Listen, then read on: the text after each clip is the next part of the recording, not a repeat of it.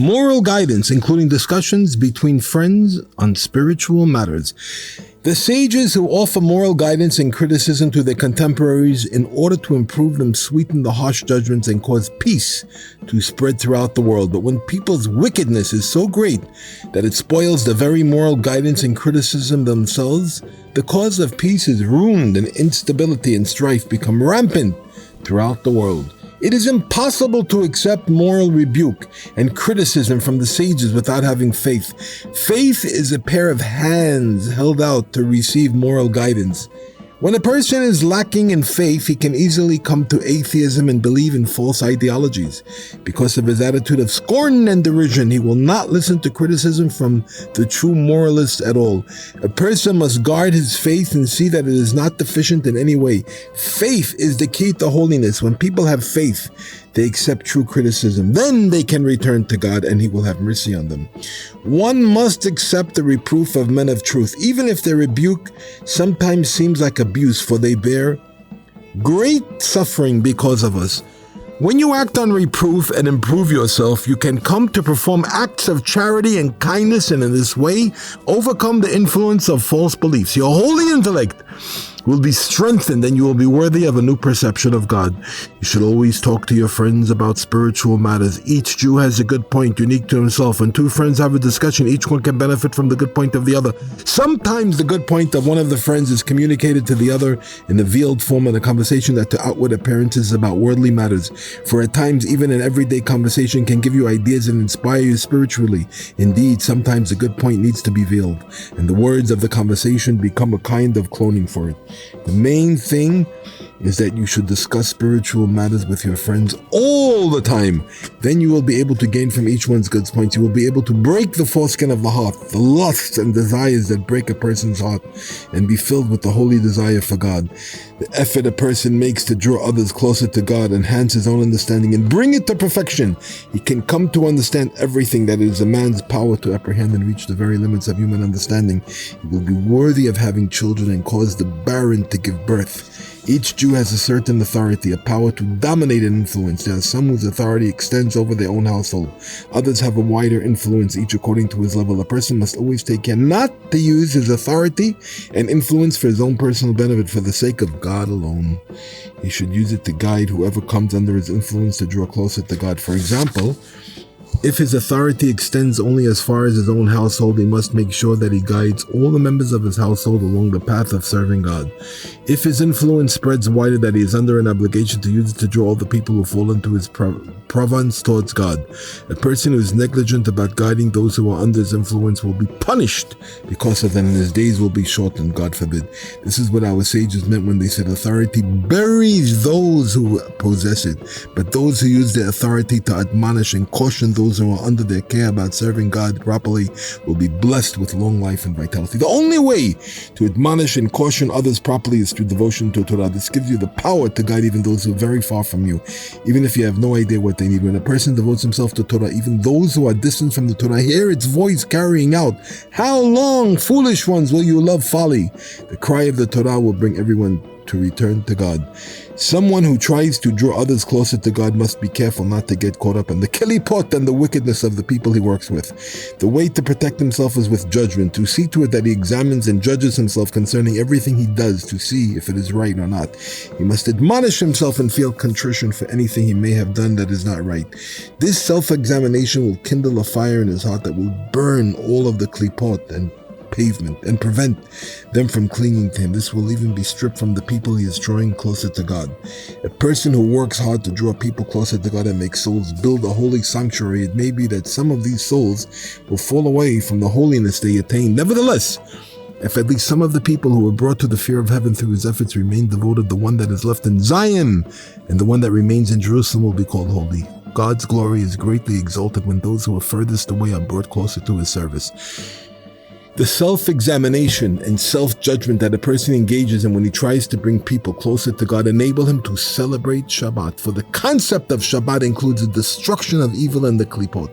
You must guard your name and your soul. You do this by keeping well away from anger. If you feel yourself Getting angry, you must be slow to anger and suppress it. Then you will become rich, and your name and soul will be enhanced. You will be worthy of a good name. All the souls will yearn to be merged with yours, and you will be able to draw many souls closer to God and have many disciples.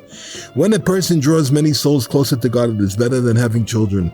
It is not possible to have more than a few children, but there are many souls. They all draw their life from one who brought them closer, and it is as if he himself gave birth to them.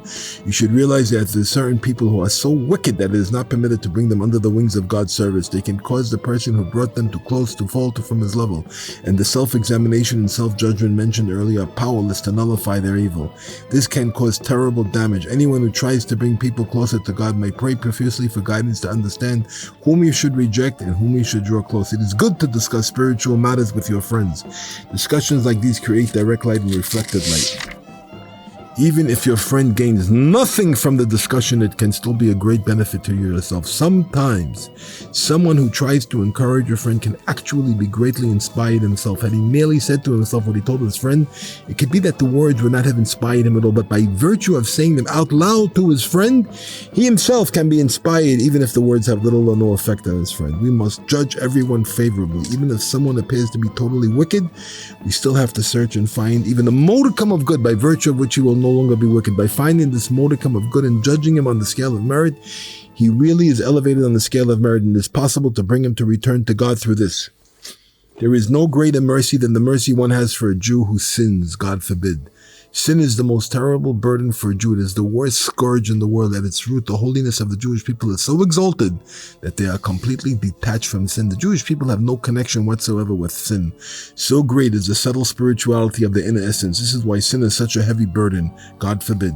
The greatest mercy one can show for a Jew is to pull him out from under the heavy burden of his sins. Therefore, each person should discuss spiritual matters with his friend and show compassion for them by trying to draw them away from sin. This is something that can be done by everyone, even the simplest of people. When a person speaks to his friend about spiritual matters and radiates his own wisdom in words that will penetrate his friend's very heart so as to draw him away from sin, then his friend is counted as his disciple. It is the same the other way around. When his friend radiates his wisdom to me, he is counted as his friend's disciple.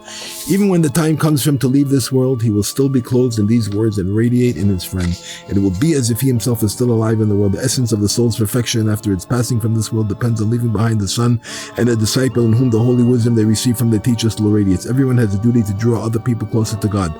The true well-being of the world depends on it being filled with the men of understanding who know God and serve Him. Anyone who lacks the knowledge of God does not come into the category of man at all. He is as a beast with the appearance of a man.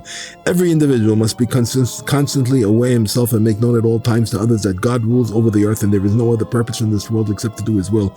Nothing is left of a person in this world after his death except the knowledge of God that he communicates to his friends and disciples. Someone who wants to influence another person to fear God must himself have the fear of God. Otherwise, his words will not be heard and they will not stay with his friend. They will simply pass right through him immediately.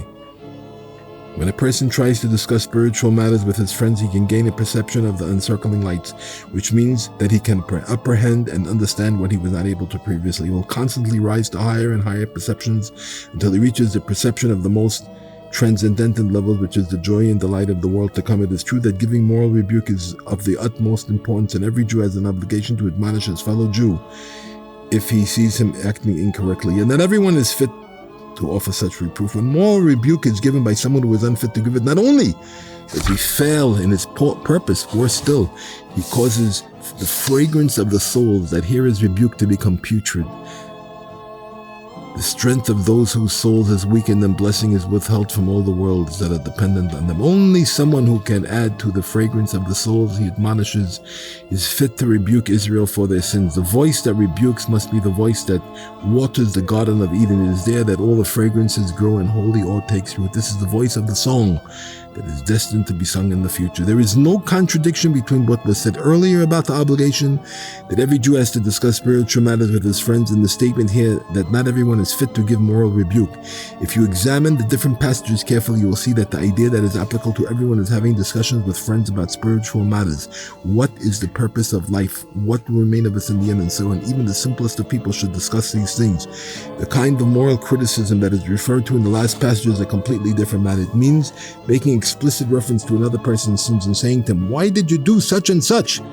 One should be very careful not to discuss people's sins and bad behavior with them, because he can weaken their soul through arousing his bad smell. The distinction between moral guidance and rebuke is implicit in Rashi's comment on the opening words of the book of Ecclesiastes, where he writes, wherever it says divrei, the words of, it refers to words of rebuke.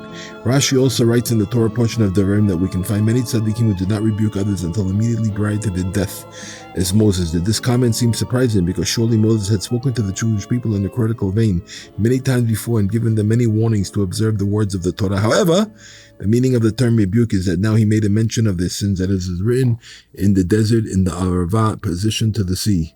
Opposite the Red Sea, in the area of Paran, Tofel, Lavan, Chatzrot, and Dizahab. As Rashi explains, Moses mentioned all the places where the children of Israel had made God angry. It is noteworthy that he did not administer his rebuke until immediately prior to his death. And this is in spite of the fact that in his case, the rebuke was spoken with the voice that waters the Garden of Eden, which arouses a good fragrance. Tefillin. The straps of the tefillin are a protection for faith against the parasitic forces of evil. They protect the mind and the soul, and fresh wisdom and a fresh soul are drawn from the light of God's countenance. A person should constantly search himself to see if he is attached to God. The tefillin are the sign of attachment. The way to experience the true sanctity of tefillin is by sanctifying and purifying speech, which is achieved by learning Torah even when one is poor or under great pressure. When a person is overwhelmed with darkness and suffering and still makes an effort to study Torah, he elevates the faculty of speech, and he will be able to speak to his Maker with strength and fire and pour out his words in truth. He will understand his own insignificance and the utter greatness of the Creator. And he will be filled with shame at the greatness of his sins against the Master and Ruler of the universe, the source of all the worlds. His shame will show on his very face, and then he will be worthy of the light of tefillin, which are the sign of attachment to God. Happy is he who attains this. Tefillin are the radiance of God's countenance. They are the true glory of God. They are life and truth, the source of wealth and all blessings. Abuse of the tefillin brings poverty, contempt, and shame, and puts one in moral danger, God forbid. The tefillin strengthen the memory, the awareness that the goal of this world is the world to come, and that one must constantly expand his intellect so as to understand the messages God sends every day in order to draw him closer to God. The more efforts a person makes to break his immoral desires, the more receptive he becomes to the holiness of tefillin. Those who are truly righteous and God-fearing, who are called the guardians of the earth, are the ones who fulfill the mitzvah of tefillin to perfection. The full force of immoral temptations is unleashed against them with a fury and can even bring them to waste their seed and be stamped with the seal of the evil klipa, God forbid. But they steel themselves against these thoughts and flee from them. They elevate the seal of evil, klipa, and it becomes transformed into the seal of holiness, the tefillin, which embody the radiance of the sparks of wisdom, whereby one knows and acknowledges the divinity and kingship of God in the world. The light of the seven faithful shepherds shines, corresponding to the seven heads of the two shins of the tefillin, one with 4 heads, the other with 3. Thus, the significance of the tefillin is that we have to draw down the radiance of God and strive for an ever deeper understanding of godliness. But there are necessary limits to the human intellect, and these must be observed. Tefillin are the tikkun for this, enabling us to deepen our understanding while remaining within the bounds of holiness. Even our striving to draw close to the radiance of godliness, it is forbidden to go beyond the boundaries and break through. Fasting. Each person has a duty to subdue his physical aspect. The way to achieve this is through fasting. Fasting weakens the 4 basic elements of which man is composed and which are the source of all his lusts and impulses. This is the way to subdue and nullify the coarse materialism of the body, which is the source of folly and darkness, animality and death. The finer side of man is therefore strengthened, and his divine intellect, the former as opposed to the substance, is elevated. The divine intellect is the soul. Wisdom, light, and life. The power of forgetfulness is broken, and man remembers his mission in the world. The darkness and harsh judgments are nullified. The loving kindnesses and the blessings are drawn into the world. The main effect of the fast is accomplished through the charity that one gives while fasting. Through fasting, the influence of alien idolatry is distorted, and the wisdom of Torah reigns supreme. Fasting also helps one's livelihood. In times of danger, God forbid, it is usual to degree of fast. Fasting brings about an illumination of God's favor, and this in itself sweetens and nullifies the harsh judgments, thereby averting the danger. Fasting protects against poverty, degradation, and shame, and leads to wealth. It also makes us worthy of experiencing miracles. When a tzaddik eats, it is something very precious, because the tzaddik eats to satisfy his soul. Therefore, the tzaddik is forbidden to fast, but one who has to fast should certainly do so. For him, it is a mitzvah to fast. Fasting is a means of conquering one's anger. In fact, this is the main value of a fast. Because of this, the evil one attacks people with extra force during a fast and tries to make them angry in order to spoil it. God forbid. One must be especially careful to avoid the fire of anger on a fast day. The main value of fasting lies in breaking the force of anger. Fasting brings a new radiance to the face and restores the person's wisdom, the very image of God. It makes it shine on his face. He will held in awe and respect by those around him, and his enemies will fall before him. But in order to spread peace, it is necessary to give charity plentifully. Through fasting, it is possible to perfect our speech, and then we can speak before God and pray with devotion. Through perfecting our speech, we can draw closer those who are far from God, and this will deepen our faith until it's perfect. Through faith, we refine the food that we eat, and then our eating brings about the unification of the Holy One and His Shekhinah face to face. Fasting has the power to resolve conflict, both physical and spiritual. When a person is unable to pray or do what he should do, serve God, this is conflict. Fasting helps a person humble his heart, devote his will to God alone, and make peace. Fasting revives the dead. The fast gives life to all the days that were spent in darkness without true vitality. When a person wastes a day by doing no mitzvot or good deeds, or far worse, by doing actual evil, God forbid, then by day has no life. He has been killed, but all these dead days are brought back to life by fasting. The more a person fasts, the greater the number of dead days he can revive. Fasting brings joy. The more times you fast, the greater the joy. The reason we fast after a bad dream is to draw joy out of ourselves by means of the fast. This is the tikkun for the dream. Therefore, when someone does not want to fast over such a dream, his well-wisher say to him, "Go, eat your bread with joy." For the main tikkun for the dream is through joy. On the fast days, it is a good practice to recite the Torah portions in the book of Leviticus that deal with the sacrifices that have been arranged in the Ma'amadot. And let me just add about all of these things about fasting. The key in Bretzlov is ask God what to do. And that's Tmimutim Shitut. To make amends for one's sins. Go. To make amends, we're talking about repentance. To make amends for one's sins and rebuild what was damaged, this rule of the true tzaddik is of paramount importance. Anyone who wants to attain the ultimate good must make every conceivable effort to draw close to the true tzaddikim and their followers. He must pour out his heart before the tzaddik and confess his past actions, and all his sins will be forgiven. The sins one commits are engraved on his bones. Each sin corresponds to a certain combination of letters. When a person commits a particular sin, an evil combination is inscribed on his bones, corresponding to the letters of the Torah prohibition he has transgressed. Because of this, the words of the commandment are cast into the realm of impurity. The kingdom of holiness is sent to an exile among the forces of the other side, and the evil combination inscribed on his bone exacts vengeance from him. But when he confesses before a tzaddik, the letters inscribed on his bones are released, and what damage can be completely restored. When a Jew is moved to return to God through a feeling that a small hint of impurity is spoiling his prayers and devotions, his tshuva has an effect even on those who are totally wicked and who have become completely alienated from their Jewish roots because of their evil deeds. They too become part of the holy throne and return to God, helping his servants construct their holy edifice. The true sign of a person who has returned to God is that he can hear himself insulted and remain silent. He can endure even the most murderous abuse with patience. Through this, he reduces the blood in the left ventricle of his heart, the seal of the animal soul, and slaughters his evil inclination. He will be worthy of partaking of the glory of God. Before a person returns to God, he has no being. It is as if he has not yet been created. For if it would have been better for him not to have been created at all. But when he comes and purifies himself in order to return to God, he puts himself in order and prepares to become a being. This element of preparation for coming into being, as it were, explains why the divine name associated with repentance is Eheyeh, I will be. When someone wants to purify himself and return to God, they tell him, wait. It is true that he should be in a hurry to release his soul and flee from the darkness, but he should not be discouraged and depressed when he sees how far he is from true prayer and other holy devotions. Waiting is a necessary part of the process. In the end, he will be worthy of making amends completely and all will be restored. Understand this well. Tshuva never stops. It is a continuing process. Even at the very moment that a person is saying, I have sinned, I have transgressed, I have rebelled, it is still impossible for him to say the words with complete sincerity without a single extraneous motive. Then he must repent for his earlier tshuva, namely the flaw in his previous confession. Even when a person knows that he has achieved complete teshuvah, he must still make amends for his earlier teshuvah. For what he achieved then was good only in proportion to the perception of godliness he had at the time. But now that he has repented, his perception has undoubtedly been heightened. Compared with his present perception, the earlier perception turns out to have been grossly materialistic. Therefore, he must repent for the levels he achieved earlier because he degraded the true exaltedness of the Creator to the level of materialism. Happy is he who achieves this kind of teshuvah. There are three aspects to teshuvah: seeing with the eyes, hearing with the ears, and understanding in the heart. Teshuvah involves all of them. One must use his eyes to look towards the ultimate goal and purpose of this world and concentrate on it with all his heart. He must set himself to travel there and nowhere else, as he must use his ears to listen carefully to everything that our holy sages have said. Then he will be able to return to God. Teshuvah is namely achieved through humility. One has to make himself into nothing, like a wasteland that people trample on. He must pay no attention whatsoever to opposition or to the contempt with which people may treat him. He should train himself to be silent, to be able to hear himself insulted without replying.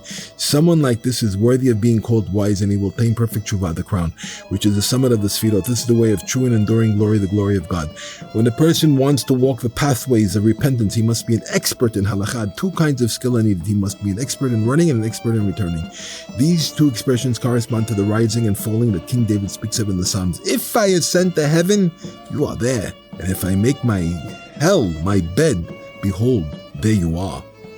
This means that a person who wants to return to God must gird his loins and keep firmly to the pathway of God, regardless of whether he makes progress. If I ascend to heaven or suffers reversals, if I make hell my bed, if he makes progress and reaches a particular level of spirituality, be it high or not so high, he should still not stop there and be content with his achievements so far. In this case, the skill he needs is to know and believe that he must still advance further. This is the skill of running. On the other hand, if he falls to a lower level, and even if he falls into the lowest pit of hell, God forbid, he must still not despair in any way. Regardless of his condition, he must remain firm and search for God, pleading with him and begging him to help, while encouraging himself whatever way he can. Even the lowest pit of hell, God is present. Even from there, it is possible to be attached to him. As King David said, if I make hell my bed, behold, there you are. The skill he needs now is returning. The only way to achieve true repentance is with these two skills. Indeed, it takes extraordinary skill to understand that it is necessary to struggle all the time in order to serve God. One has to constantly aim for a higher level, while at the same time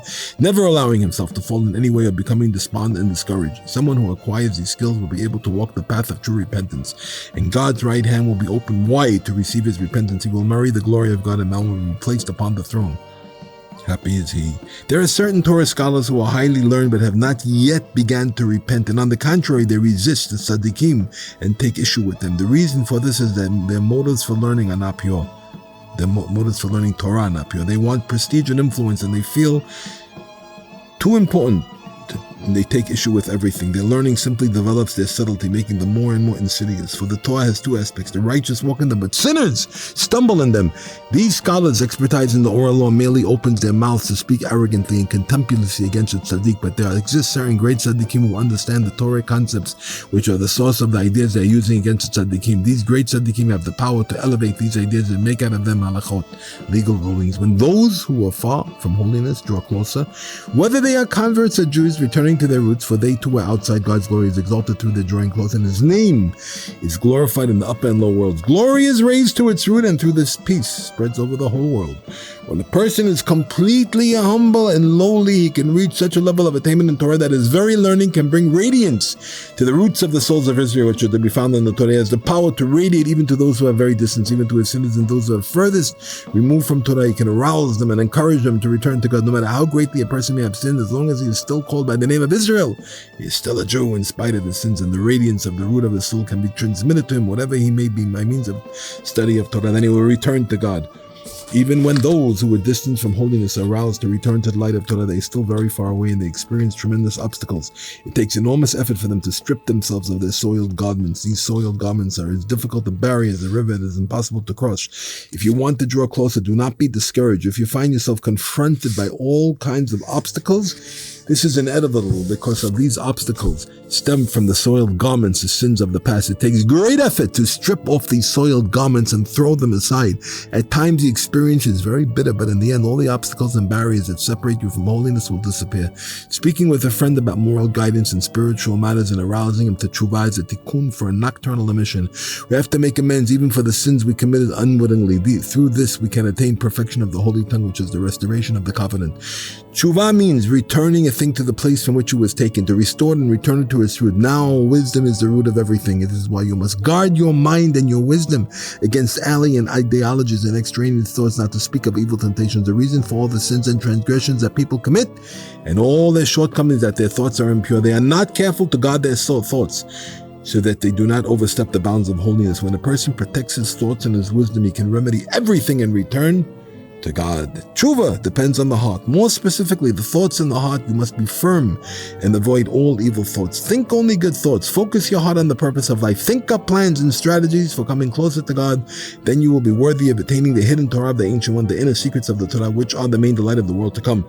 More than any times of the year, the months of Tishrei and Nisan are the times for Tshuva. The redemption is destined to take place in Nisan, and it will come about only through Tshuva. You must be like strong man running the course, because even if you have succeeded in repenting and making amends for the damage you did, you must still make up for all the good deeds you could have done but didn't all the time because you were rebelling against God. You must be extra enthusiastic and run extra fast in order to make up for what you failed to do then. And action is not an action until it is carried out from the realm of possibility to that of actuality. This applies equally to mitzvot and good deeds and to sins. A mitzvah is not complete until it has been brought from potentiality to actuality. It must be realized in actual fact. When a potential mitzvah is made actual, this is literally the creation of the universe, because the mitzvah sustains the entire universe. Conversely, in the case of sin, when a person merely contemplates the possibility of sinning in his mind, the sin is still potential. If he then makes the potential actual and commits the sin in practice, God forbid, he is totally wicked and might as well be dead. He destroys himself and the whole world. For the entire creation of the world is brought about through the process of emerging from potentiality to actuality by the hand of God. Every single sin therefore spoils the totality of all the world and all the holy names of God. The only remedy is teshuvah, because when one experiences genuine regret for his sins and abandons them, damage that was done can be repaired, and the restoration of all the world is carried from potentiality to actuality. Returning to God out of love has the power to efface every trace of sin, and one can pray and learn with a clear mind in a state of expanded consciousness. He can pray as he should, learn and understand rapidly, and renew his mind every day. Each individual must see to it that he is not responsible for holding up the coming of Messiah. He must make amends for what he did in the past and return to God with all his heart, and this way he will make sure that the Mashiach is not prevented from coming because of his sins. True tshuva depends on Torah. When a person labors so hard in the studies and he reaches the level that he can understand one thing from another and produce original ideas for the sake of heaven alone, this is perfect tshuva. If a person feels genuine pain for having sinned, if he circumcises foreskins of his heart and feels true contrition for what he did and returns to God with all his heart, then the heart of all the drops that left him, his actual children, and the drops that went elsewhere, God forbid, will also be circumcised in the foreskins of their hearts. They too will feel the pain of the degradation. They will also be aroused, and with a thunderous noise, and return to God. The difference between being alive and dead has meaning only for someone who is caught up in the appetite for food and drink. For him, death is a reality. It is different for the tzaddik who has conquered his evil inclination and is always in complete control of himself, even in things that are permitted to him. The tzaddik is always alive even after his death. For him, there is no difference between life and death.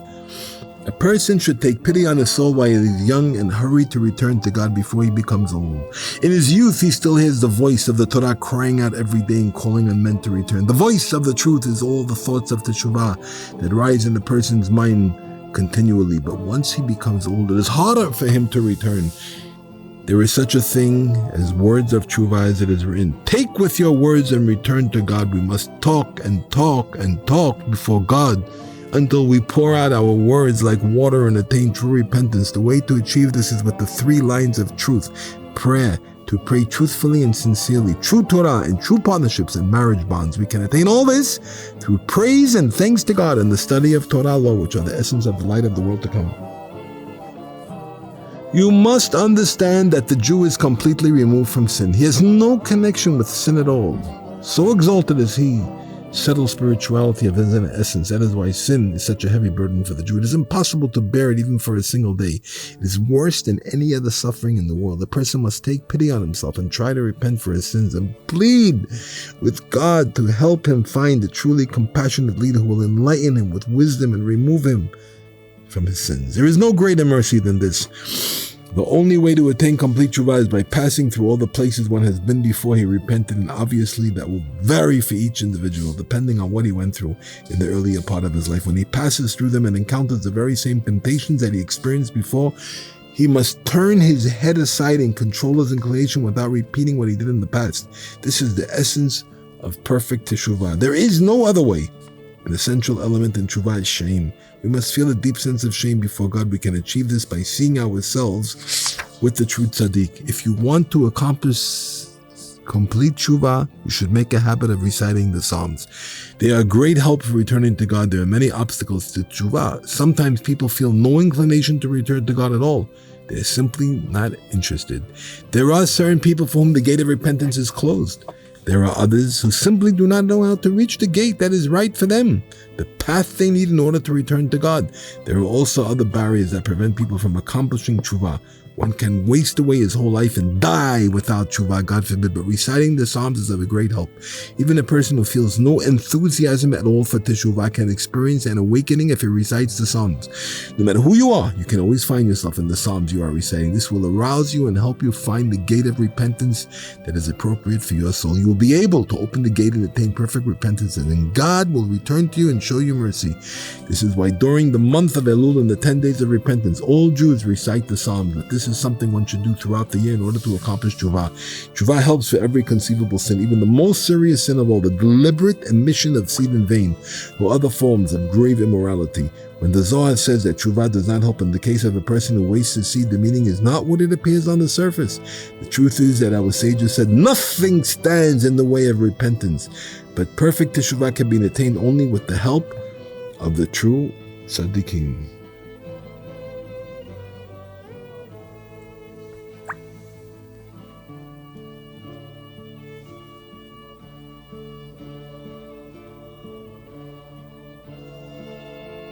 Okay, you ready?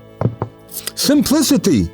To take on the yoke of heaven, we must abandon all our sophisticated ideas and walk the path of purity and simplicity. The Holy Torah is the only true wisdom. All other ideologies are nothing in comparison.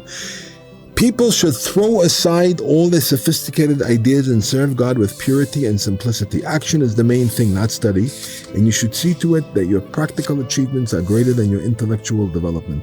It is obvious that this applies to the wisdom of the average person, which is nothing but foolishness. Without doubt, this has to be thrown out completely, but it even applies to genuine wisdom. When it comes to serving God, even someone whose head is filled with genuine wisdom should throw it all aside and serve God with purity and simplicity. At times, it may even be necessary to behave in a way that seems mad in order to serve God. We may have to do things that seem crazy.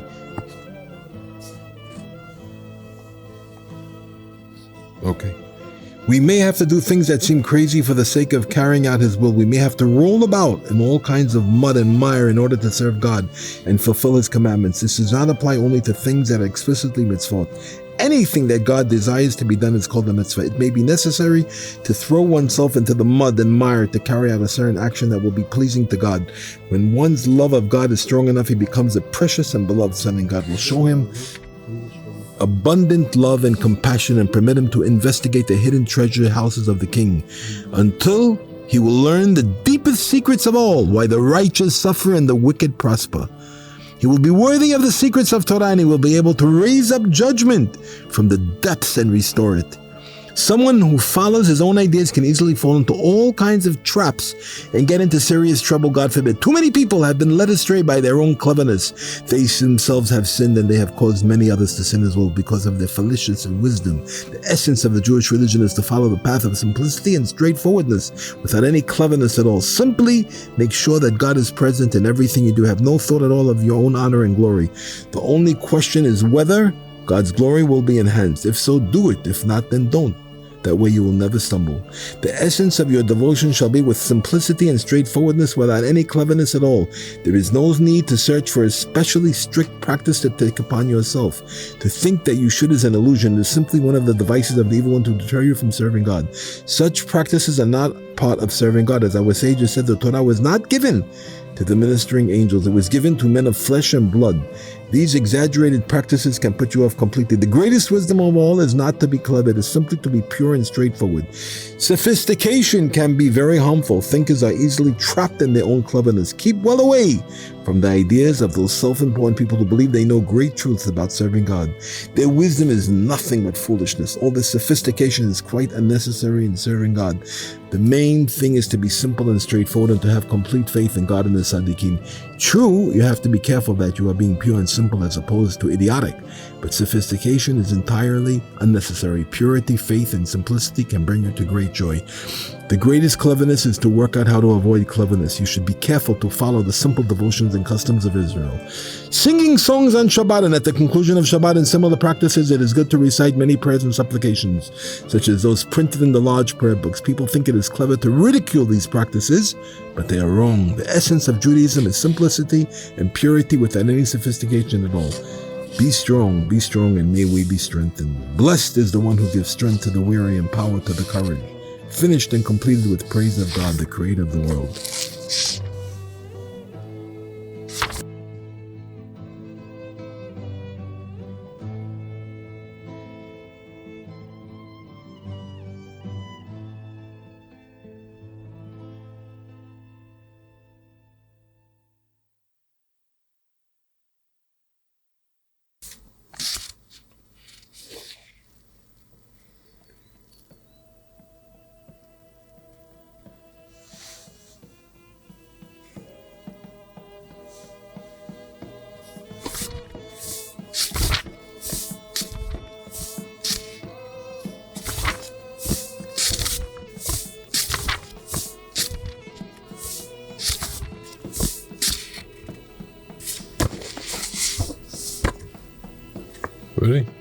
Ready?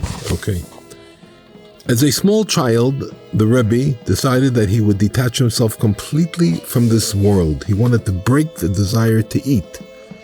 But because he was young, he thought it would be impossible to forego his regular meals. He decided that he would swallow his food without chewing it. In this way, he would not derive any pleasure from the food. He continued doing this until his throat became completely swollen. When the Rebbe recounted this, he mentioned that he was only 6 years old at the time.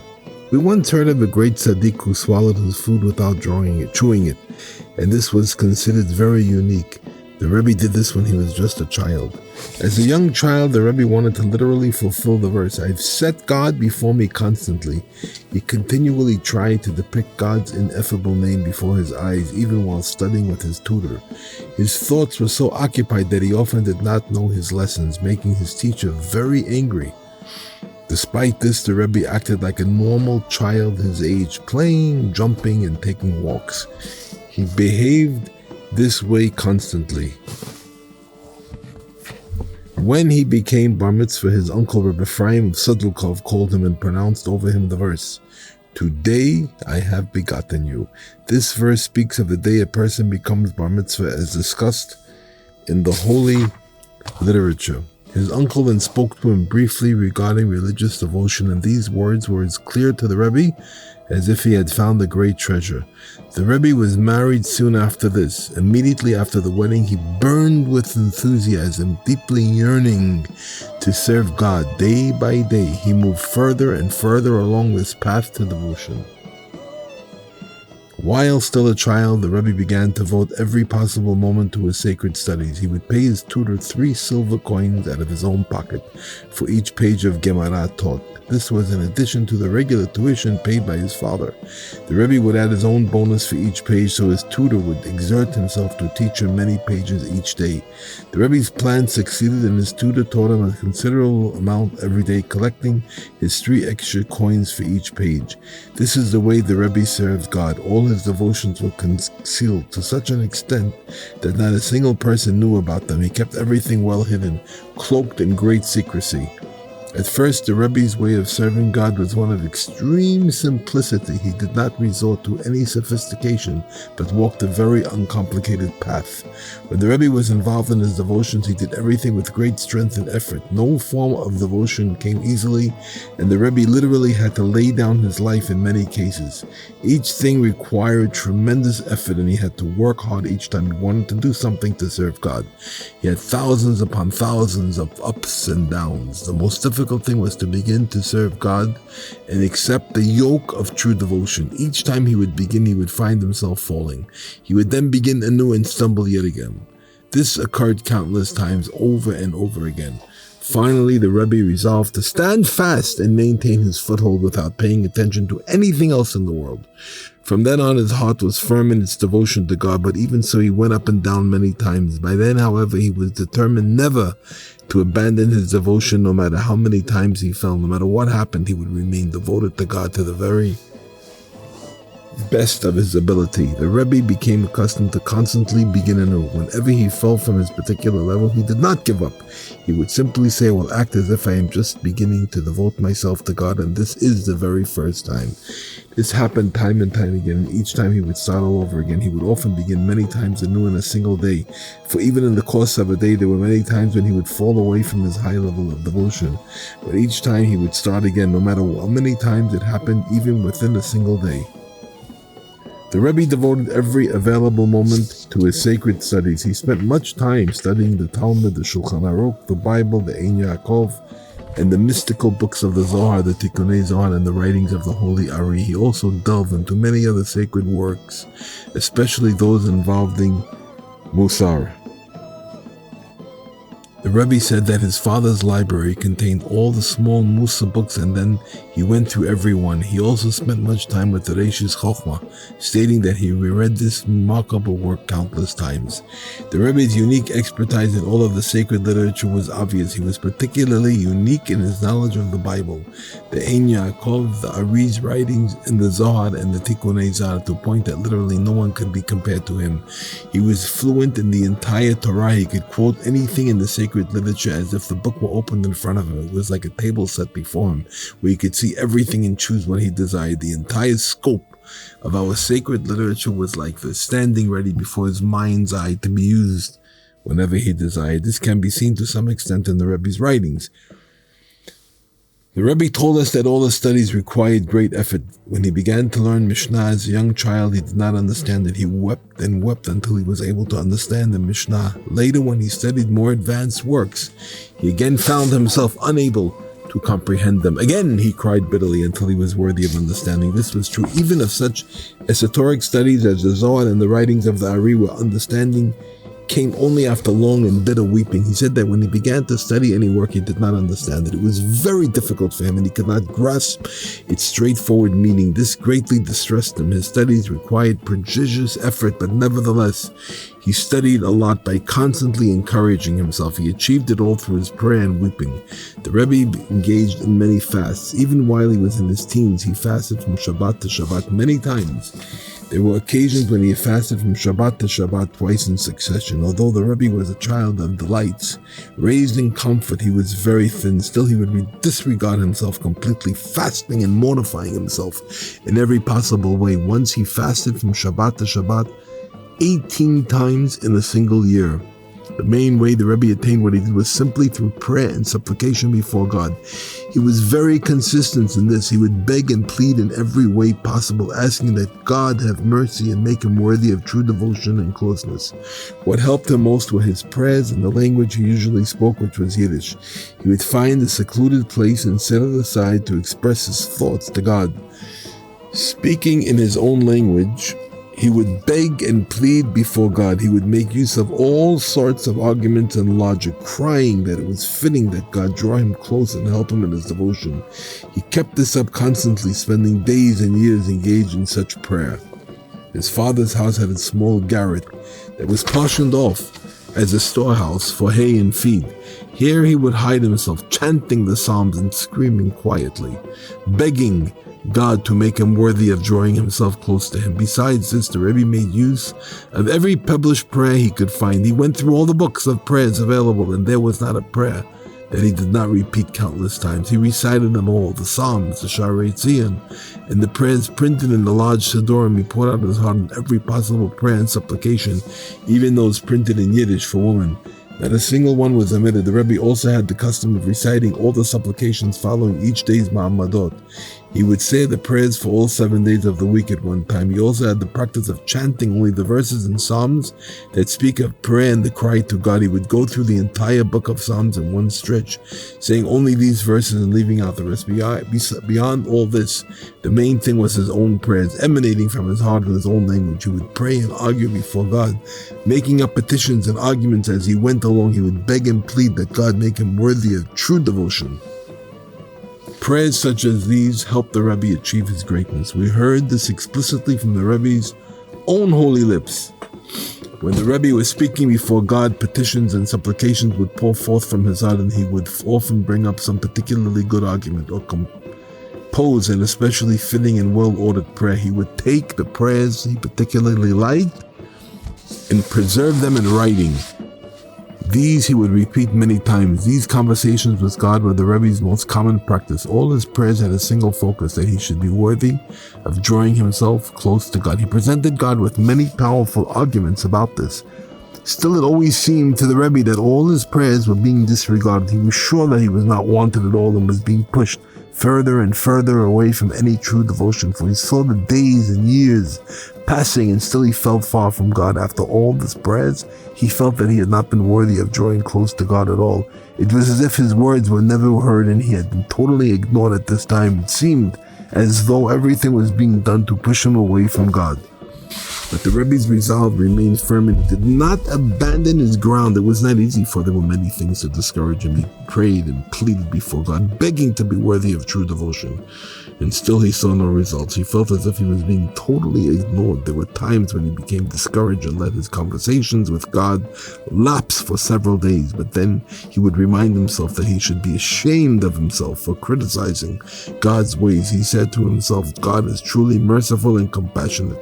He certainly wants to draw me near to him. Then he was able to strengthen his resolve again. He would begin anew, pleading and speaking before God. This happened so many times. The Rebbe used to engage in all sorts of simple devotions. When it came to serving God, he was utterly without sophistication. All the Rebbe's devotions were also completely hidden. As he found himself in public, he would make a special effort to do all sorts of childish things. He would jump and play so much that no one could tell he really wanted to devote himself to God. The following childhood custom illustrates both these points. As a young child, the Rebbe would often exchange several silver coins for coppers. Then he would secretly enter the synagogue through the window, taking along his copy of Sha'arei Tzion.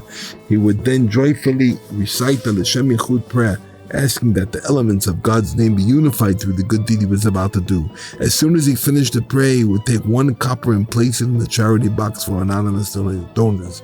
He would then distract himself as he had completed the deal and was ready to leave.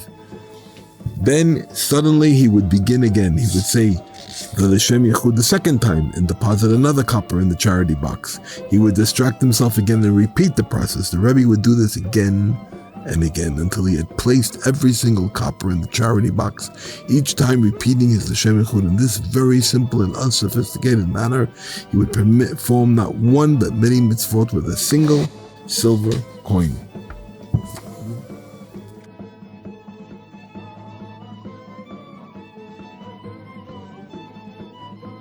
Yep.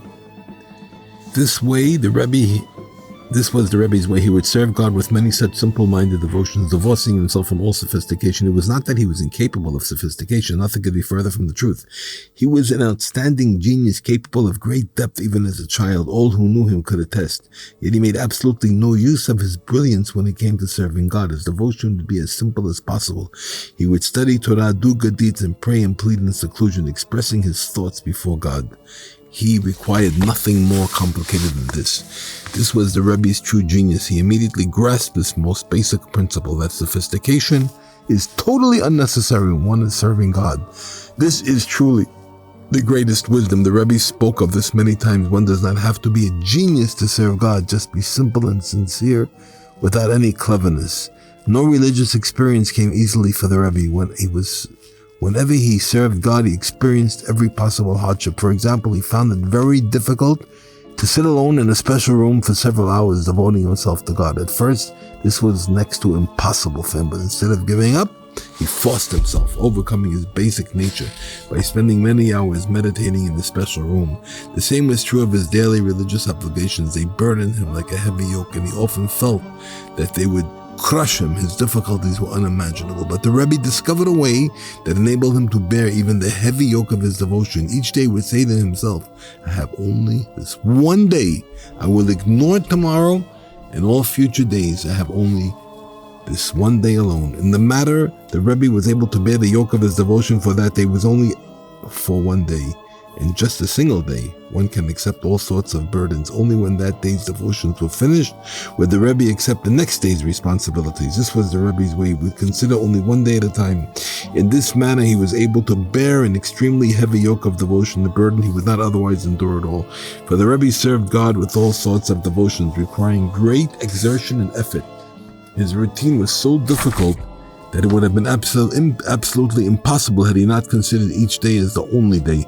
The Rebbe used to make frequent use of vows. He would plan out an order of devotion for each day, and often at the beginning of the day make a vow to fulfill it.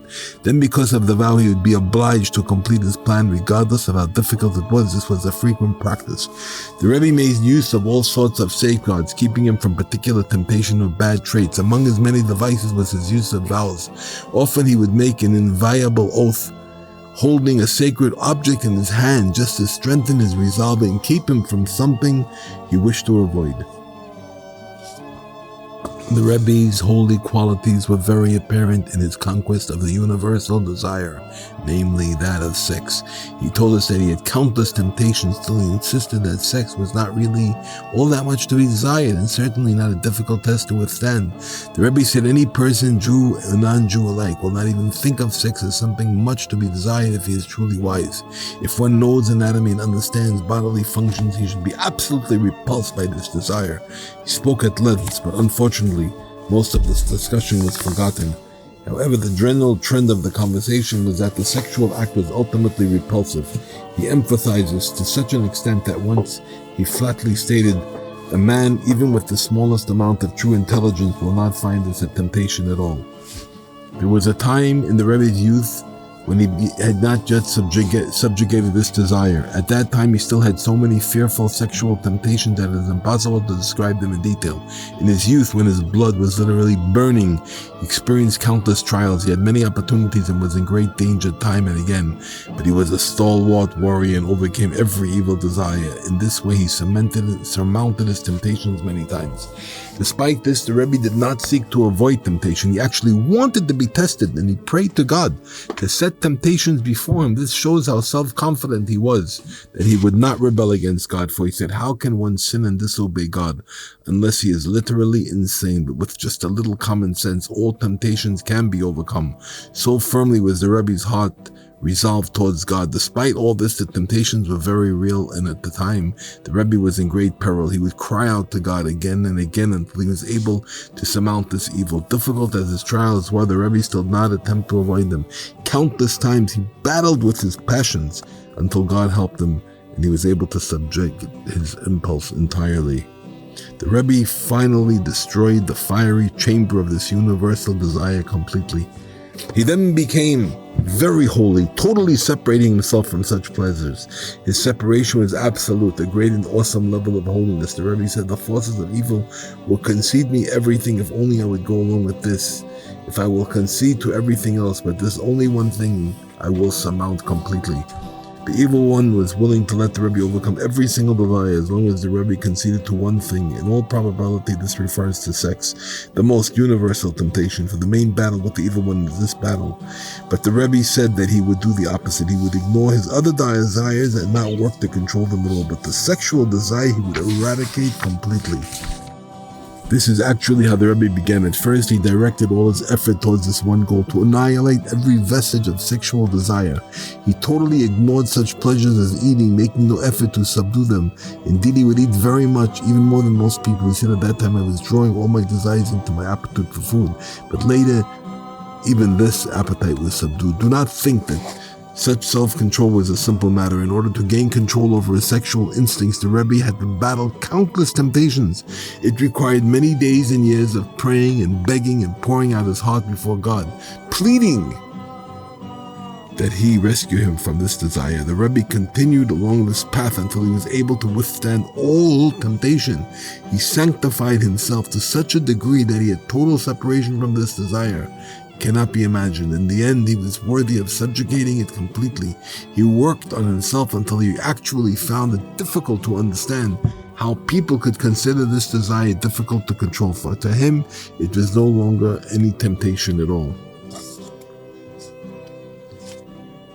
The Rebbe discussed this with us often, telling us how he annihilated this desire and was actually repulsed by it. He said, "It is impossible to speak about this with people who have already defiled themselves. It is so intermingled with their blood that it has become part of their very minds. They cannot comprehend this. They cannot enter their hearts. They do not know that a person can possess so much self-control that he can actually be repelled by sex.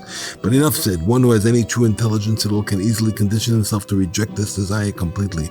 For the Rebbe said, and this is no temptation at all for the truly intelligent man. The Rebbe once said there must be a secret meaning in all this, for there's really no desire at all.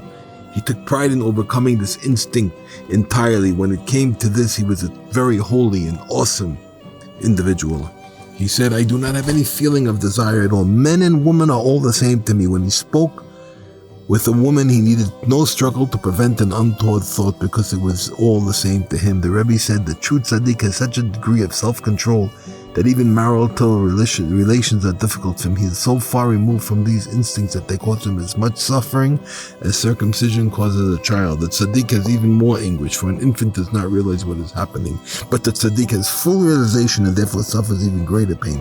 The Rebbe considered this a simple accomplishment. He said every person can attain this level, and from the way he said it, there was apparent that his own holiness was much greater. The Rebbe said, "For me, men and women are alike." He did not have a single wayward thought when looking at a woman. To him, it was no different than looking at a man. He once said, "I am afraid of neither woman nor angel." This requires explanation. A person may cleanse himself totally of evil thoughts. However, as long as he has the slightest fear of such thoughts, he is not absolutely cleansed. The slight fear indicates that he is not yet attained absolute purity. Therefore, he must fear an angel. This was the Rebbe's meaning. He had no reason to fear his thoughts, and therefore he did not fear any angel. Our sages alluded to this concept to some degree, as the saintly Ram Amram said to an angel, "I am flesh and you are fire, and I am better than you." The Rebbe explains this excerpt in the Haran. Read his words carefully and you will understand. During his childhood, the Rebbe constantly visited the grave of the holy Baal Shem Tov. He would speak to his great-grandfather and ask him to help draw closer to God, though he would go out at night, even during the great winter frosts.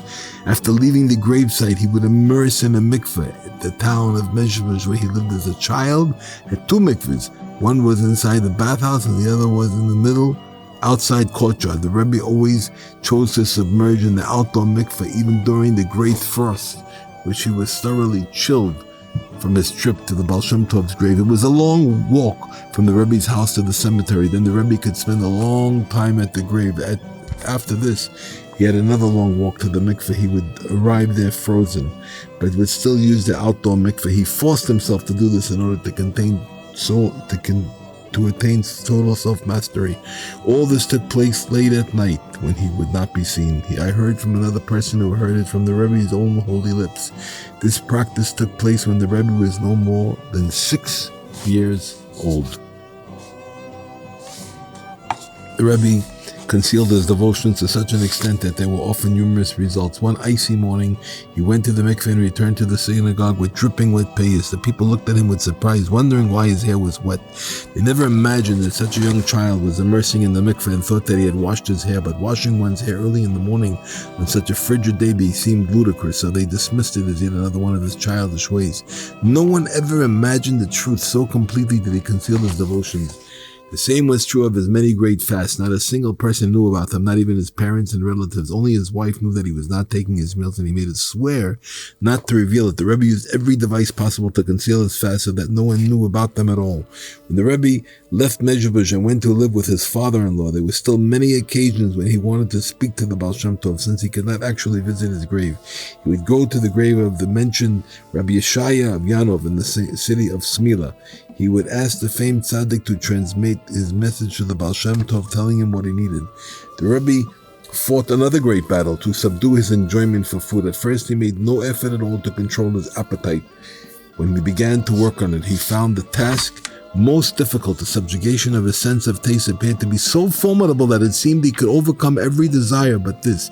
No matter how much he tried to separate himself from worldly pleasures, it seemed that his appetite for food would remain. The power of this desire was so strong that it appeared impossible to control. But the Rebbe stood fast and overcame this instinct to destroying his appetite for food completely. His great holiness when it came to eating was obvious and well known, and it seemed as if he ate nothing at all. He actually reached the point where he had to compel himself to eat anything. He had to force himself with all his strength in order to partake of the barest minimum required to sustain life. The Rebbe said that when he first began, he would force himself to eat less than usual. When he became accustomed to this amount, he would again cope himself to eat less. When he realized that he was still deriving enjoyment from this reduced amount, he would subdue his appetite and still eat less. Again, he felt some pressure, so he made his portions even smaller. He continued doing this until he had reduced the amount he ate to an absolute minimum. It is impossible to imagine how he even lived on such a small amount. The Rebbe realized that even this very small amount that he was eating gave him some pleasure. He girded himself and subdued even the smallest enjoyment. He continued in this manner until he literally did not derive any pleasure at all from eating. When he abandoned this desire, he reached a state of ultimate holiness, no longer deriving any pleasure whatsoever from the physical world. At first, when the Rebbe separated himself from the pleasures of taste, he found it almost impossible to eat at all. But from the words, it appears that later on he was able to eat with absolute holiness. He no longer derived any pleasure no matter how much he ate, but in the beginning he accustomed himself to eat very little, and even eating this much was an arduous task. The Rebbe told us that he first began to eat again when he was at sea during his pilgrimage to the Holy Land. He saw that he could not sustain his life otherwise, so he forced himself to eat a little. From then on, he would eat a small amount of food, but until that time, he did not even eat that much. And though that amount he ate during his sea voyage was very little, what he ate previously was much less. The Rebbe's pilgrimage to the land of Israel is a story of its own. He suffered bitterly, both coming and going. It took much effort and risk, overcoming many frustrations before he was worthy of setting foot in the Holy Land. This will be recounted in the next section, but only to a small extent. We will tell a little of the story, but to describe it at all of it is impossible. The Rebbe displayed outstanding saintliness in overcoming his bad traits. He told us a little of how he subdued his quick temper. At first he was very bad-tempered, becoming angry at the slightest provocation, but because he wanted to be a good, kind person as God desires, he began to work on his temper until he overcame it completely. He rejected anger out of hand, pushing himself to do the opposite extreme. In the place of anger, he now had absolute patience and tolerance. The Rebbe reached a stage where nothing bothered him at all. He was so serene that nothing could annoy him. No matter how much bad a person did to him, he would tolerate it without any hatred whatsoever. He would love his opponents, not bearing any ill feeling towards them at all. The Rebbe was renowned for his outstanding sincerity. There was a holy calmness about him where nothing in the world could annoy or anger him. He was just absolutely good, but he became worthy of this only in the Holy Land. The Rebbe revealed that only in the Holy Land can one attain true serenity, the opposite extreme of fierce anger. For this reason, Moses longed to cross over the Jordan to the Promised Land. We can learn this from the verse, and Moses hurried and bowed down to the ground. Our sages ask, what did Moses see? He saw great serenity. The Rebbe also took pride in his extreme modesty. This may seem like a contradiction, but he was actually humble to the ultimate degree. He said, one has not attained true humility unless he is on such a high level that he himself can say that he is modest. This was the level of Moses, and who could write about himself. And the man Moses was very humble, more than any other man. It is also the level of the saintly Reb Joseph, who said, do not mention that humility no longer exists, for I am still alive. The Rebbe also attained a level where he could take pride in his tremendous humility, since he had annihilated his ego. The Rebbe said, I have banished pride from every part of my body. There are some people who are humble, but still have a trace of pride in their hearts. Others have discarded all vanity from their bodies, but still have a vestige in an arm or a leg. The Rebbe attained absolute humility in every part of his body. His heart and his limbs were absolutely nullified.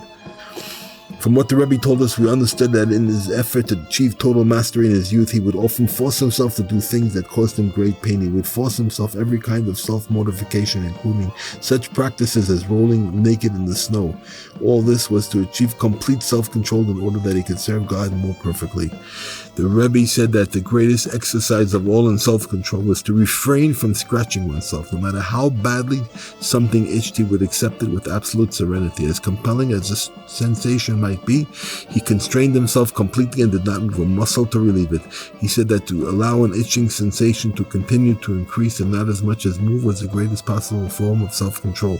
There is no greater agony than just to sit there and feel this crawling sensation in one's mind and not do anything about it. We also heard from others what a great torture this is. Thus the Rebbe forced himself to undergo every possible form of self-torture. He took it all upon himself with truth and sincerity until he achieved his great attainments, happy as he. Besides this, there were the involuntary sufferings that might tzaddikim endured. Nobody suffered as much as the Rebbe. Such agonies were never before seen or heard and are beyond all description. He was racked with suffering both inside and out. In his final years, consumption devoured his lungs, and his pace increased without measure. His pain. To describe his fearsome anguish is beyond the power of words. Throughout all this, the Rebbe said, my suffering is always in my power. Whenever he wanted to, he could accept the agony and feel it in full measure. But when he wished to, he could negate it and be totally oblivious to all pain. This is true even when the Rebbe's suffering increased beyond all measure. We heard that he once said, when the pain strikes, I can bite through a wooden board. He gritted his teeth so tightly because of his tremendous pain that he could have bitten through a board, so great was his suffering.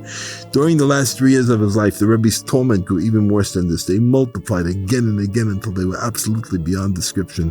Some of this is recounted briefly in our other writings. There is much more to tell, but we omitted most of even the smallest amount we were able to understand, for even this would fill many volumes. The vision will come at its appointed time of the whole story with God's help. In everything that involved holiness or self-mastery, whether concerning desires or emotions or in accepting great effort and suffering for the sake of God, the Rebbe was awesomely unique. He was totally removed from every desire and human failing. He totally subjugated every pleasure and emotion until not a trace remained that was not devoted to God. He was a person who lifted himself to heights. It is impossible to speak further of this extraordinary level, for whoever adds diminishes. Most of what we recounted speaks about the Rebbe's youth while he was yet at the beginning of his spiritual growth. Compared to the levels that he later attained, they might even be considered as defects, but we related his youthful struggles and devotions in order to demonstrate his free will truly is how much a person really has, and much choice a person really has. Anyone who truly desires can attain the extraordinary level. A person who seeks the path of devotion may find many obstacles in his path. Events may continuously confront him with pitfalls. He desires and emotions may pursue him constantly. But if only he has the desire, he can remain stubborn in his devotion and ignore all barriers. Regarding these accounts, a person with any intelligence will realize that even the Rebbe faced such frustrations and difficulties, but he went through everything and was able to surmount all. The Rebbe truly desired to be a servant of God. He truly chose life. In this way, he was worthy of his great attainments. The Rebbe insisted that his family background played no role in his achievements. He said, even if I were not of the family of the holy Baal Shem Tov, even if I had come from the lowliest Jewish family, I still would have attained what I did. The Rebbe had no secret other than toil and effort, so he devoted his entire being to the service of God. The Rebbe spoke out very strongly against those who thought that a tzaddik attained such heights due to his lofty level of his soul. The Rebbe insisted that this was not true, but that it depends entirely on good deeds and effort.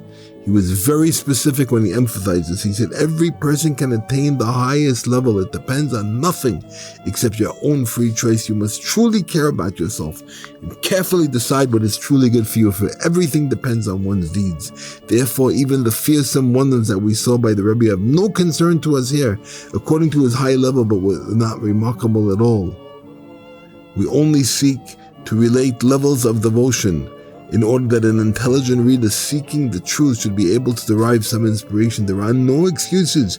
Every person can aspire to the highest level if only he follows the ways of the Rebbe, recorded in this volume. The main thing is prayer. Accustom yourself to beg and plead before God. Speak to him in any language you understand. This is especially important. Beg him to open your eyes. Ask him to help you along the path of devotion. Plead that you be worthy of drawing close to him. This little we have written here should be enough for all those who seek the truth. The Rebbe's pilgrimage to Israel. Before his pilgrimage to the Holy Land, Rabbi Nachman journeyed to Kamenetz, Great mystery surrounded the entire trip. The Rebbe left his home suddenly and said, "There is a journey before me." When he left his home in Medvedka, taking the road to Mezhebush, he said, "I'm going, but I myself do not know where." He came to Mezhebush and stayed there for a few days. There he was informed from on high that he was to travel to Kamenetz. He left and continued along the way. The Rebbe traveled with the utmost simplicity. Though he was a well-known Hasidic leader, he traveled like the simple folk without any pomp or ceremony. He emphatically warned his attendants not to reveal his identity. Wherever he went, he was completely unknown, traveling in absolute anonymity like an ordinary merchant. He arrived in Kamenetz. At that time, the Jew was allowed to live there or even to spend the night there within the city limits. The Jews lived outside the city, and those who had business in the city would go there for the day.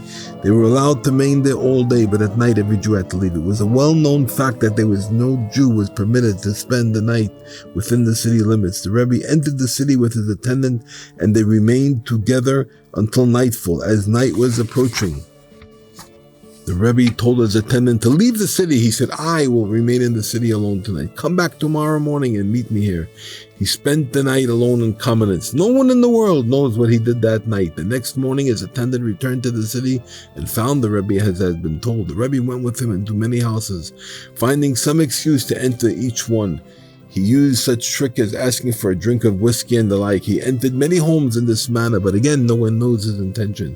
Then the Rebbe returned home. Soon after he spent the night in Kamenetz, Jews were granted permission to live within the city limits.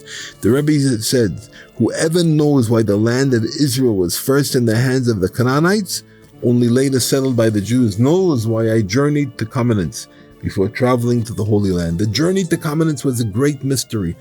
Everyone had his own explanation, some praising the Rebbe and others doing the opposite, but they were all wrong. Even those who saw good in this journey did not come close to understanding his true purpose. The Rebbe revealed some hint of his purpose to his close followers, but even though they knew a little, but they did not comprehend his purpose. Once he had a clever remark about the saying that people constantly mislead themselves regarding everything he does.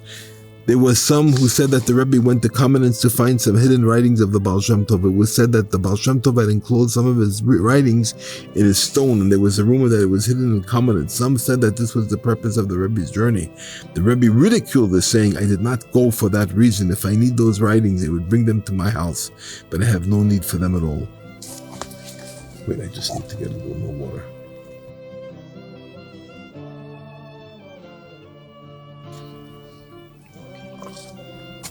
On the day before Pesach 55/58, March 31st, 1798, the Rebbe emerged from the mikveh and told his attendant, "This year, I will definitely be in the Holy Land." During Pesach, the Rebbe spoke on the verse, "Your path was in the great waters and your footsteps were not known." He pointed out the apparent contradiction between the two parts of the verse and gave a lesson reconciling them. In the course of his words, it became apparent that he had definite plans to travel to the Holy Land. When the Rebbe's wife heard this, she was beside herself. She sent her daughter to ask him how it was possible for him to leave them without some means of support. The Rebbe answered his daughter, "You can travel to your fiance's parents. Some will take you and your older sister to live as a nursemaid. Another will take in your younger sister out of pity. Your mother can find work as a cook. I will sell everything in the house for traveling expenses." When the Rebbe's family heard this, they all burst into tears. They wept bitterly, but he had no pity on them. He said, "It is impossible without this. No matter what happens, I must certainly go.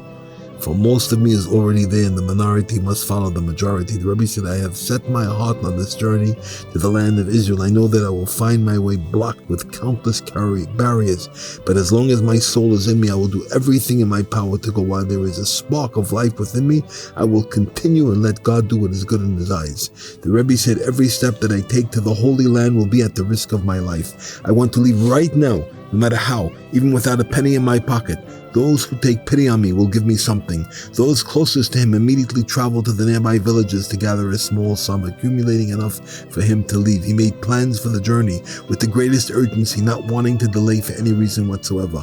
On Lag BaOmer, the 18th day of Iyar, May 4th, 1798, he set forth quickly and enthusiastically, made a pact with one of his followers, and they traveled together.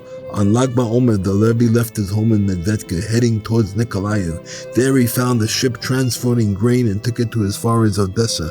At that time, emissaries and other Jews traveling to the Holy Land were afraid to go by way of Odessa, as the route was rumored to be dangerous, but the Rebbe realized immediately that it was better to take a ship from Odessa for many reasons. First of all, the way from his home was much shorter than by the alternative route through Galatz.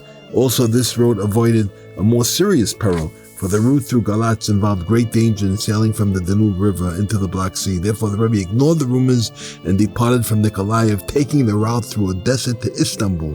The Rebbe told his attendant to buy a large quantity of ink and writing paper. As soon as they embarked on the ship in Odessa, the Rebbe began to record his thoughts on the Torah. He warned his attendant not to look at those writings and would not give him the key to his trunk until he had promised on his honor. When they left Odessa, many people came to see the Rebbe out of respect. Many coaches followed him, and a great crowd escorted him joyously, singing and dancing all the way.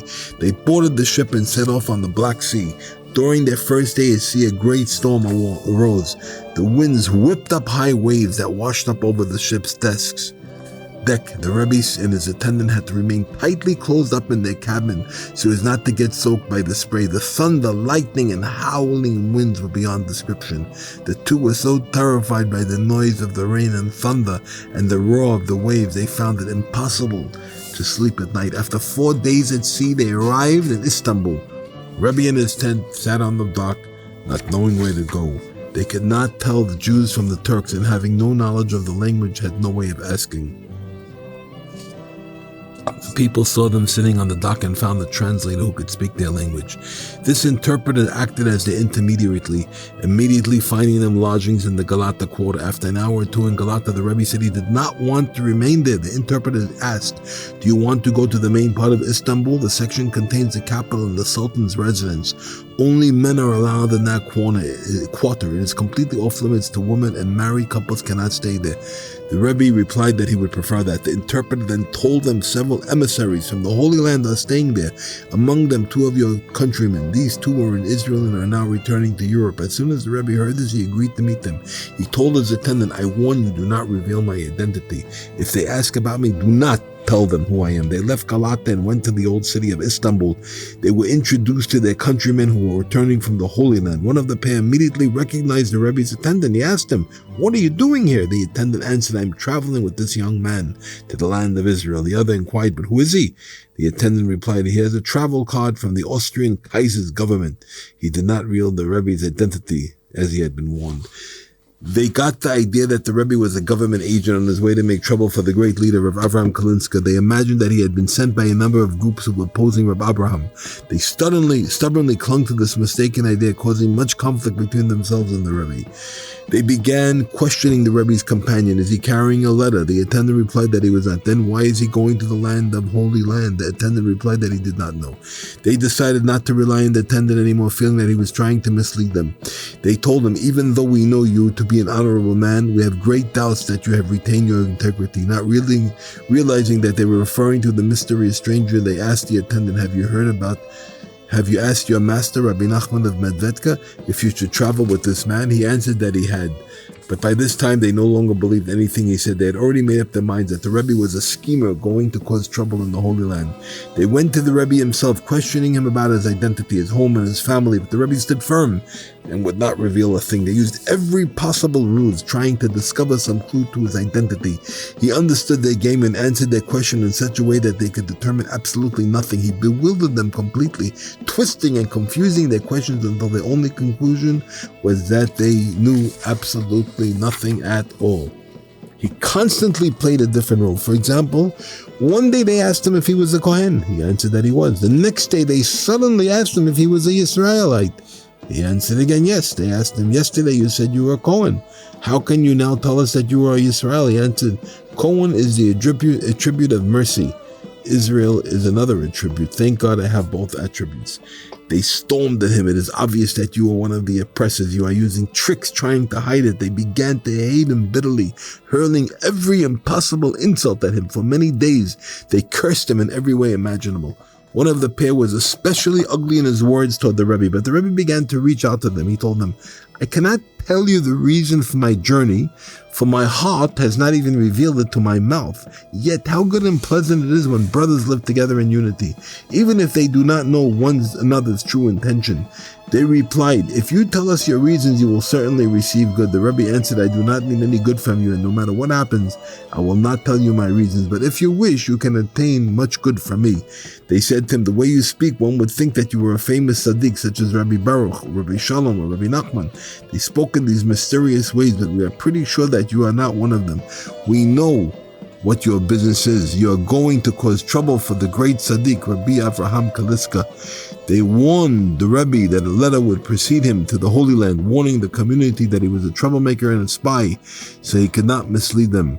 They also plotted with the ship's agent, a Polish Jew married to a Sephardic woman. His mother-in-law was an important official and he had access to the palace. They went to the agent and told him, for God's sake, don't let this stranger leave, for Israel he is one of our enemies, trying to have Jews expelled, heaven forbid. Do anything you can to stop him and God will grant you a double reward. The Rebbe and his attendant knew nothing at all about this. The two continued to insult the Rebbe in every possible way, but he endured it all, not revealing his identity despite all their taunts. He purposely tricked and confounded them, provoking them all the more. He played a different role each time they spoke to him. Once he spoke in such a manner that they were certain that he was from the Gorna. When they realized they were wrong, they were enraged. Another time when he spoke to them, they thought he was the son of the Maggid of Kamana who had great opposition. In the middle of the conversation, the Rebbe suddenly began to berate the Kamana. They screamed at him, isn't he your father? Then they realized that they still had no clue to his identity. Each time they spoke to him, the Rebbe seemed to have a different name. No matter what name they used to address him, he would answer to it. Still, thinking that he was the Kamana's son, they once called him Yeshaya, which was the son's name. The Rebbe immediately responded they were positive they had caught him this time and told him, now we know for sure you are the Kamana's son. Then the Rebbe spoke up and argued to the contrary. In the course of the conversation, they began to speak of the gift that the Kamana was sending to his son. The Rebbe immediately began to plead, urging them to show it to him. They were sure they had identified him as the Kamana's son, but then he began to curse the Kamana again. They became furious at him and berated him with insult upon insult. They fumed at him.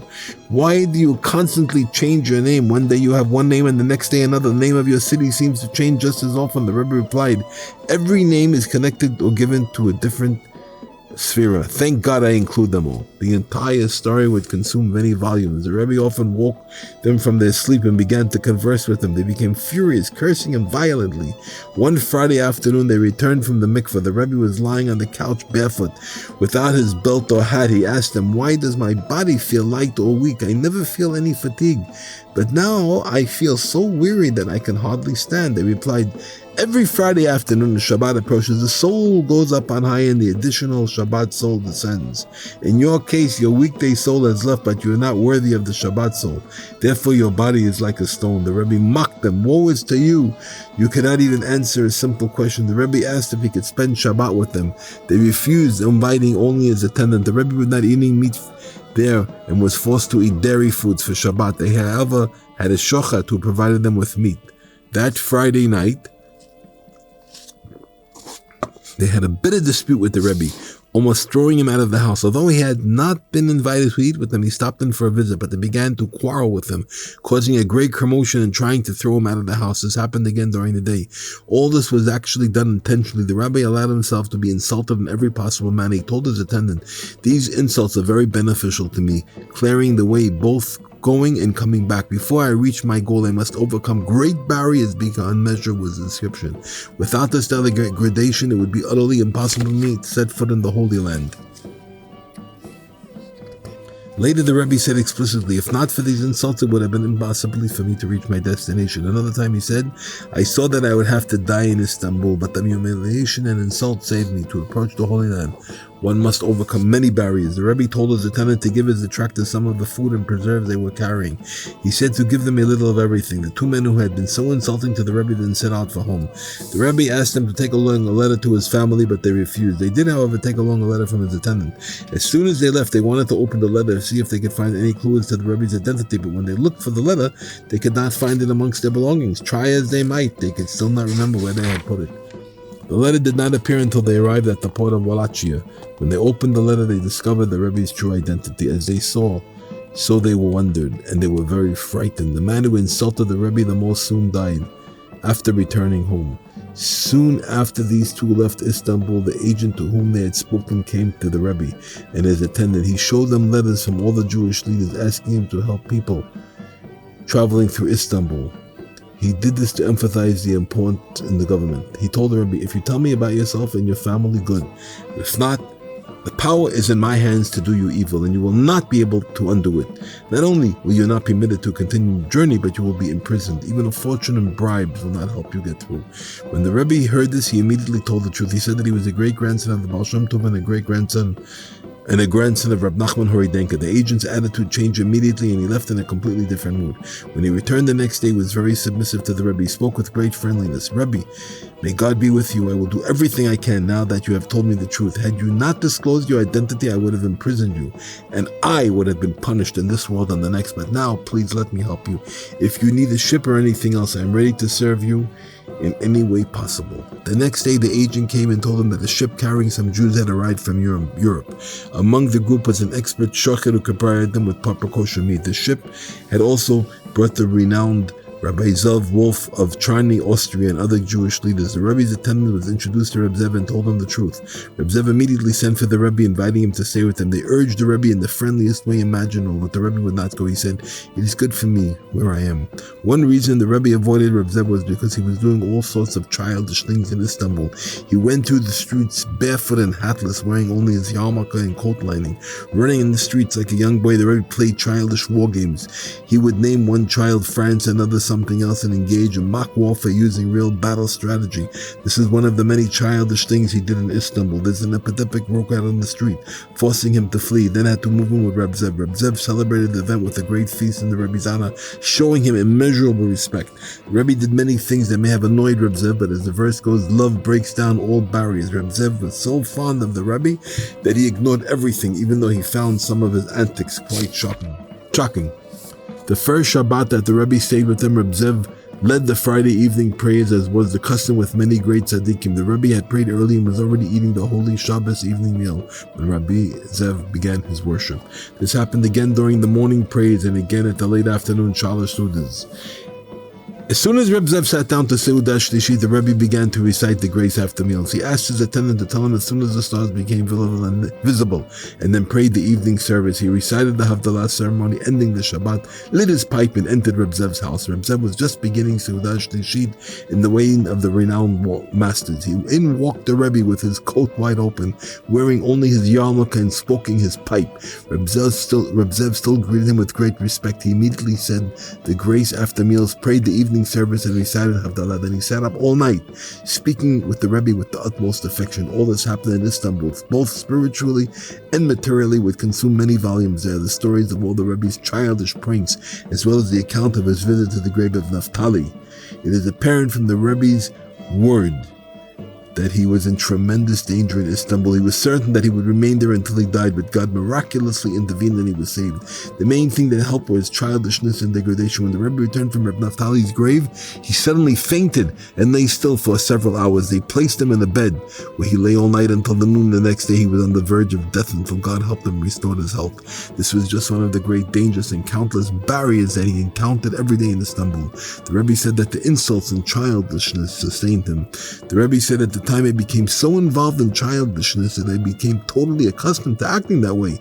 Later, when I reached the Holy Land, it was difficult to act otherwise. I actually had to force myself to break these childish habits. It had become such a habit that it was very difficult to break. Later, when he returned from his pilgrimage, he was very unique in this respect, lowering himself in order to reach high levels. In this respect, his wisdom was outstanding. It is well-known fact that one must lower himself in order to proceed from one step to a higher level. At such a time, one must make use of childishness and absolute simplicity. The Rebbe never remained on one level, but constantly raised himself step by step. His understanding of these concepts was therefore very profound. Deep, who can fathom them?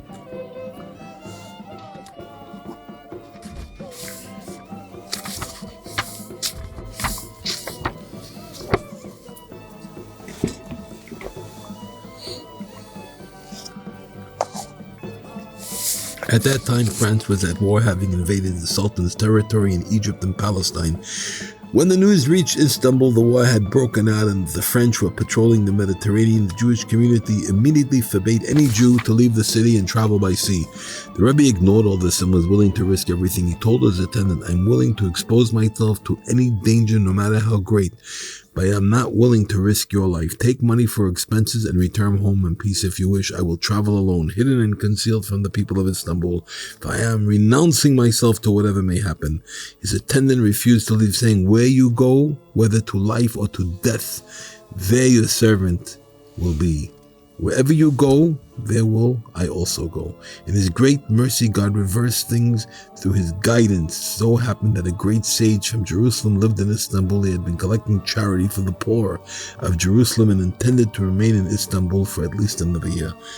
One day the sage got up and spoke to the Istanbul community. He said, "It has been revealed to me that I must return to Jerusalem immediately. I see that a day is approaching for me to be taken from this world. You need not fear that the French will harm any Jew going to the Holy Land. God will protect them from all injury. He will watch over all who travel with me, and we will arrive in peace. For my burial place has already been marked in Jerusalem." The community heeded the sage and immediately booked a large ship. They announced that whoever wished could leave on the ship. A large number of people embarked. Men, women, and children, both of the Sephardic and Ashkenazi community. Among the passengers going to the Holy Land was Rabbi Nachman. The Rebbe spoke to the sage and asked him to take him along to Jerusalem, saying, "I do not wish to go to Tzfat or Tiberias." The two made a pact. As soon as they were at sea, a great storm rose up. The ship was in great danger. They mounted to the heavens and plunged to the depths. In their hearts, all who were aboard felt it was the end. They cried out to God, making the night like Yom Kippur, with weeping, confession, and begging for forgiveness and atonement. All the while, the Rebbe sat in absolute silence. Several people began to question him, asking how could he keep still at a time like this. The Rebbe did not reply. The rabbi of Hutin's wife was a learned woman. She had been crying and screaming all that night.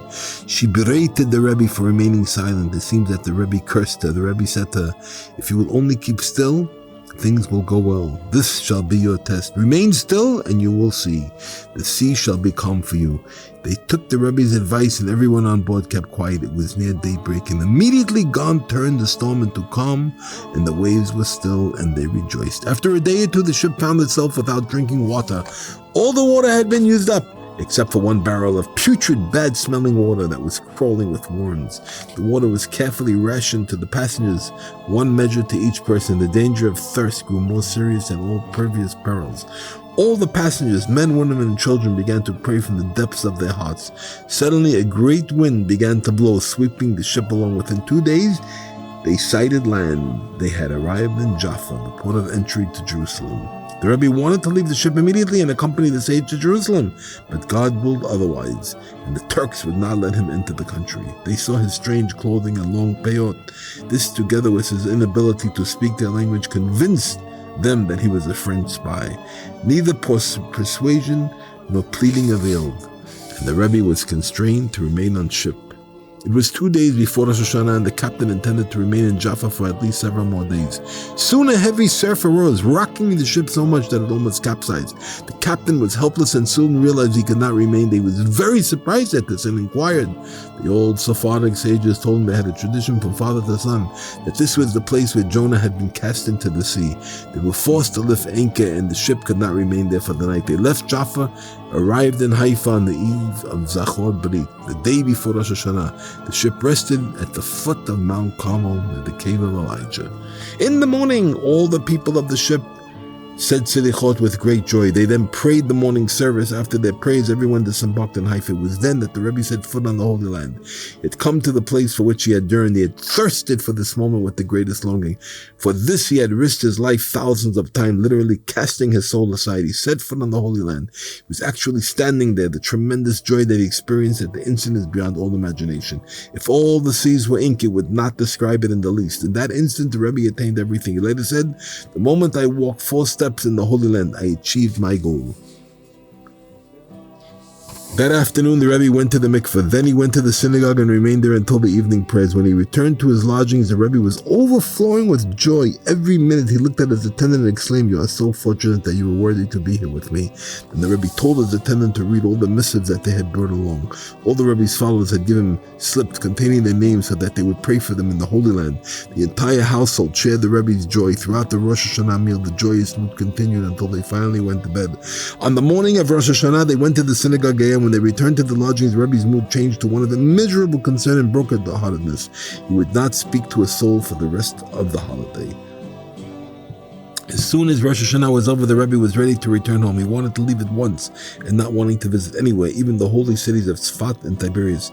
The Rebbe's attendant wanted very much to travel to and feast his eyes on all the sacred shrines in the Holy Land.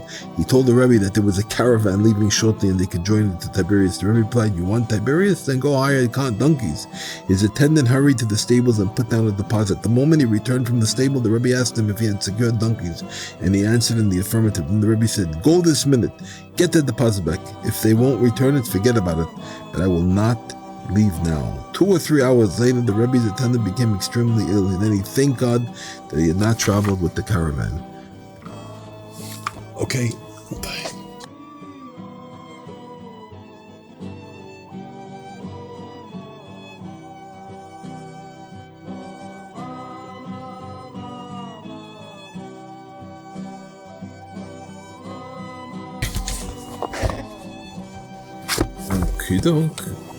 Ready? The people in Sichot and Tiberias soon heard that the Rebbe had arrived in Haifa. Their leaders immediately sent word asking him to visit their communities. Emissaries from Tiberias arrived and spent Yom Kippur with the Rebbe. They had letters from all the great tzaddikim living there requesting the Rebbe to spend Sukkot in Tiberias.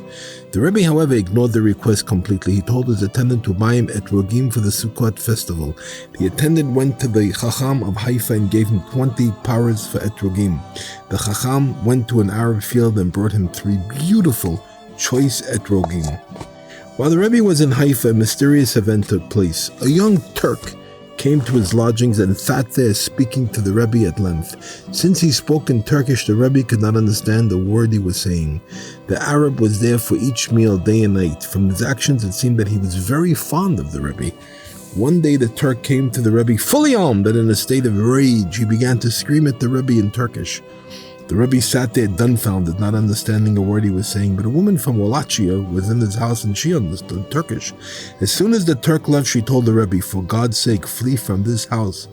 The Turk has just challenged you to a duel." The Rebbe fled from the house and hid in the home of Rabbi Zev of Charny. They concealed him in an innermost chamber. The Turk soon returned to the Rebbe's quarters looking for him. He said, "Where is the man who was here? Tell him that I am very fond of him. If he wants to go with the caravans to Tiberias, I will give him donkeys. I will even give him my own horse. From now on, he has nothing to fear from me." And so it was. The Rebbe returned to his quarters and the Turk came and sat there, not saying a word. He just sat quietly and smiled. Then he began to act friendly to the Rebbe, displaying an unusual degree of affection. The entire episode was extremely mysterious. The Rebbe said, "I suffered even more from that Turk's love than from his hatred and anger." From the Rebbe's holy words, it appeared that his dealings with the Turk had placed him in a great peril. It also means that we heard the Rebbe say that this Turk was the evil one himself. Whatever the case, God had mercy and protected the Rebbe. He was saved and left in peace thanks to God's kindness. During Chol HaMoed Sukkot, the entire community went to the cave of Elijah, where they celebrated with singing and dancing. The Rebbe went along, but did not take part in the festivity. He merely sat there with a broken heart, appearing to be in a very dejected state. Rabbi Zev went to the Rebbe's attendant and asked him, "What is this all about? Your master has been depressed since Rosh Hashanah. God only knows if this is good." On Simchat Torah, the congregation made the customary rounds in the synagogue, dancing joyfully with the Torah scrolls. The mood was especially jubilant because of the many Hasidim there. The Rebbe was in the synagogue but would not even carry a Torah. He just sat there with his head bent, looking utterly dejected. This was always the Rebbe's way. Each time he wanted to accomplish something important, it was preceded by an extremely broken-hearted mood. This happened very often. After Simchat Torah, the Rebbe told his attendant, "Thank God I have attained my goal. Everything has been accomplished with the greatest degree of perfection. I was going to stay a while because of my love of the land. But now I have changed my mind. Go book passage for us back to Istanbul. I am ready to return home today. The Rebbe's attendant refused to listen. He said, I am not yet ready to return. I still want to see Tiberias and the other holy places. The Rebbe replied, if you really must see Tiberias, then hire donkeys and we shall go. This was always the Rebbe's way. He was never stubborn about anything. They got the donkeys and traveled to Tiberias, arriving there in the evening. All that night, the people of Tiberias went to meet the Rebbe. As soon as one would leave, another would come. Many dressed in their Shabbat garments in honor of the Rebbe. Because of this, he did not sleep that whole night. When the Rebbe first came to Tiberias, he came with a cousin, who was also a grandson of Rabbi Nachman Horidenka. However, the community felt that a larger house would provide him with more peace of mind. It was agreed that the Rebbe should stay in the home of the saintly Rabbi Tzvi Horka. Rabbi Avraham Kaliska, head of the Hasidic community in the Holy Land, lived in Tiberias at that time. He sent a message to the Rebbe saying that he had just received a bloodletting treatment and could not come to greet him. The Rebbe answered that he had already intended to go to Rabbi Abraham. He went immediately, and Rabbi Abraham greeted him with great affection and respect. The bond of friendship that was forged between the two is beyond all description. Rabbi Abraham pleaded with the Rebbe to stay with him. The Rebbe answered that he could not move in permanently, but would spend one Shabbat there. The very next day, Rabbi Abraham sent a message inviting the Rebbe for the next Shabbat, the Shabbat of Noach. On Friday night, the Rebbe bowed his head for Rabbi Abraham to bless him. Rabbi Abraham jumped back, trembling violently. He began to speak with such great excitement that it was impossible to understand him. His final words, however, were clear. How abashed we are before a descendant of the holy Baal Shem Tov. Rabbi Avraham absolutely refused to bestow his blessing on the Rebbe. However, as soon as the Rebbe's attendant bowed his head, Rabbi Avraham gave him the blessing.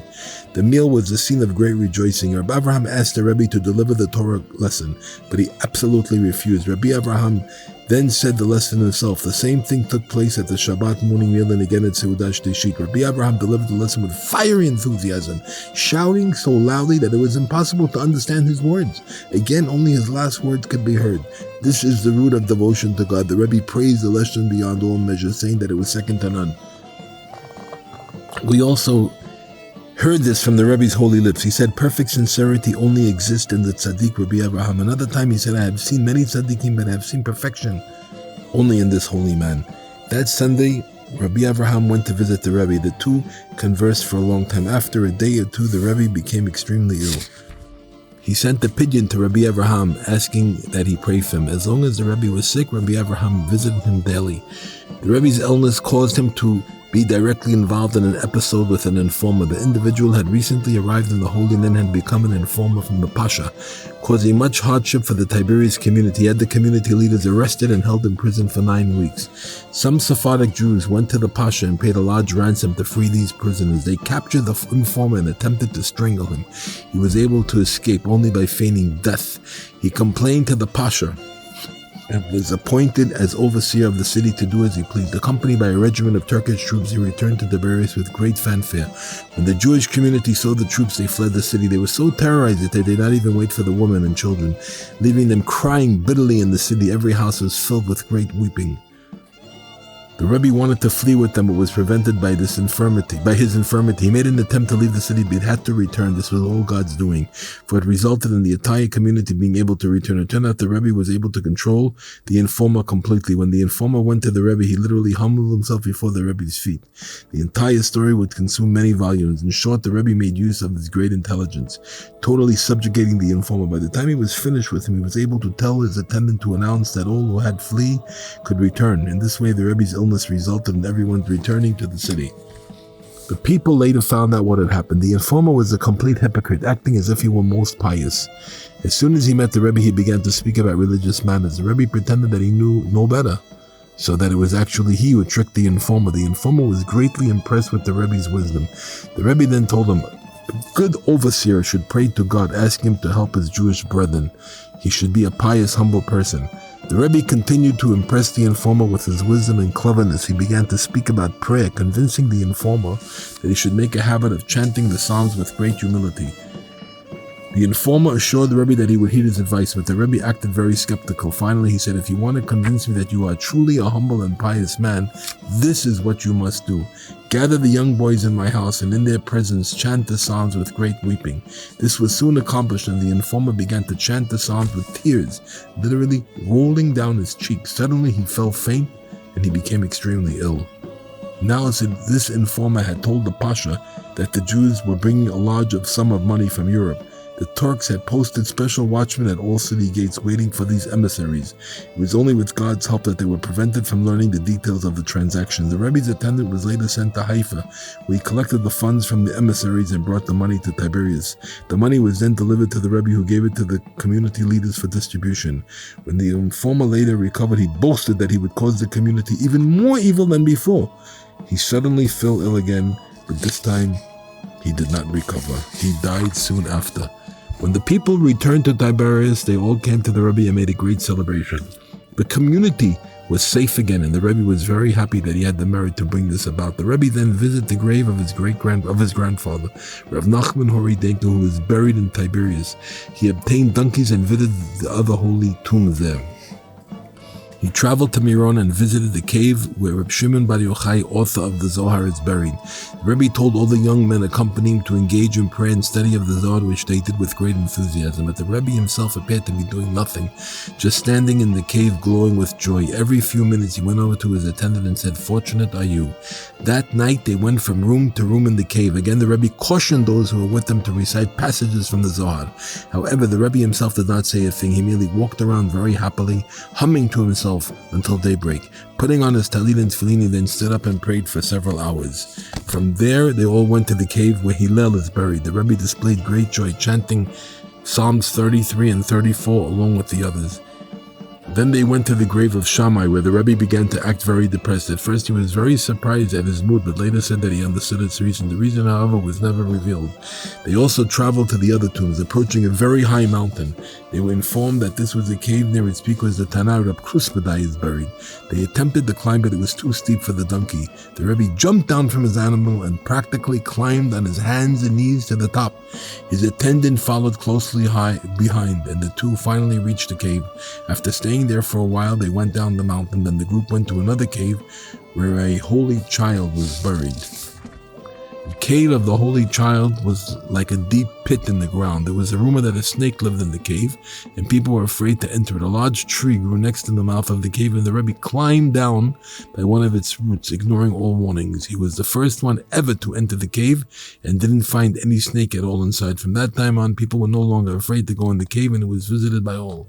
From there, they visited the other tombs in Miron and then returned to Tiberias. Soon after they returned, the Rebbe told his son to go to Haifa and obtain passage on a ship heading home. The attendant went to do his bidding, but as soon as he came to Haifa, the ship arrived carrying the renowned Rabbi of Sheptevka, along with a group of emissaries returning from Europe. It is at the time that the episode mentioned above occurred. The emissaries heard that the informer had told the Pasha about them and that troops were on the lookout for foreign Jews carrying money. Meanwhile, the Rebbe's attendants, they decided it would be best to send the money with him. Because of this, the Rebbe's attendant had to return to Tiberias without securing passage. When his attendant returned, the Rebbe said simply, "It is probably God's will that we remain in the Holy Land a while longer." The Rebbe instructed his attendant to obtain donkeys for a journey to Jerusalem. When Rabbi Abraham said that he was leaving, he asked the Rebbe to remain in Tiberias a while longer. The Rabbi of Sheptevka soon arrived in Tiberias. One of the first things he did was make a large feast in honor of the Rebbe. He acted very friendly toward him and conversed for a long time. The conversation was absolutely private and no one knows what went on between them. But soon after that, the Rebbe made peace between the Rabbi of Sheptevka and Rabbi Avraham Kaliska. A short time later, an epidemic broke out in Tiberias, forcing the Rebbe to flee from his quarters. As soon as he secured lodgings in a new area, the plague broke out there too. Then the Rebbe had to flee from Tiberias altogether. The flight from Tiberias involved tremendous peril. The city gate was sealed because of the plague, and the only exit was through a cave. After crawling through this cave, the Rebbe found his way blocked by a high wall. The Rebbe climbed the wall and slid over it, thinking he had escaped, and when he looked down, he saw water beneath him. There he was, hanging by his hands and feet, with nothing but the sea below. He had only the most meager grip and was sure that he would fall and drown. At this moment, He lifted his heart to God, praying with all his might, and in his mercy, God rescued him. Finally, the Rebbe left Tiberias and reached Sichot. He was there for just a few days when news arrived that the French were about to invade Akko. As soon as the Rebbe heard this, he sent someone to Akko to obtain passage on a ship flying the flag of Ragusa. He knew that Ragusa was not involved in the war between the French and the Turks, and as a neutral nation, ship flying its flag were not subject to impressment. The Rebbe was quite aware of the practice of impressment in which passengers on enemy ships were captured and forced into military service. The Rebbe's agent was successful in obtaining a passage on a ship from Ragusa. News that the Rebbe was attempting a voyage home soon reached Tiberias. Rabbi Avraham immediately sent a special messenger to Tzfat with his own personal letter as well as one from the community as a whole. A letter was also dispatched from the Rabbi of Sheptevka, but the Rebbe was in too great a hurry to wait for it. On Thursday evening before Shabbat Zachor, the Rebbe left Tzfat with his attendant. They traveled all that night, arriving in Akko just 3 hours before Shabbat began. They found the agent and sent him to make arrangements for them to board the ship on which they had booked passage. He returned with the news that the ship was already filled beyond capacity and it would be impossible for them to board. The Rebbe and his attendant realized that they would have to spend Shabbat Zachor in Akko. They had a letter of introduction from Rabbi Avraham to a wealthy man who lived there and were able to spend Shabbat with him.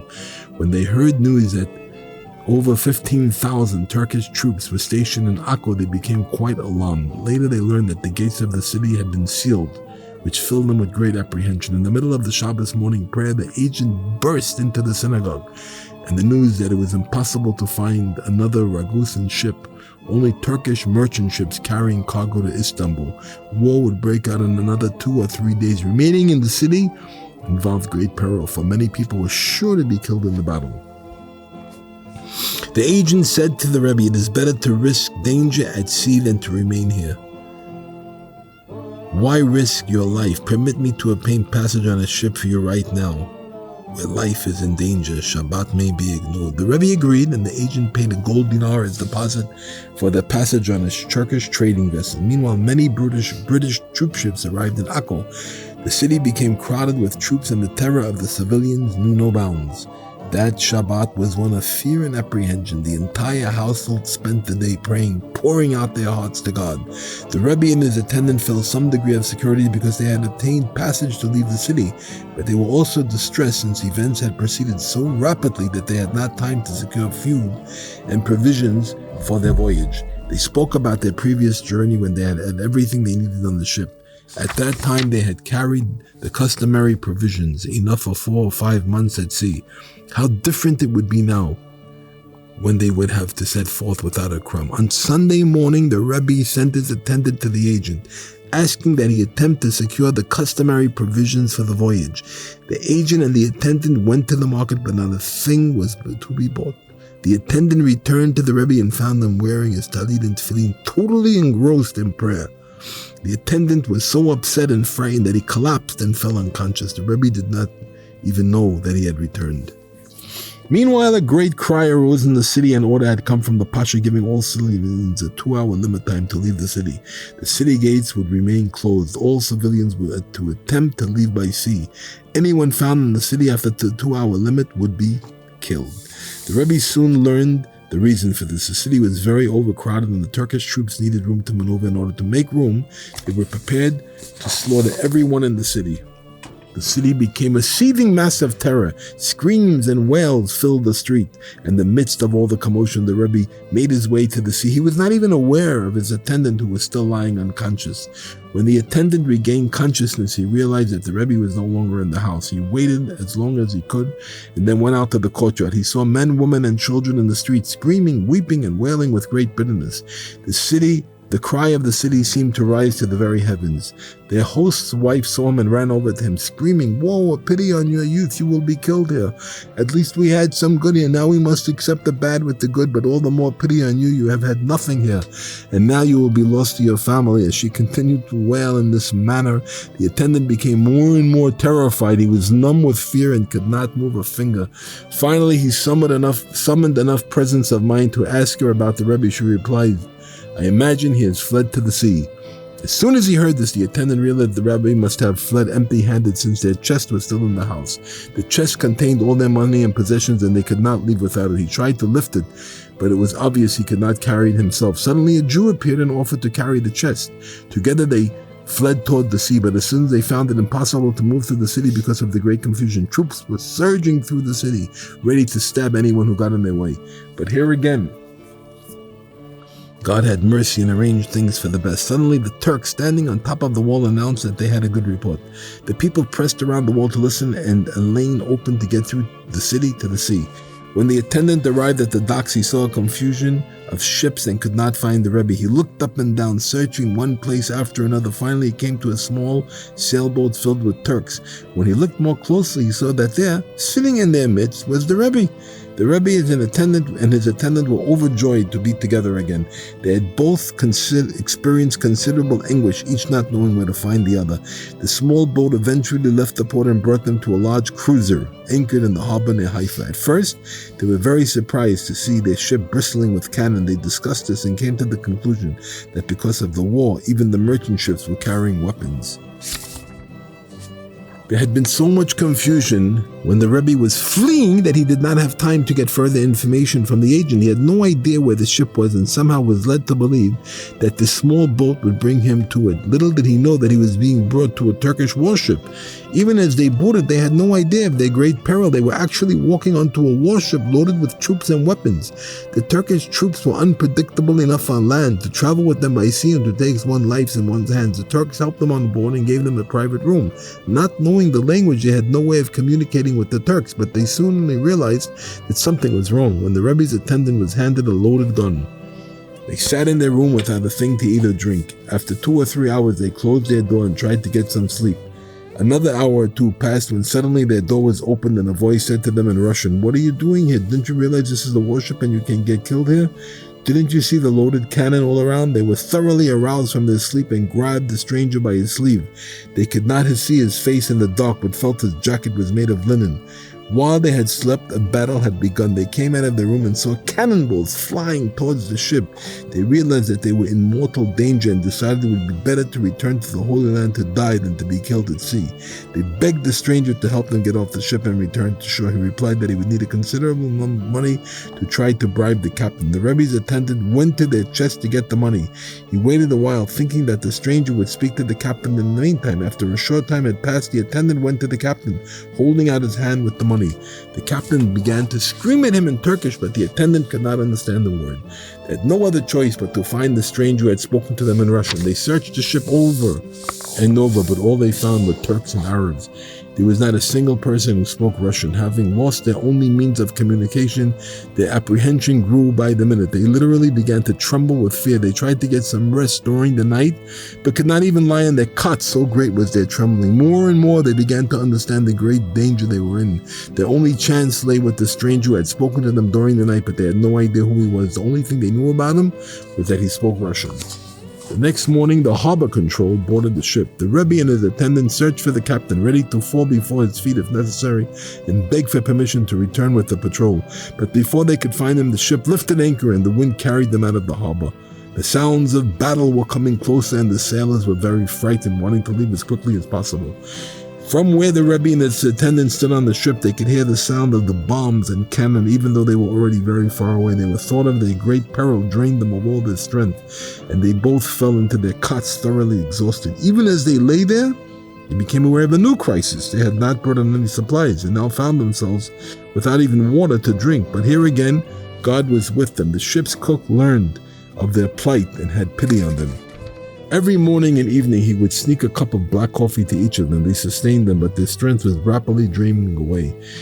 They soon reached a point that they did not have enough energy to leave their cots. Closed up in the cabin, they had no idea at all where the ship was headed. For a while they heard a storm raging outside and felt the ship being carried rapidly along, but all the while they did not know where they were going. Eventually, they heard the sounds of the ship being tied up at a port. They crawled out of their cabin to see where they had landed. Realizing immediately that it was not Istanbul, they asked the Turkish cook where they were. He replied, this was the land of Adel. They had already heard of Adel. Their people had a rule that any Jew who fell into their hands should be killed as a human sacrifice. When the Rebbe and his attendant understood that this was where they were, they fled to their cabin and locked themselves inside. For 3 days they hid there, utterly terrified. They knew they could not remain concealed much longer. Had no idea how long the captain would stay there. Suddenly a storm arose, snapping the anchor ropes. The sailors had no chance to raise sail, and without an anchor, the ship was totally out of control. There was a great cry on board, for even the Turks were terrified. From where they were huddled, the Rebbe and his attendant could hear their cries. Whoa, whoa. The ship tossed at sea all that night. In the morning the wind subsided and they were glad because the seas were quiet. But they had not been led to their desired haven, for the storm had carried them back to within a day's journey of Akko. Another storm broke out that afternoon, sweeping the ship along. For several days and nights the ship was tossed about at sea. They mounted to the heaven and plunged to the depths. The captain and his mates had no idea how to control the vessel. They reeled and staggered like drunkards, and all their wisdom was in vain. That Thursday at noon they began pumping the third compartment as usual. It usually took about 15 minutes to pump out all the water that accumulated in the bilge each day. This time they pumped all day and were still drawing water by nightfall. Soon the entire upper deck was awash with water pumped up from the bilges. The water seeped into the Rebbe's compartment, making it impossible for him and his attendant to sleep on their cots. The Rebbe climbed to a higher place in the compartment and lay down there. His attendant found a similar place. They remained inside, not wanting to be seen by the Turks. The water continued to rise until the pumps could no longer function. The sailors had to tear out the pumps and install pulleys in an attempt to remove the water with large barrels. Meanwhile, the storm continued to rage. Whipping up mountains of water, the waves seemed to rise to the very height of the heavens. This continued all through the night. When his attendant approached him the next morning, the Rebbe told him, "My heart is faint with terror. Deep down I know that we are in great danger. And this is by no means a simple matter. I do not know what they are doing, but the heart still sees." His attendant comforted him. "Don't be afraid. Thank God, everything is fine." The attendant then went to look into the hold where they were drawing the water. He saw nothing but water rippling just like in a river. Cargo normally took up about a third of the ship's capacity, but had been thrown overboard. Only water was left in the hold. Still, the vessel was riding very low, and it was obvious that the water's weight far exceeded its capacity. The sailors were feverishly trying to pump out the water, but it still continued to rise. Realizing that nothing less than a miracle could save them, the Rebbe's attendant returned to their compartment. He was trembling with anguish and terror and could not get a word out of his mouth. The Rebbe saw him and said, "Where is your tongue? You yourself said nothing was wrong. Why are you so afraid?" The attendant replied that there was no logical way they could be saved without a miracle. The water was now rising faster than the men could remove it, and laborers' strength was failing. The sailors had gone without food, water, and sleep for almost 24 hours. The attendant then told the Rebbe that he had not yet said his morning prayers. The Rebbe told him, "You need not recite the entire service now. Accept the yoke of the kingdom of heaven in the first verse of Shema, and say the first and last 3 blessings of the Amidah. That is enough for the time like this." Then the Rebbe told him, "Take every penny that we have and divide it in half. Bind your half next to your body, and I will do the same with mine." His attendant was mystified. "Why bother? Can't the fish swallow us without money?" The Rebbe replied, "Do as I tell you. The Jews were inside the Red Sea and did not drown. At least we are still in a ship." Having taken care of this, the Rebbe told his attendant to dress himself in his fur coat and bind his belt tightly around it. The Rebbe did the same, acting as if he were preparing to embark on a journey. The Rebbe's attendant asked him, "Why don't you pray for us? I cannot even recite the prayers that I say every day, and certainly cannot open my mouth to God at a time like this. But you, Rebbe, know how to pray at all times, for the general and the specific." The Rebbe replied, "I am now in the state of constricted consciousness. I am far from God. Still, my counsel is faithful. We are now in fierce danger, and I have no other choice. God knows that I have never made use of the merits of my fathers, but now I am compelled. I pray that God help us for the sake of my grandfather, Rabbi Yisrael Baal Shem Tov, of blessed memory, for the sake of my grandmother, Udal, and for the sake of my grandfather, Rabbi Nachman Haridenka." The Rebbe said no more. They looked up and suddenly saw a thick, dark cloud in the distance. Their hearts filled with dread, since this was the type of cloud that usually creates a water sprout. If the ship were drawn into this vortex, it could easily be sunk. The only solution would be to fire at the cloud with cannon, but the sailors were too busy bailing out the ship and could not stop for an instant. It seemed as if the trouble were coming on top of it, one on top of another, like a wasp and a scorpion biting at the same time. Again, God came to their rescue, and the very strong wind began to blow. The ship began to skim across the waves like an arrow shot from a bow. When it approached the water spot, the cloud opened like a mountain pass, and the ship crossed through safely. God also enlightened the sailors' eyes, and they discovered the place where the ship's hull was leaking. The Turks slaughtered a ram and used its skin to repair the leak. They had been in fearsome peril, but had managed to come through safely. It was a Friday, and everybody on the ship rejoiced greatly. In the afternoon prayers before Shabbat, the Rebbe chanted, "Give thanks to God," with great joy. They continued on their voyage, passing many places. During the entire voyage, the only thing the Rebbe and his attendant had to eat was the dried bread that the cook had given them from the ship's stores. Their meager rations was often putrid and crawling with maggots. Even for these morsels, they had to plead with the cook like beggars until he had pity on them. As the days passed, they reached that Pesach was rapidly approaching.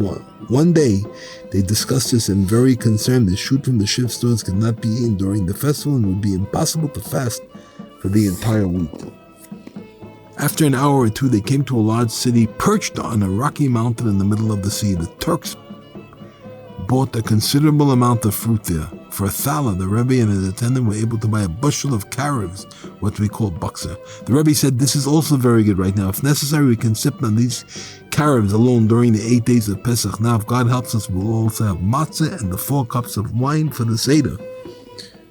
Even after overcoming these threats, the Rebbe and his attendant were still in undescribable danger. They were 2 Jews alone on a warship with Turkish troops. These Turks would think nothing of selling 2 Jews as a slave in some faraway place. The very thought filled the Rebbe's heart with dread. He began to think about it. What would he do if he was sold as a slave in a faraway place where there were no Jews? What if nobody knew about it? How would he keep the commandments of the Torah? This particularly bothered him the most. The Rebbe pondered the possibilities again and again. Finally, he was worthy of realizing that he could serve God even if he were unable to actually keep the commandments. He comprehended the devotion of the patriarchs who lived before God even gave the Torah. They also kept the commandments, though they often did so only in a symbolic manner. Thus Jacob fulfilled the commandment of tefillin through the sticks he peeled while watching Laban's sheep. The Rebbe thought along these lines until he understood how he could keep all the commandments. In this manner, he could continue to serve God even if he was sold as a slave in the most distant land.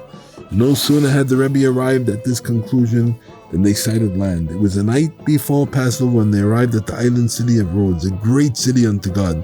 They knew that this city has a thriving Jewish community. Here they would be able to buy matzot for Pesach and wine for the 4 cups. The Rebbe and his attendant were overjoyed by this prospect alone. They never imagined that the captain on the sailors would actually let them go into the city. Everything to indicate that the Turks were going to imprison them, rob them of all their possessions, and perhaps even sell them as slaves. It was morning before Pesach. The captain and a number of sailors were preparing to take their small boat and go to the city. The Rebbe and his attendant came to the captain and using gestures communicated that they needed some kind of bread. The captain told them in sign language, "There are Jews in the city. You can have bread brought for you. The hearts of kings and princes are in the hand of God."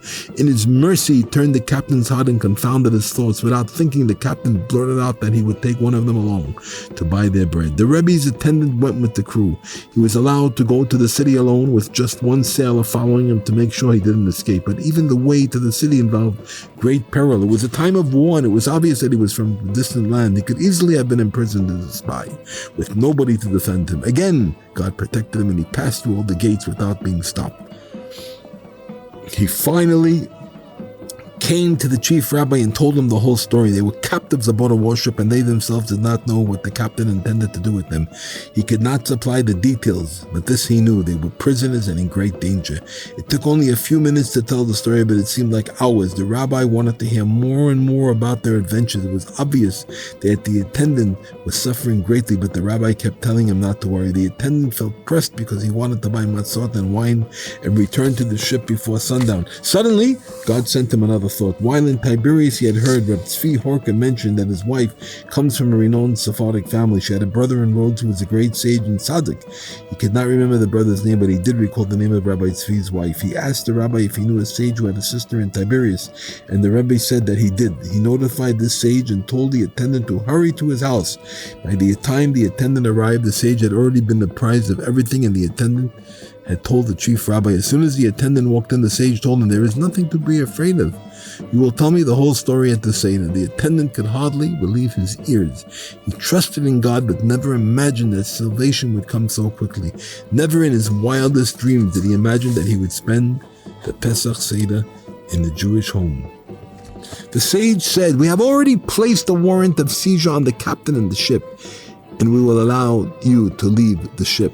Of course, he will first have to be given whatever sum he requests. It is good to give thanks to God, who saved you in such a miraculous manner. The fact that you got to the city was a miracle in itself. I cannot imagine how the captain became so confused and he let you come here.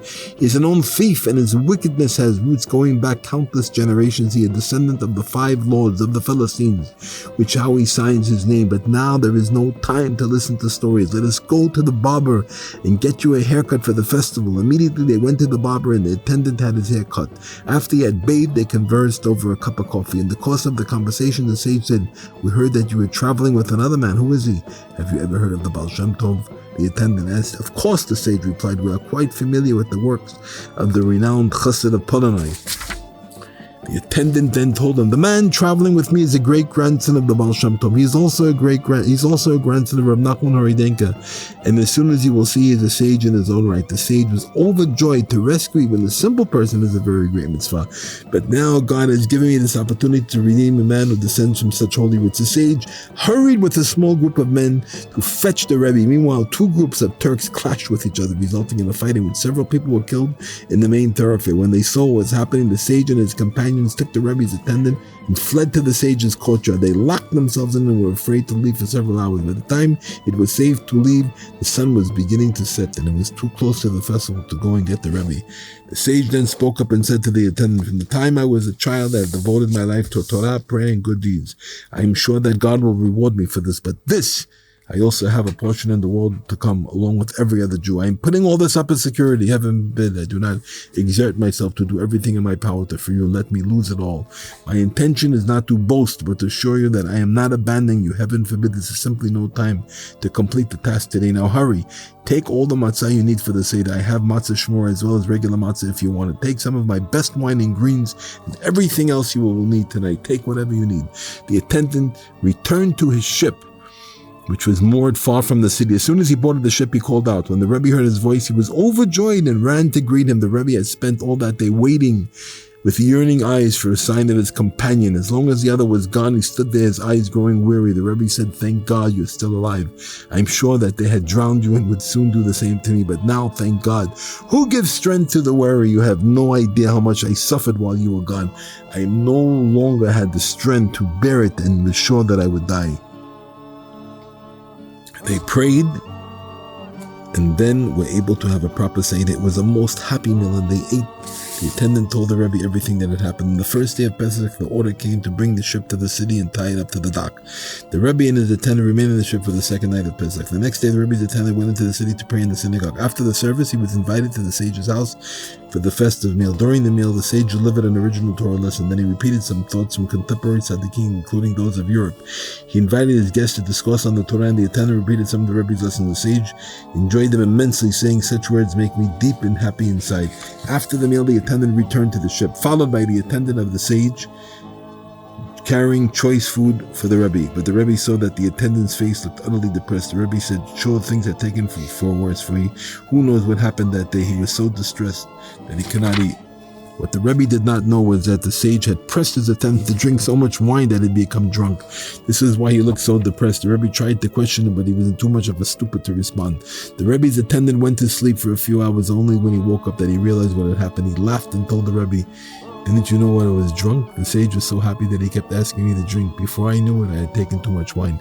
He told the Rebbe everything that had happened in the sage's house. Fully reassured, the Rebbe ate his festival meal joyfully. On the first day of Chol HaMoed, the Rebbe's attendant returned to the sage's house. The sage advised him to smuggle all their money out of the ship so the captain would not be able to steal it. The accomplished sage went to captain together with two prominent members of the community and said, "Give us the 2 Jews you are holding." "What business do you have with them?" the captain replied. When they came on board, they belonged to no one. The captain proceeded to tell them about the travail that had befallen them on the way. He added, "What I told you is nothing. During the entire voyage, there was not an instant without distress. We could have drowned these two or sold them to the Arabs long ago, and all their money and possessions would have been ours. No one at all would have said a word or complained. But now what can I do? These two must have luck that reaches to the high heavens. First of all, God performed a miracle and the ship found its way here. With this would have been enough. But then there was a second miracle within a miracle, and God made me crazy enough to actually bring one of them into the city. After all, I have really no right to their money, so give me 200 thalers to satisfy my crew and take them." They gave the captain the sum, and the Rebbe and his attendant were saved. They were redeemed from death to life, from captivity to freedom. The Rebbe and his attendant were brought to the city. As they walked through the streets, some Turks remarked that they looked like spies. The members of the community were highly alarmed. They immediately brought their guests their style of clothing and had them dressed like other Jews of Rhodes. The Rebbe's attendant took it as a joke, but the Rebbe was troubled. He told his attendant, "Don't you know that a great complaint is being directed us on high?" He then told his attendant some wondrous secrets, but the latter could never reveal them. The Rebbe was received by the local rabbis and impressed them as being a very unique person. His mood became very joyful, and he said, "Thank God we were worthy of being rescued this way." They stayed en route until after Pesach, and the Rebbe was treated with great honor. The community paid the ransom of 200 thalers out of their own pockets, and even though the Rebbe had sufficient funds, they would not let him repay them. After the festival, the community booked them passage on a ship to Istanbul. It was also provided with a letter asking all the communities along the way to help them if it was necessary. Many Greeks were on their ship, and a plague broke out among them at sea. The Rebbe and the tent did not know the cause, but they saw people dying all around them. But God was with them, and a strong wind carried the ship rapidly to Istanbul. The high waves and great speed distressed them, but the fact that the ship traveled so quickly saved their lives. The ship arrived in Istanbul in only 3 days at sea, and they remained there another 10 days, but even here they were not out of danger. They had not shown their passports when they arrived, and now the officials would not let them leave. The only solution was to obtain a passport from the Sultan, but the official demanded an exorbitant sum for such a document. The amount was so great, it was impossible for them to pay it. But God was with them, and they happened to meet a total stranger who agreed to help them. He went to a Turkish minister and wheedled what they needed from him. They had no idea how much he paid for it, but the stranger obtained a document allowing them to pass through the gate and leave the city. He cautioned them, "For God's sakes, don't breathe a word about this." They escaped Istanbul safely and traveled by sea to Galatz. Along the way, they landed on an island. They were held as prisoners. They were freed after only a fine of 4 rubles had been paid for each passenger. The rest of their voyage was restfully peaceful, except for a few storms at sea. They passed a ship filled with Greeks and saw it break up and sink. Only a handful of passengers survived. God guided them towards their destination, and they arrived safely in Galatz for the festival of Shavuot. On the way home from Galatz, they passed through Yassi and encountered a great plague there. The epidemic had spread to all the surrounding towns, making travel most difficult. It also caused them considerable trouble when they tried to cross the border. Coming from a plague area, even remaining in quarantine was not sufficient to let them cross, but God was with them, and they were led safely through it all. They had seen plague and sword and famine and thirst and captivity, but with God's help, they returned home safely. They returned complete and intact in body, possessions, and Torah. For in the Holy Land, the Rebbe was worthy of attaining a wondrously lofty perception, and his vision knew no bounds. All that we have told is less than a drop in the sea of all the anguish and terror the Rebbe suffered during his pilgrimage. The great dangers beyond description, but God was with him, performing awesome miracles every step of the way. He was worthy of attaining his goal and returning home safely. He entered in peace, left in peace, and returned home in peace. The great perception that the Rebbe attained in the Holy Land is utterly beyond description. Never had one born of an earthly mother been worthy of attaining what he did through the air of the land of Israel. Words are completely inadequate to describe it. The Rebbe took great pride in the fact that he did in the Holy Land. Toward the end of his life, he said that he had derived great inspiration just from this. He said, "For a long time, I have known that when a person wants to do something holy, he must face great barriers. The man who insulted the Rebbe so much in Istanbul died immediately upon his return home." The Rebbe's attendant asked Rabbi Nachman, "Is it not written for the righteous to punish is also not good?" The Rebbe answered him with the following parable. Once there was a king who was very fond of one of the young princes. He showed the prince all sorts of affection, doing everything he could to attract him. The child became a young man. One day he did something highly respectful to the king. The king told him, "No matter how much I love you, it is still impossible to go against the law of the kingdom. The judgment has been passed and your sentence is death. The king commanded that the prince be bound and chained and imprisoned. The young prince began to think about his imminent death in his mind. He could already feel the great pain he would suffer at the moment he would be killed, but he realized that this agony would only last an instant and that he would be dead. Then he began to imagine the anguish of the king. He knew that the king loved him very much and still yearned for his presence. He understood how much pain his death would cause the king, and that this anguish would last forever. The prince worried more about the king's suffering than his own. He thought and thought about a way to spare the king this pain. Finally, an idea came to him. Shame is considered equal to death. He asked the jailkeeper to bring him before the king. Standing before the king, he said, "Truthfully, I know that your suffering is greater than mine. I also realize that it is impossible for you to ignore the law of your kingdom, but I think I know a way out.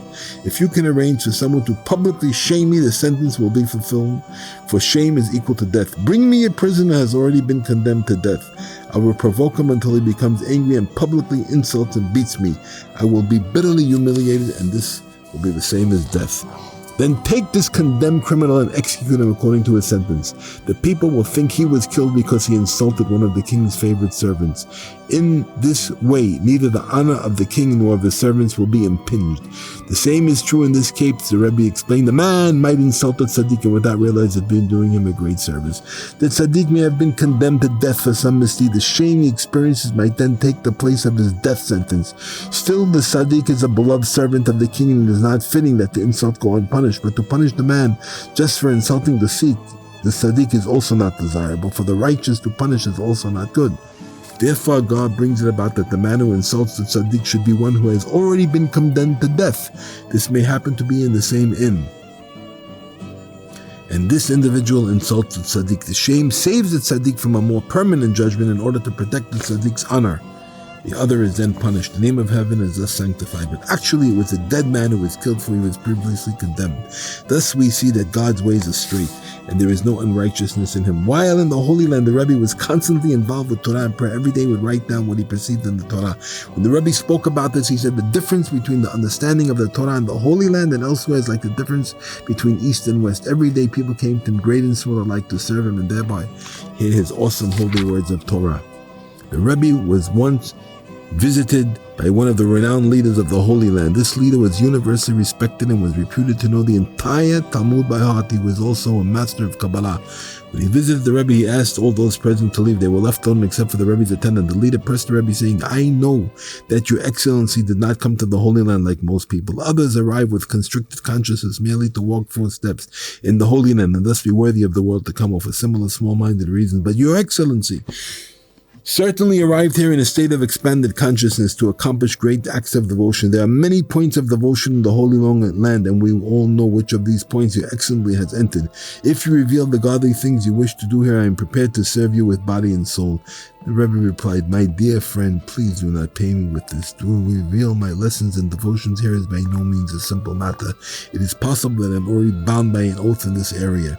The leader began to urge him again. "All we ask is that our master at least teach us some of the beautiful, precious thoughts with which God endowed him. We do not have any ulterior motive, heaven forbid. We only want to hear from your holy lips some new Torah concept that will arouse our hearts to serve God. If God wills, may be worthy of perceiving some hint of the point we asked about before."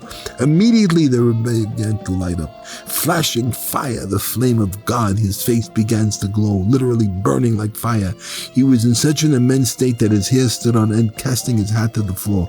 Like tongues of flame, a question formed on his lips. "Do you understand the secret meaning of the tefillin?" The other replied, offering some Kabbalistic concept. The Rebbe transfixed him. "No, this is not the way of perceiving the tefillin, and because you do not understand the true meaning of tefillin, you do not know the secret of the 4 directions in the holiness of the Holy Land. Of this I will begin to give you some hint." The Rebbe began the explanation, but as soon as he started to speak, blood began to be pouring from his throat. He said, "Now you see with your own eyes that I am forbidden on high to reveal anything to you." As soon as the other saw this, he bowed his head and begged the Rebbe to pardon him for having troubled him so much. He was very frightened and would not move from the spot until the Rebbe had forgiven him. When the Rebbe first came to Tiberias, the renowned Chassid and philanthropist Rabbi Moshe, son of the holy Rabbi Nachman of Vitebsk, said to the Rebbe, announcing that he would like to make a match between their children. The Rebbe replied, "How can one refuse such a match? It is certainly God's will that my daughter live in the Holy Land." The Rebbe said nothing else. And the matchmaker immediately went and told Rebbe Moshe that the Rebbe had agreed. They immediately planned a great feast to celebrate the match. All the leaders of the Holy Land, from Lithuania and Poland, great and small alike, were assembled at the feast. It was the most joyous gathering. The meal was accompanied by a flowing conversation covering the length and breadth of the sacred literature. The leading speaker was the one mentioned earlier who had asked the Rebbe his intentions in the Holy Land. The conversation led them to a discussion of a quotation from Rashi, but nobody could remember its location. The conversation stopped, frustrated by the lack of this Greek quotation. Try as they did, no one could recall it. This in itself was a wonder, for here were the foremost sages, each one having recently reviewed the entire Talmud. Still not one of them could remember or locate this particular quotation. Throughout his discussion, the Rebbe said quietly as if he had nothing to contribute, but he realized how distressed they were when they urged him until he could no longer refuse. He said, is it not a quotation from Rashi's commentary on Zevachim on the very top of the page? They realized that this was what they were seeking and rejoiced immensely. The feast lasted from early noon until dawn the next day, and much was formalized. Soon after the Rebbe returned home, Rabbi Moshe's son died. The Rebbe's daughter then married the son of a renowned Rabbi of Woloshik. God willed that the Rabbi of Woloshik would then settle in the Holy Land, taking along his son, the Rebbe's son-in-law, to study with him.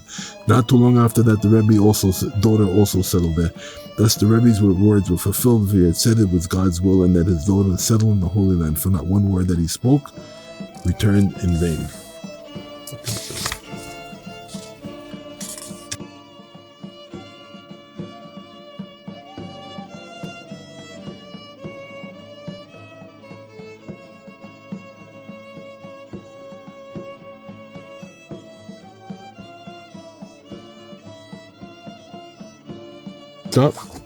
Stop? Okay.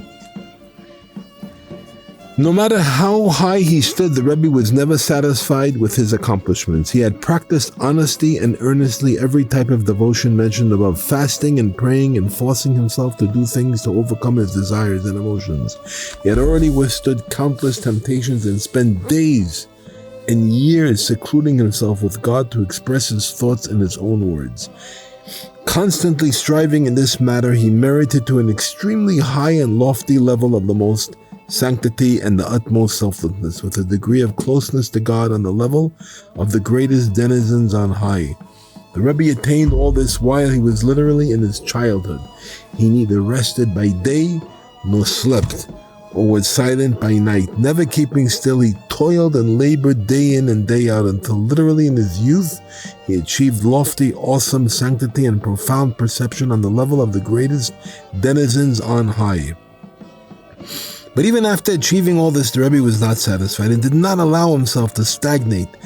Every hour and every day he would desire, long, and yearn for God as if he had not yet begun to serve him at all. Even after the Rebbe returned from the Holy Land, where he attained a perception so high that it was beyond measure, until the day he departed from the world in peace, he always had this longing and yearning for God. He may have stood on the loftiest heights, but in his mind he had not yet begun the climb. It would consume many volumes to tell even the small amount we were worthy of understanding from what we heard from his holy lips and saw with our own eyes.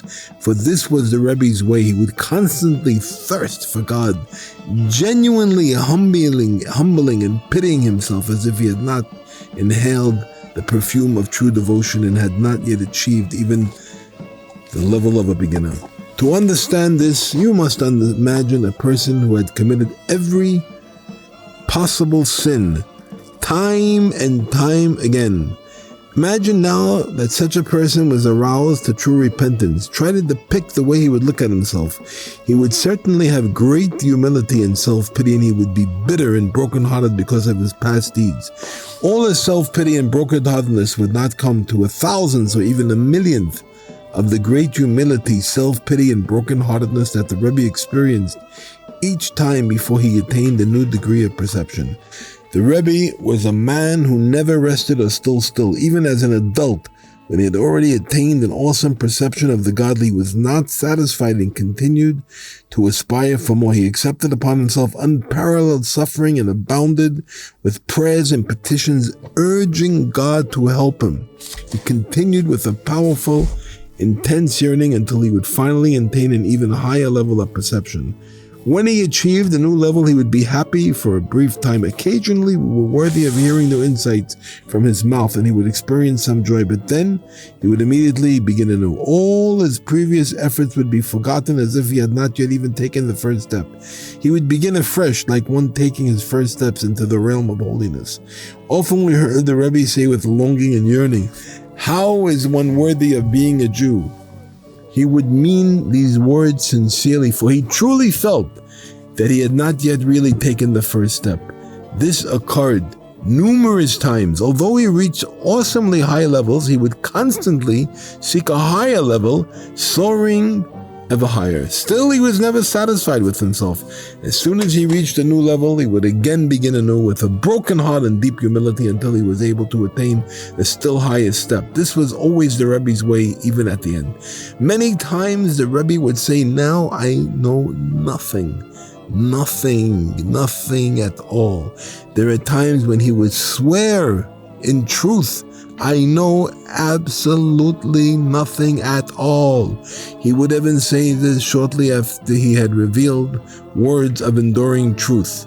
His wisdom shone forth, and still he insisted that he was totally ignorant. In this respect, the Rebbe was most unique. The Rebbe said, "My teachings are very unique, but my ignorance is even more unique."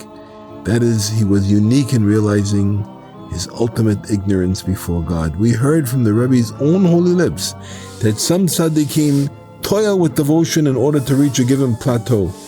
They have set a level to which they aspire, and when they reach it, they are satisfied. They are like servants of a king to aspire to attain a particular rank of office through their efforts. The Rebbe then said, "If I knew that I was now standing on the same level as last year, I would totally reject myself." He would consider remaining at last year's level the greatest detriment, for he constantly aspired to reach a higher level. There is much to say here, but it cannot all be put into writing. Those who are worthy to see it with their own eyes and hear it with their own ears might be able to understand this to a small degree. They might perceive how the Rebbe never stood still at any level, but always yearned for the next step until he was worthy. This was always true of him. Even according to our meager understanding, the Rebbe was unique in every way. Beyond this, the marvelous wonders and hidden secrets, but we must suffice with this. The Rebbe spoke to us somewhat about the concept that the true goal of knowledge is the realization of one's not knowing. He said that this is true of every area of knowledge.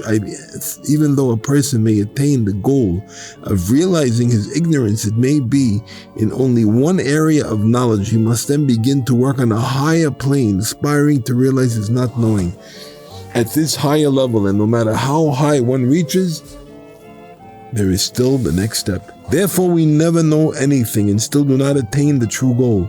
This is a very deep and mysterious concept. We heard more regarding this once after Pesach, and we'll discuss it elsewhere. Once a king sent 3 of his servants to deliver a secret message to another king in a distant land. On the way, they had to pass through lands and that were at war with the king. The first messenger was clever enough to conceal his purpose completely. He passed through the hostile land without its inhabitants ever realizing that he was carrying a secret message. The second messenger set out through the unfriendly country and was discovered. The people realized that he was carrying a secret message and were going to force him to reveal it. But through his wisdom and endurance, he too was able to escape without revealing the message. The third messenger was also discovered. Realizing he too was bearing a secret message, the people imprisoned him and subjected him to all kinds of torture. They tortured him in the cruelest way possible, but despite his great agony, he refused to tell them anything. He withstood the test without yielding his secret. Seeing that their tortures were to no avail, his tormentors assumed that they were mistaken and that he actually had no secret. They let him go, and he passed through their land to deliver his message to the other king.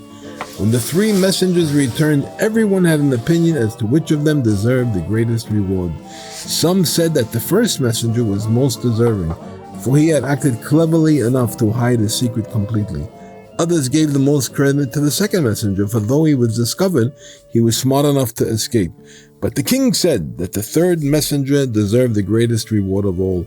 This messenger had already been caught in their net. Certainly he also wanted to hide his purpose, but was not successful. After being captured, he underwent every possible torture and torment. Had he revealed even one secret, he would have received the greatest honors from his persecutors. Nevertheless, he withstood the test, revealing nothing. Therefore his reward is above all the rest. Those who comprehend will to some extent understand the parable. Sichot Haran, the wisdom of Rabbi Nachman. These are the holy whisperings on high, the Spirit of God speaking through him. His word is on his tongue to teach his disciples who chose to approach him, to lead them along the path of the house of God, in piety and in self-discipline. For I know that God is great, our God above all others. These are King David's words. I know, I alone, for the vision of God's greatness cannot be shared. You may have a vision, but even with yourself you cannot share it. Today you may inspire it and see a new light, but tomorrow you will no longer be able to commute it even to yourself. I know as I am now, for the vision cannot be brought back. The Rebbe said, look at the next verse. All that God wants, he does in heaven and on earth. It is a different thought, speaking of something else entirely. God says, King David says, I know and can go no further, for words are no longer adequate. A perception of God cannot be commuted. It is so lofty, higher than high. The words cannot express it. It is written, her husband is known by the gates. The Holy Zohar states that the husband is the vision of God which each man perceives through the gates that he makes in his own heart. The heart is hidden and the gates do not open to another. It is very good to rely on God completely. As each day begins, I place my every movement and that of my children and dependents in God's hands, asking that everything goes as God would want it. This is very good and I have no worries. Whether or not things go well, I am completely reliant on God. Whatever he desires, I have already asked that I do only his will. Before each Shabbat or festival, I also place my observance in God's hands, asking that it be all as he could wish. I can then celebrate it without worrying that I am perhaps not doing something properly. I am completely reliant on God and everything is in his hands. It cannot be put into writing how much the Rebbe emphasized God's greatness. He stressed that it's beyond all measure. God does so many wonderful things that absolutely no one can really appreciate them all. We may speak of God, but we know absolutely nothing. It is said that the goal of all knowledge of God is to realize that one knows nothing, but even this cannot be attained.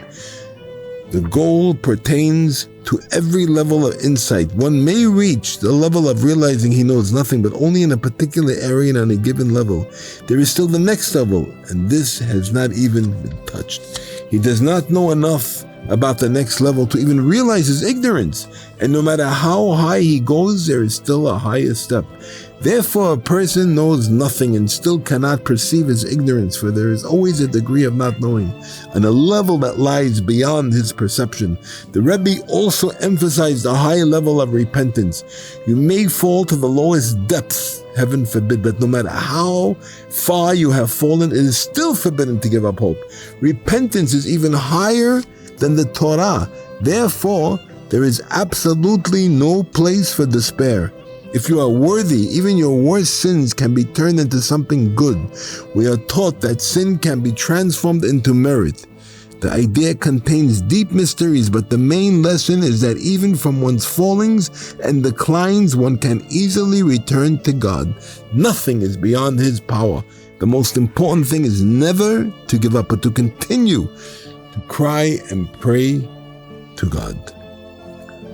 In these times, it is very difficult for a religious person to have wealth. To obtain riches, he must suffer a great spiritual decline. Yet even after this, there is no guarantee of wealth, for even the wicked or irreligious can be poor. If one is truly religious, then he is always far from riches. When the temple was destroyed, wealth fell into the realm of the klipot or husks. It is written, she fell with wonders. In Hebrew, the word wonder is palayim.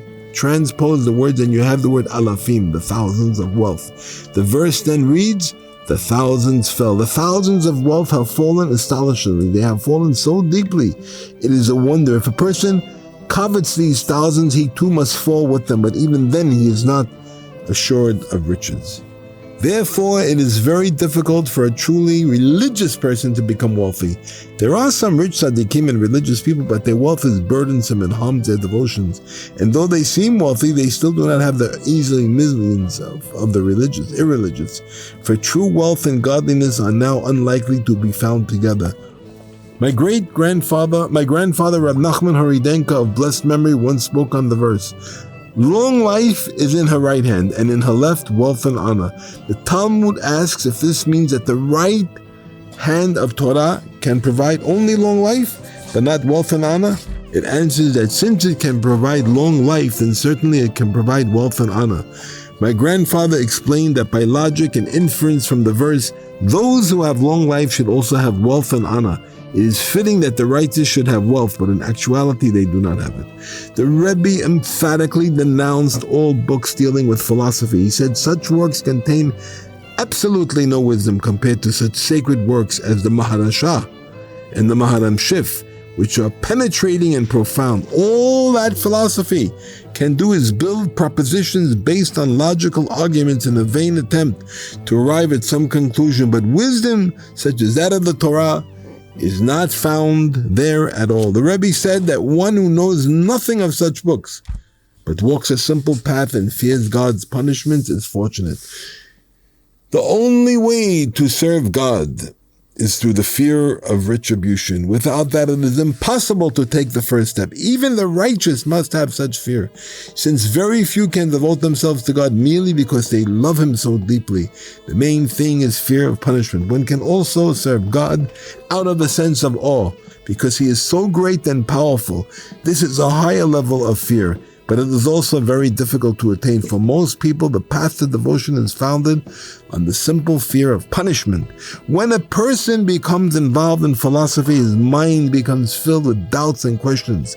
These reinforce man's inborn wickedness, his nature to be drawn to worldly temptations. This can be overcome only through the fear of punishment. Only then can he actually begin to serve God. But philosophy raises double and questions that strengthen one's natural inclination towards the desires of the world. This is why we never find a person has become upstanding and God-fearing through the study of philosophy. Although such works do contain some discussions of good traits and the like, they add up to nothing. One loses much more than he gains. At the end result is a great confusion. The severe prohibitions against studying such works has been noted elsewhere.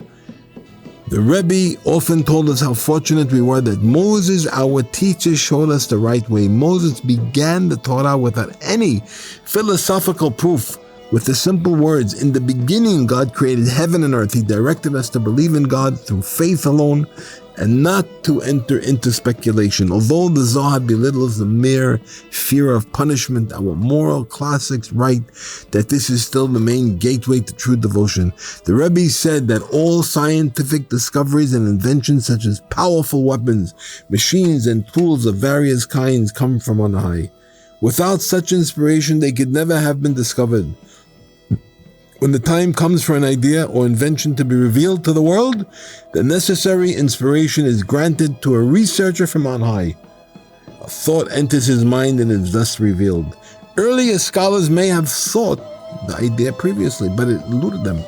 Only when the time comes for a discovery or invention to be revealed is inspiration granted to a scholar seeking it. However, inspiration comes from the place associated with the seeker. If he seeks secular wisdom, then his inspiration does not come from the realm of holiness, but from the other side. To beg the comparison, a similar thing occurs when an individual discovers new meanings and ideas in the sacred stories. Were the ideas not sent from on high, they would never have occurred to him. Every insight comes from on high, each thing emanating from its specific place. Each idea has its own place. There are thousands and thousands of different levels. All discoveries sacred or profane, are sent to people from on high, to each as is fitting. The evil inclination is like a prankster running through a crowd, showing his tightly closed hand. No one knows what he is holding. He goes up to each one and asks, "What do you suppose I have in my hand?" Each one imagines that the closed hand contains just what he desires most. They all hurry and run after the prankster. Then when he has tricked them all into following him, he opens his hand and it is completely empty. The same is true of the evil inclination. He fools the world, tricking it into following him. All men think that his hand contains what they desire. In the end, he opens his hand. There is nothing in it, and no desire is ever fulfilled. Worldly pleasures are like sunbeams in a dark room. They may actually seem solid, but he who tries to grasp a sunbeam finds nothing in his hand. The same is true of all worldly desires. It is very good to pour out your thoughts before God. Like a child pleading before his father, God calls us his children, as it is written, "You are children to the Lord your God." Therefore, it is good to express your thoughts and troubles to God, like a child complaining and pestering his father. You may think that you have done so much wrong that you are no longer one of God's children. But remember that God still calls you his child. We are taught, for good or for evil, you are always called his children. Let us assume that God has dismissed you from being his child. Still you must say, "Let him do as he wishes. I must do my part and still act like his child." How very good it is when you can awaken your heart and plead until tears stream from your eyes, and you stand like a little child crying before his father. My grandfather, Rabbi Nachman, of blessed memory, told the following story. I was once traveling on a ship. We ran out of provisions and were without food for several days. Finally, we reached an Arab city where there were no Jews. An Arab took me in and offered me food. I had not eaten for several days and quickly washed my hands and said the blessing for bread. I was just about to take a bite when I thought entered my mind. Do not eat the bread of one with a mean eye. Our thoughts are not without meaning. And I did not know what to do. I had already said the blessing, but I realized the significance of this thought and was determined not to eat anything of this Arab. Just then another thought entered my mind. I have commanded the Arabs to feed you. And then I ate. When the Rebbe told this story, he commented how proper it was for his grandfather to act according to this thought. Every such thought that enters his mind must have contained some element of truth. The same applies to the confusing thoughts a person has to deal with. A confusing thought may enter your mind, but if you stand firm, God will send you another thought to encourage you. Similarly, you may imagine that you are no longer one of God's children, but if you do your part, God will eventually send you thoughts of encouragement and truth. All Jews are called children of God. Therefore, you should pour out your thoughts and troubles before God. Just like a child complaining to his father.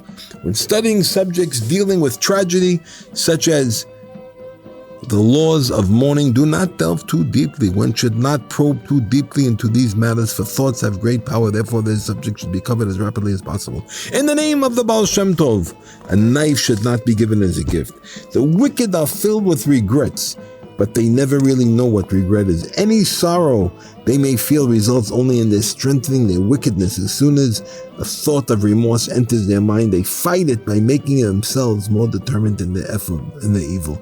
It is like two men fighting. As soon as one begins to win, the other fights all the harder. As soon as the evil detects that good is beginning to stir in a person, it fights extra hard. Understand this.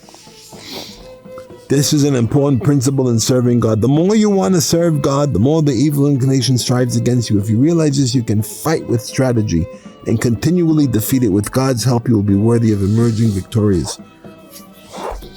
Fortunate are we, for God has been good to us and given us the holiness of Judaism. The Rebbe said, I have great joy simply because I was worthy of being in the land of Israel. The Rebbe said, I have great joy simply because I was worthy of being in the land of Israel. The Rebbe's voyage to the Holy Land involved much confusion and many frustrations and obstacles, including money. Nevertheless, he overcame all barriers and attained his goal of walking in the Holy Land. He said, I believe this and understand it fully. Every movement, every thought, and every effort made for the sake of doing something holy is never wasted. When you want to do something holy, at first you are confused and unsure. You are standing on the balance, deciding whether or not to do it, and barriers seem to spring up on every side. But when you are worthy of completing the task, your every movement, your every thought, and even the confusion you had in completing this deed are all marked for good. They are lifted on high and made into very holy and exalted things. Fortunate is he who is worthy of breaking down all barriers and completing each holy task. When people want to become truly religious and serve God, they seem to be overwhelmed with confusion and frustrations. They find great barriers in their path and cannot decide what to do. The more they want to serve God, the more difficulty they encounter. All the enthusiasm that such people have when trying to do good is very precious. Even if their goal is not achieved, all their effort is counted like a sacrifice in the category of, for your sake, we are killed each day. We are counted like sheep for the slaughter. The Tikkun states that this verse speaks of both prayer and sacrifice. When a person wants to pray, he encounters many distractions. Still, he should give himself over entirely to the task, exerting every effort to pray properly. Even if his prayer is not perfect, his every effort is like beginning a sacrifice in the category of, for your sake, we are killed each day. The same is true of all devotion. You may wish to perfect and sanctify yourself, but find yourself unable to do so. Still, the effort and suffering involved in the frustrated attempt are not in vain. They are all an offering to God, included in the category, for your sake we are killed each day, we are counted like sheep for the slaughter. Therefore, always do your part, making every effort to serve God to the best of your ability. Whatever task is at hand, do it with all your might. Keep it up, even when your dear efforts seem to be frustrated and all your attempts are in vain. Do everything in your ability, and God will do what is good in His eyes. There are many religious people who have no livelihood and find this to be a source of great stress and confusion, but even this is good for the world, and know that there are many precious words that come only from such confusion. There are many types of confusion and distraction. In the Midrash, we find that there is slumber pertaining to prophecy, when a deep sleep fell upon Abraham. On the other hand, there is a deep sleep of fools. In both cases, sleep refers to mental confusion. I envy a sincerely religious Jew such as we call an Erlich Yid. He may appear to have guts and limbs like everyone else, but he is really something more. A sincerely religious man is very precious indeed.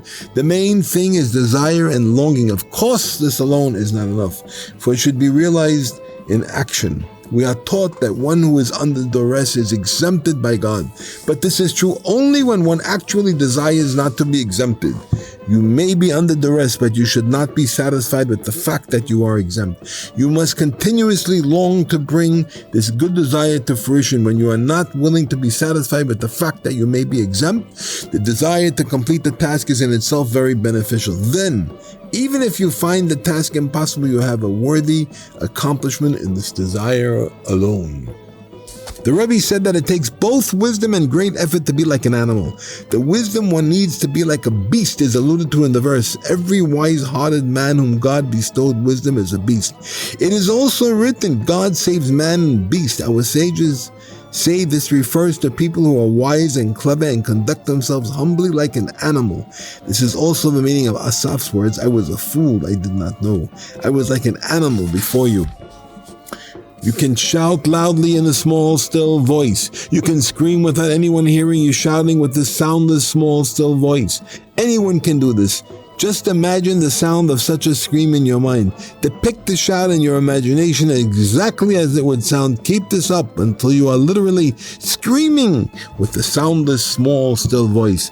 This is actually a scream and not mere imagination. Just as some nerves bring the sound from your lungs to your lips, others bring it to the brain. You can draw the sound through these nerves. Literally bringing it into your head. When you do this, you are actually shouting inside your brain. When you picture the scream in your mind, the sound actually rings inside your mind and your brain. You can stand in a crowded room screaming in this manner when no one is hearing you. Sometimes when you do this, some sound may escape your lips. The voice traveling through the nerves to the mind can activate the vocal organs. They might then produce some sound but it will be very faint. It is much easier to shout in this way without using words. When you wish to express words, it is much more difficult to hold on the voice of the mind and not let any sound escape.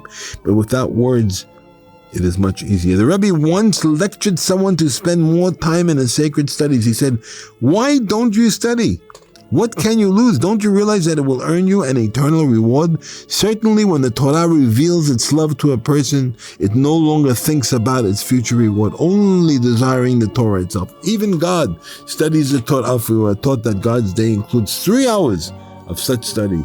In our times, the study of the Torah has fallen very low. The great rabbis of earlier eras had no knowledge of the Kabbalah, but nevertheless, they were able to perform miracles through their strength in the Torah that was so great that whatever they said would come true. The Rebbe once spoke about the printing of sacred books in his day. The number of printers of both recent and earlier works had increased. They had no lack of customers, for everyone was buying these volumes. The Rebbe said the Talmud teaches, the day will come when the Torah will be forgotten among Jews. Therefore, many books are printed and brought by people building up their own libraries so that Torah is not forgotten. Even the simplest tailor has books. As each book is published, people rush to buy it, building up respectable collections. What people do not realize is that these books are of no help unless they look into them and study their teachings. But today, Torah study has fallen very low, and few people engage in it. How can books prevent the Torah from being forgotten if nobody studies them? The Rebbe said, I have a great longing to institute a rule that each person should study a fixed amount in our sacred literature every day without fail. He said that this should apply even to those who are very far from holiness, even those who are caught in the evil trap and sin habitually. Heaven forbid. The strength of the Torah is so great that it can free them from their habitual sins. If even the worst sinners would take upon themselves a firm obligation to study a set amount every day, they would be able to escape from the evil snare. The Torah's strength is extremely great. The Rebbe's entire focus and desire was directed towards the goal of doing good and serving God without sophistication. Every good and holy thing can be done with absolute simplicity. One can study much Torah, do much good, and spend much time in prayer, all without any sophistication at all. The Rebbe continuously exhorted us to always be happy. Much of this discussion is recorded in his holy works. However, there were countless other times when he discussed this.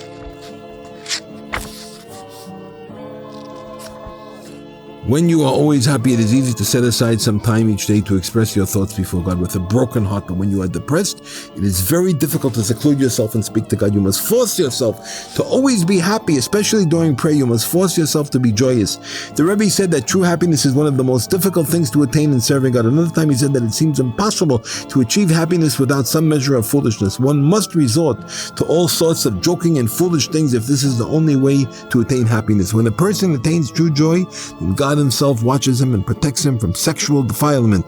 On Rosh Hashanah, one should be wise and think only good thoughts. We should keep in mind that only that God will be good to us. One must always be happy on Rosh Hashanah, and yet one must cry. On the first day of Rosh Hashanah, one should speak as little as possible. The Rebbe said that a great leader must even be more careful about this. The Rebbe himself would not even say most of the piyutim on Rosh Hashanah. He said that only what was written by Rabbi Elazar Kalir, he would omit the rest, because as a leader he was extremely careful not to say a single unnecessary word.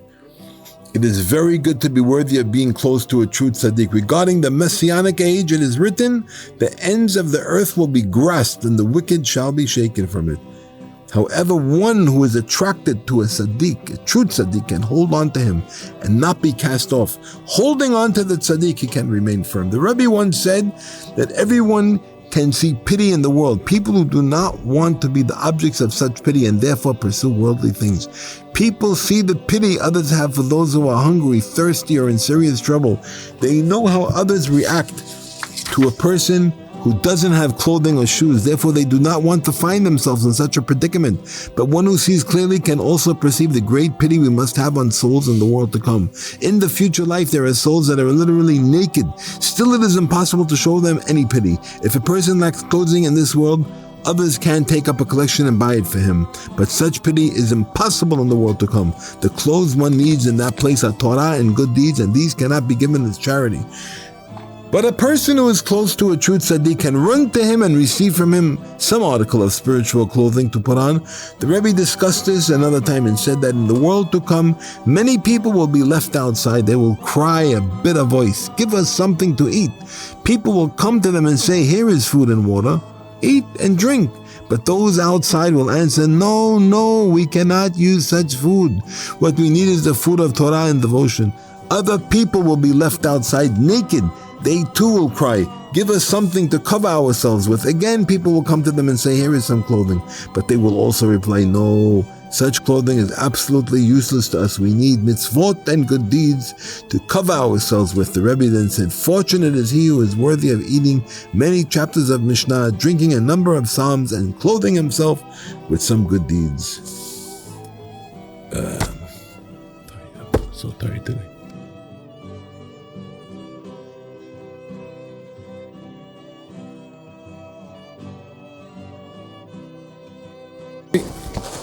The level of those who help support a true tzaddik is very great and precious. This can be understood by means of a parable.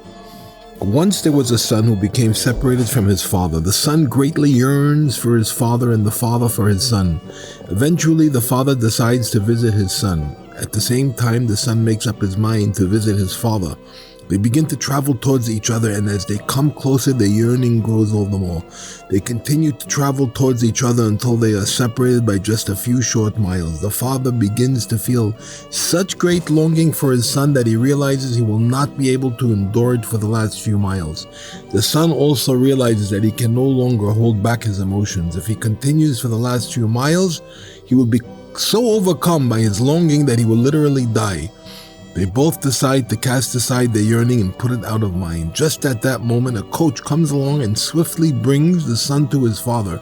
Imagine the tremendous joy that the driver brings both to the father and to the son who longed so much. A tzaddik is like a son of God. There is still a barrier separating him from his father. God has a great longing for the tzaddik. Just as the tzaddik yearns to return and come close to God, for they continue to approach each other until they are separated by just a very short distance. Their yearning becomes so great that they both realize they cannot endure it. They both decide to put their longing out of mind. God says, "Is this my only task? Do I not have many worlds?" The tzaddik also says, "Is this yearning my only duty? Do I not have many other necessary ways of serving God?" Just as with the talit, tefillin, and other mitzvot, so they both agree to set aside their yearning. Just at that moment, a Jew comes along driving a coach. He brings the tzaddik his livelihood and thereby brings him close to God, for a tzaddik eats to satisfy his soul. This is the concept of he will satisfy your soul with splendor. Through the livelihood that the Jew brings him, the tzaddik eats and attains the lights of splendor. The splendor causes the barrier to vanish, allowing the tzaddik to approach God. The person who supports a true tzaddik is thereby responsible for the immeasurable joy when the tzaddik is able to be close to God. The thoughts in one's mind are truly among God's wonders. Thoughts exist in the mind in groupings, like bundles stacked one on top of another. When a person needs a fact, he remembers it by drawing it from the place in his mind. This itself is a great wonder, for where was this thought located until now? Many associations and symbols are located in these bundles in the mind. One remembers a fact because he encountered some idea that stimulates the association and symbolism associated with a particular thought. That idea is then brought forth out of all of the bundles arranged in his mind. When a particular thought emerges, all the other thoughts in his mind are turned over and rearranged in a different pattern. It's just like the physical case where removing something from a parcel or pile causes its entire order to be rearranged. Most people think of forgetting as a serious drawback, but to me it has a great advantage. If you did not forget, it would be utterly impossible to serve God. You should remember your entire past, and these memories would drag you down, not allow you to raise yourself to God. Whatever you did would be constantly disturbed by your memories of the past. The past is gone forever and need never be brought to mind, because you can forget you are no longer disturbed by the past. It was the Rebbe's practice never to replay finished business in his mind. He put it out of his mind and never thought of it again. This is very precious to consider when serving God. Most people are distressed by past events. especially during prayer. When a person recites his prayers, his thoughts are constantly disturbed by memories of the past. He may think about his housing or household affairs, worrying whether he did something wrong or neglected something important. While attempting to serve God through prayer or study, he might become troubled by his many sins and shortcomings. This is a universal problem, and each person knows his own difficulties. The best advice is simply to forget. As soon as an event is over with, forget it completely and never think about it again. Understand this well, for it is a very important concept.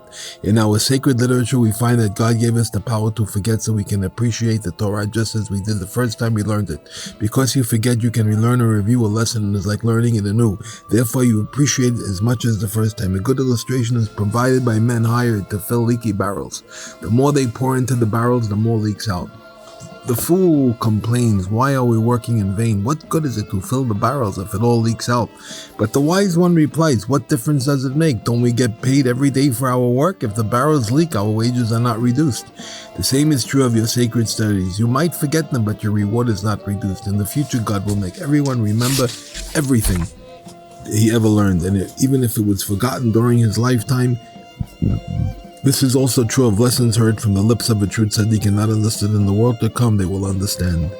The Torah exists mainly for the soul. In the future life, all souls will remember and understand everything they heard and studied in this world. Fortunate is he who fills his days with much Torah and devotion. You must have great enthusiasm in serving God. Be eager to do as much as possible every hour and every day. Deeds are the main thing. Study much, keep many mitzvot, spend much time praying and pouring out your heart before God. You must do as much as possible in every way. Even so, do not feel overwhelmed. You may find different kinds of devotions in the sacred literature and ask, when will I be able to fulfill even one of these devotions? How can I ever hope to keep them all? Do not let this frustrate you. Go slowly, step by step. Do not rush and try to grasp everything at once. If you are over hasty and try to grasp everything at once, you can become totally confused. When a house burns down, people often rescue the most worthless items. You can do the same in your confusion.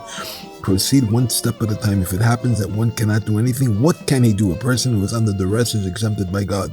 Even though there are many things you cannot do, you should still yearn to fulfill them. The longing itself is a great thing, for God desires the heart. The Rebbe had many discussions regarding this, all containing good advice about training oneself to serve God. It cannot be all recorded, but if you are wise and have the desire, you can begin to understand what we have written. Attempt to go through all of our sacred books in the course of your lifetime.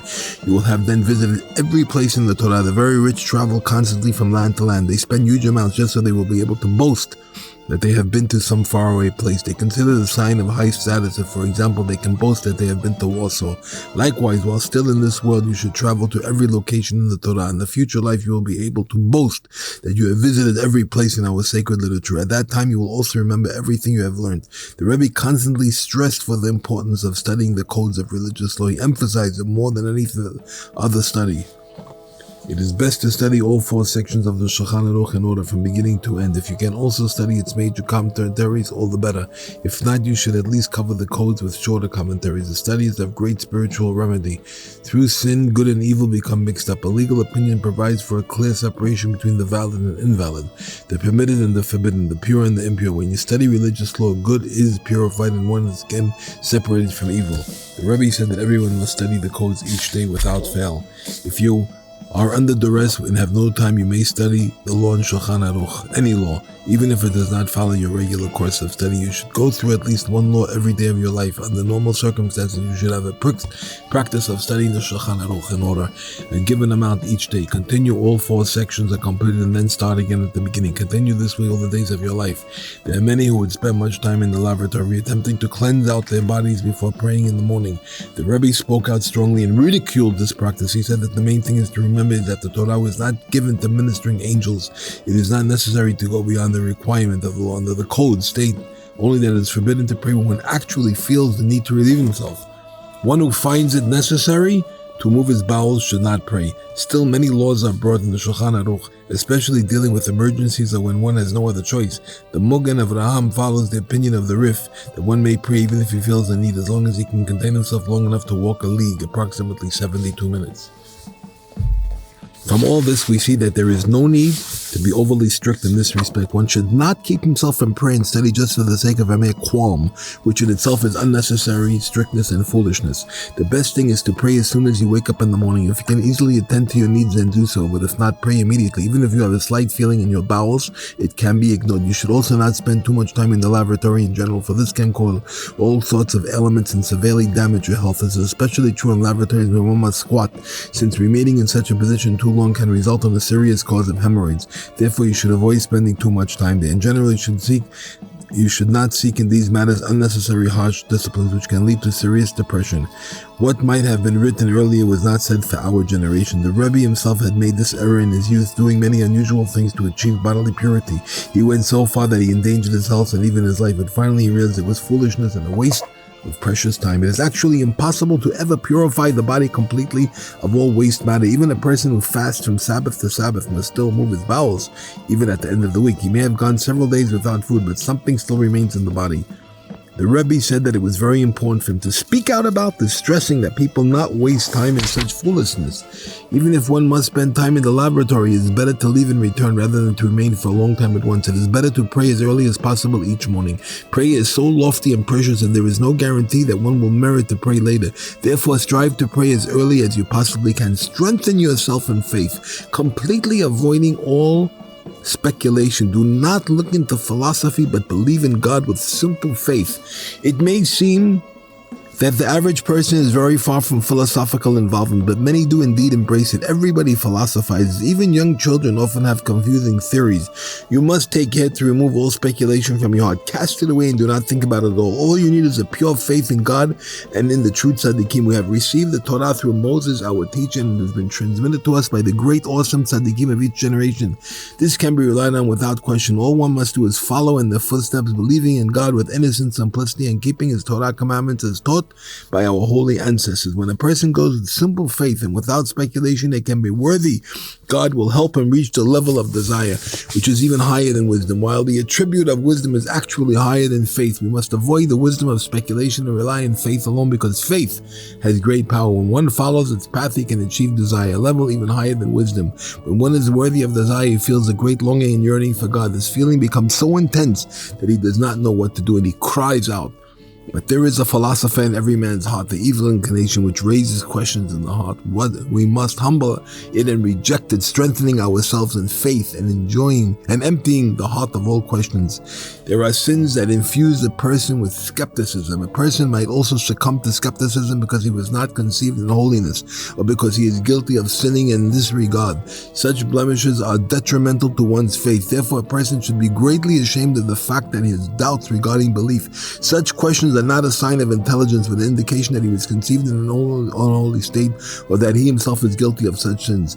These are the things that cause one to doubt the essence of our faith. God's glory fills all the earth, for the whole earth is filled with his glory. A person must realize this and remember that his doubts are divorcing him from the living God and uprooting him from the life of all life. We need not describe the great shame a person should have because of such doubts, but with heartbreak and shame, he can expel and destroy all these questions. Faith is a very strong thing. It can greatly fortify your life. If you have faith, then you have a source of comfort and inspiration even when troubles strike. You realize that all troubles are ultimately for your good and are an atonement for your sins. You believe that God will be good for you in the end, both in this world and the next. The faithless skeptic, on the other hand, has nowhere to turn when troubles strike. He is utterly alone, with nothing to enliven or comfort him. It is impossible to put everything into writing, but an intelligent person should be able to build on this himself. The main thing is simple faith. With it, one can be strong in this world and in the next. Happy is he who has such faith, for he will never be moved. There are souls conceived in absolute holiness. Whether a person with such a soul comes down in this world and is not subsequently tainted with sin, he does not have any doubts. Even if others express their skepticism in such a person's presence, his mind is not disturbed. Like an Enoch, which is not aroused by lewd conversation, he remains totally oblivious, his ears and deaf to all their speculation and confusion. Even one who is not endowed with such an extraordinary soul can realize that the average person's questions are mere foolishness. Upon close examination, these questions turn out to be no questions at all. Many people are disturbed by questions for years, not realizing that their questions really contain the answers. Only their lack of intelligence makes them seem like question is in the first place. But they have questions like those one might ask a child. If we have a broken window, why replace it with a pane from the next window if a bird can then fly through the remaining empty frame? Such a question actually includes its own answer, but a child does not realize this and considers it a very difficult question. He will ponder it and not know what to reply. But the question itself is very foolish. The question about the bird is really the answer for the first foolish question. The reason why we do not use the adjacent path pane is precisely because it leaves a space through which a bird can fly. A young child does not have enough intelligence to realize that the answer is included in such a question. Precisely for this reason, the question seems very difficult, and the same is true of many people. A foolish question enters their mind and they have no idea that this question actually includes its own answer. It seems like a difficult question, but this is due to the lack of intelligence. Understand this well, consider all this and be of strong faith. Flee from the foolishness and confusion and cast all questions and doubts from your mind. Another time when the Rebbe was discussing faith, he remarked, the world considers faith a minor thing, but I consider it an extremely great thing. The path of faith is empty of all sophistication and speculation. It is the innocent faith of woman and the ordinary religious person. Faith is like charity. The Torah says of Abraham, he had faith in God and he counted it as charity. Through faith, one is worthy of having children. The Hebrew word for faith is emunah. Turn the letters into numbers, and the gematria is children, banim. The Rebbe said, great atheism is coming to the world. Many times he told us that the world's many sins are resulting in great unbelief. Fortunate is he who is strong in his faith in these times. The Rebbe said that the fact he is predicting this will not prevent this godlessness and confusion from increasing, and it would still be necessary to fortify one's faith. Thousands of years ago, Daniel and others also predicted the unbelief would proliferate in the days before the Mashiach. They said many will purify themselves and be refined and make themselves shining white. The wicked will act wickedly and only the wise will understand.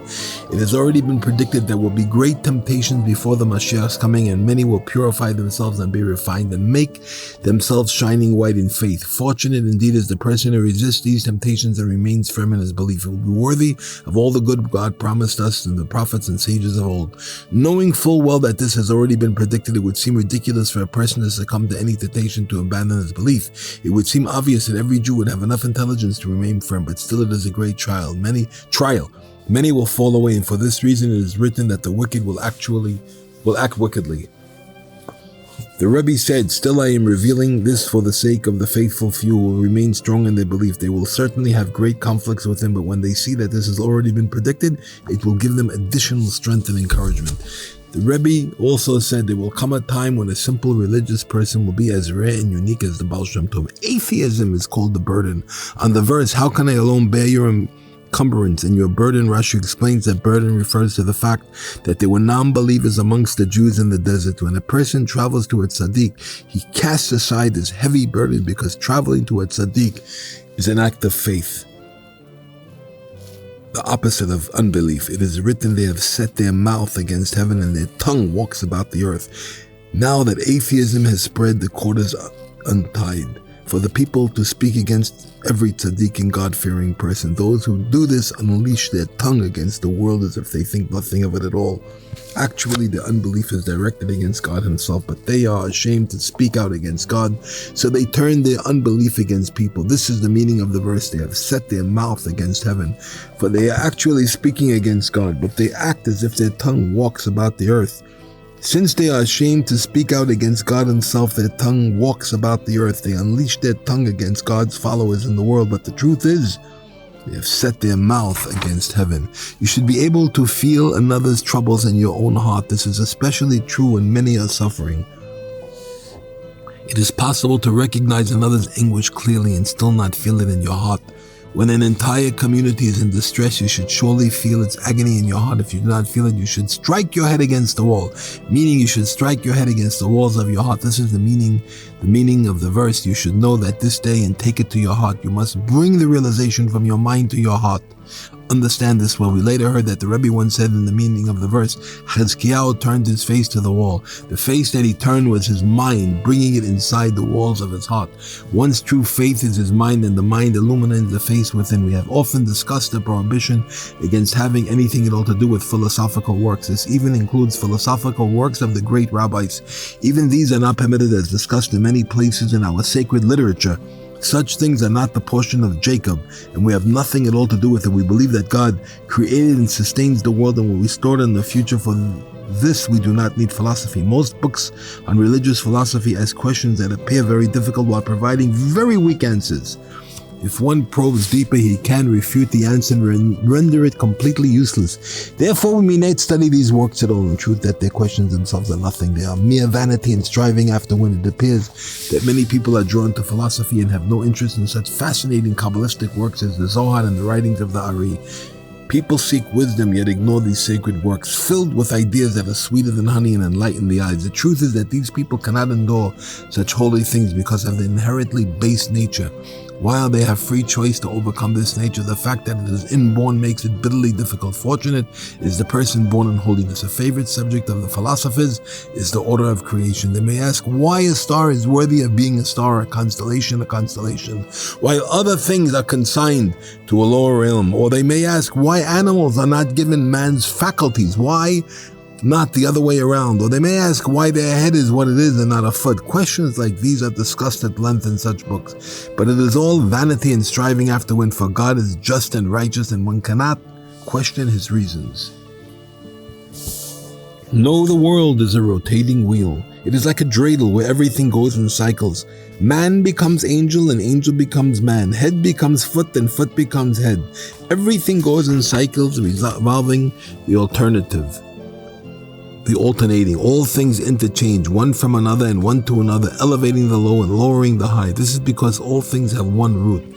There are transcendental beings such as angels which have no connection with the material. There is a celestial which has some connection with the materiality. Finally, there is this lower world which is completely material.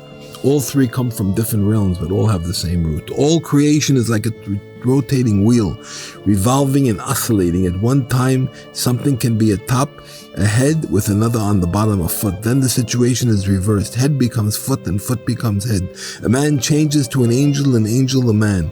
Our sages teach us that angels were cast down from heaven, entered into physical bodies, and were subject to all worldly lust. Other angels were sent on missions to our world and clothed themselves in physical bodies. We also find cases where human beings literally become angels. For the world is like a rotating wheel. It spins like a dreidel, with all things emanating from one root.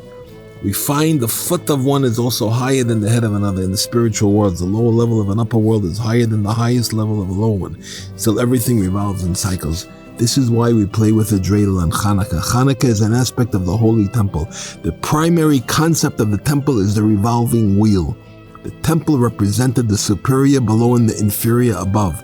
God lowered his presence into the temple. This corresponds to the superior below. The form of the temple was engraved on a high. This corresponds to the inferior above. The temple is therefore like a dreidel, a rotating wheel where everything revolves and it is transformed.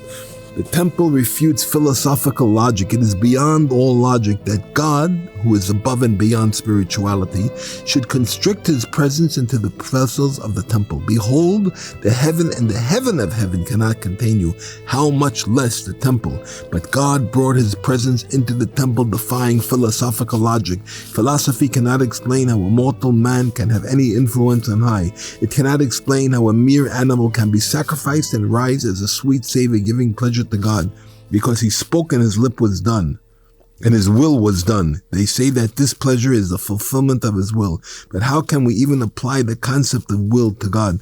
However, God, by placing his presence in the temple and accepting the animal as a sweet savor, contradicts philosophical logic as illustrated by the dreidel, the rotating wheel. It is part of the superior below and the inferior above. Between potentiality and actuality stands the power of Hayel. Before anything comes into being, it exists in potential. Coming from potentially to actuality, it must first pass through the intermediate stage of Hayel. Thus, all reality emerges from the Hayel. The Hayel is the starting point of all creation. The three categories of creation, transcendental, celestial, and material, all come from this common root, and they interchange. They all revolve around the root. The letters on the dreidel are Hey, Nun, Gimel, Shin. Hey is Yehud, is Hayuli, the Hayel. Nun is the Nidva, the transcendental. Gimel is Galgal, the celestial, and Shin is Shafal, the material. The letters of the dreidel thus encompass all the categories of creation which turn in cycles, alternating and revolving, one thing becoming another. Chanukah means dedication. That is dedication of the temple, the superior below and the inferior above. This wheel that revolves is the dreidel. This is also the concept of redemption, whose essential feature is the temple, the superior below and the inferior above. When the Jews crossed the Red Sea after the redemption from Egypt, they sang, "You brought them and planted them on the mount of your inheritance, the temple, my Lord, which you had established. With your hands established." Redemption was for the sake of the temple, the revolving wheel in which the superior is below and the inferior above. It shows that all things have one root. This is the meaning of the letters of the dreidel. Gimel, Shin, Nun, and Hey. These are the first letter of the words Ga'alta Shevet Nachalatecha Had Zion. You redeemed the tribe of your inheritance, Mount Zion. This relates to you brought them and planted them on the mount of your inheritance. It is the aspect of the temple symbolizing the revolving wheel, which is the main concept of redemption. This idea is discussed further in the lesson that Rebbe gave on the same Chanukah on the verses, and it came to pass at the end. He will lead them with compassion. The lesson speaks of the superior below and the inferior above, as well as the fact that Chanukah commemorates the rededication of the temple. The surrounding powers discussed in the lesson are an aspect of the dreidel, the revolving wheel, since these surrounding powers encompass and rotate. Wisdom here is an aspect of the Hayel. Study the lessons carefully and you will understand. All this we can return to our original discussion. We have no need of philosophy, which is anyway strongly forbidden. We must have faith in God that He created, sustains, and will eventually renew all worlds. Brokenheartedness and depression are not at all the same. Brokenheartedness involves the heart, while depression involves the spleen. Depression comes from the other side and is hated by God. But a broken heart is very dear and precious to God. It would be very good to be brokenhearted all day long. But for the average person, this can easily degenerate into depression. Therefore, you should set aside some time each day to express your brokenheartedness to God. But the rest of the day, you should be joyful. The Rebbe emphasized many times, telling us not to be brokenhearted except for a fixed time each day. Other than during that period, we should always be joyful, but depressed, never. Depression is like anger and rage. It is like a complaint against God for not fulfilling one's wishes. But a person who has a broken heart is like a child pleading before his father. He's like a baby that is crying, distressed because his father is far away. Depression can cause a person to forget his name. The Rebbe once spoke in a light vein about the dead who are asked their name by an angel and cannot remember it. He said that the name is forgotten because of the dead person's great sadness and depression.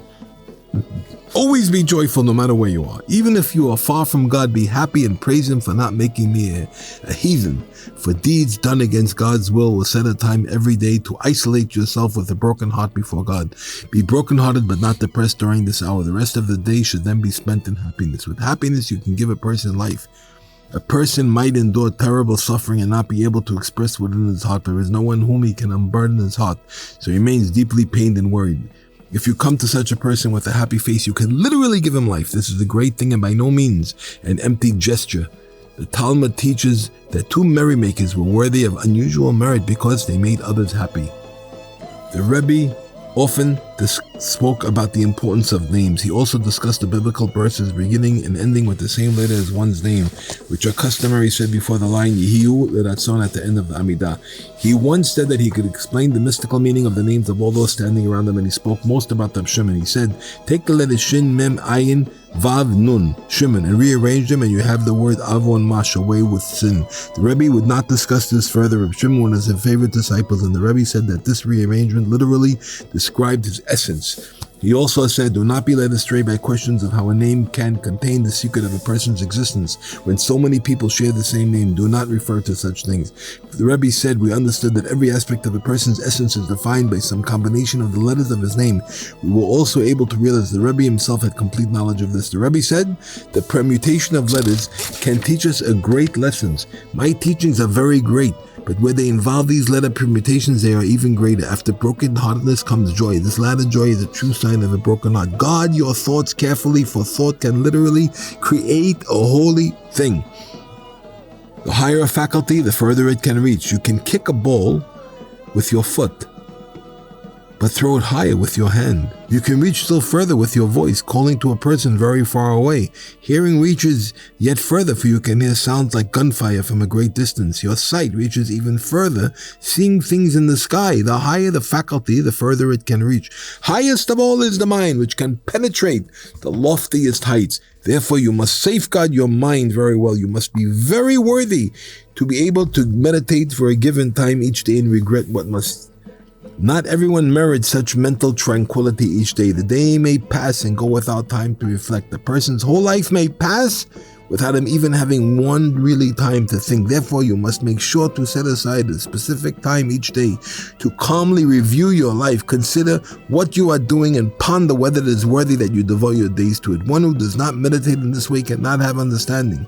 Although a person may be able to concentrate at times, he cannot do so for any length of time. His power of concentration remains weak and cannot be maintained, and so he does not appreciate the foolishness of this world.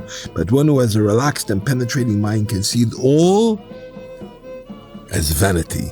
Many desire to travel widely and become famous and powerful, but this is vanity and striving after the wind. It is all the more foolish because such fame does not actually result in pleasure and satisfaction even in this world, and it mainly results in suffering and insults. One of the Rebbe's followers once had a strong desire to become a renowned religious leader. The Rebbe told him, "You won't even say the grace of meal sincerely. Everything you do will have to be acceptable to others. You won't be able to do anything solely for the sake of God." The Rebbe often spoke about his childhood piety, his awe, his holiness, and alacrity. He said that he had begun anew many times each day, would begin the day with deep devotion, resolving them from then on. He would be a true servant of God. Then the temptation of food or such would get the better of him, and he would fall from his high level of devotion. But on the same day, he would begin again with new resolve towards true devotion. Thus the Rebbe would fall and begin anew many times each day. He often told us how he continuously began serving God anew. This is an important rule in devotion. Never allow yourself to fall completely, even if you have already slipped in your service of God. At times, your prayer and devotion may seem devoid of meaning. Strengthen yourself and begin anew. Act as if you were just beginning to serve God. No matter how many times you fall, rise up again and start again. Do this again and again. Otherwise, you'll never become a true true Jew who is coming close to God. Draw yourself towards God with all your might. Remain strong no matter how low you fall. Whether you go up or down, always yearn to come close to God. No matter how low you have sunk, stay resolved and determined to draw close to God and to yearn and pine for Him and cry out to God. Do everything you can to serve Him in joy. Without this inner strength, you will never be able to truly approach God. Keep going until you are willing to serve God your whole life, even without a promise of reward. You may imagine that you are so far from God that you have no future reward. You must still serve Him as you can, even without such a promise. It may seem that you are heading for Gehenna. Nevertheless, you have a responsibility to do what you can. Continue to serve God as best as you can. Snatch a good deed, a lesson, a prayer, and God will do what is good in His eyes.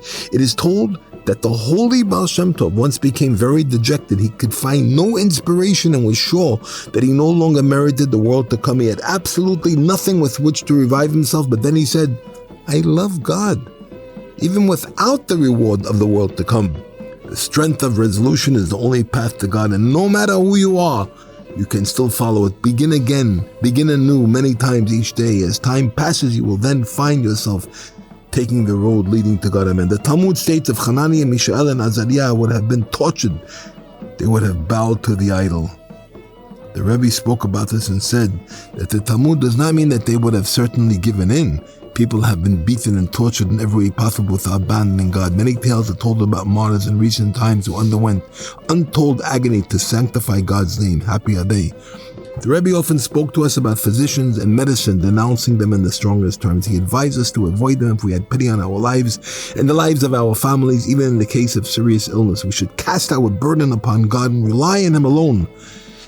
We should not place our lives in the hands of even the most outstanding of the physicians, for they are closer to death than to life. The precise remedy depends on each individual's nature as well as the exact time, season, and other variables. Doctors themselves admit that even the greatest physician cannot take all these factors into account without error. Therefore, they can easily do irreparable damage. This is true of even the greatest physicians. The charlatans in our vicinity do not know their right from their left, and are literally murderers, killing people with their own hands. One should flee from them as a bowshot, not putting his life on the line with them. It is a great danger even to depend on the greatest physicians, for one who falls into their hands distances himself from life. The Rebbe spoke at great length, but it is impossible to record everything he said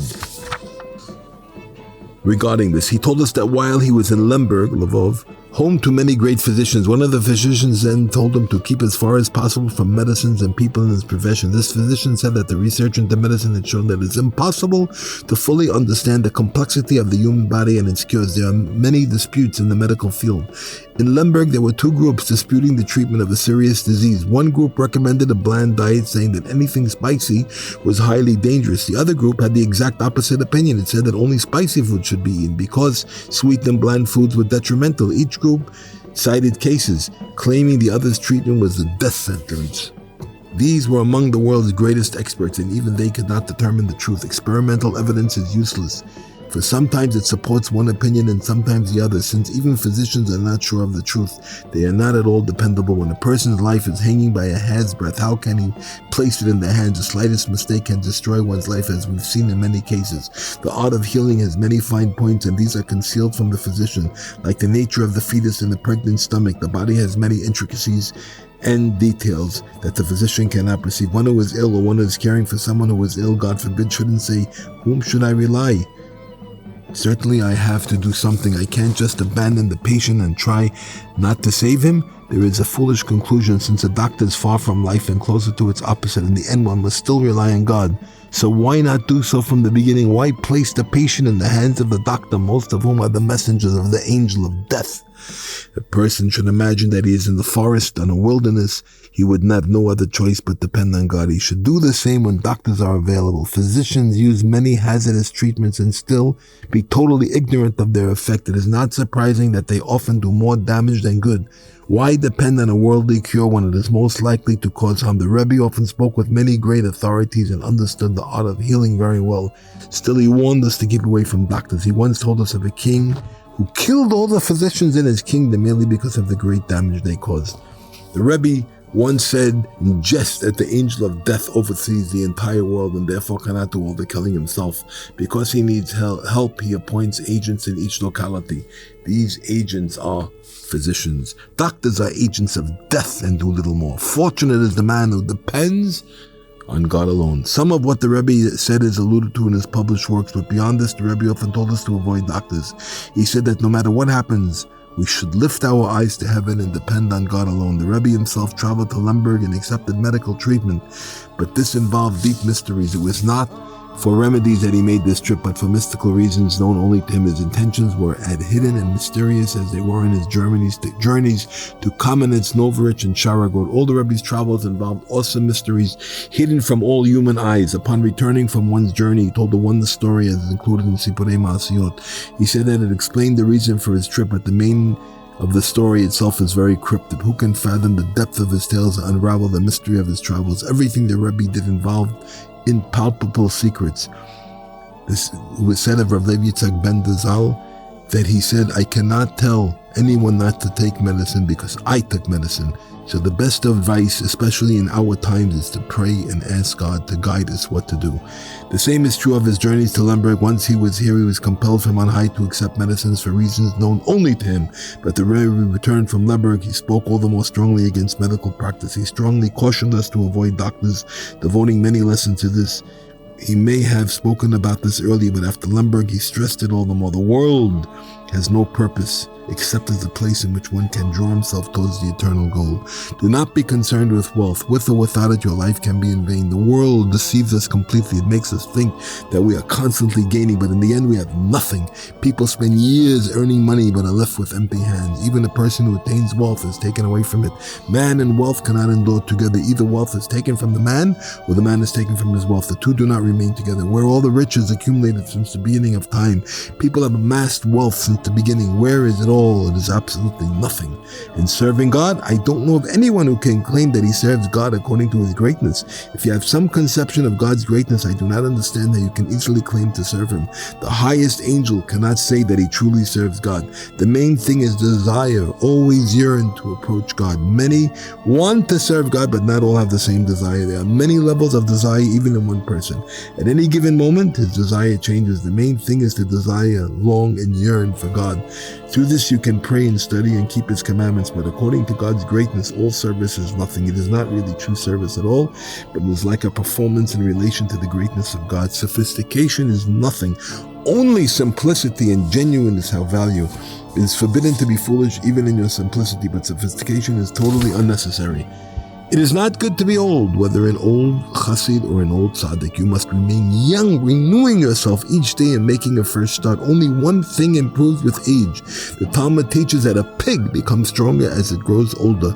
Do not be a fanatic. Serving God is not fanaticism. It is those who pursue worldly goods are the true fanatics. The world would consider you a fanatic if you abandon all worldliness in your quest for godliness, but you needn't go far, for you can serve God with restraint. Take my advice and do not let the world fool you. It may try to deceive you, but it will never let things end well. Even for those who acquire all it has to offer, not only will they be harmed, but future generations will be damaged and destroyed. Non-Jews as well need to know this. If the world is nothing, then what can one do? To know this, a person must have help from I, but Israel needs no further help, for the Torah has already taught us.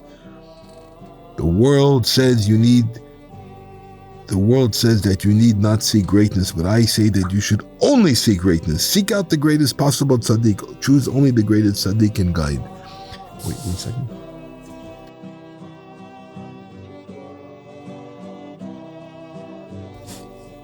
Desires that oppress a person may not be desires at all. One must eat and drink, but it is a necessity. The body must be sustained. Likewise, one must beget children. This is all necessity and not desire. It can be accomplished in holiness and purity. Your mind can withstand any temptation. It is written, God gives wisdom to the wise. Every man has the potential for wisdom. It is the potential that must be used. This potential alone can overcome all temptations, but God also gives wisdom to the wise, and this can grant you even greater strength. You may have succumbed to desire and sinned in many ways. You may have blemished your intellect, making it confused and weak, but still, you have some intelligence, and this alone can overcome all desires. One grain of intelligence can overcome the world and all its temptations. Wherever you are, you can be near to God. You can approach God and truly serve him, even in the deepest pit of hell. The Rebbe commented that a person needs tremendous effort of God's help, and sometimes both, before the impurities in the mind are cleansed. When you accomplish this, you will not want anything in this world. Everything will be the same to you. It is written, when you go forth, it will guide you. When you lie down, it will watch over you. And when you are awake, it will speak to you. Sages say, when you go forth, if the Torah will guide you in this world, when you lie down, it will watch over you in the grave, and when you awake, it will speak to you in the world to come. When you desire only God and his Torah, everything is the same to you. There is no difference between this world, the grave, and the next world. In all three, you can grasp onto God and his Torah. But if you grasp at this world, there is an agonizing difference. The world is spread before you, but the grave is a tight, cramped place. Purify your mind, and all will be the same. It is written, the whole world and the whole earth is filled with his glory. God's glory cries out from all things. Even the story of all the nations ring with God's glory. This is the meaning of the verse. Let the nations tell of his glory. It is even reflected in their tales. God's glory always cries out, calling you to come close to him. For God, with all his love and mercy, wants you to be close. Sometimes in the middle of your prayers, you become inflamed, and the words flow from your lips with burning devotion. At this time, God's own light is inside you, beckoning you to draw near. This arousal is a spark of God's own essence. It is written, he is your praise, he is your God. God himself is in your praise and prayer, and at times you pray right in front of God. Sometimes when God withdraws and is far off, you must still pray to him. It is written, throw your burden upon God. You must literally throw your prayers towards God from afar. The Tikkun Zohar states, happy is the man who knows how to throw arrows. These are the prayers that must be thrown towards God. If you have faith, you are truly alive. When you have faith, every day is filled with good. When things go well, it is certainly good, but when you have troubles, it is also good. For you trust that God will eventually have mercy, and the end will be good. Everything must be good. for it all comes from God. The life of a person who does not have faith is really no life at all. When evil befalls him and he loses all hope, there is nothing to rouse or comfort him, for he has no faith. He goes without God, and his providence has no good. But if you have faith, your life will be good and pleasant. God does not do the same thing twice. Even when a soul is reincarnated, it is not completely the same. The soul has a level of nefesh and a level of ruach, and the two are never brought back in the same combination. The nefesh may be reincarnated, but always with a different ruach. The complete soul is not the same, for God does not do the same thing twice. The Rebbe once spoke of the good one earns in the world to come through serving God. He said that we call this reward good, because there is no other word in human language to describe it. But it is really so much higher than any concept of good that the word is totally inadequate. The most we can say of the world to come is that it is good, but really it's so much greater, and no one has ever seen it other than God. You may think that you were removed from particular temptations such as a desire for wealth. Still, you may be worse off than someone else who is steeped in that desire, because you may be so deeply involved in another desire that it totally overshadows even the desire for riches. Having a desire that can completely overwhelm another desire surely makes you much worse off. The desire in which you are involved may be less significant than the one you are avoiding, but still you are worse off, since you have fallen so deeply into a worldly desire that you have become oblivious to all others. A stubborn infant can literally strike his head against the wall to spite his mother. There are some people who exhibit the same stubbornness and lack of self-control. They give up every pleasure because of some stubborn, overpowering desire. The Rebbe once told us that in his youth he was greatly afraid of death. He feared this greatly. Even so, he would ask God to allow him to die for his sake. The Rebbe did not remember how long this lasted, perhaps for a year. All during this time, he would not say a prayer without also asking God to allow him to give his life for his name. He constantly included this petition despite his great terror of death. So great was the Rebbe's fear of death that these prayers themselves were like giving his life. From this we learn that to serve God you must overcome precisely the thing that overwhelms you the most. It is written, you should love the Lord your God with all your heart and with all your soul and with all your might. According to the Talmud, with all your soul means that one should give his life for God. With all your might means the same is true of all of one's money. The Talmud then asks, if one must give his life for God, why is it necessary to state that he must also give his money? It answers that there are some people who value their wealth more than their lives. When you want to come up with new ideas in the Torah, you must concentrate on one particular subject. Take a verse or a topic and review it many times, hammering on the door until it is open for you. Sometimes a thought flashes through your mind and then escapes. You must be a man of valor, pursuing it until it is recaptured. The best thing for children is to keep a proper distance from them and not playing with them all the time. It is best not to be overly attentive. A young girl was once injured in an excavation where they were building new houses in Bretzlav. Several other people were also in danger. The Rebbe had a long discussion with us regarding building. Following are his words. I've thought deeply about the concept of building, and I see that no one involved in it remains unharmed. This is true of both Jew and non-Jew. People are involved in building because the world cannot do without it. Therefore, people choose this trade. This may be a complex matter, but still no one involved in building remains unharmed. The Talmud teaches whoever engages in building becomes poor. The Hebrew word nisnaken, becomes poor, comes from the word nisken.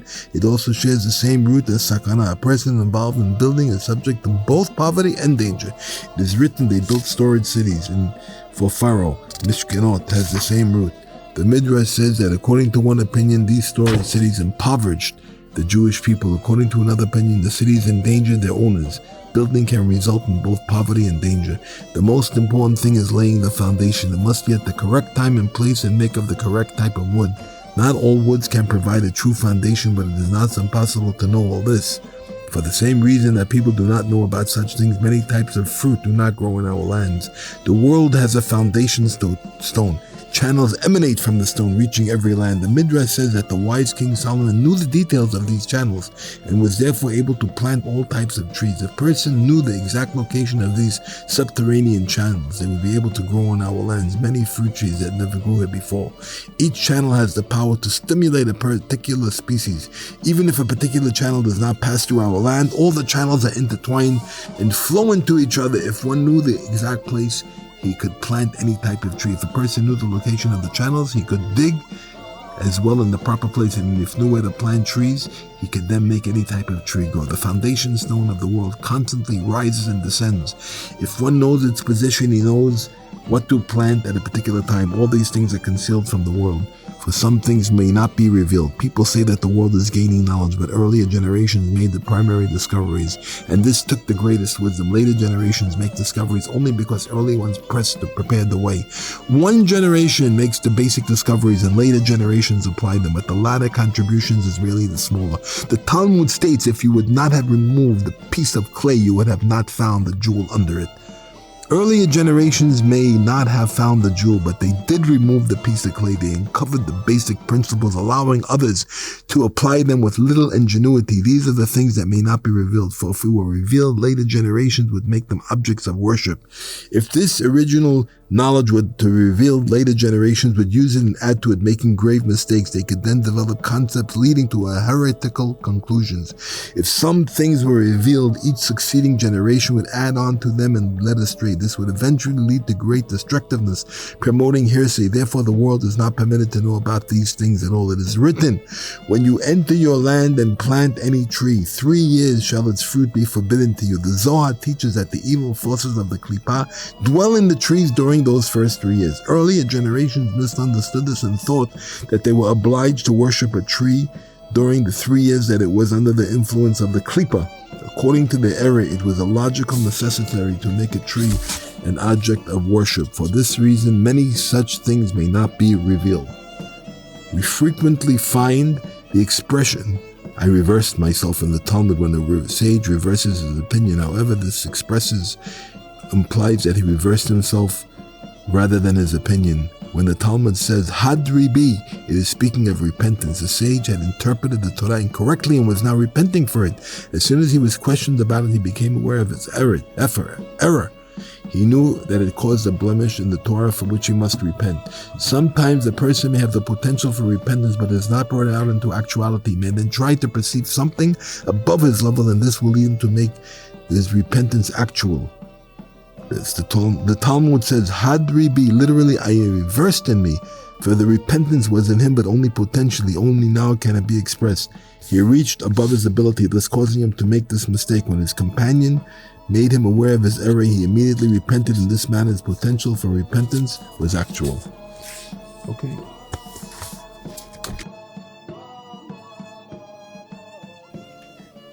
Let's stop. Okay. Human thought has tremendous potential. Thought can bring about many things, even inflation. When thought is intensely concentrated, it can exert great influence. Every faculty of the mind, both conscious and unconscious, down to the innermost point, must be focused without distractions. When many people do this, their thoughts can actually force something to take place. To accomplish this, the concentrated thought must spell out every step of the desired result in detail. However, a diffused, generalized thought is like an incomplete vessel.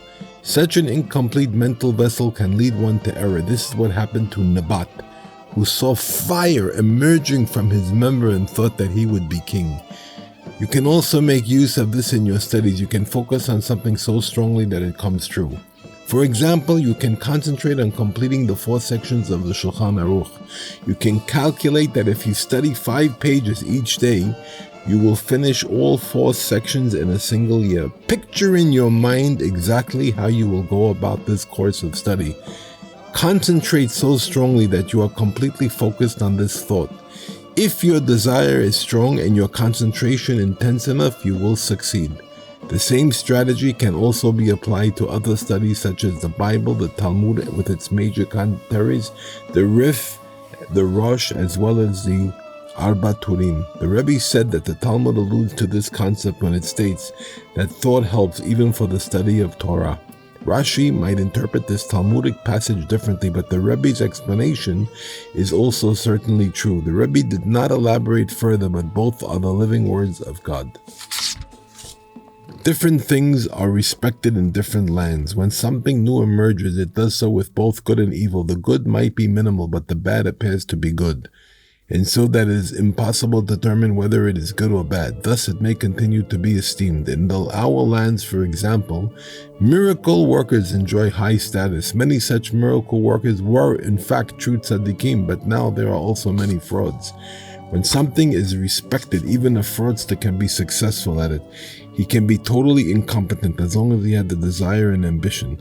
It also depends on where you begin. Suppose you want to play the miracle worker. If you start with the general populace believe such things, you'll be successful. Once you have a reputation amongst the gullible, even the skeptics will follow you. Even if you begin in a place of skeptics where you are ridiculed, you will not have a chance. For example, in places like Germany, miracle workers are not accepted, but begin where you are respected, and once you have a reputation, even skeptics will become your followers. The same is true of the particular customs of tzaddikim in our lands. There are other places where these customs are unheard of. In Muslim lands, for example, religious leaders have the title of Chacham and do not have anything that even resembles such customs. In our area, certain customs are accepted as being the hallmark of a tzaddik. Anyone can adopt these ways and can be accepted as a tzaddik. May God reveal the truth, amen. The very fact that miracles are accepted in a certain place can actually make them a car. But this is not always the case. Fame and prestige prove nothing. Status is not related to merit. One worthy deed can result in a rank that once attained is never lost.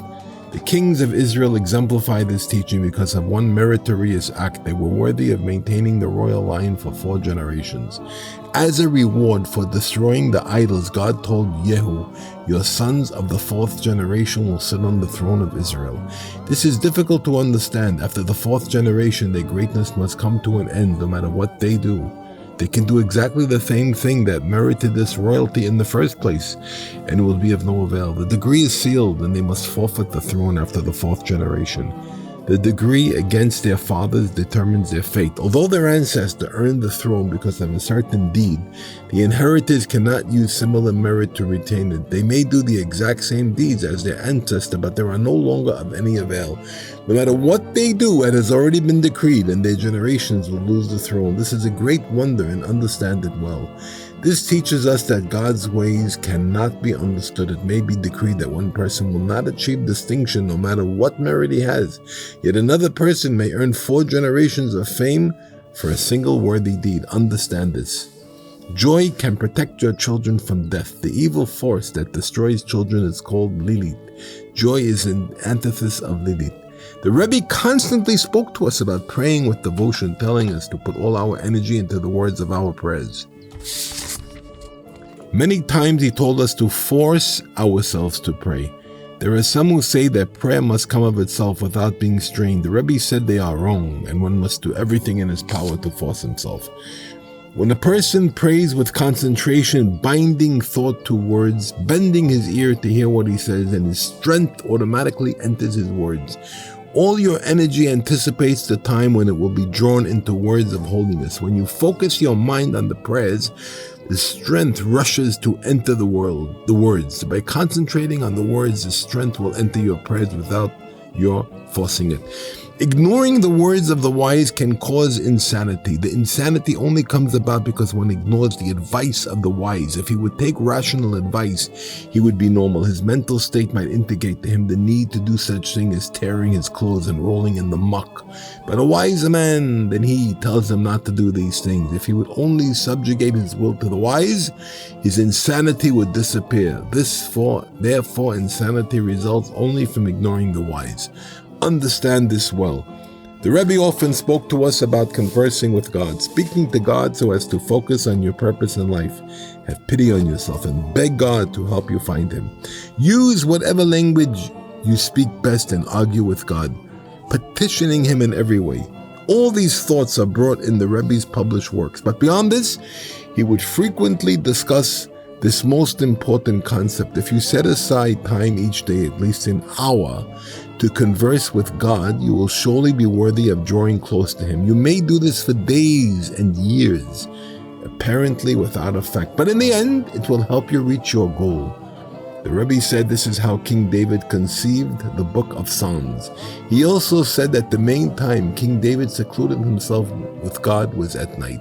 Under his covers in bed, hidden from the sight of all others, he would pour out his heart before God. This is the meaning of the verse, "I speak every night on my bed in tears. Happy is he who follows this practice, for it is above all else." Look carefully and read what is written. Follow what is written there and you will be worthy of truly expressing your thoughts to God. The Talmud states, "Sing to the one who rejoices when conquered." There are times when you must even conquer God. You may feel that God rejects you because of your sins. You may think that you are still not doing His will, but remain strong and throw yourself before God. Spread your hands to Him and beg that He have mercy and let you still serve Him. It may seem that God is rejecting you, but cry out, no matter what, "I still want to be a Jew." This is the way you overcome God. God has great joy when you conquer Him this way. A law was about to be passed, bringing much evil to the Jews. The Rebbe then said, "How do we allow God to bring evil in the world? We must call God away from all His other tasks. We must draw Him away from sending evil decrees to the world. We must tell Him to put everything else aside and to listen to us, for we want to ask Him to draw us close." When a Jew wishes to speak to God, God puts aside everything else. Even evil decrees are set aside at this time. God puts everything aside and listens only to the person seeking His presence. The Zohar states that repentance does not help for immorality, and particularly for one who spills his seed for naught. The Rebbe said that this is not true, for repentance helps for all sins. He also said that he was the only one who truly understands that saying in the Zohar, for repentance truly helps no matter how much a person has sinned.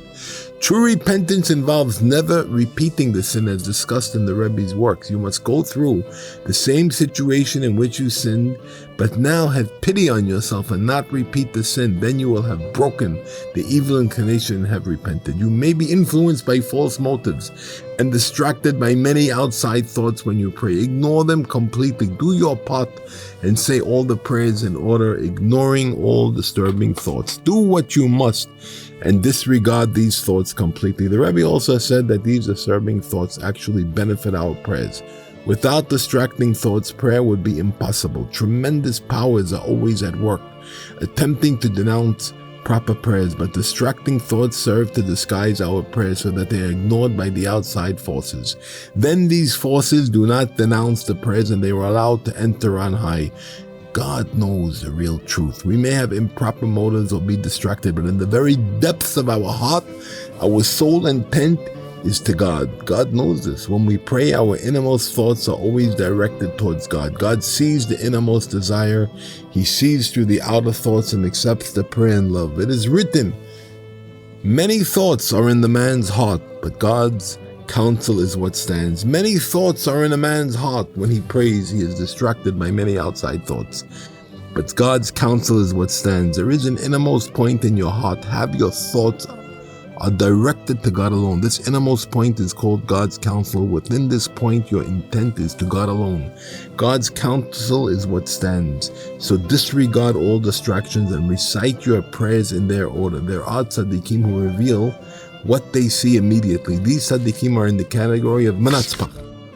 The Talmud states Menatzpach was stated by the seers. Those in the category of Menatzpach must state what they see. Menatzpach is a category of constriction, and those within it are incapable of keeping a vision to themselves. Other tzaddikim possess souls from a higher level. They are from a spacious realm and have room to keep their vision to themselves. Sometimes your prayers may be devoid of enthusiasm. At such times you must compel your emotions and make your heart burn with the words.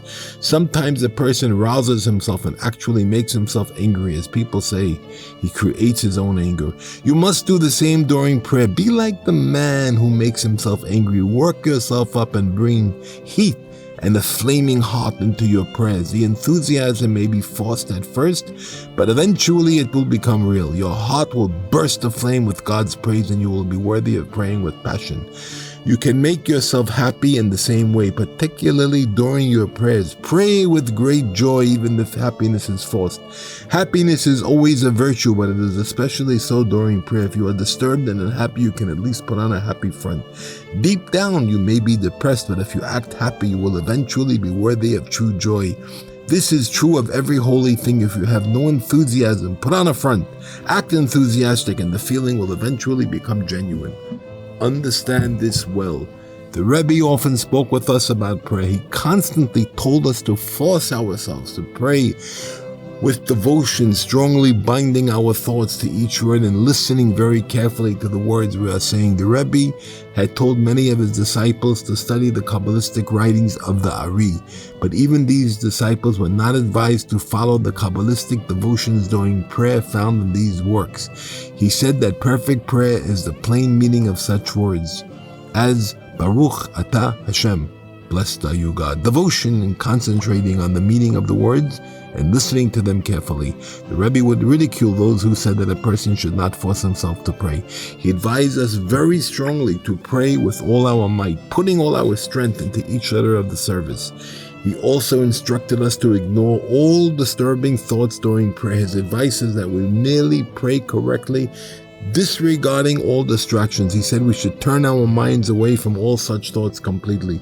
The Rebbe said that it may be impossible to go through the entire service with proper devotion. Still, each person can say a small portion with true feeling. We see this all the time. One person might have deep feelings while saying the Ketoret, the prayers in the place of the incense offering. Another may pray best during the Pesukei de Zamra, the opening psalms. I, Reb Nosson, once saw a lesson regarding this in the Rebbe's writings. It was never copied, and I can only report what I remembered. The Tikkunei Zohar also states that there are masters of the hands and masters of the feet. The human body has a transcendental counterpart, and each of the limbs correspond to a portion of the service. Each person is also associated with a particular limb. When he comes to the part of the service pertaining to his limb, he is aroused to great devotion. You may sometimes pray with great devotion, but then the feeling departs and other words begin to seem empty. Do not be discouraged if you have merely left your area in the transcendental form. Continue the service saying each word in absolute simplicity. Sometimes you will try very hard and you will still not be able to pray, but never become discouraged. This is the most important rule of all. Force yourself to say each word of the service. Make believe you are a child learning to read and simply say the words. In most cases, God will then touch your heart with a flame and it will be aroused to pray with feeling. Just do not make a test of this. For deep inside, you are very far from prayer, because prayer is so very high. It is even above the study of Torah. How can you be worthy of serving God in such a lofty manner? Do your part. Simply begin the words of the service. Adon Olam Asher Malach, Lord of the world who reigned. Listen to every word you say. Concentrate and do not let your thoughts stray. Simply keep your mind on the words of the services. Follow the order of the service even without feeling. Continue word by word, page by page, until God helps you achieve a feeling of devotion. And even if you complete the entire service without feeling, it is not the end. You can still say a psalm. There are other prayers to be said. In general, you must force yourself to do every holy task with all your might. This is especially true of prayer, but if you are not worthy of achieving this, it is still forbidden to become discouraged. Be strong and cheer yourself as much as possible. This is discussed widely in the Rebbe's published works. Pray in happiness with a joyful tune. Put yourself into a cheerful mood before you begin your worship. Seek out your good points, using them to bring joy to your prayers. This is discussed in the Likutei Moharan on the verse, sing to God while I exist. The Rebbe's teachings regarding prayer are very extensive and can only be outlined here. If you are intelligent, you will understand the main points. Ponder them well, for they contain awesome advice and are full of truth and sincerity. Look further in the Rebbe's lesson on the verses, the deeps, they cover them, and make a light for the ark. Respectively, open your eyes and contemplate these lessons well. In these lessons, the Rebbe said the main thing is truth. You may be distracted during your devotions, but grasp onto the truth. No matter what your level, you can speak the simple truth in your prayers. Consider the Rebbe's words and you will certainly be worthy of true prayer. It is an important rule in all devotion. The Tikkunei Zohar speaks of hands writing secrets. We once heard that the Rebbe said these are the motions one makes during prayer. We heard that the Rebbe once said that he studied all 4 sections of the Shulchan Aruch 3 times. The first time he understood its simple meaning. The second time he was able to trace the Talmudic source of each law. The third time he understood the Kabbalistic significance of each law and its relationship to the transcendental worlds. From the way it was told, we understood that the Rebbe did this in his youth. We know that he later reviewed the Shulchan Aruch many times. This was the Rebbe's way. He literally drank in knowledge. This was true even towards the end of his life when he suffered greatly from tuberculosis. He was very involved with the congregation. He spent hours with us, offering us advice and teaching us how to approach God. His mind may have constantly been soaring in the highest ethereal realm. Still, he would spend considerable time each day in simple study. With all this, the Rebbe was never pressed for time. He was always calm and relaxed. It is absolutely impossible to describe his unique sincerity. Because of it, he had time for all things. The Rebbe always studied quickly. In a single hour, he could go through several pages of the Shulchan Aruch, including all its major commandments. On a page of Orach Chaim, he would include the Taz, the Mugen Avraham, the Be'er Gurul, the Bri Chadash, and the Ateret Zekenim. He would study their counterparts in the other sections of the Shulchan Aruch. He once told us that in the morning, between the time the congregation began to assemble and the time they began worshiping, he would go through at least 4 pages of the Shulchan Aruch. This was true of everything the Rebbe studied, whether it was the Talmud or the codes. The Rebbe literally flew through the pages. Many times the Rebbe told us that it is best to study a subject rapidly and not to spend time on each detail. Study with speed and simplicity. Understand each thing in its own context and do not confuse yourself with its relation to other subjects. If you do not understand the concept, do not spend too much time in it. Go further, and in most cases you will eventually comprehend the first thing as well. The Rebbe said that when you study, you need only read the words aloud and in order. Then you will automatically understand. Do not confuse yourself by trying to understand everything at once. You will have much difficulty and end up understanding nothing. Concentrate on what you are studying. Read the words in order and with enthusiasm. Understanding will come of itself. What you do not understand at first, you will comprehend later. Even if things that you never understand, the quantity outweighs all else. The Talmud teaches, learn everything and then seek understanding. You must read the words even if you do not understand them completely. It is written, my soul broke through with desire. The Talmud comments that the surface must be broken, but the depths need not be explored. One need only read the words, even if he does not understand fully. When you study quickly, you will absorb a great deal. You will be able to review each volume many times. What you do not understand at first will appear simple. The second or third time, you will eventually understand all that you can. The Rebbe spoke about this so often that everything cannot be recorded, but what we have quoted here is excellent advice. From this, follow this path and you will complete many volumes. You'll have a better understanding than one who tries to comprehend everything the first time. A person who is overly meticulous can become very confused. Often he will abandon his studies completely and end up with nothing. Accustom yourself to learn quickly without too much attention to detail. You will then be worthy of learning in quantity. You will be able to complete the Talmud, the codes, the Bible, the Midrash, the mystical books of the Zohar, the Kabbalah, and all other sacred works. We have already mentioned that it is good for a person to complete all books concerning the Torah in his lifetime. The Rebbe once reckoned that a person must study each day if he has the time. You should study enough each day so that at the end of the year you will have completed the entire Talmud with the Rif and the Rosh, the 4 sections of the Shulchan Aruch, all the Midrashim, all the books of the Zohar, Tikkunei Zohar, and Zohar Chadash, and all the Kabbalistic writings of the Ari HaKadosh. Besides this, you should spend time each day studying in depth. You should also say the Psalms each day, as well as many additional prayers. Even if all this does not exist, the Rebbe's list. At that time, the Rebbe also spoke at length, telling us to study quickly and eagerly without confusion or over attention to detail. The Rebbe also told us not to review each thing immediately. He advised us to complete each volume as rapidly as possible from beginning to end, and then to review the entire work as a whole. The Rebbe also told us not to be anxious if we would not complete everything he suggested each day. One can be a religious Jew even without that much study. He also says that one can be a tzaddik even without being a profound scholar.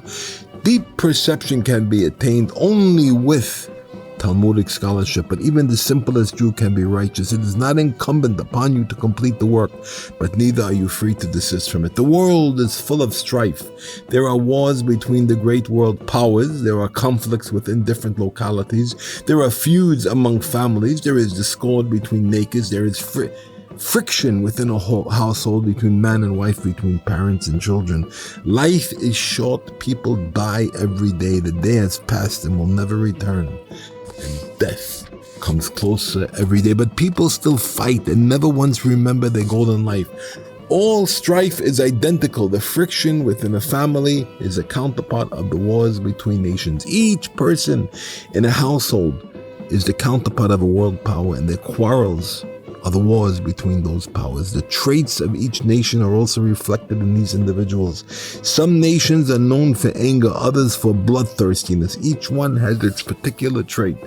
The counterparts of these traits are found in each household. You may wish to live in peace. You have no desire for strife. Still you are forced into dispute and conflict. Nations are the same. A nation may desire peace and make many concessions to achieve it, but no matter how much it tries to remain neutral, it can still be caught up in a war. The two opposing sides can demand an allegiance until it is drawn into war against its will.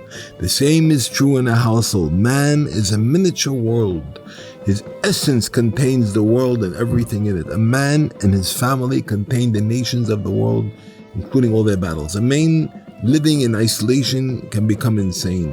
Within him are all the warring nations. His personality at a particular time is that of the victorious nation. Each time a different nation is victorious, he must change, since he plays the roles of all the nations. This can drive him insane, for he is alone and cannot express the war within him.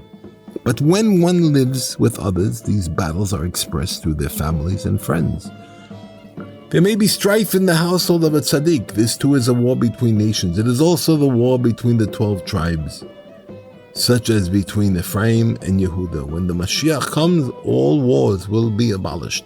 The world will have eternal peace, as it is written, they will neither hurt nor destroy. Fairness is in every place. A person may commit every outrage, but he still has a sense of fairness. It may be blunted, but it still exists. There are people who can immediately sense any unfairness. Others do not sense it until after they had committed some wrong. Still others feel no remorse until they have committed a number of offenses. But each man has his limit. There is a danger of outrage that stimulates the sense of fairness.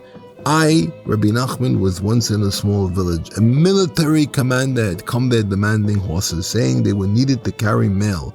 The villagers bribed him to leave them in peace. They kept their horses, and the officer had some easy money. Soon one of his junior officers arrived. The commander convinced him that he should also try the trick.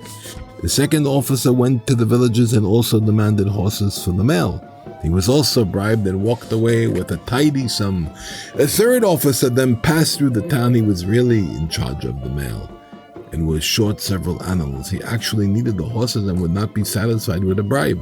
A village chief went and pleaded before the commander. The people had already paid 2 bribes but would still have their horses taken. At this point, even the commander recognized the unfairness of the situation. He ordered the officer in charge of the mail to leave the villagers alone, and the horses were not taken. The same commander had already robbed the villagers without qualm. He had then advised his junior officer to do the same. It took 2 crimes before his sense of fairness could even begin to function. But by the 3rd time, even he realized that the situation was hardly fair. It was then that he ordered that the village be left alone. Fairness exists everywhere. It may be buried, but it can always be accessed. It is written in the Zohar that even the left side, the side of the evil, contains both right and left. Even the unholy has a spark of the divine. The left side has a right, even though its right may not even reach the left side of the holiness. The right side is fairness. It even exists on the other side. But on the other side, righteousness and fairness begin very late, even after the fairness of the left side of the holiness. Understand this.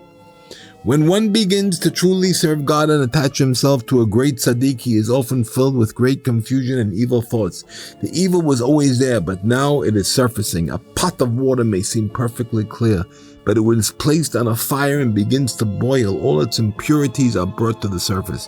One must stand by and constantly remove these impurities. The original purity is merely an illusion. With a little heat, the impurities surface. After these impurities are removed, the water is truly pure and clear. The same is true of a person. Before he begins to serve God, good and evil are completely mixed together within him. The impurities are so closely united with the good that they cannot be recognized. Then this person comes close to a true tzaddik and begins to burn with great feeling for God.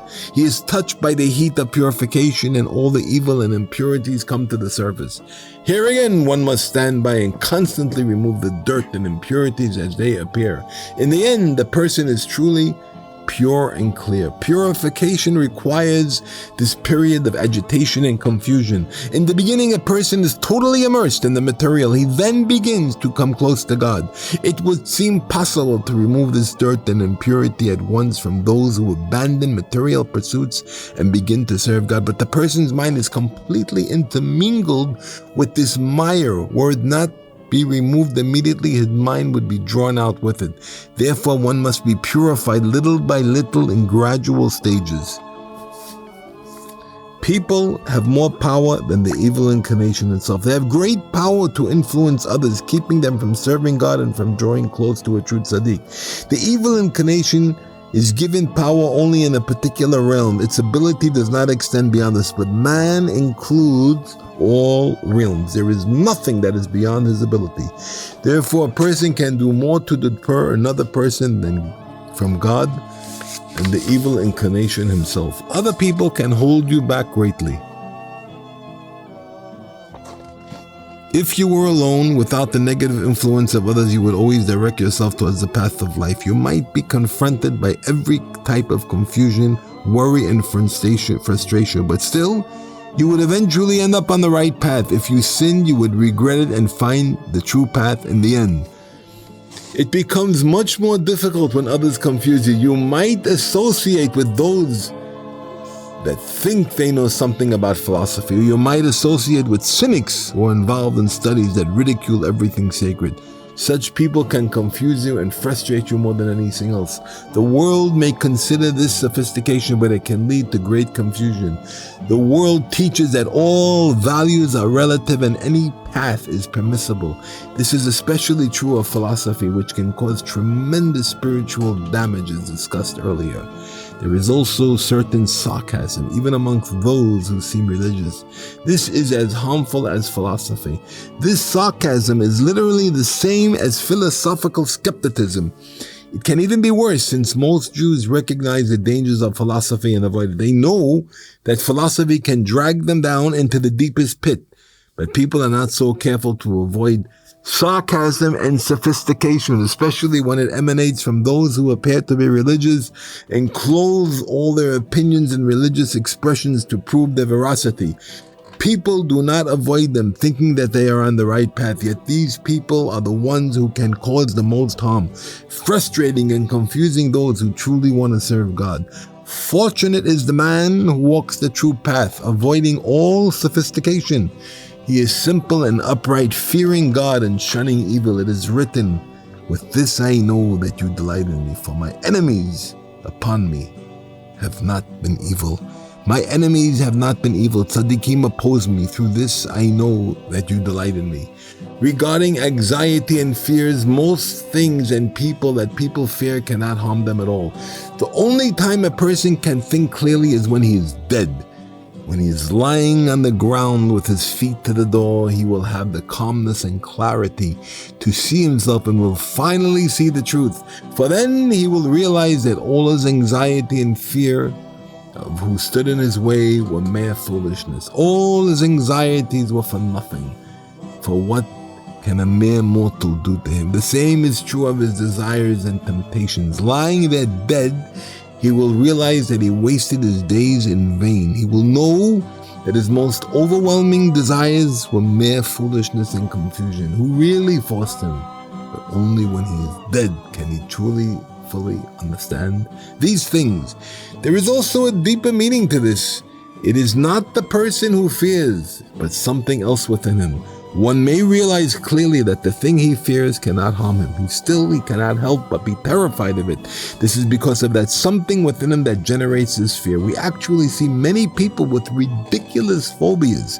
They themselves realize the foolishness of their fears, but they cannot overcome them. When we suddenly shout behind a person's back, he becomes startled. He exhibits fear, and even before he knows of what he is alarmed, he can have fear without even entering his conscious mind. But fear is not in the conscious mind and therefore does not have to be rational, for the fear actually stems from something else within a person. The same is true of desire. One may realize that his desire is utter foolishness, but it still remains strong. Here again, it is not the person who desires, but something else within him. Even when one realizes the foolishness of a desire, something else continues to want it. If you learn to settle your mind, you can easily rid yourself of all fears, anxieties, and desires. You must realize that these fears and desires are really nothing, and that something else within you is responsible for them. Understand this and you can overcome everything. For you have free will, you can easily train your mind to discard that which is inside you that causes your fears and desires. Do not say that the pit and grave will be your refuge. In this world, you have the burden of livelihood and many other worries. Therefore, you are not aware of minor annoyances. A mosquito can bite you because of your many concerns. You may not even feel it, but in the grave, you have no distraction. You can even hear the sound of the maggots crawling towards you and feel the pain of every bite into your flesh. There is nothing that can take your mind away from this suffering. May God spare us. A man once asked the Rebbe whether he should undertake a particular journey. The Rebbe answered that if you have a need to travel, you should not remain at home and stubbornly refuse to go. Wherever you travel, there are things you must correct. You must only be careful not to sin while you are there. If you do not sin, you can correct things wherever you travel. Even if you are such an average person, you will do holy things in each place. You will pray and say a blessing over food and many similar things. Even the lowliest Jew does holy things wherever he goes.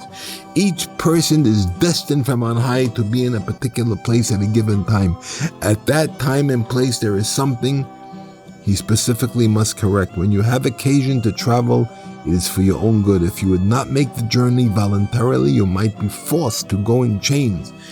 The Talmud teaches Jacob would have had to come to Egypt in chains, but was saved by his merit. This is true of every person.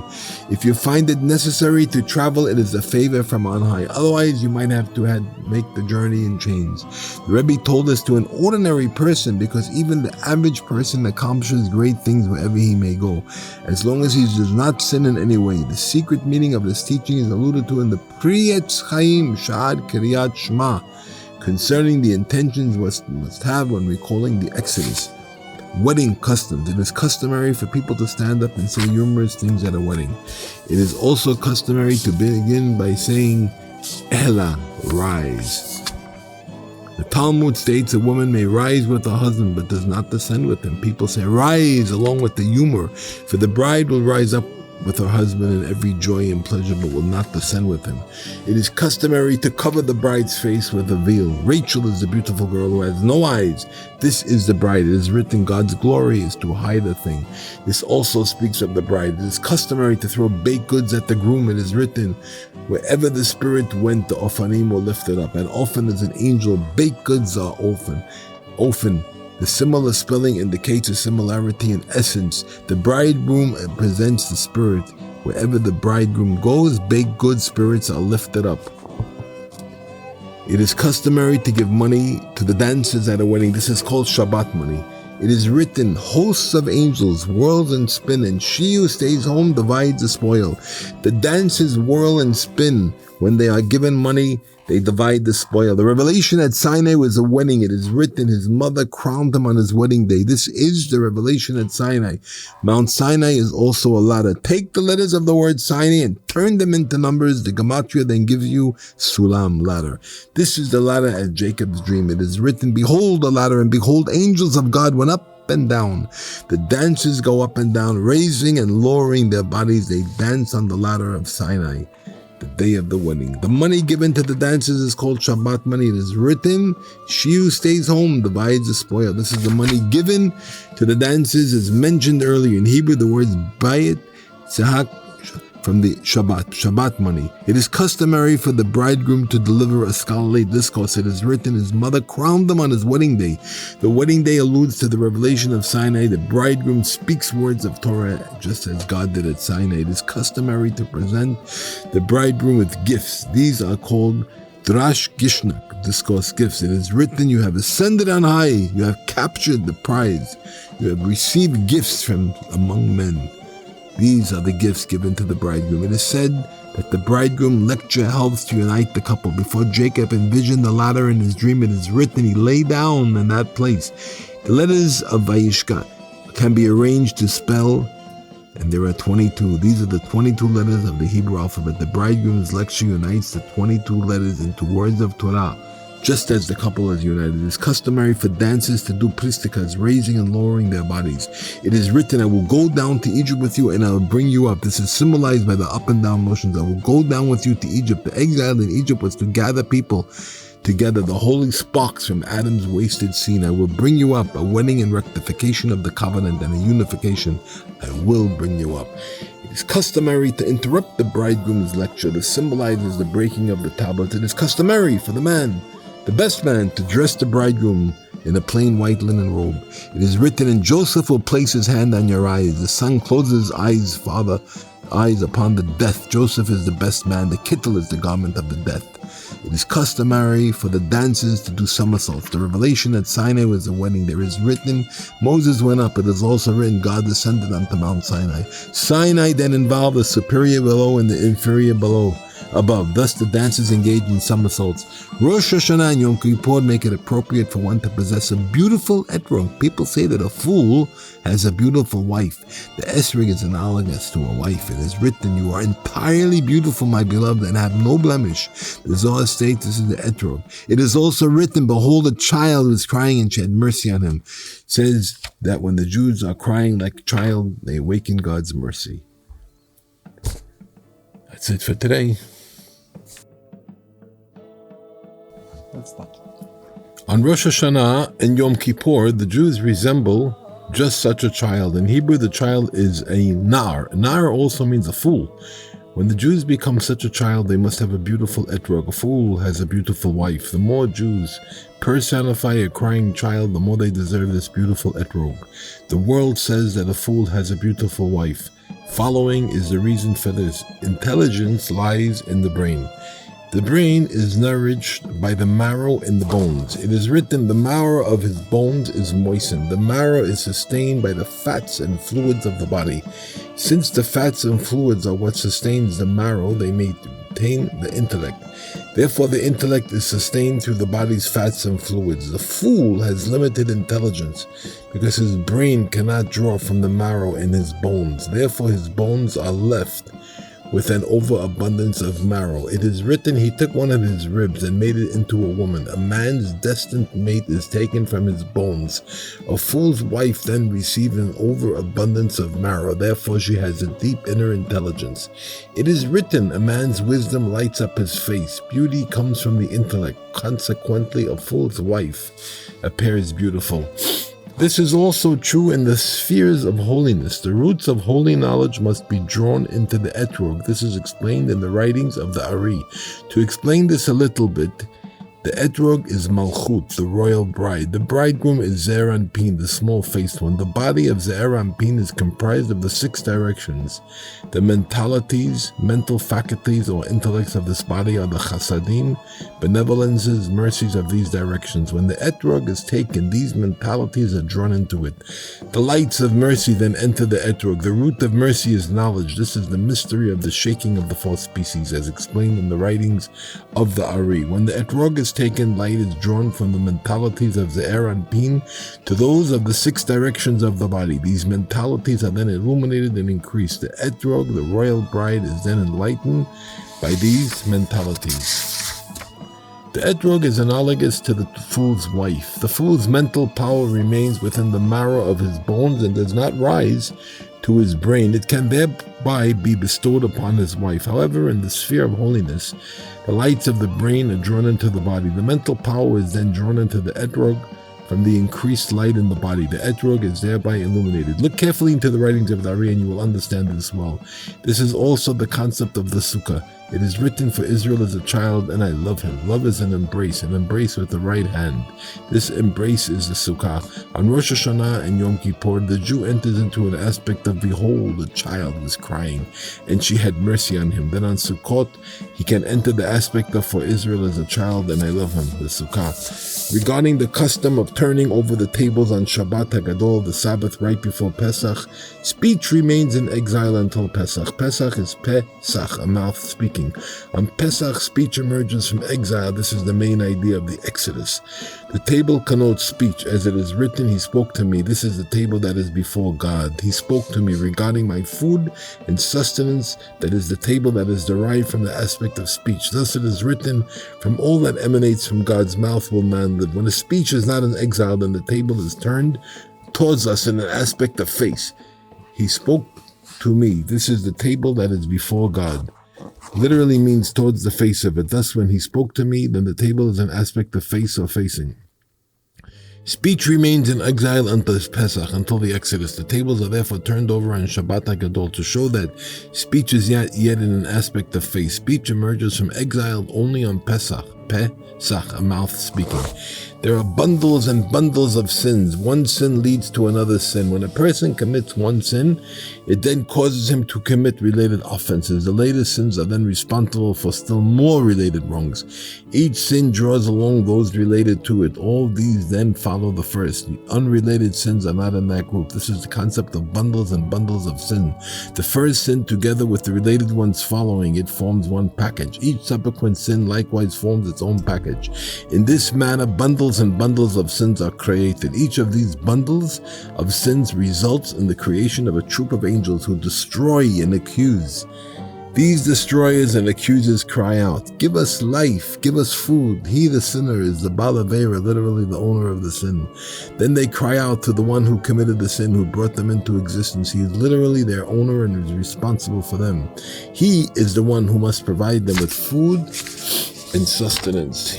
The first sin in the bundle was absolutely without coercion. The sinner must therefore sustain its resultant destroyer and accuser, but he must also sustain the other sins in the bundle. He may argue that these sins were forced upon him, yet they all resulted from his original related sins, so this is no excuse.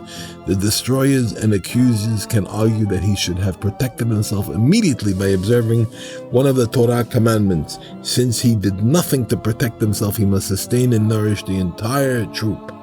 The remedy for this is to learn to observe the 13 attributes of divine mercy. You must fulfill these 13 attributes by displaying mercy and doing good deeds. When you do this, the revelation of the 13 attributes within you stimulates the 13 attributes of mercy on high, which humble and eliminate the destroyer bred by your sins. We pray, God, King, sitting on the throne of mercy, forgiving the sins of his people, removing the first one first.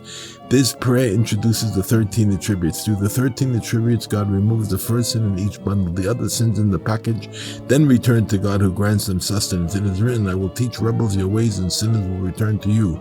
Your ways refer to the 13 attributes. Moses asked God, let me know your ways. Immediately God revealed the 13 attributes to Moses. When one learns to observe God's ways, the 13 attributes, then sinners will return to you. The sinners are the sins in the package which can now return to God. We must now understand how God sustains these angels of destruction. There is the first among the first on the other side. It is written, Edom, the first one went out.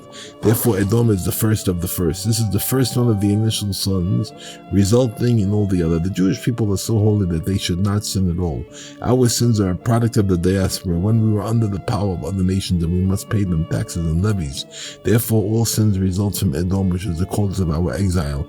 This Edom is the first among the first. Therefore, God places places all our sins on Edom, who must sustain them. Regarding those who drove us into exile, it is written, place sin upon their sin. God places Israel's sins upon them, which sustains the destroying angels. This is accomplished through pity, which arouses the 13 attributes of mercy. The poor are in the category of strict justice rather than mercy from on high. Regarding Simon, it is written, I will divide them in Jacob and scatter them in Israel. Then some Simonites will go from door to door accepting charity. Therefore, Simon is in the category of strict justice from on high. In addition, we can actually see that the poor lack a sense of mercy and can be very cruel. They are in the category of strict justice, which contains no mercy. Because the poor lack mercy in connection to the 13 attributes of mercy, they cannot on their own arouse these attributes on high. Thus, the poor must beg God for mercy. They must plead before God that He Himself have mercy through the 13 attributes and awaken the attributes on high. When He does this, He then removes the first one first. It is written, do not recall our first sins against us. Quickly let your mercy precede us, for you are very poor. We ask that God not recall our first sins in each bundle of sins. We plead that He remove the first one first in each bundle, and the other sins in the package are automatically discarded and destroyed. But God removes the first one first through the 13 attributes of mercy. Therefore, we must first arouse these attributes by practicing them in our own lives. We ask God, quickly let your mercy precede us. We must ask this, for we are very poor. We are in the category of the poor who lack mercy. Therefore, we are powerless to awaken the 13 attributes. Therefore, we spread our hands to God, begging that He Himself awaken the 13 attributes of mercy. Quickly, let your mercy precede us, for we are very poor. We alone have no power to do this. Quickly, let your mercy precede us. It must come from you, for we are very poor. We plead that God do this, and then do not recall our first sins against us. For then He will remove the first one first in each bundle of sins, letting the other angels of destruction be automatically removed and destroyed. Before each person goes to sleep, he sees the souls of all his dead relatives. He also sees the souls of all who share his soul root. It is taught that when one dies, one sees all these souls.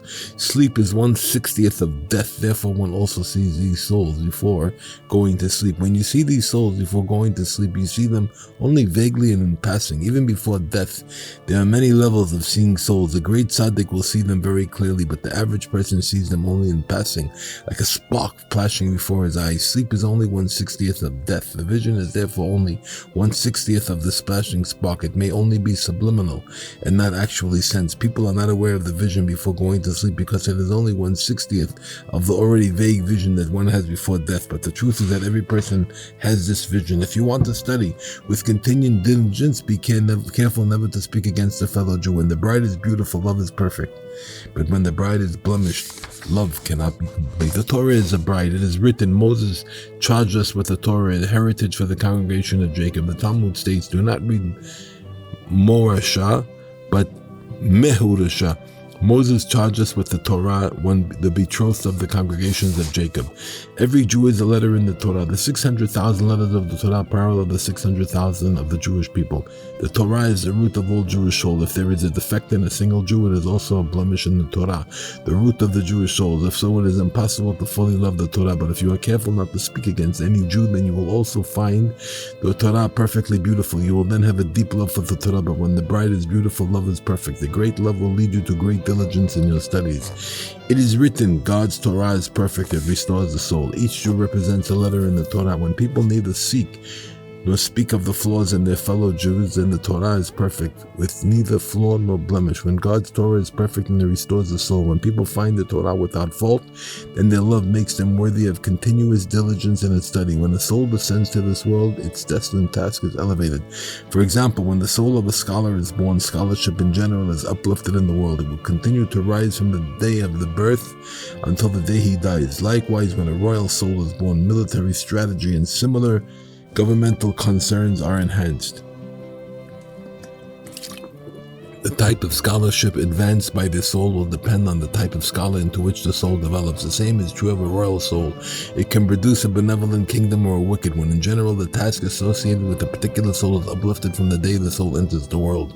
In every man's life, There are years of strength, years of stability, and years of decline. If a man lives 70 or 80 years, then the first third of his life will be his years of growth. The next third will be those of stability, and the last third those of decline. For a third of your lifetime, you advance step by step along with all your powers and abilities. You then experience a phase where you stand still. Then comes the third of life, when you are in your years of decline. Your years of stability are those of fullness, with all your powers are perfect and complete. You are then in the category of the opposition of the moon.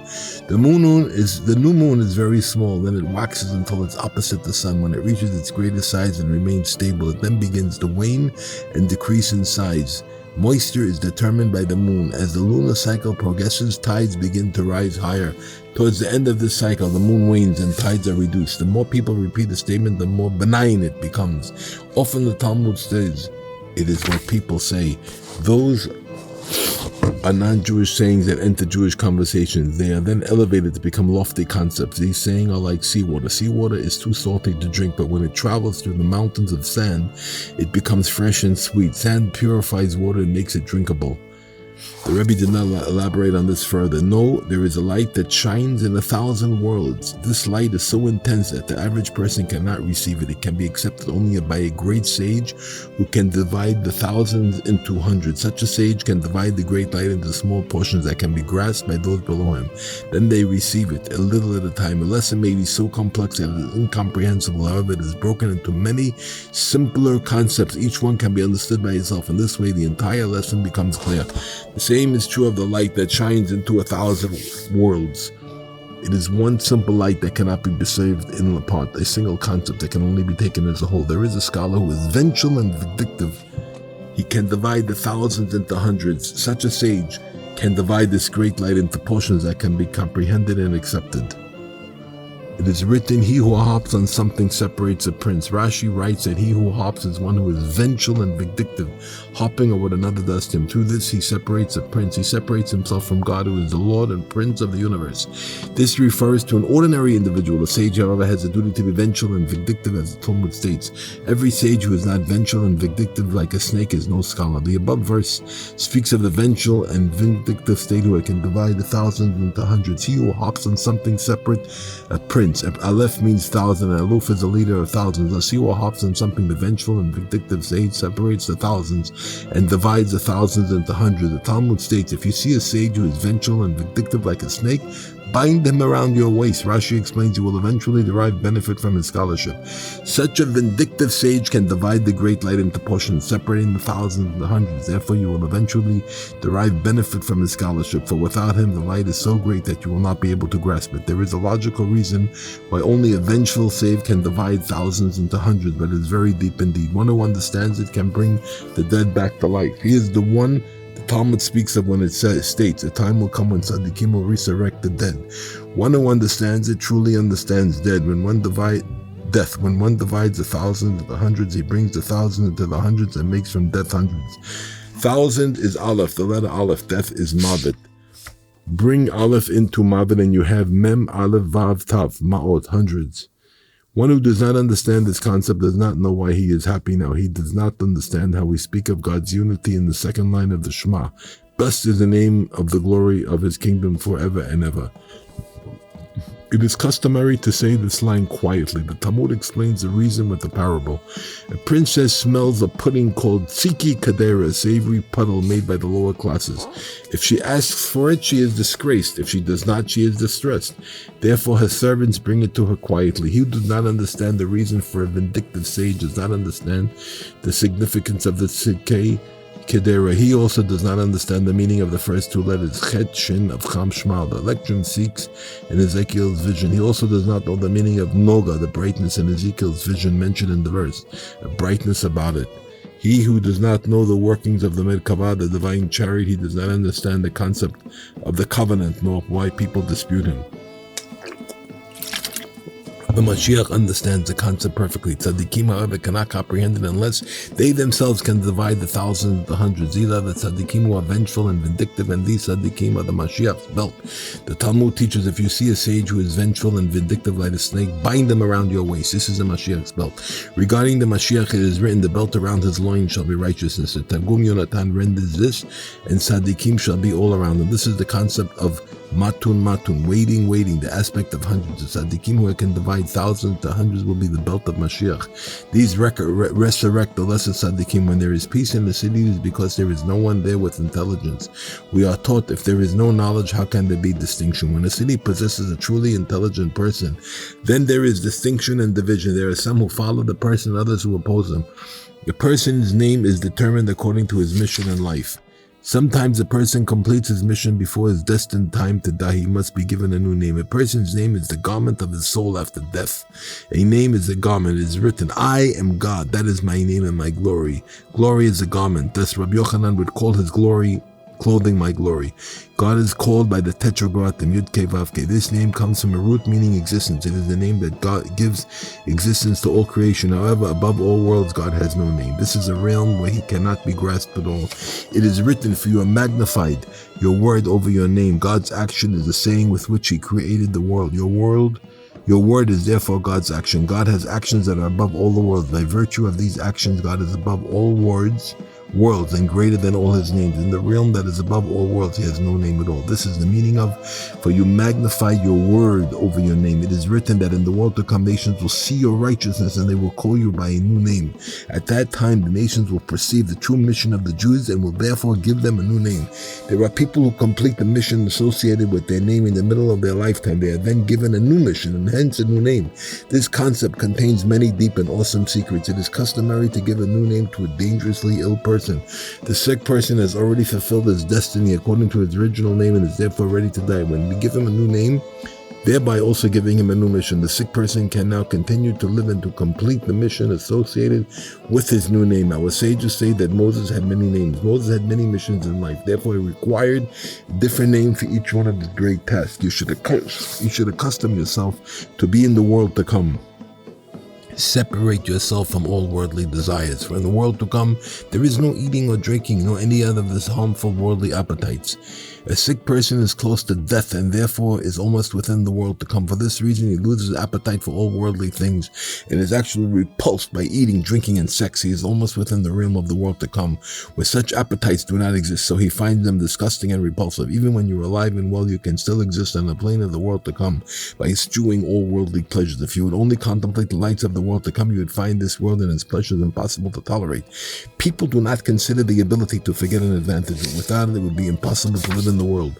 Imagine that you would constantly recall all the lights of the world. There is an angel with 1,000 heads. Each head has 1,000 tongues. Each tongue has 1,000 voices. Each voice has 1,000 melodies. The beauty of this angel's song is indescribable. If you could imagine such things without forgetting, you would constantly compare your own limited abilities to the immensity of such a being. It would be utterly impossible for you to do your entire life. You would be so disgusted with your worldly life that you would die before your time. If not for the power to forget, you would constantly recall your lowly state, and anyone who is sullied by sin would be unable to lift himself up to serve God. Therefore, the power to forget is a great benefit. Still, you should remember enough of the world to come that you do not lose it. The Talmud teaches in the future God will grant 310 worlds to each tzaddik. Consider a single world. Think how many houses and courtyards and streets and cities and nations it contains. Imagine the immense size of a single world. Consider the infinite number of awesome and wonderful stars, planets, and galaxies it contains. This is just a single word. Then try to imagine the 310 worlds that will be granted to each tzaddik. Think of the greatness and immeasurable delight these will contain. Each tzaddik builds his 310 worlds through strife. Every spoken word of strife is like a stone, because its letters of the words are called stones. Thus the Sefer HaYetzirah states, 2 stones build 2 houses. Words of strife are built of slippery stones. The stones created through strife are therefore slippery and cannot be joined. But a tzaddik can join these slippery stones. He can build them into houses. He can make peace between these stones, arranging them and joining them together until the house is built. This is a peaceful house. The tzaddik builds a peaceful home of these slippery, strife-ridden stones. From these houses he builds a city and then a universe, and all 310 worlds are completed. It is written today that I may give love to those who love me substance. Yesh has a numerical value of 310. These are the 310 worlds. Thus that I may give those who love me 310. This is spelled out as a reward for love. Love and peace cement the slippery stones so that they might build the 310 worlds. After King David's dispute with Nabal, Abigail told King David, "Now I know that God will make you a house. The dispute will provide the stones for God to make you a house." A tzaddik inclines to the side of kindness. He even presumes the merit of those who oppose him, that their intention is for the sake of heaven. The world cannot endure the light of a tzaddik. Those who oppose the tzaddik obscure his life enough so that the world can bear it. A truly great tzaddik must also face many judgments and accusations on high. Those who oppose him silence these judgments and accusations. If a man faces serious accusations, suddenly another person may be filled with outrage and declare, "I will judge him myself and take vengeance on him." The others who wanted to bring the defendant to judgment are then silenced. There are times when the accused would find it impossible to endure the judgment of his original adversary. Then the one who wishes to take personal vengeance actually does him a favor, for it is better for him to endure the judgment of the individual than that of the many. He can bear the former, but the latter would be too much for him. It is written, "Pinchas turned my wrath away from the children of Israel. Then he took my revenge among them, and I will not destroy them." Pinchas killed the sinner Zimri, taking the judgment into his own hands. Had he not done this, the Jewish people would have been sentenced to annihilation. But because Pinchas took God's vengeance into his own hand, the accusation against the Jews was silenced. This is the meaning of the above verse. A man stands up against a tzaddik. He says, "I will act against him. I will show him my strength and revenge." This man is actually silencing all other judgments against a tzaddik. Before a tzaddik can rise from one level to the next, he is tested. Those who can advance are called those who have the power to stand in the king's palace. The king's palace is the mouth of a tzaddik. Palace is heichal. Turn the letters into numbers, and the gematria gives you God's name. The name Adonai is associated with Malchus, the divine attribute of royalty. Malchut is the mouth of the transcendental form, as we are taught. Royalty is the mouth. Therefore, the king's palace is the mouth of a tzaddik. When one tzaddik opposes another, it is a test to see if the latter can stand in the king's palace. One tzaddik is tested to determine if he can withstand the mouth of his counterpart. When he withstands this test, he is elevated to the next level. Thus, his dispute is for his benefit. Good tidings can allow you to say psalms. When you say the psalms, it is as great as if King David himself was saying them. King David wrote the psalms with divine inspiration. Ruach HaKodesh, the holy breath. The holy breath is still in the words of the Psalms. When you recite Psalms, your own breath arouses the holy breath in these words. Thus, when you say the Psalms, it is as if King David were chanting them. Saying Psalms is a remedy for a sick person. It brings him to put his trust in God alone. This trust is a support and a staff. One leans and depends on God just as one leans on a staff or a cane. King David said, "God has been my staff." He couldn't lean on God as on a physical support. It is written, "If he lets up and walks about outside on a staff, he shall be cleared." One is healed through the staff of trust. It is also written, "A staff shall come forth out of the stock of Jesse." The verse speaks of the Mashiach who will emanate from David. He will hold the healing staff of faith. It is also written, "The breath of our nostrils, God's Messiah." The staff of healing will arise through the holy breath that King David placed in the Psalms. Regarding the Messianic age, it is written, "There shall yet sit old men and women in the broad places of Jerusalem for many days, every man with his staff in his hand." From this verse, the Talmud learns that tzaddikim will resurrect the dead in the Messianic age. The staff they hold will be that of Elisha, which was used to resurrect the son of the Shunammite. Thus it is written, "Place my staff on the boy's face." This is the healing staff of faith. This was not recorded completely or perfectly, despite the fact that the major portion is no longer available. The little that was understood and recalled is here included. Winter is pregnancy and summer is birth. The Rebbe then spoke wondrous words, but they were mostly forgotten. He spoke of the summer which was then approaching.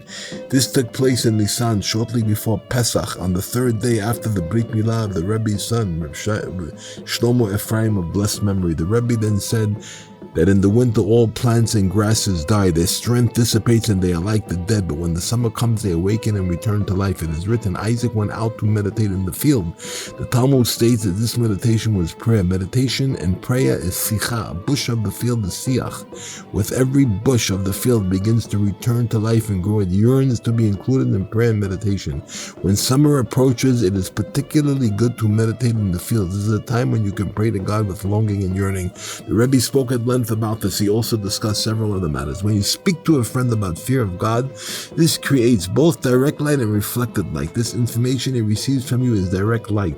What you gain from him is reflected light. Sometimes the reflected light precedes the direct light. Your friend may have a weak intellect and may not be able to grasp your words. However, you are still able to gain from the conversation. Since you gain something from your friend before he obtains anything from you, the reflected light precedes the direct light. Sometimes when you speak to a friend about fear of God, he may not receive from your words. Still, you can receive from him as you can be motivated by your own words. The light of your words literally bounce off your friend and is reflected back to you.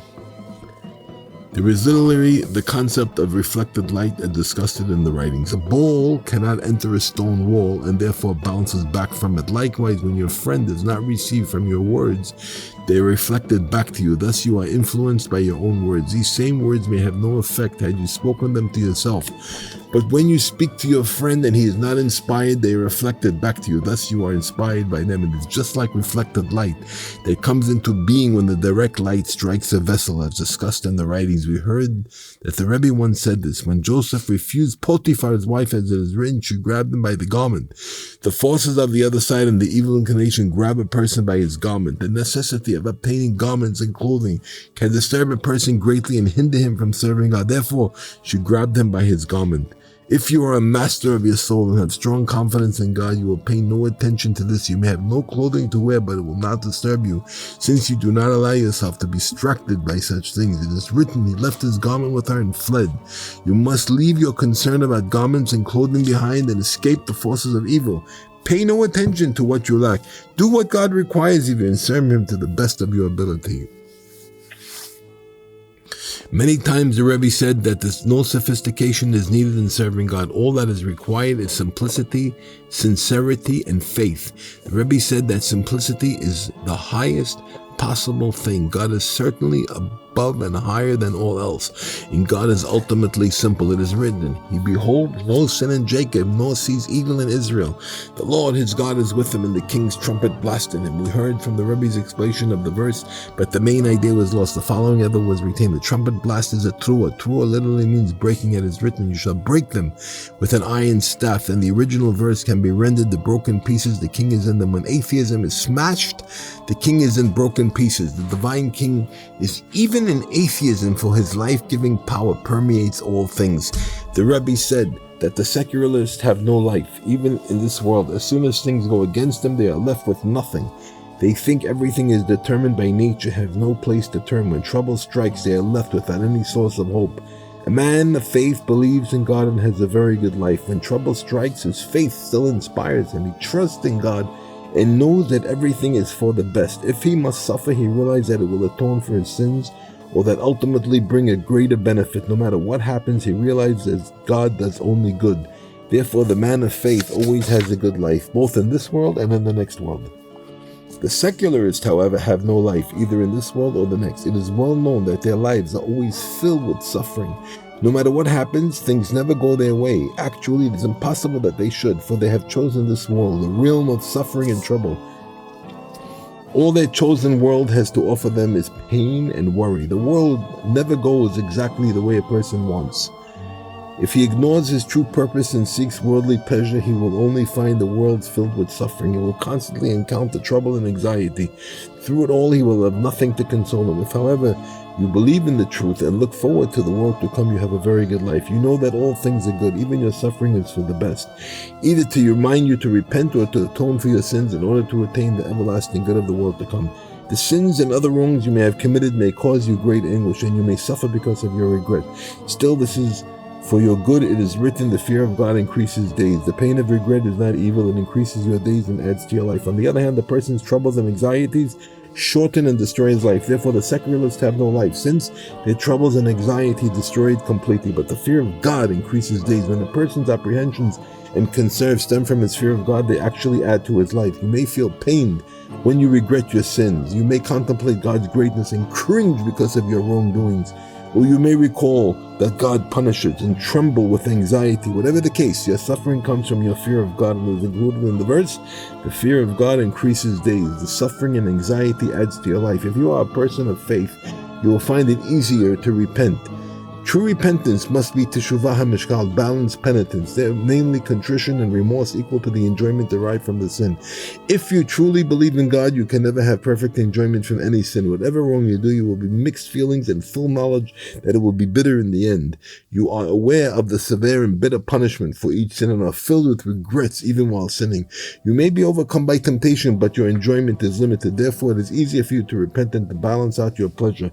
You need not endure any suffering, for the pleasure for your sin was never complete. However, a heretic, one without faith, will find repentance very difficult. He has been well taught to sin without guilt or remorse and does not suffer when he transgresses.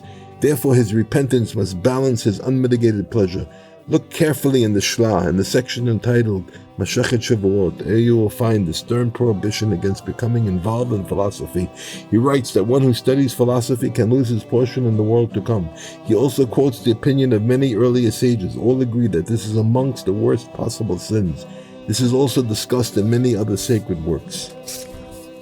It is better to be a fool, believing everything, even that which is foolish or false, and end up believing the truth, than to the smart and skeptical of everything. God forbid. It is good to be such a fool. One can begin by ridiculing foolishness and falsehood, but eventually he will ridicule everything and end up denying even the truth. As one of our greatest sages once said, it is better that I be called a fool my whole life and not be wicked for even one moment before God. Regarding the evil inclination, the Talmud teaches, if this disgusting one accosts you, drag him to the house of study. Sometimes the evil inclination worships inside a man. The man becomes like a synagogue with the evil inclination worshipping inside him. The evil inclination can also study inside a man. A man is then like a study hall with something studying inside him. In such a case, study is better than prayer. When you bring the evil inclination into the study hall, our teachers teach, if he is a stone, he will be melted. If he is iron, he will be shattered. If this disgusting one accosts you, according to the Talmud, pega means to pray. Bach literally means in you. We can then read the quotation, if this disgusting one worships within you, drag him to the house of study. If you are like a synagogue with the evil inclination worship inside you, drag him to the house of study, because Torah study is the most effective antidote. Those who approach God are called those who have the power to stand in the king's palace. There is a king's palace on high. Here below the king's palace is speech. Palace is Adonai. It is written, Lord, open my lips. God's name, Adonai, refers to speech. You must have the power to stand in the king's palace. This is the power of the tzaddik. You must have the power to stand when the tzaddik opposes you and speaks against you. It is written, to declare your faith by night. Faith is a light. You can obtain faith through the wisdom of the Torah. Through such scholarship, you can attain some understanding of God, and this is certainly good. But better still is the faith and shines by night. This is pure faith without any sophistication or proof. This true faith is a light, your faith by night. A man can be well versed in the Torah and still have no faith in God. Such faithless scholars are like those infected with a brain disease called Ra'atsan. It is written, my heart soars much wisdom. True wisdom includes faith and is called sight. Sight is Re'iyah. On the other side, it becomes Ra'atsan, an affection of the brain. A scholar without faith is said to be infected with Ra'atsan. Rashi comments they have a worm in their brains. You might keep away from those tainted with Ra'atsan. Their very breath can cause you harm and arouse sexual desires. It is written, and Adam knew his wife. Holy intercourse is called knowledge. The knowledge of those who are contaminated with Ra'atsan is tainted and degraded. They have a worm in their brains. Their sexuality is caught up with evil forces of the Klippah. Therefore, their faceless colors are in the category of sexual immorality. Their minds are filled with filth and skepticism. Such immorality is a perversion of sight. Sight is true wisdom. It is an aspect of eyes. It is written, I have made a covenant with my eyes. This verse speaks of a true scholar, but those who are infected with Ra'atsan are immoral and perverted in the eyes. It is written, do not stray after your heart and after your eyes. The Talmud explains that after your heart is atheism and after your eyes is sexual immorality. One is dependent on the other. The best protection against such immorality is wisdom together with faith. The Talmud teaches that Esther was of average height, neither tall nor short. This is the reason our sages teach because of Rachel's modesty she was worthy of being a progenitor of Saul, and because of Saul's modesty he was worthy of having Esther as a descendant. Regarding Rachel, it is written, Rachel, your little daughter, meaning small in nature. Regarding Saul, it is written, he was taller than any of his people. Esther, the descendant of Rachel and Saul, was therefore of average height. The study of Zohar is extremely beneficial. Through studying the Zohar, you can attain enthusiasm for all of your studies. The very language of the Zohar is so holy that it can motivate you to serve God. The Zohar uses most forceful expressions in speaking about our duty towards God. When speaking of a person who does good, the Zohar states, Zacha, worthy is he. On the other hand, it cries out against the sinner. Woe is to the soul who strays from serving God. Regarding such expressions can greatly influence you to serve God. Reading such expressions. When he used it in the Zohar, Rabbi Shimon Bar Yochai, the Aramaic language of the Targum, so holy that even other things written in this language have the power to arouse a person towards God. Many types of foolishness and confusion attach themselves to the mind, particularly confusion concerning faith. Sleep removes the confusion from the mind. Sleep is especially beneficial for faith. It is written, man's own folly preserves his way and he casts his grudge upon God. Speaks of one who does not bind himself to a true tzaddik. Such a person may appear to serve God, but all his devotion is like the contortions one uses when one is trying to mimic another. He is like an ape trying to mimic a man. A man's own folly perverts his way. Because of his folly, all his devotion perverts his way. He perverts and contorts himself, imitating others. The reason is because he casts his grudge upon God. The Talmud teaches that God asks, who rules over me? And answers, this is the tzaddik. He casts his grudge upon God. The tzaddik is upon God, for he can even rule over God. He casts his grudge upon the tzaddik, the one who is upon God. He is hostile and does not draw near to the tzaddik. Therefore, he perverts his way and contorts himself in a vain attempt at true devotion, when he does not know is that the true devotion is impossible except through a true tzaddik. If the Torah were written in order, we would know the precise reward and punishment for each commandment. There is a sin whose punishment is constant debt. One who is punished for such a sin is constantly in debt. All the merit in the world does not erase his punishment. He can do every possible good but must remain a debtor. This sin can even cause others to fall into debt. This is why there are periods when there are many debtors. This sin has become prevalent. May God spare us. This remedy for this is to repent in general for all your sins. Even though do you not know which sin is causing these debts, repent in general and ask God to save you from this particular sin as well. The time for such repentance is when you are in a state of expanded consciousness. This is the time to regret such sins. Praying to God in complete repentance. A debtor is in a state of constricted consciousness. The Talmud teaches 10 measures of sleep came into the world, 9 were taken by slaves. Sleep is a state of constricted consciousness. It is written, a borrower is a slave to the man who lends.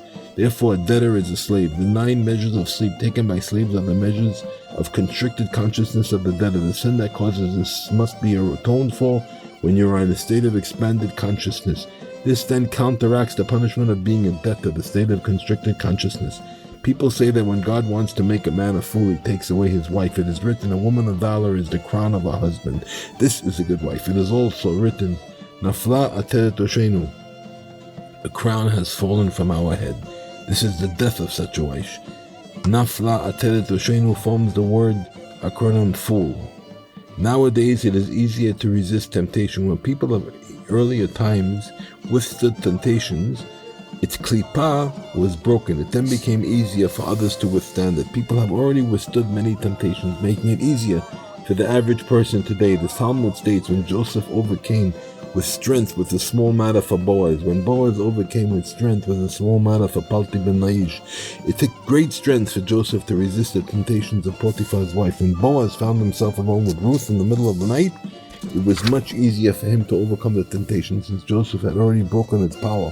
When Saul gave David's wife Micha to Palti ben Naish lived with her for a long time and faced even greater temptation than Boaz. But here again, it was easier to overcome the temptation since Boaz had already paved the way. As the years passed, it became easier to resist temptation and for the average person to withstand it. Man's main test in this world involves sexual temptation. People may also be greatly tempted by money. This can degrade a person to a form of idolatry. Still, it does not compare to sexual temptation, which is man's main test. A man was once speaking to the Rebbe, praising someone else for his good character. He said that the other was ethical. The Rebbe replied that it is inappropriate to call a Jew ethical. The nations of the world may have a morality determined by common sense and fairness, can be called ethical, but the Jews are a holy people.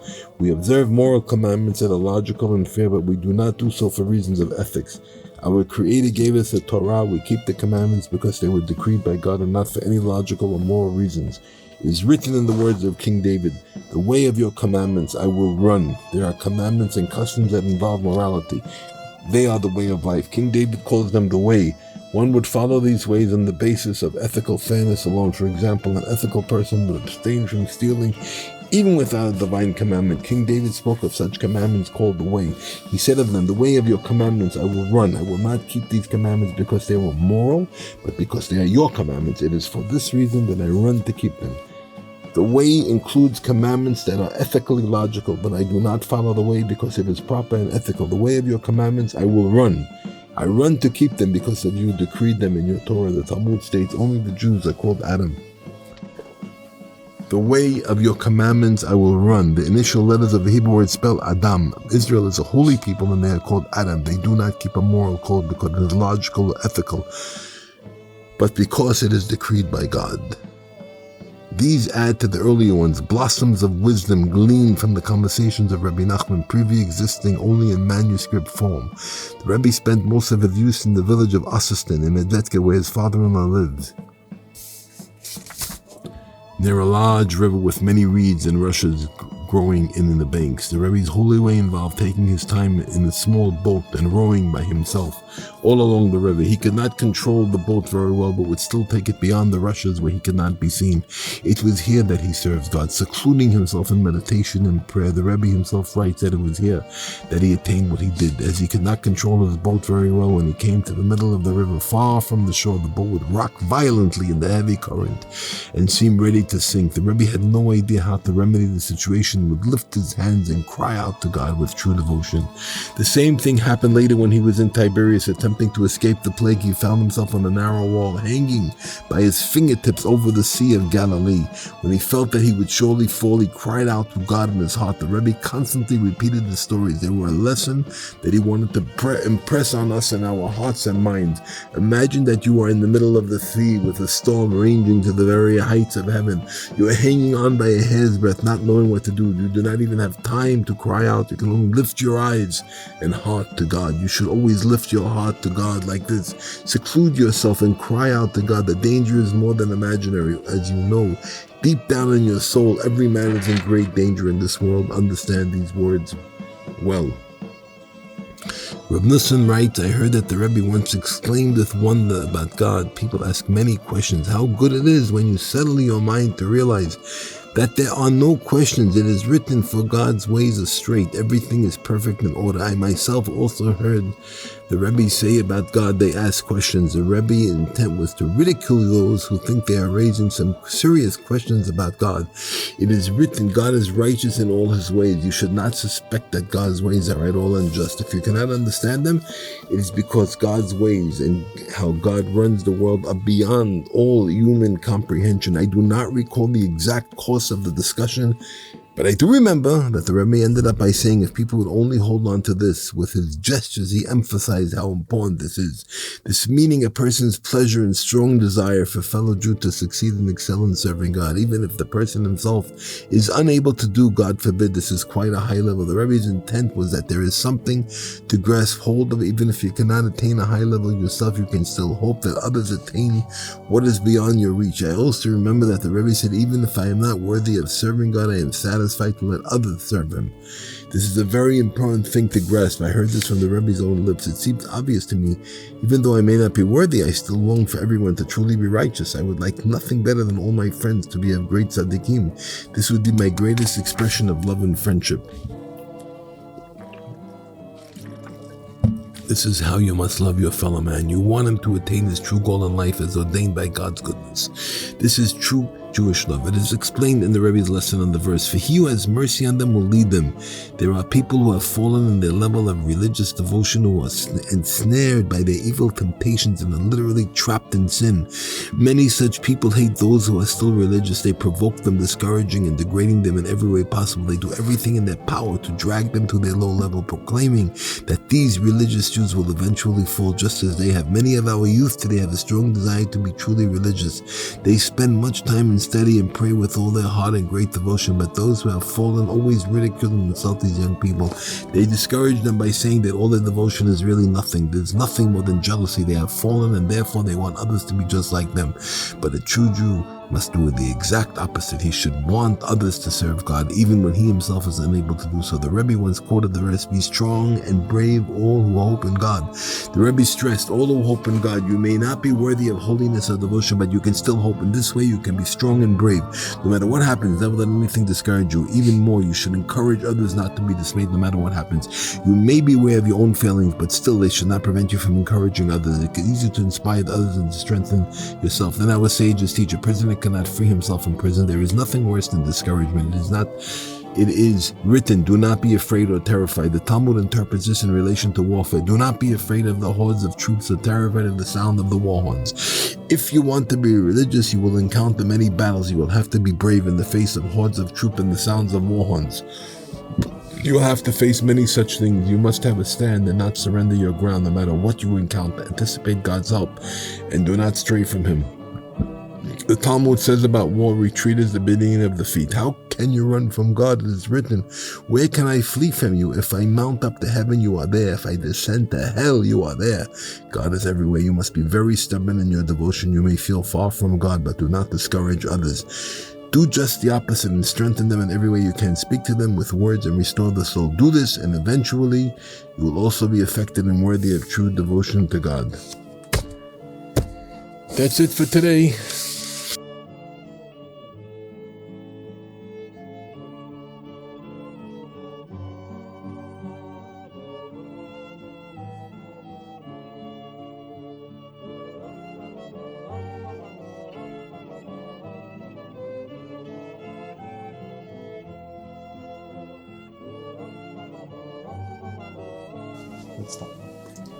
The Rebbe once quoted the verse, be strong and brave, all who hope in God. The Rebbe stressed, all who hope in God, you may not be worthy of holiness or devotion, but you can still hope. In this way, you can be strong and brave. No matter what happens, never let anything discourage you. Even more, you should encourage others not to be dismayed no matter what happens. You may be aware of your own failings, but still, this should not prevent you from encouraging others. It is easier to inspire others than to strengthen yourself. Thus, our sages teach, a prisoner cannot free himself from prison. There is nothing worse than discouragement. It is written, do not be afraid or terrified. The Talmud interprets this in relation to warfare. Do not be afraid of the hordes of troops or terrified of the sounds of the war horns. If you want to be religious, you will also encounter many battles. You will have to be brave in the face of hordes of troops and the sounds of war horns. You will have to face many things. You may take a stand and not surrender your ground. No matter what you encounter, anticipate God's help and do not stray from him. The Talmud says about war, retreat is the beginning of defeat. How can you run from God? It is written, where can I flee from you? If I mount up to heaven, you are there. If I descend to hell, you are there. God is everywhere. You must be very stubborn in your devotion. You may feel far from God, but do not discourage others. Do just the opposite and strengthen them in every way you can. Speak to them with words that restore the soul. Do this and eventually you will also be affected and be worthy of true devotion to God. The Rebbe once lectured us to pray with energy and devotion. He emphasized that we must force ourselves to pray with all our strength. He said, you put as much energy into your prayers as I did when I was pulling up anchor. Once I was on a ship and an emergency arose where the anchor had to be lifted immediately. All the passengers were forced to pull the anchor rope with all their might. I went through the motions of pulling with all my strength, but I was not really using any energy at all. I was really only pretending. I was being coerced, so I acted as if I were pulling with all my might. The same is true of the energy and devotion you put into your prayers. The Rebbe was telling us that we were far indeed from actually putting all our energy into prayers. I heard that the Rebbe once said if a person did not have trust in God and wait for his salvation, he would have to become a traveler and a wanderer like many people do for their livelihood. The Rebbe was speaking of those who must support a family. In most cases, they do not have an adequate livelihood. They often lack clothing and other necessities. One person may lack a simple garment. Others may lack fine clothing and mansions. We must wait for God's help and not press the hour. Do not try to take care of all your needs at once, but wait until God shows his mercy. The Rebbe said about himself, if I did not have patience when I needed something, if I would have pressed the hour and demanded it immediately, I would have had to borrow money and become a debtor. I would then be forced to wander and travel, trying to earn money. I would be just like many others who are forced to go from place to place because of this. Realize this and live accordingly. Every man has much that he lacks. This includes householders and even the rich. It is also true of those who are supported by others. It is best to be satisfied with the minimum and run your household with what you have at the time. For example, it may appear that your wife and children need clothing. They may need it very badly, but still do not press the hour and go into debt for it. Wait until the right time comes and you can pay for your needs. It is better to endure privation than to fall into debt. This is true even regarding food. How much more does it apply to clothing and housing? It is better to be in debt to yourself than to the storekeeper. It is better to be in debt to your family and owe the clothing nothing. In all such matters, you must wait for the proper time. It is written, the eyes of all look to you, and you give them their food in its time. The Rebbe once spoke about those who are religious for a while and then fall away. He said that even the short time that they are religious is very dear to God, no matter what happens later. It is written, you have captured my heart with one of your eyes. God is speaking to the Jewish people, recalling the time they accepted the Torah. The Midrash asks why the verse says, with one of your eyes. It answers that the other eye was already looking at the golden calf. Even when they accepted the Torah, the Jewish people already had plans to stray. Still, the short time they were close to God was very dear to him. Therefore, God said, you have captured my heart with one of your eyes. The Rebbe once asked us, have you ever heard me lecture you about religion? He said, I cannot lecture people in the manner. Every word of such moralizing is immersed and washed in tears. Because of this, I cannot lecture people about religion. At first, it was very difficult for us to understand what the Rebbe meant. It seemed to us that his every word was a religious lesson, literally burning with fire. It was true that he did not sermonize us like many preachers do. Yet his every conversation dealt with devotion to God. All his words were literally like burning coals, and whoever was worthy of hearing them was literally filled with fiery inspiration. It is impossible to describe in writing or speech the holy fire of the Rebbe's words. Even his most casual conversations were filled with holiness and purity. And when he presented a letter or spoke about devotion, his every word would scintillate and sparkle. It would blaze like flames, flashing like a roaring fire. You would only have to listen carefully and sincerely heed his words. And every word would literally fly into you like a bolt of fire. You would feel yourself being drawn to God and bound up with him in a wondrous fiery bond. There were many such times when we were standing before his awesome holy splendor that we felt that we no longer had free will. It was as if we were powerless to go against God's will, and we would never again be separated from him. The Rebbe's words drew us so strongly to God, and we were sure we could never oppose God's will by transgressing even the most minor commandment. But experiences such as these are totally beyond description. Even today, you can become involved in the Rebbe's published works. If you study them sincerely and probe their depth, your heart will certainly be drawn to God by the Rebbe's holy words. For all his words are like burning coals. On Sichot 55:70-1809, the Rebbe spoke about the etrog, saying that the mystery of the days of all requires one to have a beautiful etrog. This was discussed earlier. Etrogim were impossible to find that year, and the community had already resigned itself to do with one at all. There was not an etrog to be had in the entire land until just the day before Sichot. Then in his own miraculous ways, God made it that the needed etrogim reached several nearby towns. These fetched premium prices, and in some communities were sold for as much as 50 rubles and more. Here in Brest of the Rebbe was able to obtain a particularly beautiful etrog. He was so overjoyed that he asked us to bring musical instruments and play for him, making it an occasion of celebration. For three continuous days, he was so inspired by the etrog that he did not feel his terrible illness at all. His joy was so great that it literally revived his health. He continued to speak about the etrog even after Sukkot. He said that we had no idea how precious is the mitzvah of etrog and how high its level. The fact that Jews spend more money for the observance of this mitzvah than for any other is not without significance. It shows that this mitzvah is precious beyond all measure, even though we might not be aware of it. If people knew the true greatness of the etrog, they would do who knows what for it. The Jews are a holy people. They are very wise and not easily fooled. They spend much money for etrogim, and this is certainly for good reason. The Rebbe spoke about this at length, emphasizing the importance of the etrog.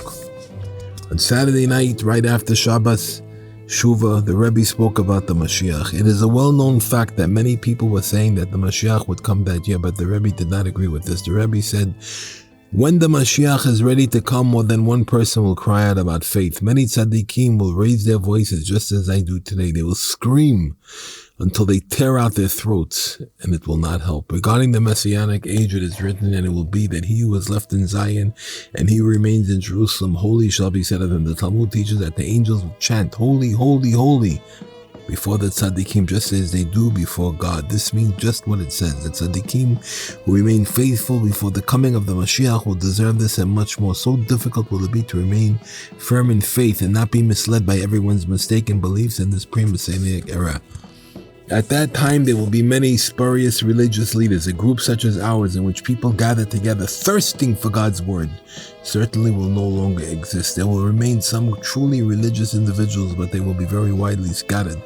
The Rebbe then quoted the verse, "Write this as a record in a book. In days to come, let people know that there was one who had already predicted this. When they will know and be encouraged in their faith in God, the true tzaddikim." To everyone speaking about Elul the month before Rosh Hashanah, he spoke of the custom of reading from the Tikkunei Zohar with its own special melody during this month, and the fatigue people experience from spending many late hours in the house of study. He said this practice results in many lofty things and rectifications on high. The Rebbe once mentioned that he knew the entire Etz Chaim and Pri Etz Chaim, as well as the works of the Holy Ari and the Zohar and the Tikkunei Zohar. From the way he said it was obvious that he achieved this in his youth. The Rebbe emphasized the importance and holiness of the Tikkunei Zohar many times. He spent much time studying and reviewing it, and not only during the month of Elul. He once said the Tikkunei Zohar contains all the wisdom in the world.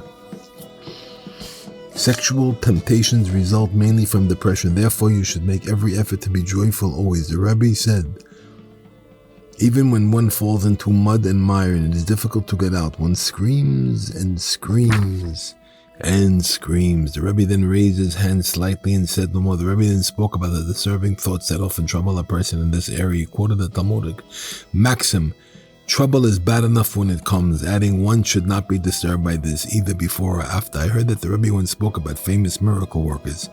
He used the following parable. A king once had two sons, one wise and the other foolish. He put his fool in charge of all his treacheries. The wise son, on the other hand, was not given any position and just beside the king continually. The people found this very difficult to understand. Here, the son who totally devoid of wisdom was given all the authority and had to be approached every time someone wished to deposit or withdraw anything from the king's treasury. On the other hand, the wise son had no authority at all. The king answered, "What is so special about dispersing money from an existing treasury? But my son sits beside me and uses his mind. Many times he comes up with a new idea that would never have occurred to me. He may tell me about lands I had never heard about, and show me how to conquer them. This is how I build up my treasury. My son, the overseer, does not do anything to add to my treasury. He merely distributes what I already have. My wise son is therefore much more important than his brother, even if it appears that he does not have a position of authority, for he is the one responsible for acquiring the treasury in the first place." Rabbi Nachman writes, this occurred shortly before Purim when I was with the Rebbe writing the lesson on the verse, and these are the ordinances. The lessons begin by stating that when there are decrees against the Jews, they can be mitigated by dancing and clapping. The Rebbe remarked, "This is what I said. News is coming about decrees against Jews, but Purim is near, and Jews will dance and clap, and this will alleviate the decree." The Rebbe then repeated himself, strongly emphasizing the words, "This is what I said." His intent was to emphasize to us that we should sincerely follow all his lessons, adding by the simple meaning of his words, all the Rebbe's lessons contain awesome depth, plumbing the deepest mysteries and loftiest secrets. Still, he emphasized that the main thing was their simple meaning and that we should put into this practice as he taught. He used this lesson as an example. It teaches that dancing and clapping can mitigate the harshest decrees. He bid us to take the lesson at face value and make an effort to be happy on our joyous holidays such as Purim and Hanukkah, as well as the mitzvah celebrations such as weddings. At such times, he said, we should make ourselves feel true joy when obeying God's commandments. We make ourselves so elated that we actually dance and clap our hands in joy.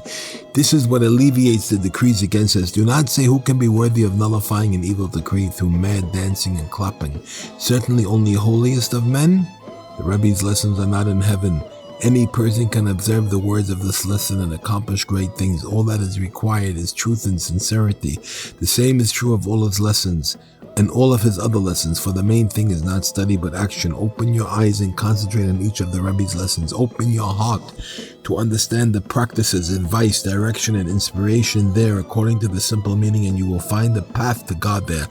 Beg God to open your eyes and let you be worthy of understanding that each lesson requires of you. Each word on the Rebbe's lesson is necessary for finding the proper practice and advice in serving God. You may study some of the lessons and think they apply only to those who have reached high spiritual levels. At first, you may not be able to find anything that seems to apply to you personally, but look more carefully. You will find that each thought contains awesome encouragement and wonderful advice, leading you towards God no matter what you level. Open your eyes and heart and you will certainly find advice in a way which you too can travel. All the Rebbe's words is a multitude of cases. In each lesson, the Rebbe presents the entire Torah to every person in the world from the highest to the lowest. The Rebbe's lessons are all-inclusive. Each one encompasses the whole Torah and is directed to each person at his level from the highest to the lowest. Any one of the Rebbe's lessons can teach a great tzaddik how to serve God. At the same time, the lesson can apply to the lowliest and humblest of men, offering him the advice he needs to return to God from the lowest chambers of hell. The greatness of the Rebbe's lessons is found in their unique inclusivity. The lesson on the verse, sound the shofar, which speaks about bringing peace to the world, appears in Likutei Moharan. This lesson was said on Shabbos Chanukah shortly after the passing of the great Rabbi Gedalia of Linitz. In this lesson, the Rebbe actually eulogized Gedalia. This is the meaning it includes, in fact, that we do not eulogize on Chanukah. The Rebbe also said that it was very difficult for him to give a lesson on the Torah. Every tzaddik has a portion in the Torah, and when he passes away, his portion of the Torah also departs from this world. When a great tzaddik dies, it is therefore difficult to speak on the Torah. In paragraph 4 of this lesson, the Rebbe explains the Talmudic saying, why do sages not have children who are equally learned? Because they do not begin with a blessing for the Torah. At that time, the Rebbe also mentioned an additional explanation. When a child is conceived, his conception depends on the food previously eaten by his parents. They must sanctify and bless this beginning, namely the things that precede conception, such as eating. Only then is it accomplished can a child be conceived in purity and holiness. But there are sages who do not begin with a blessing for the Torah. The beginning preceding conception is not sanctified with the blessing of Torah. To have children who are sages, this beginning of conception must also be blessed with the Torah. In Likutei Moharan, the Rebbe speaks of the great sin of stealing or coveting even in thought. In this lesson, the Rebbe explains the Talmudic teaching. One who steals even a penny from another must pursue him even to Media to return it. The Rebbe asked why of all nations Media is mentioned. He answered that the word lemadai, to Media, can also be spent limudei, taught of. Therefore, it refers to those taught of God, namely children. Theft can even pursue one's children. I heard from the Rebbe's own lips that this is how this Talmudic lesson was taught on high. Likutei Moharan begins with the statement, every good deed that one does is made into a lamp. One of my companions told me that the Rebbe once explained this idea in greater detail. Some people have a light that burns only for a short time. While it burns, they can explore the king's treasuries, but then it burns out and they no longer seek. Another may have a lamp that burns longer. He has more time to probe the celestial treasury. Still another may have a lamp that blazes for an entire day or even longer. But there is one who has the most wonderful of lamps. These are never extinguished, but burn and shine forever. The owner of these lamps can delve into the king's treasuries continuously and forever. From this we understand that even an ordinary religious person can explore the king's treasuries, but only for a given time is determined by his good deeds. Even this is certainly a most wonderful privilege. You can find wonderful treasures even in this short time and then enjoy them forever in the world to come. All your future life is determined by what you find during the time of exploration. If you are worthy of more time in which the lamps created for your deeds shine, you will certainly find more good in the king's treasuries. It all depends on how long your lamp can burn. The light of a great tzaddik is never extinguished. His exploration of the king's treasuries can go on forever. There is much more to this, but we have presented it sufficient. The Rebbe once spoke to a man who was very far from God. He told him that he could help himself by sighing and groaning about his situation. The Rebbe then revealed the lesson on the verse. There is an emptiness, a hevel, to what is done on the earth. Hevel also means breath or exhalation. When you sigh and groan with desire to return to God, this exhalation breaks the rope of spiritual impurity that binds you and holds you back. You can then be bound up with the holy. In a number of later lessons, the Rebbe again explained how precious is a person's sigh. I heard a further discussion on the lesson appearing in Likutei Moharan on the verse, the whole earth is filled with his glory, from one of my companions. The main thing is to nullify every one of your personality traits. You must strive to do so until you have totally obliterated your ego, rending it into absolute nothingness before God. Begin with one trait and annihilate it completely. This work on your other traits one at a time until they are totally non-existent. As you annihilate your ego, God's glory will begin to shine through and will be revealed and written. And the earth was alight with his glory. God's glory is like light. The larger and more material an object, the greater its shadows. For example, a thin rod blocks little sunlight and casts a small shadow, while a larger object casts a larger shadow. A large building will cast a larger shadow. Shadow being a blocking and eclipsing of light as is known. The same is true of God's glory. The material obstructs the spiritual and casts a shadow. When you are bound to an emotion or desire, it obstructs God's glory and casts a shadow. God's light is then hidden from you. But as you nullify these emotions and desires, you also remove the shadow, and as the shadow departs, the light of God's glory is revealed. When a person is worthy of annihilating the shadow completely and making it into absolute nothingness, then God's glory is revealed to all the earth. There is nothing to block the light and no obstructing shadow, and the light can shine through in all its glory. The whole earth is filled with his glory, and also can be read Miloah. Hence from nothing at all his earth is his glory. When there is nothing casting a shadow and obstructing his light, then his glory is revealed in all the earth. Before the whole earth is filled from his glory. Miloah can be read Miloah from nothing. Hence from nothing is all the glory of the earth, as the earth is his glory. When there is nothing casting a shadow and obstruct his light, then his glory is revealed in all the earth. Before revealing the lesson in Likutei Moharan relating to money and mitzvah observance, the Rebbe told the following story. Once there were two very close friends who had recently married. The first saw the other doing something improper, straying from the true path. However, he did not pay any attention to it, thinking it to be a mere accident. But when he saw his friend continue and do something much worse, he realized that the other was actually a sinner. He decided that he would have nothing to do with his old friend and estranged himself from him completely. All this time they had been supported by their father-in-laws, as was the custom. After a while, they left their in-laws' table and had to earn a living on their own. The sinner began to prosper and eventually grew very rich. His friend, on the other hand, became very poor and was constantly upset, complaining of God's injustice. He said to himself, "I know that my former companion committed a great sin. Why is he given such greatness and wealth?" One evening, the poor man had a vision. He saw a band of men approach carrying sacks of coin. When they came nearer, he would hear the loud clinking sound. He tried to move toward them, but they stopped him with a warning: "Do not touch any of this money. It all belongs to your former friend." Realizing this was an opportune time, he asked him, "Why is he worthy of these riches? I myself saw him commit a great sin." They answered, "From the day you both left your father-in-law's table, your companion has consistently set aside time for Torah. He committed himself to study a given amount each day without fail. But you are not involved in the Torah. Consequently, your companion is worthy of riches despite his great sin. Although it can extinguish good deeds, sin cannot extinguish Torah. Sin cannot extinguish Torah." The first letters of the Hebrew word spelled out Ma'ot. I heard this from the Rebbe's own lips when he revealed the lesson, speaking of the importance of telling stories about tzaddikim, which appears in the Likutei Moharan. The Rebbe said, "I myself was greatly motivated to serve God through stories of tzaddikim. All the great tzaddikim used to visit my home of my holy parents when we lived in Mezhebush, which was also the home of the Baal Shem Tov. Many would come to visit the Baal Shem Tov's grave, and they would mostly stay at my father's house. It was from them that I heard many stories of tzaddikim, and this moved me towards God. It was primarily through this that the Rebbe was stirred to attain the great things that he did." One of the Rebbe's followers related this to me. "I once told the Rebbe that there was talk about my marrying a certain girl. I told the Rebbe there is no place for me there. The Rebbe answered, "When a person has a Jewish heart, it has nothing to do with space. The heart is godliness, and God is the place of the world." The Rebbe's lesson on the verse, "And they did not listen to Moses because of the constricted spirit and the cruel bondage," appears in Likutei Moharan. This lesson states that because of lack of faith, one must work harder in his devotions. This is quoted in Rabbi.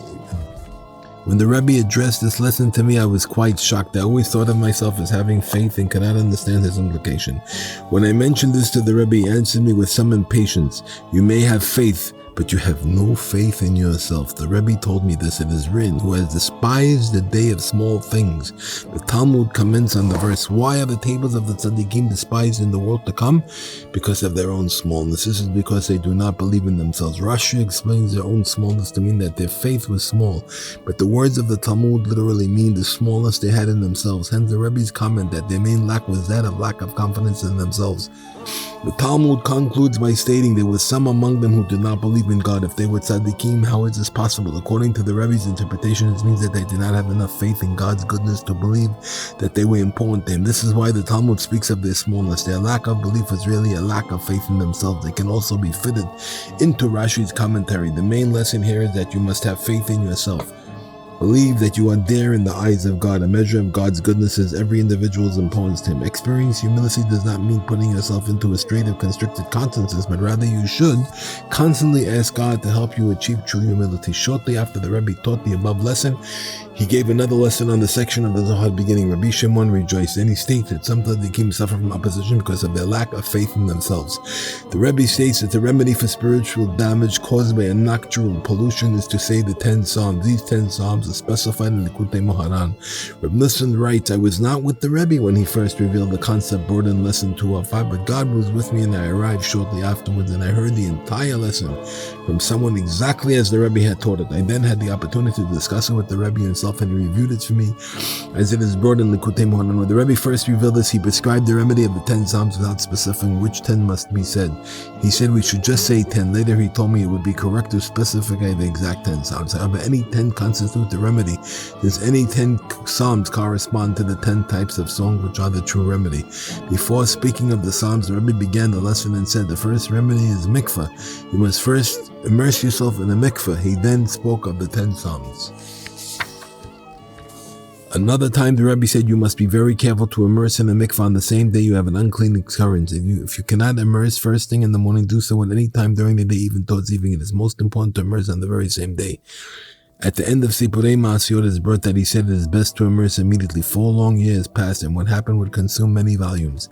It was during this interval that the Rebbe contracted the illness that would eventually take his life. It was also during this time that he traveled to Lvov. One midwinter night, we stood around him as he lay in bed. Suddenly he began to speak of the 10 Psalms. He spoke to me to get a piece of paper and pen and write down verses alluding to the 10 types of song. He then revealed the 10 verses, dictating them as they will appear in Likutei Moharan. The Rebbe expressed his desire to specify the 10 Psalms that must be said on the day one has an unclean occurrence. We stood there waiting, but were not worthy to hear them at the time. We then left. When I returned for a Shabbat, I happened to see a manuscript in which the Rebbe himself had written down the 10 Psalms. I did not think it proper to take the manuscript without permission. I attempted to memorize it, but was prevented by the fear that the Rebbe would mind my entering the room and seeing the manuscript without his permission. This took place on Shabbat Shekalim, when the Rebbe left his room to hear the reading of the Torah. I entered and saw the manuscript. On Sunday, I went to take leave of the Rebbe before returning home. I asked him to disclose the 10 Psalms, knowing full well that he had already written them down before. But the Rebbe demurred, saying that there would be another time. I then left for home without learning them. A short time later, when I was home in Nemarov, the Rebbe revealed the 10 Psalms to the Rav of Breslov and my good friend Rabbi Naftali of Nemarov. The Rebbe asked them to bear witness and said, 3/4 of people have been caught in this trap of improper seminal emotions. I call you to bear that these 10 Psalms are extremely beneficial for this unclean occurrence. In fact, they are an absolute remedy and help immensely. Some people experience such a mission because of overindulgence in food and drink or because of exhaustion and fatigue. Others experience it because of the position in which they happen to be sleeping. In such cases, there is no reason for concern. It is nothing more than bedwetting on the part of an infant. Others are guarded from high and are protected from such occurrences. Still others are spared because of their destiny. A man might dream that he is falling and be awakened in his dream. This is also a sign that he is protected from on high. But others experience emissions because of their fantasies and thoughts. This really does create evil forces, yet even in this case. So the man who says the 10 Psalms on the same day is a great remedy. Many great tzaddikim sought this remedy and worked hard to find it. Some never had any idea at all of the true remedy. Others began to perceive it only be taken from the world before they could grasp it completely. But God helped me, and I totally grasped the solution. Rectifying this matter by reciting the 10 Psalms, something completely new and an outstanding innovation, because it is nearly entirely new and a wonderful and awesome remedy. How good it is if you can immerse in a mikveh and then say the 10 Psalms. But if you cannot, for example, if you are sick and traveling and cannot immerse, and just saying the 10 Psalms alone is a great remedy. It is better if you can say the Psalms with devotion and feeling, but just saying the words alone will help. This remedy has not been revealed since the time of creation. I would prefer to do away with the blemish completely, but it is impossible physically and spiritually. spiritually, it would involve the permanent change of variance very nature that is beyond the realm of possibility. Even Moses and others like him could change the laws of nature only temporarily and only in specific instances. Even such great miracles as the splitting of the Red Sea and the Jordan River were temporary miracles. To do away with this world involve a general aberration of man's nature. It would involve changing every single human being for all time. This is physically impossible. Spiritually, this is also impossible. These 10 Psalms, however, are a most wonderful, precious, and beneficial remedy. He told them, bear witness to my words. When my days are over and I leave the world, I will intercede for anyone who comes to my grave. Says these 10 Psalms and gives a penny to charity. No matter how great his sins, I will do everything in my power, spanning the length and breadth of the creation to save him and rectify him. I was very positive in everything I say, but I am most positive in regard to the great benefit of these Psalms. These are the 10 Psalms: 16, 32, 41, 40, 41, 42, 59, 77, 90, 105, 137, and 150. These Psalms have been published numerous times. However, in the first edition of Sichot, because of a printing error, another Psalm was erroneously substituted for Psalm 137. This error spread to a number of other published works. The 10 Psalms should be recited in the order that they appear in the scriptures. The Rebbe also said, this is the Tikkun HaKlali, the general remedy. There is a specific remedy for each sin, but this is the general remedy. Go out, spread the teaching of the 10 Psalms to all men. It may seem like an easy thing to say 10 Psalms, but it will actually be very difficult in practice, owing to our many sins. The Rebbe's last words literally came true. Because of much opposition, most of the world has been prevented from using the remedy, but the Rebbe had already predicted this. We have done our part to teach this remedy to all those who wish to find the remedy. Let every man do as he fits. Listen if you want to, or ignore if you will. Our own souls we have saved. The author of the Tikkun Shabbat attributes these 10 Psalms to a work called Asara Hilulim. This is an error. In Tikkun Moed, they are explicitly attributed to our master, Rabbi Nachman of blessed memory. Many other authors also attribute these 10 Psalms to the Rebbe. If you carefully examine all the works that refer to the 10 Psalms without mentioning the Rebbe's name, you will find that they were all published after his death on Sichot 5571. Perhaps some authors attributed the 10 Psalms to another source. Because of the great opposition that the Rebbe suffered, they may have wanted the greatest possible number of people to be able to use the remedy, and therefore took advantage of the Talmudic dictum. It is permissible to alter the truth for the sake of peace. This is especially true in the case of something as important as the remedy. But we have already mentioned that this is an absolutely new remedy and was never revealed since the beginning of time. Say these 10 Psalms in the name of the Rebbe so that his lips should murmur them, which is something all tzaddikim desire. This is what motivated me to disclose all this. May the Rebbe's merit stand for us. May he rectify all our sins and suffering and save us. Amen. May it be God's will. I found a manuscript written by one of our group that provides additional insight into the Rebbe's lesson on the verse, I will make your faith known with my mouth. The lesson appears in the Likkutei Moharan and states that faith primarily depends on one's mouth. The manuscript reads as follows: when you have doubts about your faith in God, say out loud, I believe with perfect faith that God is one, first, last, and always. The evil inclination comes from fallen strength. This is the strength of holiness that can counteract the strength of the klipa. It is written, of your strength they shall speak. Speech derives from holy strength. Therefore, when you say, I believe as above, you awaken the strength of holiness. This will offset your doubts which come from the strength of the klipa. The Talmud teaches a person should always agitate his good inclination against his evil inclination. You should use your holy strength to dispel the strength of the klipa. The Talmud also states that one who does not want to become agitated should speak quietly. Speaking is not agitating. Stillness offsets agitation. However, speaking out loud is in the category of agitation, which is strength. A manuscript from one of our group relating to the lesson. There are 2 ways that one can eat like an animal. Some eat human food with an animal's appetite. Others eat like humans, but their food is fit only for a beast. Sparks of holiness reside in food. If these sparks have not been sufficiently purified, the food is fit only for a beast and not a man.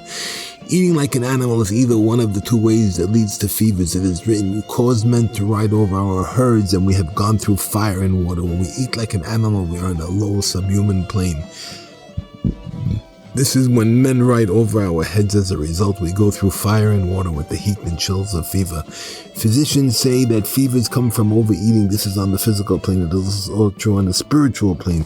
When man has holy knowledge, he has the holy love and fear. When he falls away from this knowledge, he drops the fallen love and fear. It is written, the superiority of man over beast is nothing. It is further written, any holy wisdom comes from nothing. His holy wisdom emanates from the ultimate godly nothingness. When one eats like an animal, in either way he falls from the level of holy knowledge to a subhuman level. He then descends to the level of fallen love and fear. You cause men to ride over our heads refers to a subhuman level. As explained earlier, we have gone through fire and water refers to the fallen love and fear. After the Rebbe returned from Lemberg, he was still very sick with tuberculosis. He would often ride to the outskirts of the city and take walks in the fields. This was for his health and for some other awesome reasons that he alone knew.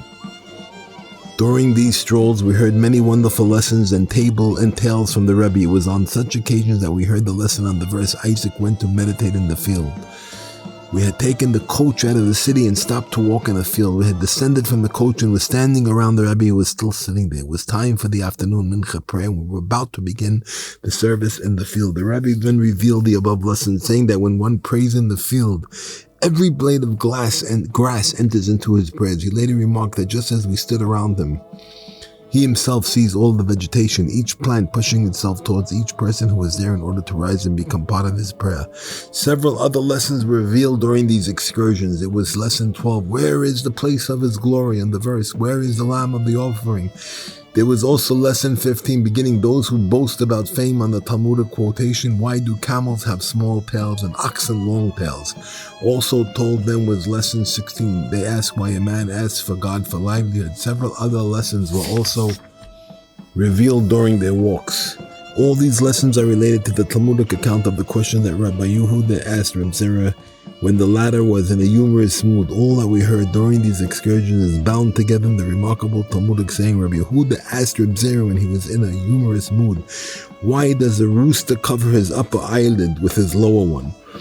Likutei Moharan states that one should make every lesson he hears into a prayer. When the Rebbe revealed the lesson to him, he said it would be good to write the prayers for yourself.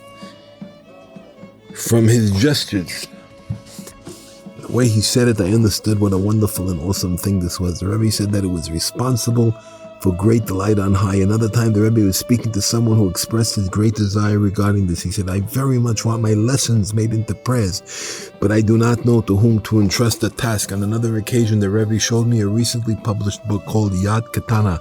At the end of this book, several concepts and explained in the form of prayers, each one beginning with the words, oh my God. The Rebbe showed me the book and told me to read it. He was showing me, see how the author makes many scholarly concepts into prayers. He hinted that he would like the same done with his lessons. As in the case of many important things, the Rebbe never came out explicitly, but only hinted at what he wanted. He would hint at the weightiest of matters in the most trivial manner. These are accusing forces on high that can set up many barriers, for it was for this and other reasons like that the Rebbe found it difficult to reveal his wishes directly. Therefore, he made use of wonder illusions that a person could understand if he wanted to. This explains many of the Rebbe's dealings with me, but this cannot be explained. The Rebbe said, when you take a lesson and make it into a prayer, it causes great delight on high. Such delights have never ascended before God since the day of creation. This is also quoted in the introduction to the prayers. The Rebbe gave me further encouragement in the discussion following his lesson in the beginning to the eyes of all of Israel. Likutei Moharan, the Rebbe says that the word kasha, difficulty or question, consists in the initial letters of the verse Shema, Yud Kei Vav Kei Kol Yakra, hear God my voice, I call. In this lesson it appears that there's something missing before the phrase, nevertheless God hears his voice and this is his salvation. The lesson teaches that when you cry out with your heart, this itself is an aspect of faith. You may have many questions and grave doubts, but when your heart cries out, it shows that you still have the burning spark of faith. Without this spark, you would remain still. Therefore, the cry itself is in the category of faith. Understand this. This cry can also bring you to faith. The cry itself is an aspect of faith, but it is a way awake faith. But the cry can bring you to strong faith. It can elevate and strengthen your faith until all difficulties vanish. Even if you are not worthy of this, the cry itself is still very beneficial. The tales. The fifth story in the Sipurei Masyot is the Prince of Germs. I heard from another that before the Rebbe told the story, he said, I know a tale that contains the entire 42-level name of God. He then told the above story. However, it is not certain that this is the story that includes the name. Many years ago, I also heard the Rebbe said the Baal Shem Tov knew a story that contained the 42-letter name of God. He then spoke to me about the name and asked me to find an explanation in Yiddish for the two letters Vav and Sadi that appear on that name. I tried, but was unable to find any Yiddish word that was spelled out by these two letters. It was obvious that the Rebbe already knew the secret of this name. However, he wanted to disguise this mystery in order to present it, and the two letters Vav and Sadi could not be made part of this presentation. The 12th story in Sipurei Masyot is the Master of Prayer. In this story, a great warlord destroys the kingdom and leaves 10 small groups in search of leaders. After telling the story, the Rebbe asked us who told the story that was written in the Chronicles of the Kingdom about the groups formed as a result of that stone. We answered that one of the mighty warriors of the mighty warrior told the tale of the Master of Prayer. The Rebbe nodded his head as if to say that we had it right. We understood from this message that it was significant that one of his warriors had told the story. We further understood that every word in these tales teaches a great lesson.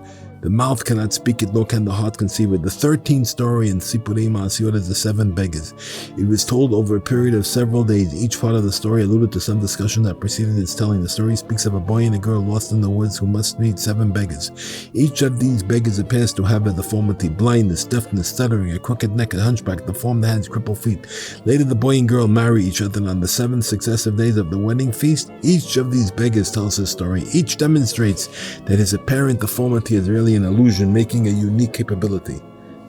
The Rebbe began telling the story on a Friday night, and all began because of a snuff box that was given to him by one of his followers. I had written to one of my friends about this and told him to remain happy. The Rebbe saw this letter and remarked, I will tell you how people once used to rejoice. Then he began the story. He told the beginning of the story, continuing until the end of the first day of the wedding, when they speak of the blind beggar. All this occurred on a Friday night while they were in his home in Nemerov. On the following Tuesday, my friend came to my house and repeated the story. I was so astonished. I stood there trembling. I had heard many stories from the Rebbe, but I never heard anything like this. I immediately traveled to Breslov. When I came to the Rebbe's house that night, he had already secluded in his room. On Wednesday morning, I went in to see the Rebbe and spoke with him at length. I told him some news about the surrounding areas, and the Rebbe then brought up the subject of the story I had begun the previous Friday night. The Rebbe said that he was anxious to know, that is to tell, how the story continued and what happened on each of the 7 days of the wedding feast. He also wanted to know what happened in the prince who inherited the kingdom during his father's lifetime. The episode that introduced the story. Even though the Rebbe was telling the story, he spoke as if he was hearing it himself. The Rebbe outlined the entire story for me. On each of the 7 days of the wedding feast, one of the beggars blesses the couple and gives them gifts. The Rebbe also cleared up the subplot of the ancient man who could remember back to the beginning of their existence. This is part of the blind beggar story, and my friend had not told it very clearly. The Rebbe explained what the blind beggar meant when he said, I remember nothing at all. He told me that this beggar goes back the furthest when he says that he remembers nothing. Since this means he can remember the time when absolutely nothing existed, he was astounded by this.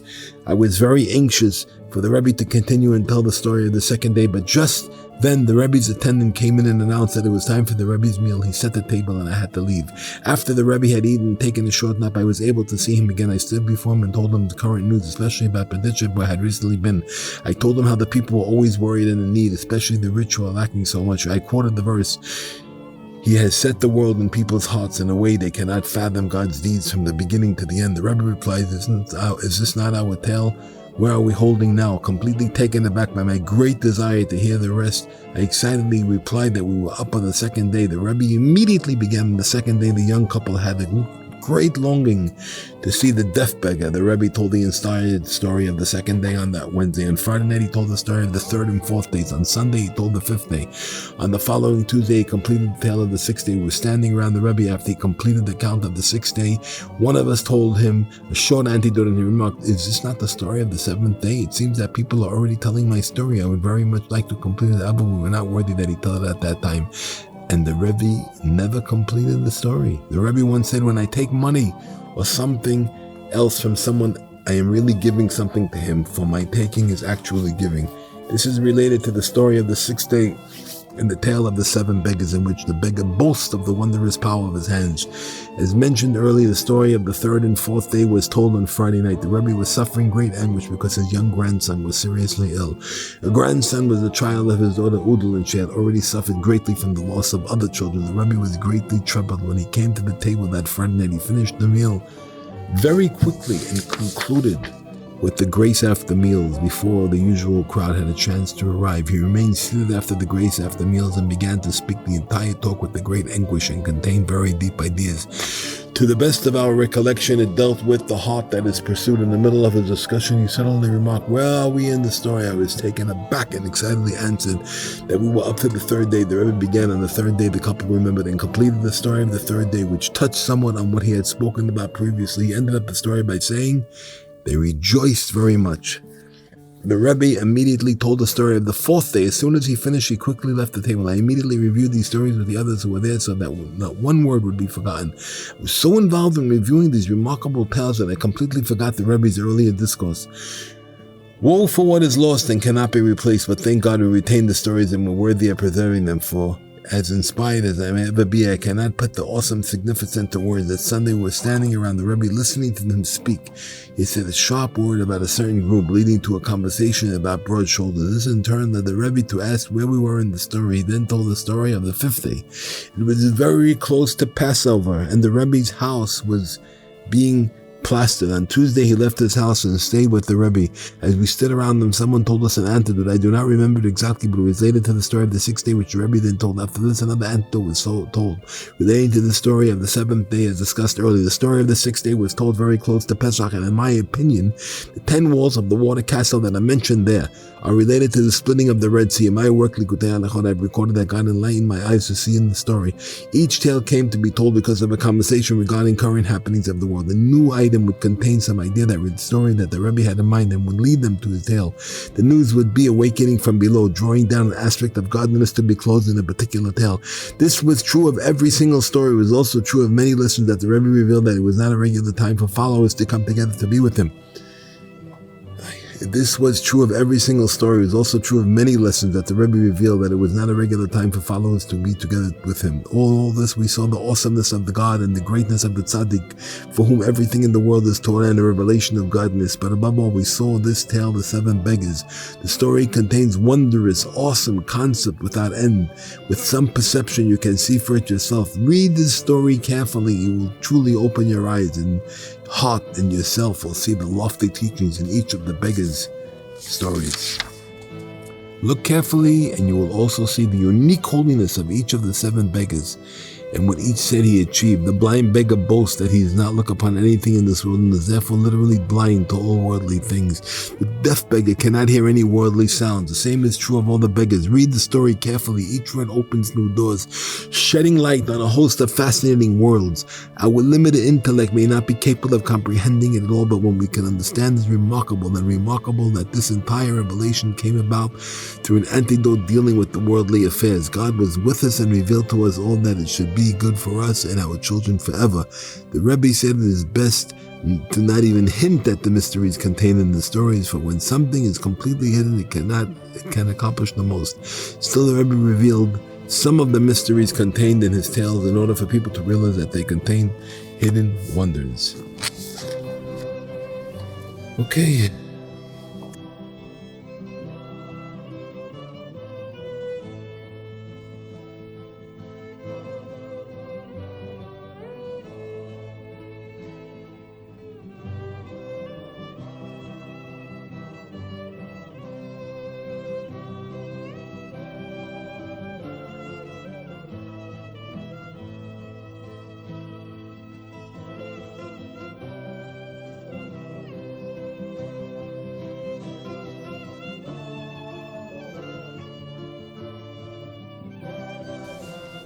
Let's start. You ready? Mm-hmm. Other teachings. I heard that the Rebbe once said, one who was a contentious in the previous life is reincarnated to be left-handed. The Zohar states that Korach instigated the dispute because he wanted to transpose right and left. Therefore, he was reincarnated to be left-handed. His right and left hands were transposed. In Sefer HaMidot, under the category of truth, Rebbe writes, one who was a liar in a previous lifetime is reincarnated to be left-handed. Reb Shmuel of Teplik once told me that when he was traveling with the Rebbe to Novovich, the Rebbe asked him, how did you sleep and how did I sleep? I slept on the subject of left-handedness. When the Rebbe had slept that night, he was involved in the mysteries of left-handedness. The Rebbe then hinted that this mystery includes the fact that the tribe of Benjamin is said to have contained 700 left-handed men. In the Likutei Moharan, the Rebbe speaks of the simple conduct of true tzaddikim. Sometimes the tzaddik behaves like an ordinary person, a prostak. Much can be said about the background of this lesson. All the details cannot be put into writing, but I will record as much as possible. It was Shabbos Nachamu, the Shabbat after Tisha B'Av in Uman, during the last months of the Rebbe's life.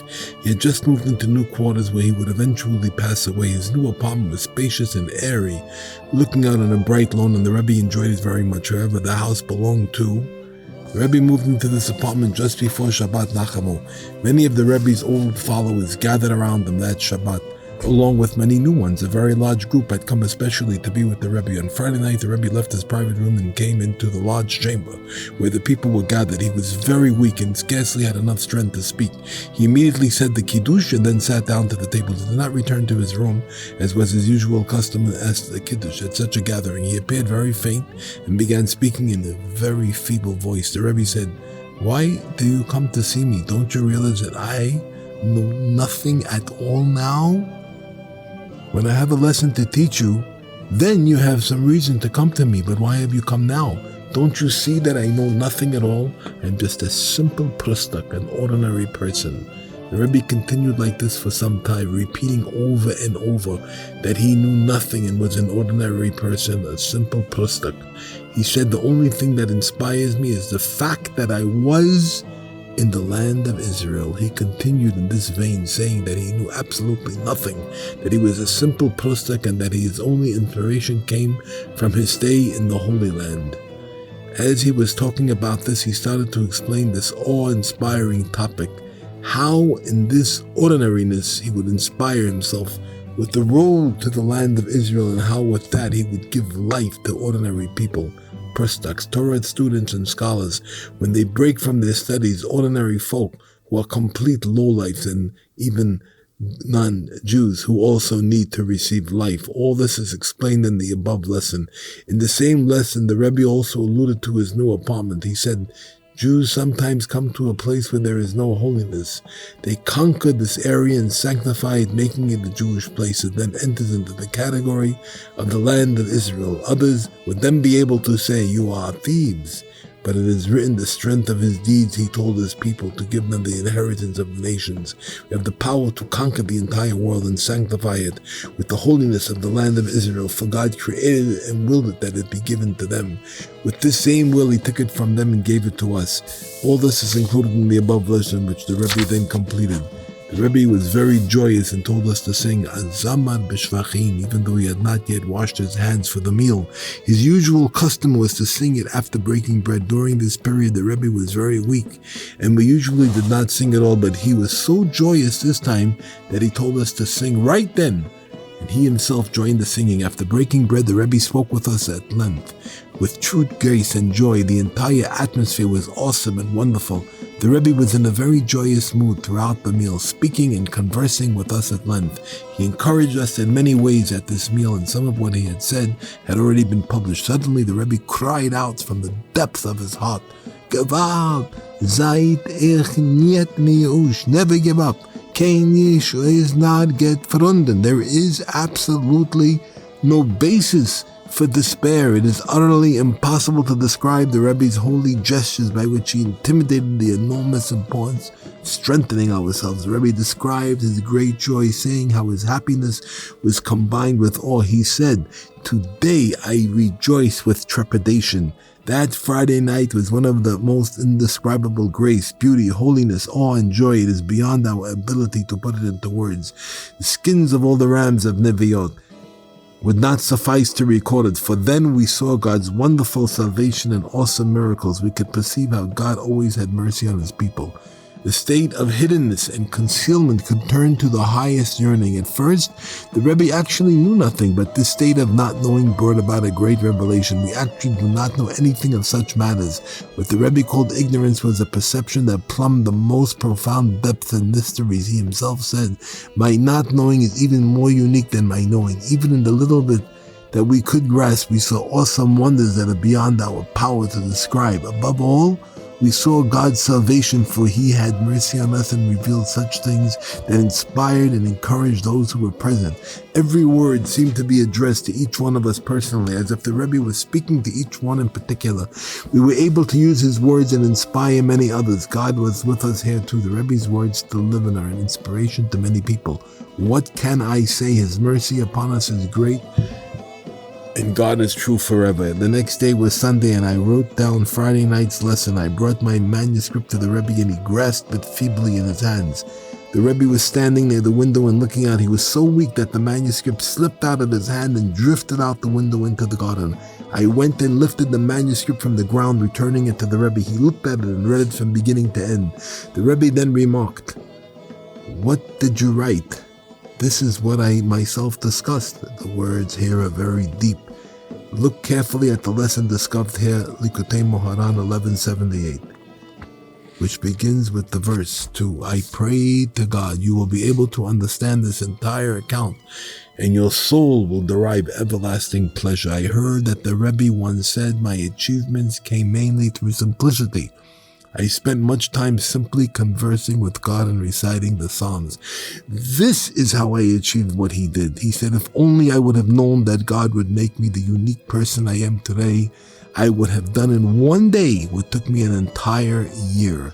That is, the Rebbe would have been so enthusiastic, he would have done so much in a single day as he used to do in the entire year. The Rebbe deeply yearned to serve God with the artless, simple simplicity of the ordinary person. He often said, Oi, simple simplicity. The Rebbe also said, I have spoken with many great tzaddikim. They all said that they attained their high level through prostic, absolute simplicity. They would do the simplest things, secluding themselves and conversing with God. This is how they attained what they did. Fortunate are they. This lesson beginning, one must be very careful always to be joyful on Shabbat, is in Likutei Moharan. This lesson was revealed on a Friday night. The Rebbe began by asking me, are you joyous on Shabbat? I answered, I sometimes have trepidation. The Rebbe said, this is not the way. The main thing is joy. He admonished me to be happy, especially on Shabbat. The Rebbe then revealed the above lesson. Speaking of the importance of Shabbat joy, at that time in particular, one's fear and stringencies are elevated, but only through such joy. The Rebbe discussed this at length, lecturing us to be in a joyous mood on Shabbat. He said, we should do everything possible to bring ourselves to such joy as recorded in this lesson. The Rebbe said, we should buy delicacies for Shabbat. All your income is decreed from the beginning of the year, but what you spend for Shabbat and festivals is not included in the decree. Even a simple family man can make himself happy with tasty food such as fish and broth. He then said to me, now you have something to be depressed about. He meant that he had just lectured us to be joyous on Shabbat, and I had not been worthy of such happiness. This made me even more depressed. The Rebbe had actually read my thoughts. As soon as he declared that we must be joyous, I began worrying because I had not attained such Shabbat joy. When the Rebbe said, now you have something to be depressed about, it actually gave me much comfort and encouragement, for it made me realize that I should not worry about rejoicing to the point of becoming depressed. When the Rebbe lectured me about this, I answered, I have a very great desire to be filled with joy on the Shabbat. It meant that even if I were not worthy of actual joy, I still had great yearning for it. The Rebbe had spoken many times about the importance of desire and longing. The Rebbe called for those around him. Have you heard what he said? He spoke well. The Rebbe also told us to sing many Zmiras and other Shabbat songs. He said, do not pay attention to any obstacles. Others may be sitting at the table and not seem to have any desire to sing. Strengthen yourself and sing with joy. Conduct the Shabbat table in a happy mood. The main thing is Shabbat joy. The Rebbe's lodgings in Uman overlooked the old cemetery, and he could hear the people who customarily came to cry and pray at their parents' grave. Once he heard a woman standing by her father's grave and crying in a bit of voice, Father, Father. The Rebbe's daughter was standing next to him at the time, and he remarked to her, this woman is crying, Father, Father, with the best of intentions, but her father is not there at all. The Rebbe explained, when you visit your parents' grave, it is best to ask those who are buried nearby to inform your parents that you are there. Though most souls depart to their destiny, not all souls ascend to their intended place, and many remain near their graves. Therefore, it is best to tell these other souls to inform your parents. But when you visit a tzaddik, you need not worry that he is not there, for the death of a tzaddik is like going from one room to another. The Rebbe then told his daughter, take me as an example. Right now I am in this room. I can then go to the next room and close the door. If you stand by the door and cry, Father, Father, will I not hear you? We heard similar things from the Rebbe's holy lips many times. He suggested to each one of us in many ways the great importance of visiting his grave. He promised that he would certainly hear what we said and help us in any way possible. It was the Rebbe's holy way to speak with such wondrous wisdom that often we did not immediately grasp the full meaning of his words. Often it would be a long time before we understood their significance. This was especially true of his wish for us to visit his grave. He alluded to this many times and also spoke of it openly, as for example when he set aside 2 witnesses. I heard that the Rebbe once said that he had revealed many lessons related to his illness. In fact, after he returned from Lemberg, Lvov, he spoke about his lungs in almost every lesson he gave, since he was suffering from tuberculosis, a lung disease. May God save us. The Rebbe said that in light of the amount of lessons he had given on the topic, he should always have been healed. He should have been healed already. The fault, however, lay in his audience's lack of faith. Their faith was not that strong. The Rebbe's devotion. The Rebbe told us about his youth when he once visited Rabbi. He said, I had not yet attained my present level where I could speak to a group and still be literally involved in the Torah and attached to God. You think that everything comes at once? This is far from the truth. You must work and toil before you can achieve any good quality in devotion. At this point in his youth, it was very difficult for the Rebbe to spend time with others because he always wished to be involved in his devotions. Many times when his unique qualities were mentioned, the Rebbe would say, but I struggled very much for it. I fasted very much. We were once in Zaslov after Shavuot, and the Rebbe complained to me, how is one worthy of being a Jew? I stood there dumbfounded. I knew the Rebbe's greatness and the unimaginable extent of his devotions, yet here he felt as if he had not yet begun. The Rebbe replied, when I begin serving God, I have no idea I would achieve what I did. There are things I know now that I did not even realize existed. I could not even begin to yearn to perceive what I know now, for I had no idea that such levels of understanding and knowledge even existed. Therefore, I did not have any concept of what it strives for. But the same thing is still true. Who knows what there is still to comprehend, what understandings there is still to preserve. Later the Rebbe said, my only comfort is the fact that I spend the entire day in Torah and prayer. I heard this in the name of the man who attended to the Rebbe in his youth. The Rebbe would often fast from Shabbos to Shabbos. On a Wednesday, in the middle of one such fast, blood began flowing from his nose, eyes, ears, and mouth. His attendant started screaming, saying that he would raise an alarm in the house because the Rebbe was so faint. The Rebbe wisely calmed him down, saying, this is the way of such a fast. It becomes most difficult in the middle of the week. But tomorrow you will see that it will be easier for me. The Rebbe had made his attendant take an oath that he would not tell anyone about his fast, so he had to keep it to himself. During another such fast, the Rebbe, because so faint in the middle of the week that he had to take his bed and raise his feet at the bedpost. One Friday night, the Rebbe found himself in great danger after fasting the entire week. The only safe way to break such a fast is with things such as milk and warm fluids. The Rebbe had not prepared anything special and no one else knew about the fast. He ate the regular heavy Friday evening meal and became dangerously ill. This caused a great commotion in the house. Another time after such a fast, the Rebbe went to the mikveh on Friday afternoon. The mikveh was extremely cold, but the Rebbe immersed himself and remained in the mikveh almost 2 hours. This would have been difficult for even one who was not fasting. The Rebbe once fasted from Shabbat to Shabbat while living in Zlatopolia.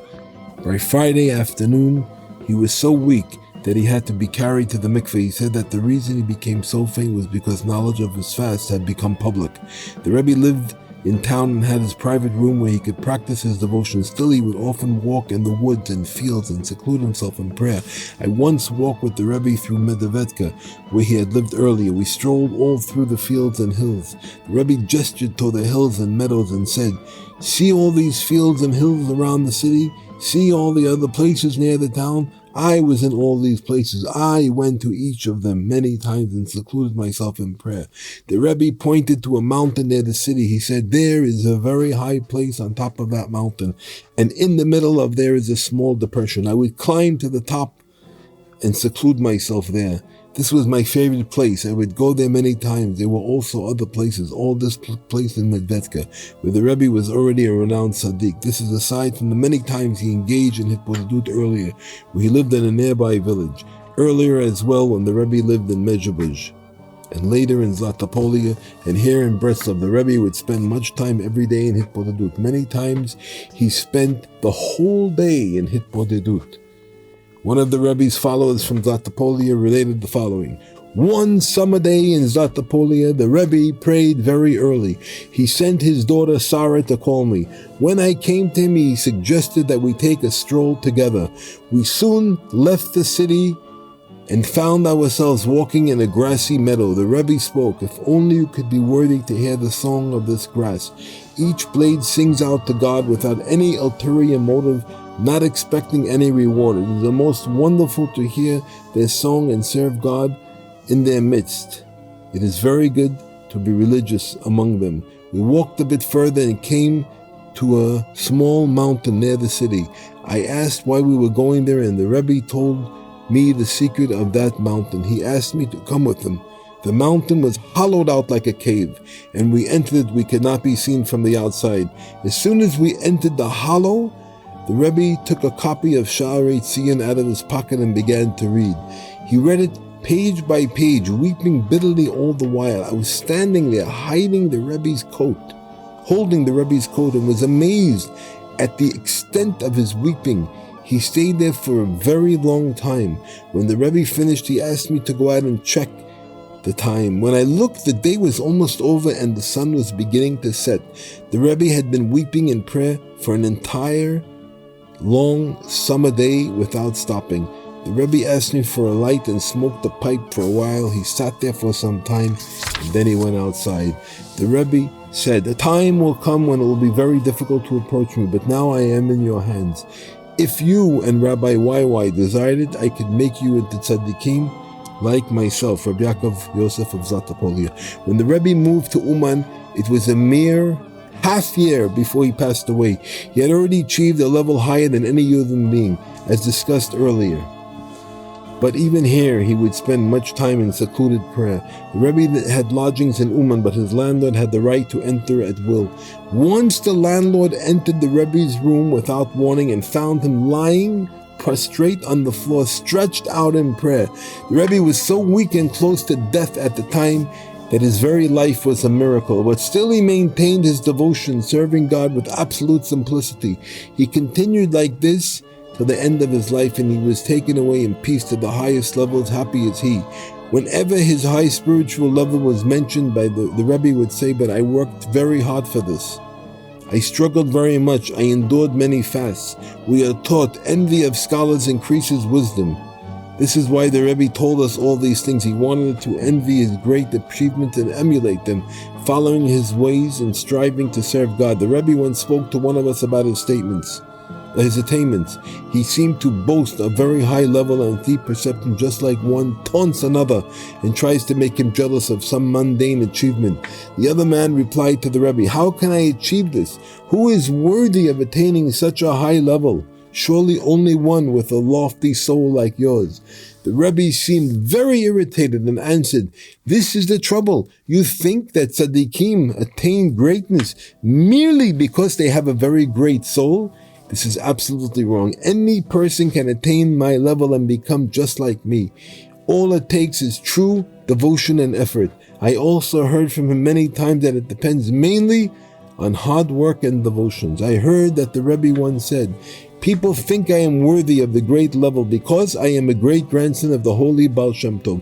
Nothing could be further from the truth. It came to another way completely, and even though I was worthy, my success came through just one thing.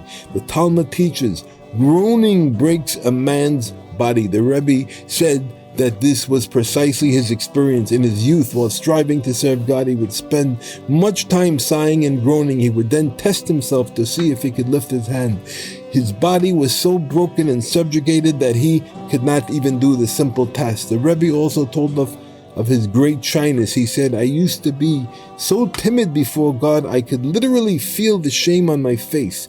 Often I would stand before God and feel embarrassed, as if I had been humiliated in front of a friend.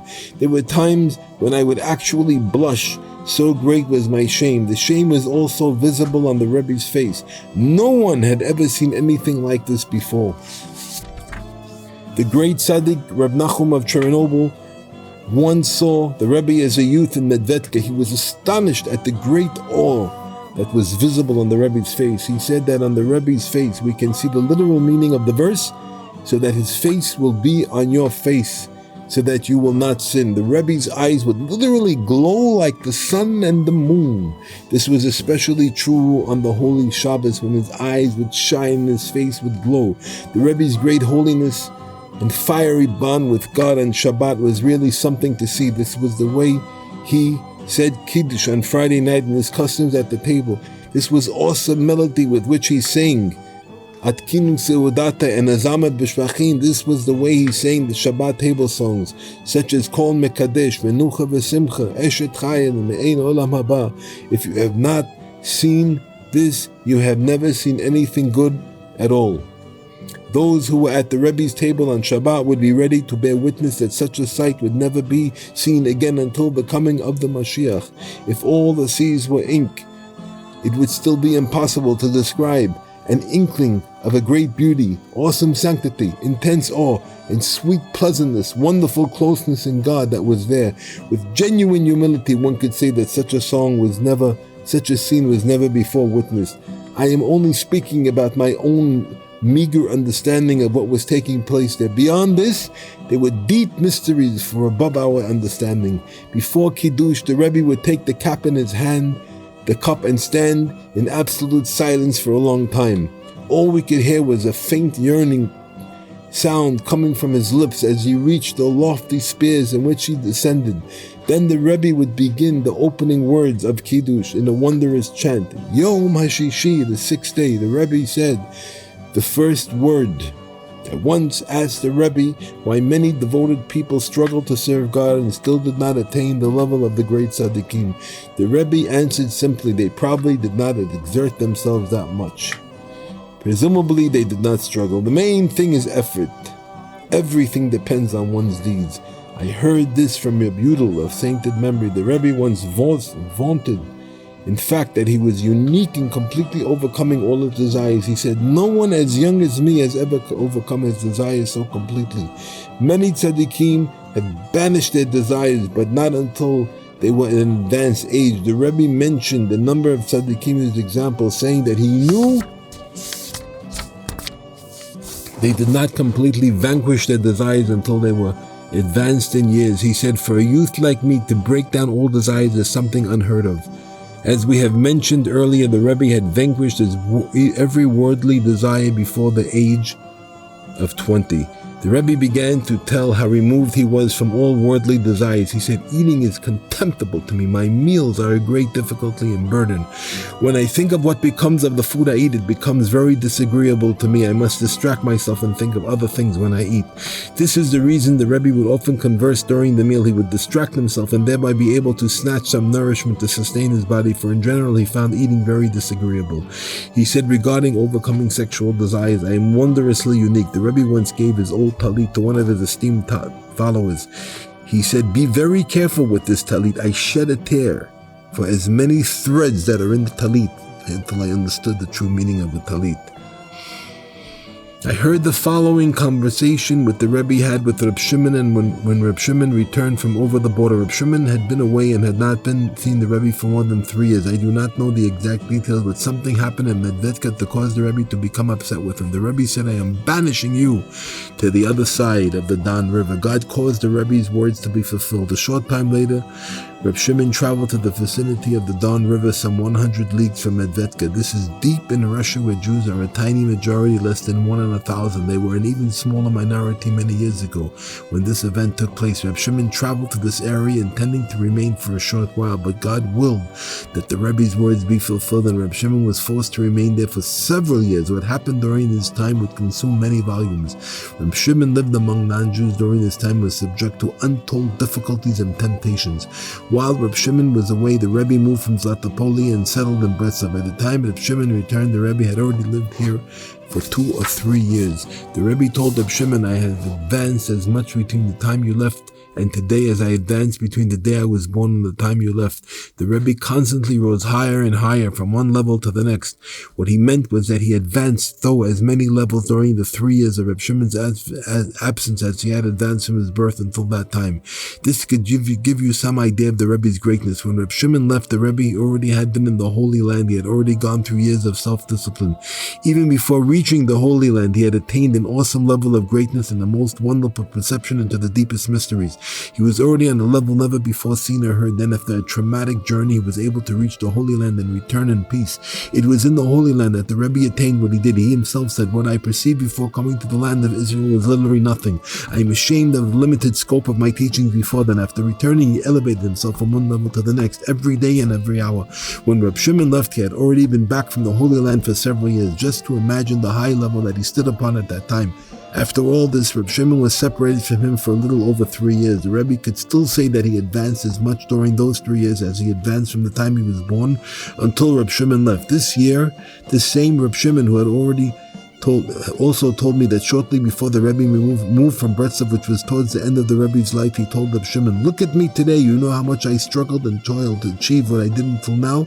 I can now accomplish this much in a single day. At a later time, the Rebbe told him that he could accomplish that much in a single hour. Still later, he said he could do it all in a single moment. Understand well how far this brings us. When the Rebbe said this to Reb Shimon, he was already worthy of his great attainment. He had already said that his previous level of perception and devotion was nothing compared to what he later attained, and even this previous level was very great and deep. This occurred many times. The Rebbe had already attained an immeasurable level before going to the Holy Land. After his return, he was literally ashamed of his previous attainment, saying that we're absolutely nothing.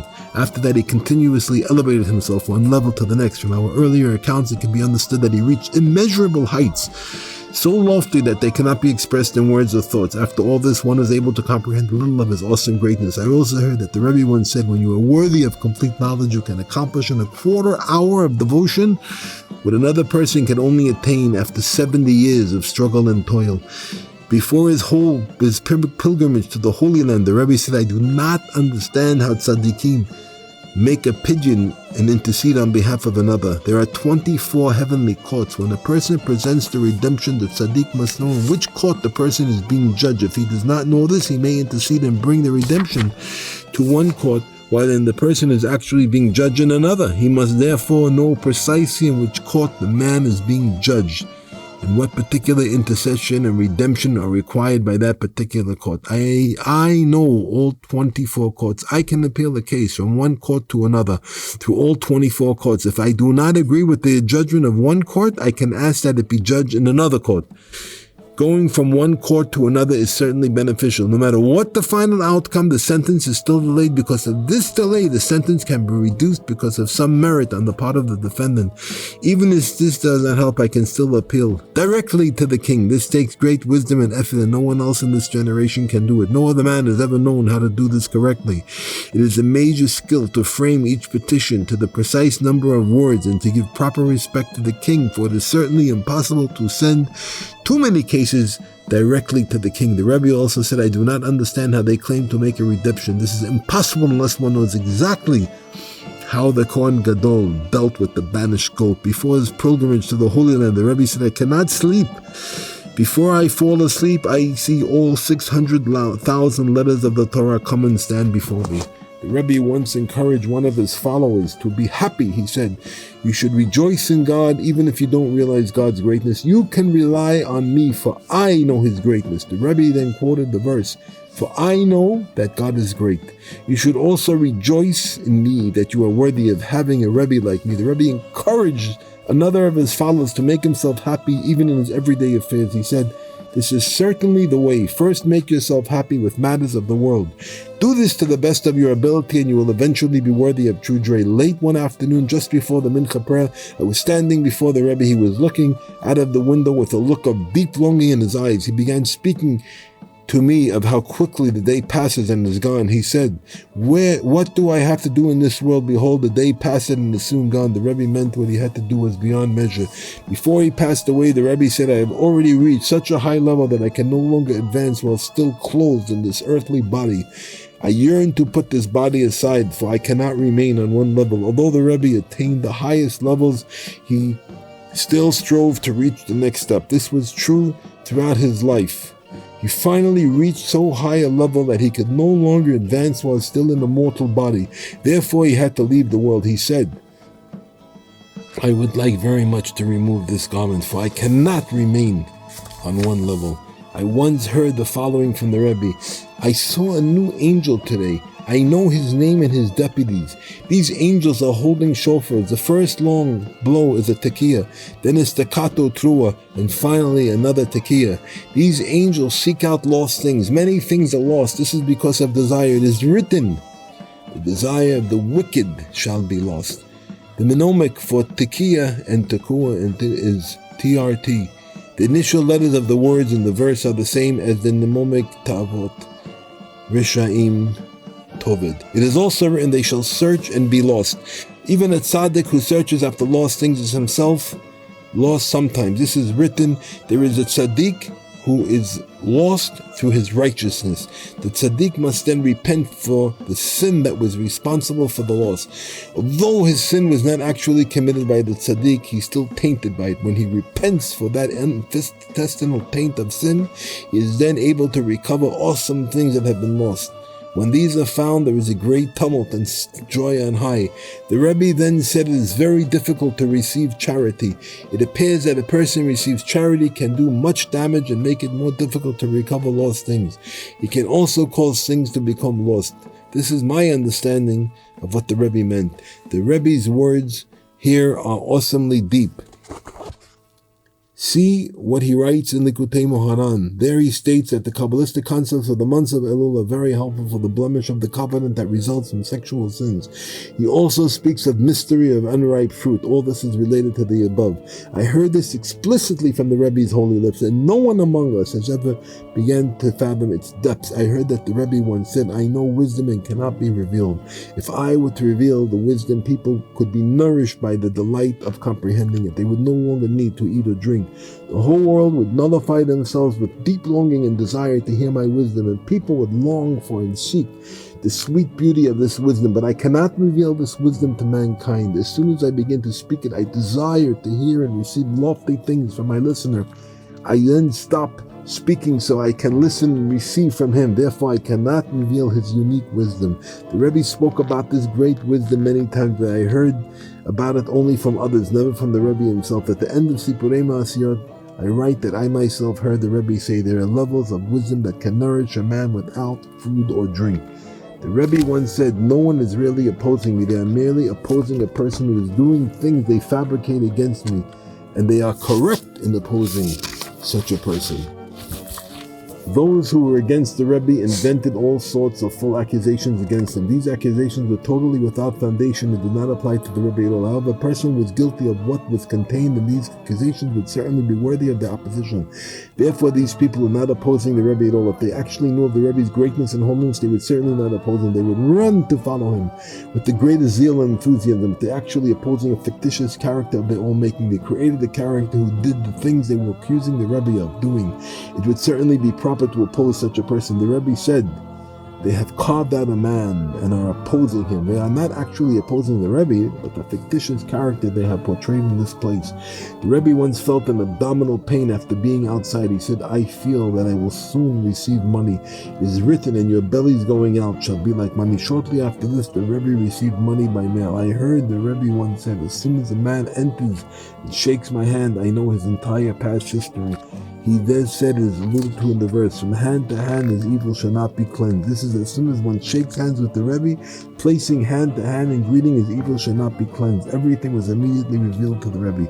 I myself also heard something like this. The Rebbe spoke in an offhand manner, for it's very easy to know another's past history from beginning to end. The Rebbe said, you can do this wisdom alone, without any special degree of spiritual perception. You can grasp much from the way a person speaks if you know how to look. There are many other signs. You can also recognize a sexually immoral person by his nose. You can tell whether or not a man's faith is pure by his belt. There are many such signs. There are many cases in which the Rebbe told people things they had done when they came to him. The Rebbe said that he knew the root of every Jewish soul. At first he said he knew them in the written Torah, but not in the oral Torah. He later said that he knew the root of each Jewish soul in the oral Torah as well. The Rebbe also knew how to provide each person with a spiritual remedy based on the place where that person's soul was rooted. There was many things he told us to do.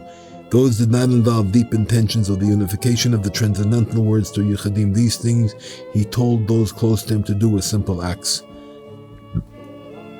The Rebbe told his followers not to fast at all unless he prescribed it. He might tell one person to fast at certain intervals. To another, he might prescribe undertaking a fast from Shabbat to Shabbat. To others, he would say once a week. They should stay awake at night and abstain from eating animal products for 24 hours. There were many whom the Rebbe told to fast on the day before Rosh Chodesh. He also told most of his followers to be careful to immerse in the mikvah on days associated with festivity when tachanim, the penitential prayers, are not said. The Rebbe told many people to study 18 chapters of Mishnah every day. The Rebbe prescribed many courses of study, a different one for each person. There was one course of study, however, that was prescribed for everybody, the daily study of Shulchan Aruch. The Rebbe said that even when a person has no time, he should still study at least one law in the Shulchan Aruch each day, no matter what the law may be. He said this is an important obligation for every Jew. Another practice that he universally prescribed for us to seclude ourselves in prayer every day. He told us to express our thoughts before God and ask that He have mercy and allow us to achieve true devotion. This secluded prayer was to be in the language we normally spoke. This is already discussed at length in the Rebbe's printed works. The Rebbe would specify various practices for each person. He would also change these practices even for a single individual. For example, the Rebbe might first tell a person to study 18 chapters of Mishnah each day. After a while, the Rebbe would exempt him from this and prescribe some new practice. Later, he would assign other practices. This is how the Rebbe acted towards his followers. He would tell one person to recite a particular verse daily, while another would be told to study a certain Mishnah every day. The Rebbe would look at the root of a man's soul and prescribe the practice that was necessary to correct each blemish. Each person required a specific practice. There were other practices that he prescribed for all his followers, as discussed earlier. Still other practices were prescribed for many people. Other were specific for particular individuals. The same was true in regard to time. There were some practices that the Rebbe prescribed for a person's entire lifetime. An example was the study of the Shulchan Aruch, which the Rebbe clearly told us to study every day of our lives. In other cases, the Rebbe prescribed a certain practice for a given period of time and then substituted another routine. Most of the practices prescribed by the Rebbe seemed very simple. However, they were all pre-prescribed on the basis of awesome hidden mysteries and were very far from simple in their effect. But the Rebbe did not reveal any of these mysteries to us. He simply prescribed the routine and did what was necessary with it. The Rebbe said, "Everything I prescribe is beneficial and a remedy for the past and for the future, as well as after death, in the Messianic age, during the resurrection, and in the world to come." No matter how simple the Rebbe's advice might seem, in practice it was always very difficult. It might involve a simple act, but it would be complicated by a host of distractions and frustrations. Had the Rebbe not prescribed it, it would have been a most simple matter, but the fact that it was prescribed by him made it a very difficult task. Still, the Rebbe's followers always heeded his advice. They knew that it was most difficult and would involve great struggles. They would make use of prayer, begging God to help them fulfill these holy practices. In the end, God helped them and they were able to succeed. I heard the Rebbe say explicitly, "Everything I prescribe becomes very difficult." Those who were close to the Rebbe were able to see this. Throughout his entire life, he never had any respite, even for an instant. He waged God's battles every second of the day. It is impossible to go into further detail for many reasons, but this was why he encountered such great opposition. Still, God helped him and he was able to use this opposition to elevate himself. Every instant of every day, he lifted himself to new heights and attainments, the likes of which the world has never seen nor heard. Even today, there are many obstacles in the path of one who studies the Rebbe's sacred works. Even if you know about the Rebbe and want to study his works, you will still encounter many obstacles. You can actually see the many difficulties and frustrations, for the light is still hidden and eclipsed. We saw the Rebbe accurately predict the future in many cases. Once during the 10 days of repentance between Rosh Hashanah and Yom Kippur, the Rebbe said, "Heaven help us, there will be great illness this year." This took place in 1806. When he left the mikveh before Yom Kippur, he felt his head to see if he was still alive. lion. Out of apprehension of the impending illness, the Rebbe's prediction came true and many people became ill that year. Another year there was a serious inflation of prices when there was a good wheat crop. That some people thought that prices would go down, but the Rebbe said prices would not go down and that the inflation would last for 2 years. The Rebbe's prediction came true and the inflation lasted through the second year. When the 2 years ended, the prices finally went down. Similar things occurred many times. However, we have already stated that we do not wish to speak of the Rebbe's miracles, for this is not his praise.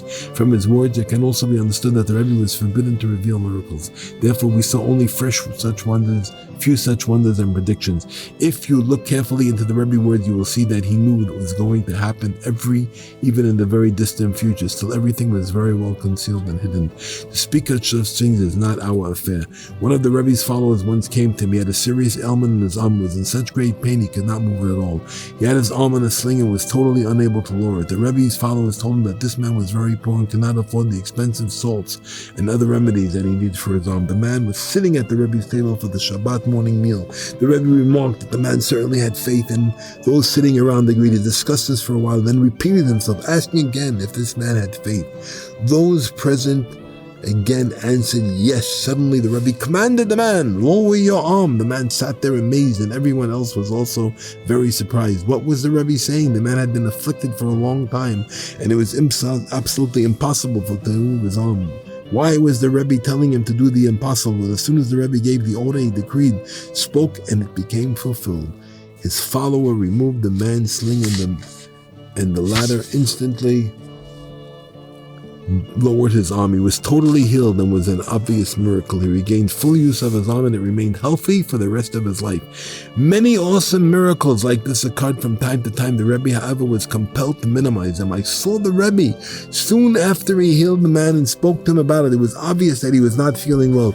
The Rebbe said, whenever I am involved with miracles, I always suffer from it. Whenever I do anything like this, I pray to God that it be forgotten. The Rebbe said, bring money to someone as a pidyon and ask that he intercede for them on high. They tell him their illness and suffering and other problems. It is a wonder to me that the man accepting the opinion does not suffer as much as the sick person himself. From this we can understand that the Rabbi actually felt the pain and suffering of the sick people for whom he prayed. He literally felt their every ache and pain. The Rabbi discussed this many times. He said, when I first I asked God to let me feel the pain and suffering of others. Sometimes a person would come to tell me his troubles, but I would feel nothing. But I prayed to God that I should feel his Jewish suffering. Now I can feel the suffering of another even more than he can himself. Another can forget his own suffering by thinking of other things, but I concentrate on it very deeply until I literally bleed because of his pain. Once one of his followers asked the Rebbe not to forget him. The Rebbe replied, how can I forget you? Don't you realize that each one of you has a place in my heart? Rebbe's granddaughter was once stricken with smallpox. I was with the Rebbe and spoke to me of the great anguish that caused him.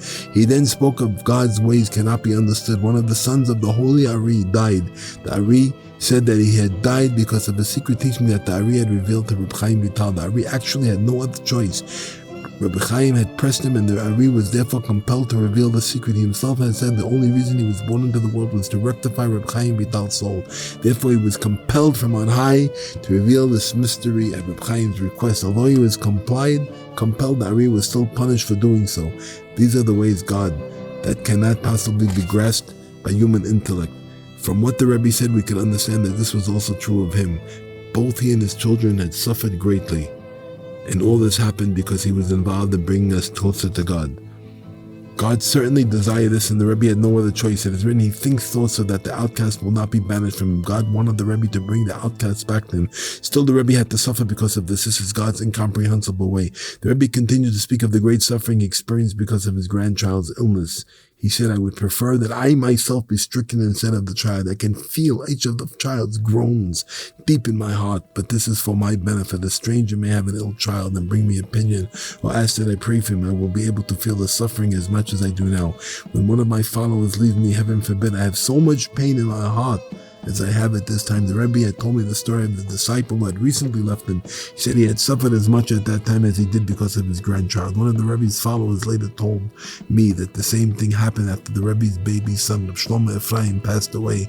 The Rebbe told his following, I am suffering because if the Holy Ari was punished for revealing one secret mystery, how much more so is this true of me when I have revealed so many secrets like this? Okay.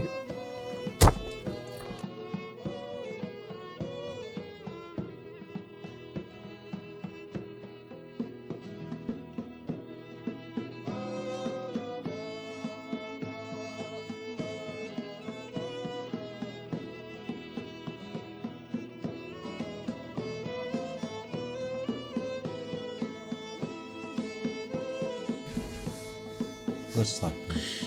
The Rebbe said many times, I imagined what it would be like to die. I did this to such an extent that I literally sensed the taste of death. It was as if I had actually died. Another time he told me, as a youth, I would think what it would be like to die. I imagined how many people would cry over me. I would imagine every aspect of my death. To do this well, it is a very difficult task. The Rebbe once came inside and said, what do you want? What do you do when a great mountain of fire stands before you?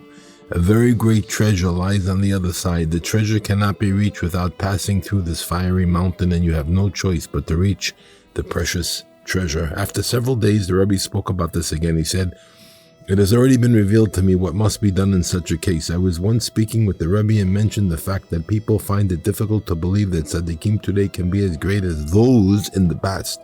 The Rebbe replied, if they believe in God, then they must also believe that there are tzaddikim. Tzaddikim exist in every generation, just as God himself always exists. Understand this well. The Rebbe said that one must use the same powers with money as he does with food.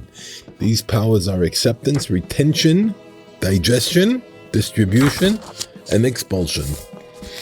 When you eat, you make use of your power of acceptance. You also make use of your power of retention, holding the food so that it does not immediately leave your body. You then use your faculty of digestion and distribution, delivering the food to all parts of the body. The brain receives the choicest parts, with the next best going to the heart. Each part of the body receives what is best for it. Following this, you make use of your power of expulsion, excreting the unusable portion of the food. All this is well known. Money requires these same powers. You must use your powers of retention and do not spend the money immediately, not like those who have a great desire for money and spend their lives acquiring it only to squander it immediately. Then you must make use of your power of distribution, budgeting your income for all your necessities. It is the same with food. The choicest portion must be given to charity. The rest must be distributed properly, just as in the case of food. The Baal Shem Tov once explained why he accepted money from the wicked. He said, I distribute all the money that I receive. That which comes from the righteous is spent on the needs of pious wayfarers who visit me. Other monies are distributed accordingly, but money coming from the wicked is spent for my horse and laborers. The money might all be mixed together, but it automatically is distributed in such a manner. The Baal Shem Tov was able to distribute his income automatically. The same was true of his power of expulsion. The unusable portion of his income was expelled and used for common laborers and horses. The Rebbe said the passion for riches comes mainly to one who does not have a vessel to receive. The same is true of eating, for certainly if one knows how to, desire is mainly for that which is not necessary. The same is true of money. I have a vessel. The Rebbe said, after all the suffering, God is still good to us. Our troubles are by no means minor, and we should not minimize them. But compare them to a single experience of God's closeness. All sufferings is then like nothing. Suffering brings us closer to God. When we lose our health, who is taking it if not God? Therefore we are nearer to Him. When we lose, who takes, if anything, these things bring us even closer to God. One is closest to God in the world to come. We entered the Rebbe's room as usual on the Shabbat of Noach. The Rebbe said, what I do with you is a very small thing for me. It's really your task. All that he did with us was draw us close to God. And this was a very small thing for him. It was really our task to bring people close to God. The Rebbe himself had a far loftier mission. I stood there dumbfounded. What could be greater than bringing people closer to God? The Rebbe then said, there are naked souls that cannot enter a body at all. These souls are more pitiful than anyone alive. When the soul is born into this world, it comes with a body. It can give birth to children and observe God's commandments, but the naked souls have no way of elevating themselves and are most pitiful. They cannot accomplish anything on high and also cannot clothe themselves in a body. There are also incarnations that have not yet been revealed. There are many incarnations mentioned in the sacred works of earlier masters. However, other incarnations have never been revealed at all in the world. One's incarnation can only cause him to desire to travel constantly. He makes plans to travel, but they do not materialize, and ultimately he remains at home. The Rebbe's conversation on Sunday night, the week of Noach. My teachings are very great. They are filled with divine inspiration and can be used to predict the future. Listen carefully and pay close attention to my lessons, and you will see the future. After things happen, you will also see that they were predicted in my lessons. It has all been set forth in my teachings. I heard this after Shabbat of Bereshit. I had come to the Rebbe on Sunday night to show him the lesson. In the beginning, before the eyes of all of Israel. That week we actually saw the Rebbe's words come true. The lesson of that Shabbat had actually revealed deep secrets and predicted future events. On the previous Thursday, the famed tzaddik and holy light, Rabbi Yitzchak of Berdichev, passed away. Friday night was the Shabbat of Bereshit, and the Rebbe revealed the lesson in the beginning, before the eyes of all Israel. In this lesson, the Rebbe spoke of the glory of Israel. He said that when a tzaddik passes away, the glory of Israel is eclipsed. News of Rabbi Yitzchak's passing did not reach us until the following Monday. When the Rebbe revealed the lesson, we had no idea of inference. When we later heard of the passing of this great tzaddik, we then understood the Rebbe's meaning. The lesson speaks of the eclipse of the glory of Israel, a title that the Rebbe had given to Rabbi Yitzchak. He also spoke of him as the attribute of tefillin. Etrogim had not been available that year and only arrived miraculously at the last moment. The Rebbe said that he knew Etrogim would come, but he trusted in the tzaddikim of our generation, particularly in the great tzaddik Rabbi Yitzchak, the glory of our generation. Therefore, it is obvious that with divine inspiration, the Rebbe revealed in the lesson the saint that Rabbi Yitzchak had passed on. Look carefully into this lesson and you will see that it all speaks about this. Search and you will find it. When the Rebbe saw this lesson in writing, he also said the religious exhortations in my lessons are very deep and wondrous. Had this been delivered as a sermon, it would have aroused you and broken your heart, for it is a very great logical moral exhortation. Do as I told you and make my lessons into prayers. When you bring this lesson into words of inspiration and prayers, it will greatly inspire you and break your heart. The Rebbe said that even the average individual should feel the loss of a tzaddik like Rabbi Yitzchak. Everyone now feels that there is something lacking in the world. There is a depressed mood everywhere. One person might feel it in his business, which no longer runs as smoothly as before. Another might feel it in his bones, which somehow seem displaced. The Rebbe then gave several other examples. If your eyes are truly open, you will see that the world has become dark, for a great light has been extinguished in the world. We find many things that change in the world when a tzaddik passes on. The Talmud tells us that when Rabbi Yossi passed away, the spouts of the city poured forth blood. In many instances, the world was changed by the death of tzaddikim. Many had reported that flames had seen rising from Rabbi Yitzchak's bear. The Rebbe said the rumor does not seem probable, for the generation is not worthy, but the tzaddik himself was certainly worthy of a pillar of fire at the time of his death.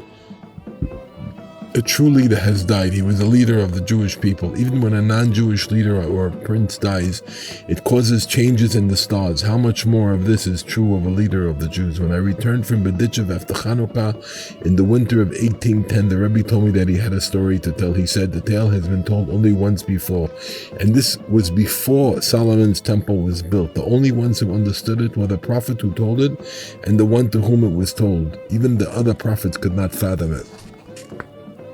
Although this story has already been told once, it is now a totally new concept. Many things have changed since it was last told.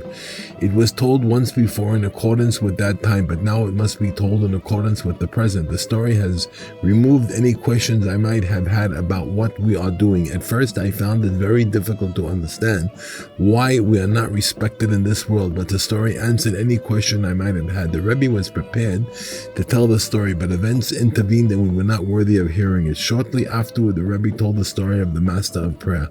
However, he said it was not the story he had mentioned earlier. He said that the first story was much more beautiful than that of the Master of Prayer. As awesome and wonderful as the latter may be, fortunate is he who is worthy of hearing the story in the world to come. The Rebbe said, no one can understand the book of Likutei Moharan unless he knows each lesson forward and backwards.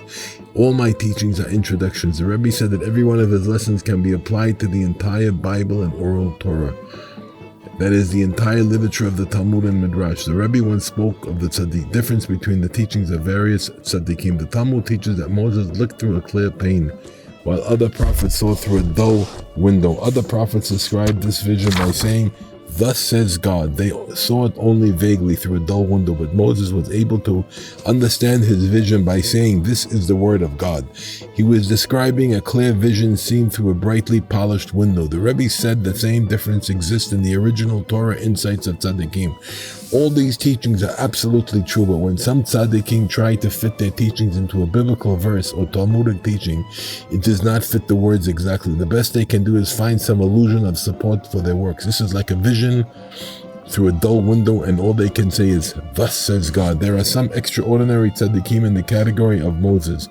Their original teachings are as pure and clear as the sun. When they fit these teachings into biblical and Talmudic sayings, they illuminate them most clearly. Their vision is through a lucid window, and they can say, this is the word. Their teachings fit the quotation so obviously and clearly that they can truly say, this is the word. The Rebbe said, all my lessons are very lofty, but when I deal with combinations of letters, my lessons are most sublime. That is, lessons derived from the initial and final letters of the word in a phrase by an arrangement of letters. He also said, I would like to go much further, even beyond letter arrangement, but for the time being, I am remaining with this method. I still derive much pleasure from letter combinations. They are deeply hidden mysteries that can be revealed only through such combinations. The Rebbe said, if you are well versed in my published lessons and conversations, you will be able to find in my teachings the content of every talk in the world. For there is no matter in the world that is not found in them. Every worldly discussion and talk contains the Torah wisdom in a hidden form, but only those on the highest spiritual level can perceive these concealed concepts. One who is well versed in the Rebbe's holy and amazing teachings will be able, through the basic intellect, to find the Holy Torah in all worldly conversations, if it is not on such an elevated spiritual plane. Several people once came to see the Rebbe. He took a piece of paper that had his handwriting on it and held the paper in his hand, and he said, how many lessons are written on this paper? Many worlds are nourished through the smoke of these lessons. The Rebbe then took the paper and burned it with the lamp. Then he said, there are many Torah lessons that have never been put into writing. Just to write them and draw them to letters is itself very special. This is, the world may not yet be ready for these teachings. Just putting them into written form has a very unique merit. The Rebbe said, if you hear only the sound of my voice when I reveal a lesson, it is still of great benefit. Even if you do not hear the words, it is written, hearing the sound of his word, the sound specifically. Even if you hear nothing but are merely in the building where the lesson is revealed, you will gain immeasurable good. The Rebbe said, when I tell you something, the words may not take effect until much later. It is like taking a medicine. Some remedies work immediately, while others must remain in the body for some time before they have any effect. The Rebbe's words sometimes take a very long time before they inspire a person, but in the end, they are effective and benefit the person greatly. He said, I can tell you something, but sometimes it will not affect you at all, but the words are passed from person to person, from one friend to another. These words finally reach a particular individual and penetrate deeply into his heart. It is here that they fulfill their mission and inspire them. The Rebbe said, my lessons are not only for you, but for those who are here and those who are not here. Rashi explains, those who are not here speak of future generations. We spoke to the Rebbe about this many times. He said that we should teach future generations about all of God's great deeds towards us. Another time he said, you must also teach your children all the lessons, discussions, and tales that are revealed to you. His words became like burning coals, and he quoted the verse, you should make them known to your children and to your children's children. Your children should be told what was done here. He then repeated with trembling and emotion, you should make them known to your children and to your children's children. He said, if it is possible to drag a person out of a bog, then the other person who is holding on to him will also be pulled out with him. Know this and believe. The Rebbe said that anything he did in public was very difficult and required general self-sacrifice. He told us that before he began the first word of the Kiddush, he literally felt as if his soul was about to depart. The same was true when he was ready to begin the first words of a lesson. It seemed as if his soul would depart with the first word. He said, when I am ready to express the first word, I feel I am expiring. The Rebbe would never do such thing as lead the congregation in prayer or read the Megillah or the Torah. Then he would not even call out the shofar notes to be sounded on Rosh Hashanah. The only public things he would do were reciting Kaddish, singing Zemirot at the Shabbat table, and revealing his lessons. And even these were very difficult for him. Even reciting the Kaddish on his mother's yahrzeit was a very difficult experience for him.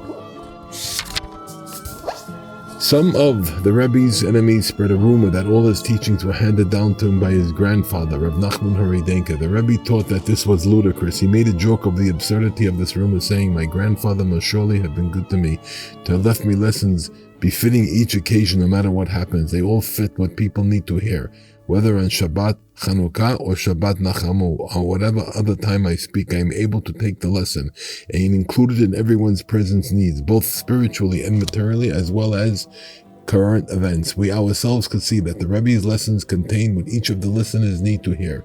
It was perfectly obvious and happened many times. His lesson had everything that we need for both body and soul. Each lesson wove all this in with our present needs and with everything else that was happening in the world. This is aside from the wondrously unique way in which each lesson came about. Anyone with even a little intelligence could see that it was the living word of God revealed to the Rebbe from on high. It obviously came from the highest possible source and stood on an awesome holy plateau, for these lessons contained absolutely new concepts that never before revealed to the world. How could one even consider the ridiculous idea that these lessons originated with the Rebbe's grandfather, Rabbi Nachman Haridenka? How could he have bequeathed so many stories, lessons, and discussions, as well as the advice the Rebbe constantly gave us? And why did these lessons reach the Rebbe alone? Why is it that no one else heard of his grandfather's original teachings? Who is such a fool to believe such absurdity? The Rebbe also said that those who knew Rabbi Nachman Haridenka knew that his grandfather was not capable of revealing such lessons. Although his grandfather was an extraordinarily holy tzaddik, he was not an astounding, innovative scholar. He would certainly not be capable of originating such unique ideas contained in the Rebbe's teachings. A very old man from Slavovitz, who knew Rabbi Nachman Haridenka personally, once came here and visited the Rebbe. The Rebbe said, "It is rumored that my teachings originated with my grandfather, Rabbi Nachman. If my grandfather himself would hear my teachings, he would also consider them uniquely original." The Rebbe once quoted the Talmud rule, "The accepted opinion is that of Rabbi Nachman in litigation." He was referring to his opposition, for his opinion was certainly the one accepted on high. The Talmud states that the accepted opinion is that of Rabbi Nachman in litigation. Litigation always involves two opposing factions. The courts must decide between them. I heard this in the name of the Rebbe. The Talmud also states, the decision is like Rabbi Nachman, the decision is like Rabbi Nachman, the decision is like Rabbi Nachman. The Rebbe was once speaking about strife and said, "Why do people worry what others speak against them? It is because opposition can cause a person to fall from his level, heaven forbid." The Talmud teaches that the Great Assembly wanted to count King Solomon amongst those who have no portion in the world to come. Only King David's intercession saved him. We see that they had the power to cast out King Solomon with their words. It is written in the words of King David, "Princes have persecuted me for nothing, but my heart trembles at your words. Princes have persecuted me, but I know that is for nothing. They can accomplish absolutely nothing with the opposition. I know this because my heart trembles at your word. I still have the fear of heaven and have not fallen from my level. This is a sign that their persecution was in vain. Princes have persecuted me for nothing." I heard that the Rebbe once said, "When you ask a tzaddik whether or not you should do something for God that involves great sacrifices, it is proper for him to tell you not to do it. However, you are not bound by his advice." I heard this in the Rebbe's name. I also heard a similar concept. You must obey whatever a tzaddik tells you, but if he tells you not to come to him on Rosh Hashanah, you should not obey him. The day before Rosh Hashanah is very suitable for presenting opinion. The Rebbe said, "For me, the main thing is Rosh Hashanah. Right after Rosh Chodesh, Rosh Hashanah, I began listening very carefully. I want to hear them knocking on the wall, waking people for next year's Sichot. For the year passes and is gone in the blink of an eye." And avoiding speculation. In his commentary on the book of Proverbs, especially in chapter 7 the Al-Sheikh HaKadosh writes at length about avoiding philosophical works. In a wonderfully clear manner, he explains how they fool the world. At first, they conceal their false beliefs and skepticism, displaying only the facet of sweetness in their evil ways. It is written, "The lips of a forbidden woman drip honey, but her end is as bitter as wormwood." Rashi comments that this forbidden woman is atheism. Many other lessons in the book of Proverbs tell us to keep away from the forbidden woman. The forbidden woman is secular wisdom. There are two women in the books of Proverbs, the woman of valor, representing the Torah, and the foreign woman, representing secular wisdom. If you know the way of the enlightened, you know how they mislead people. Most of all, they mislead the young by teaching them bitter ways. They are literally like the libertine woman. At first, she adorns herself and speaks sweetly, not revealing the evil in her heart. She pretends to be virtuous, not revealing her true nature until she snares her prey. This is also the evil way of those enlightened, as is obvious to all those who are familiar with them. The major portion of the book of Proverbs warns us about this Whenever it speaks of the fool who goes against the straight path, it is speaking against such perverted scholars. They are called fools and imbeciles. Therefore it is written, have you seen a man who thinks himself wise? The fool has more hope than he. Likewise it is written, woe to those who are wise in their own eyes. We cannot speak at length about this, since these enlighteners claim the exact opposite to be true. They try to prove their point from all the sacred works, particularly the books of Proverbs.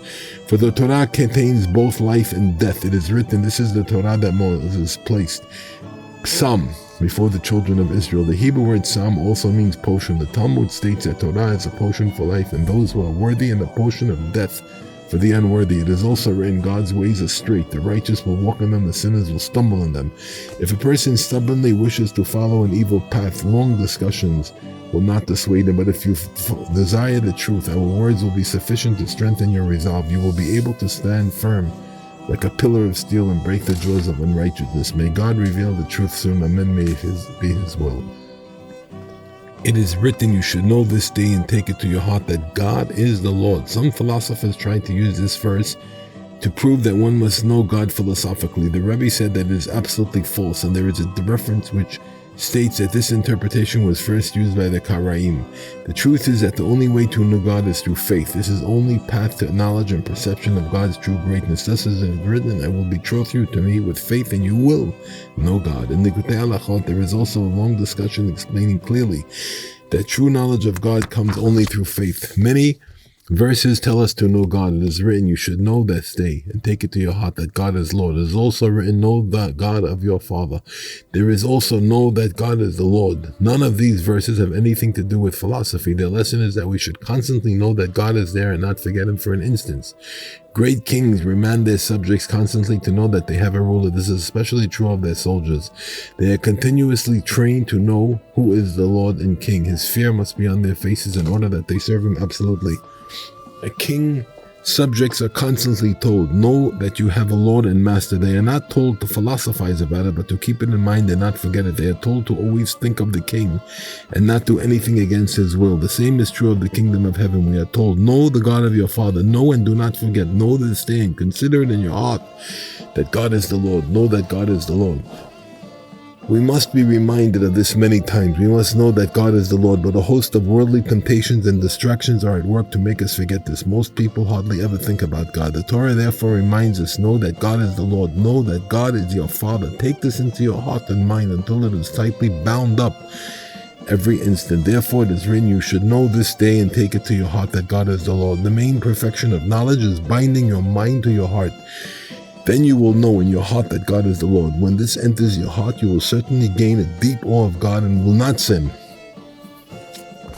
We cannot write further about this, since every individual's knowledge of God must enter the gates of his own heart. The more the gates are open, the more he will understand our words. There are no biblical verses that teach us to know God through human speculation built on confused sophistry, heaven forbid. The only way to know God is the way taught by our holy forefathers who struggled all their lives for him. They divested themselves of all worldly matters, totally subjugating every desire and emotion. Above all, they achieved total mastery of their sexual desires and so released themselves from the bondage of the root of evil. Consequently, they were able to perfect their intellect and truly recognize their Creator. This is the heritage that they bequeathed to us. It is our duty to accept this heritage with joy. Therefore, we say in our prayers, fortunate are we. How good is our portion, how pleasant is our lot, how beautiful is our heritage.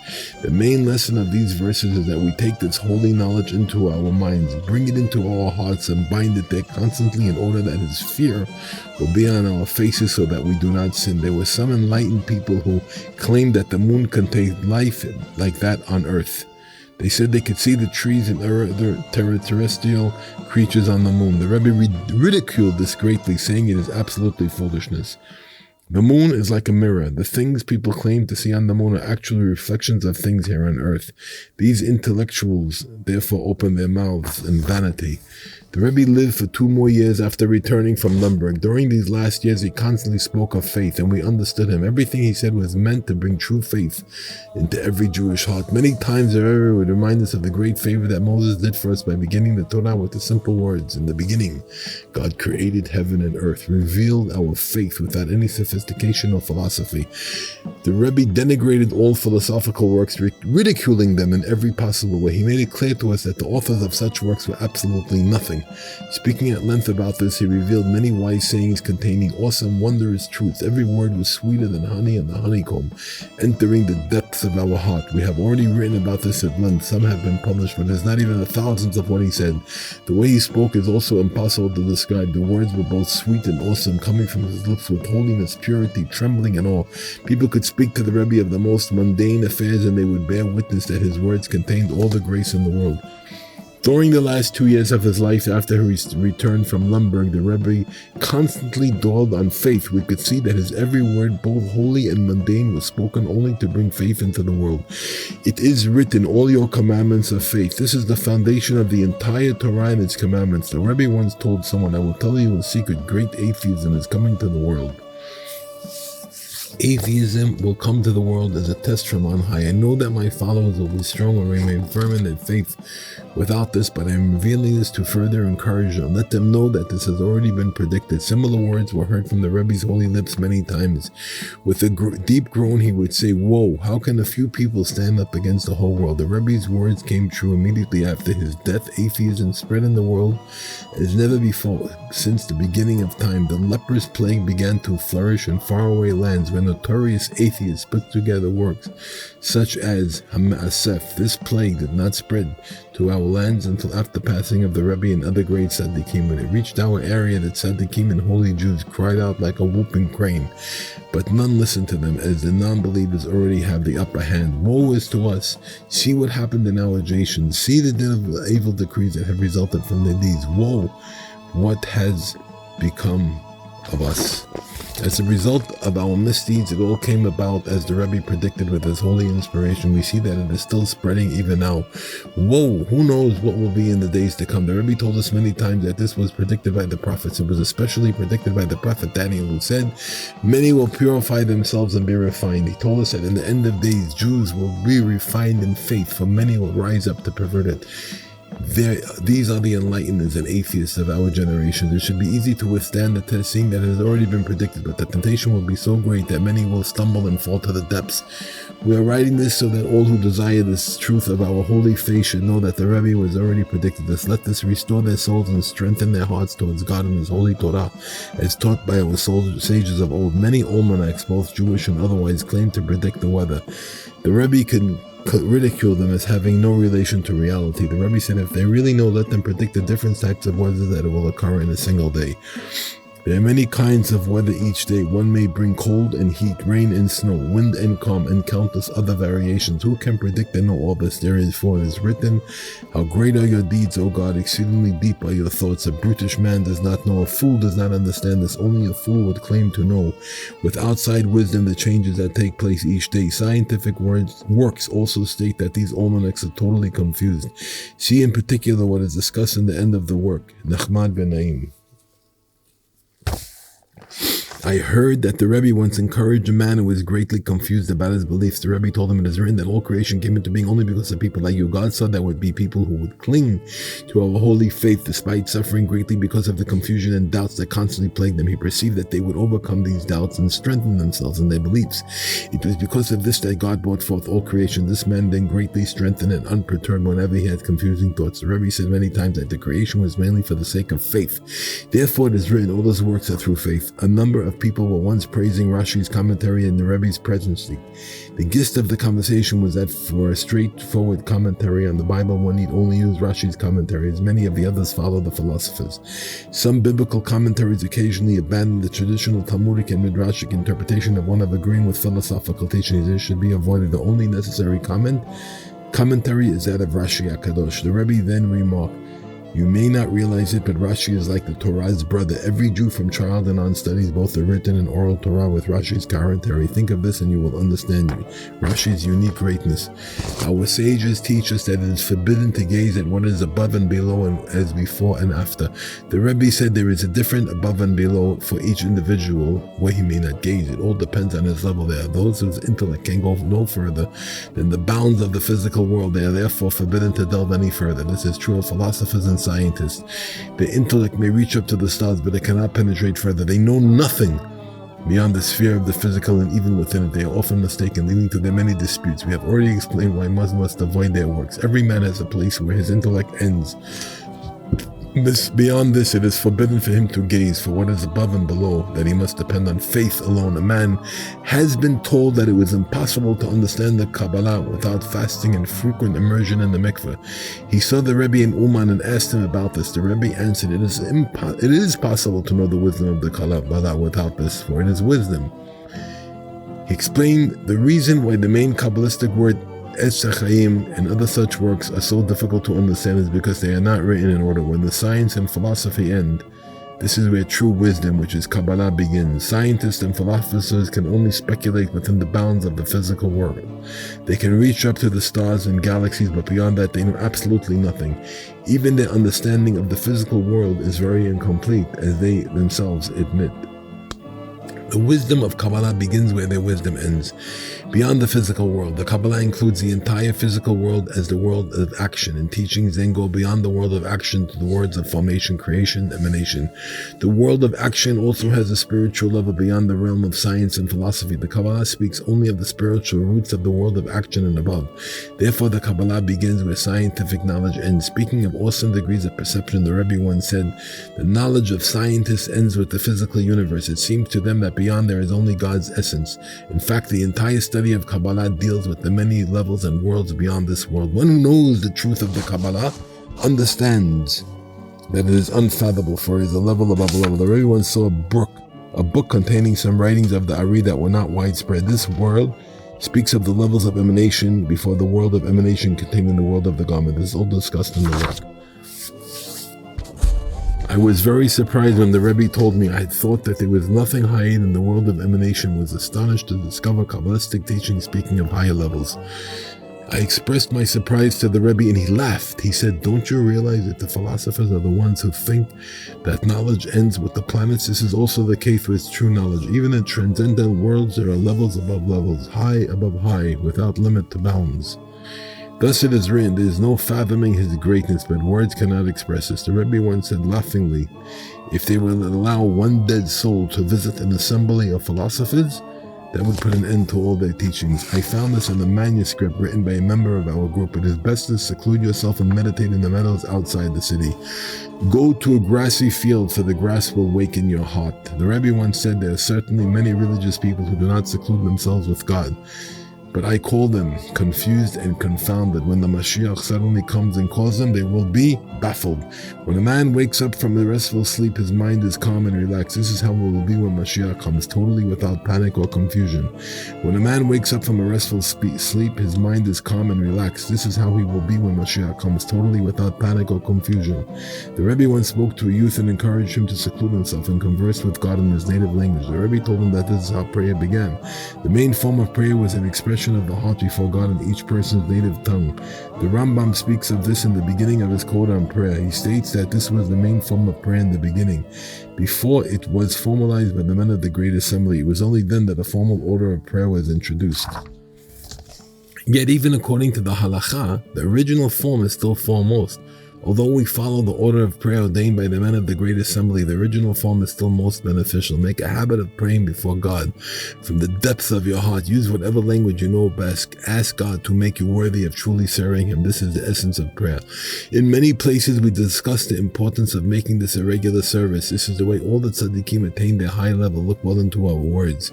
Reb Naftali told me that when he heard the Rebbe say a Jewish heart should be drawn to God so strongly that every heartbeat is a flame yearning for God, the Rebbe gestured with his hands to express this great yearning. He said, even when you sit among others, you can lift your hands along with your heart and cry out to God with a yearning soul. The Rebbe then lifted his hands with great emotion and with wonderful yearning recited the verse, Do not forsake me, O Lord, my God. The Rebbe used this as an example, saying that even when you are among others, you can arouse yourself to God with great emotion.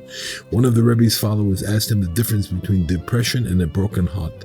The Rebbe answered, when you have a broken heart, you can be standing in a crowd and still turn around and say, Master of the universe. The Rebbe then raised his hands with great emotion and said, Master of the universe. The same man told me that he wanted to speak to the Rebbe many times but could not open his mouth when he was with him. I found it impossible to tell the Rebbe what was in his heart. One Friday afternoon when he was attending the Rebbe, he decided that he would speak to the Rebbe right away but was unable to open his mouth. As the Rebbe was dressing after his bath, he asked the man to pass him shoes. As the man handed over the shoes, the Rebbe said, make a habit of speaking to God, then you will be able to speak to me. The man followed this advice and was able to speak to the Rebbe. However, he still found it very difficult to express himself. The Rebbe said a warrior girded his loins to overcome a mighty wall. When he came to the gate, he found it blocked by a spider web. Can you imagine anything more foolish than retreating because of a spider web blocking your path? This parallel is obvious. He said the main thing is speech. Use it and you will win every battle. You can mediate and meditate. You can meditate in thought, but the most important thing is to express it in speech. This parallel reaches the most important lesson. You may find it difficult to speak with God. You might also find it difficult to speak to a true tzaddik. This difficulty is great foolishness. It is a mere laziness and bashfulness and a lack of virtual boldness. You are ready to use your speech to overcome the great battle against the evil within you. You are on the verge of victory and are able to break down walls with your words. The gates are ready to fly open. Should you then not speak because of mere bashfulness? Should you hold back because of a minor barrier like this? You are about to break down a wall. Will you be discouraged by a spider web? The same man told me that the Rebbe prescribed that he spend 2 hours a day in secluded prayer. For an hour he was to meditate and prepare himself to speak. When his heart was awakened, he should then speak to God for another hour. The Rebbe once spoke to one of his disciples about clothing. He said, you must pray for everything. If your garment is torn and must be replaced, pray to God for a new one. Do this for everything. Make it a habit to pray for all your needs, large and small. Your main prayer should be for the fundamentals, that God help you in your devotion, that you be worthy of coming close to Him. Still, you should also pray even for those other things. God may give you food and clothing and everything else you need, even though do you not ask for them. But then you are like an animal. God gives every living thing its bread without being asked. He can certainly give it to you in this way, but if you do not draw your life through prayer, it is like that of a beast. A man must draw all necessities of life from God through prayer alone. I once had a slight need for some insignificant thing. When I mentioned it to the Rebbe, he said, pray to God for it. I was quite astonished to learn that one must pray to God even for such trivial things, especially in a case like this where it was not even a necessity. Seeing my surprise, the Rebbe asked me, is it beneath your dignity to pray to God for a minor thing like this? He told me a short story along similar lines involving a man from Mezhevish. The main lesson is that you must pray for every single thing. This is also explained in Sefer Hamidot. The Rebbe often encouraged people to seclude themselves in meditation and conversation with God. He said that even if many days and years and it seems that you have accomplished nothing with your words, do not abandon every word makes an impression as rain. Water wears away stone. It may seem that water is dripping on the stone and cannot make any impression. Still, after many years, it can actually make a hole in the stone. We actually see this. Your heart may be like stone. It may seem that your words of prayer make no impression on it at all. Still, as the days and years pass, your heart of stone will also be penetrated. In other words, there is considerable discussion of importance of secluded meditation and conversation with God. Read these portions carefully and most importantly, follow the advice written here. There are many beneficial to you forever. In Likutei Moharan, the Rebbe cautions us not to be overly stringent in any observance. The Rebbe quotes the Talmudic maxim, God does not rule over his creatures with tyranny. The Torah was not given to the ministering angels. The Rebbe also said it is written that every person should choose one observance and keep it strictly with all its fine points. The Talmud alludes to this where Rabbi Yosef asked Rabbi's son, with what observance was your father most careful? Even with this observance, you should not be abnormally strict to the point of foolishness. Certainly do not let it make you depressed. Simply keep all its finer points without fanaticism. Keep one commandment strictly, but others need not be observed with any unnecessary stringency at all. It would be enough if we were worthy of keeping all the Torah's commandments according to the law without going beyond it. The Rebbe was also very much against the special stringencies that are observed on Passover. Many people go so far in observing the many fine points of this custom that they are literally depressed by the holiday. He spoke about it at length. One of his followers once asked the Rebbe exactly how to act with regard to ultra-stringent observance. The Rebbe made a joke of it. The Rebbe spoke about this quite often. He said that these ultra-strict practices are nothing more than confused foolishness. He told us that he had also been caught up in this and would waste much time thinking up all sorts of unnecessary restrictions. Once he worried about the drinking water used during Passover. He was afraid that a small amount of chametz might have fallen into the well from which they drew water. The only alternative would be to prepare water in advance for the entire Pesach week, as some people do, but this was also not good enough, for the water had to be carefully safeguarded from leaving from the day before Pesach, and this was very difficult. The Rebbe finally came to the conclusion that the only satisfactory water that would be that drawn from a flowing spring just as it emerges from the ground. He would then obtain perfectly fresh water without any possibility of its being contaminated. The problem was that the only such spring is in an area that was very far from his home. He thought about traveling to a place near a spring and spending Pesach there. This is an example of how deeply the Rebbe had become involved in unnecessary strictness, but now he ridiculed this and taught that such ultra-strictness is unnecessary even on Pesach. When the Rebbe spoke about this, he continued, true devotion consists mainly of simplicity and sincerity. Pray much, study much Torah, do many good deeds. Do not worry yourself with unnecessary restrictions. Just follow the way of our forefathers. The Torah was not given to ministering angels. This is why people no longer study dikduk, the rules of grammar. People have abandoned it because this type of precision is really not necessary. This is true of all areas. You should not be overly precise in seeking out restrictions. The Rebbe spoke at length about these lines, concluding there is nothing that you absolutely must do, and if not, if you can, fine, but if not, God exempts a person under duress. One of the Rebbe's followers was once very sick. He suffered excruciating pain in his teeth for a very long time. The torture continued to worsen, increasing without limit until his agony was beyond description. The man's face had become very swollen, and the doctors had to resort to all sorts of agonizing methods to remove his teeth. His internal organs were also affected, torturing him to the point of death. He was beyond all measure. The Rebbe spoke to this man and said, you have suffered the most severe and bitter pains all these years, but it is still better than one burn in Gehenna. One such singe is worse than all this. The Rebbe said, do not let a word of wickedness leave your mouth. Do not say that you will commit a sin or be wicked, even though you may be joking and have no intention of carrying out your words. The words themselves can do great damage and later compel you to fulfill them. This is true even if they are uttered only as a joke. It is written that King Jehu said, Ahab served the Baal a little, Jehu will serve it much. The words were his downfall. When King Jehu said these words, he had absolutely no intention of committing idolatry. He said this only to trick the Baal worshippers.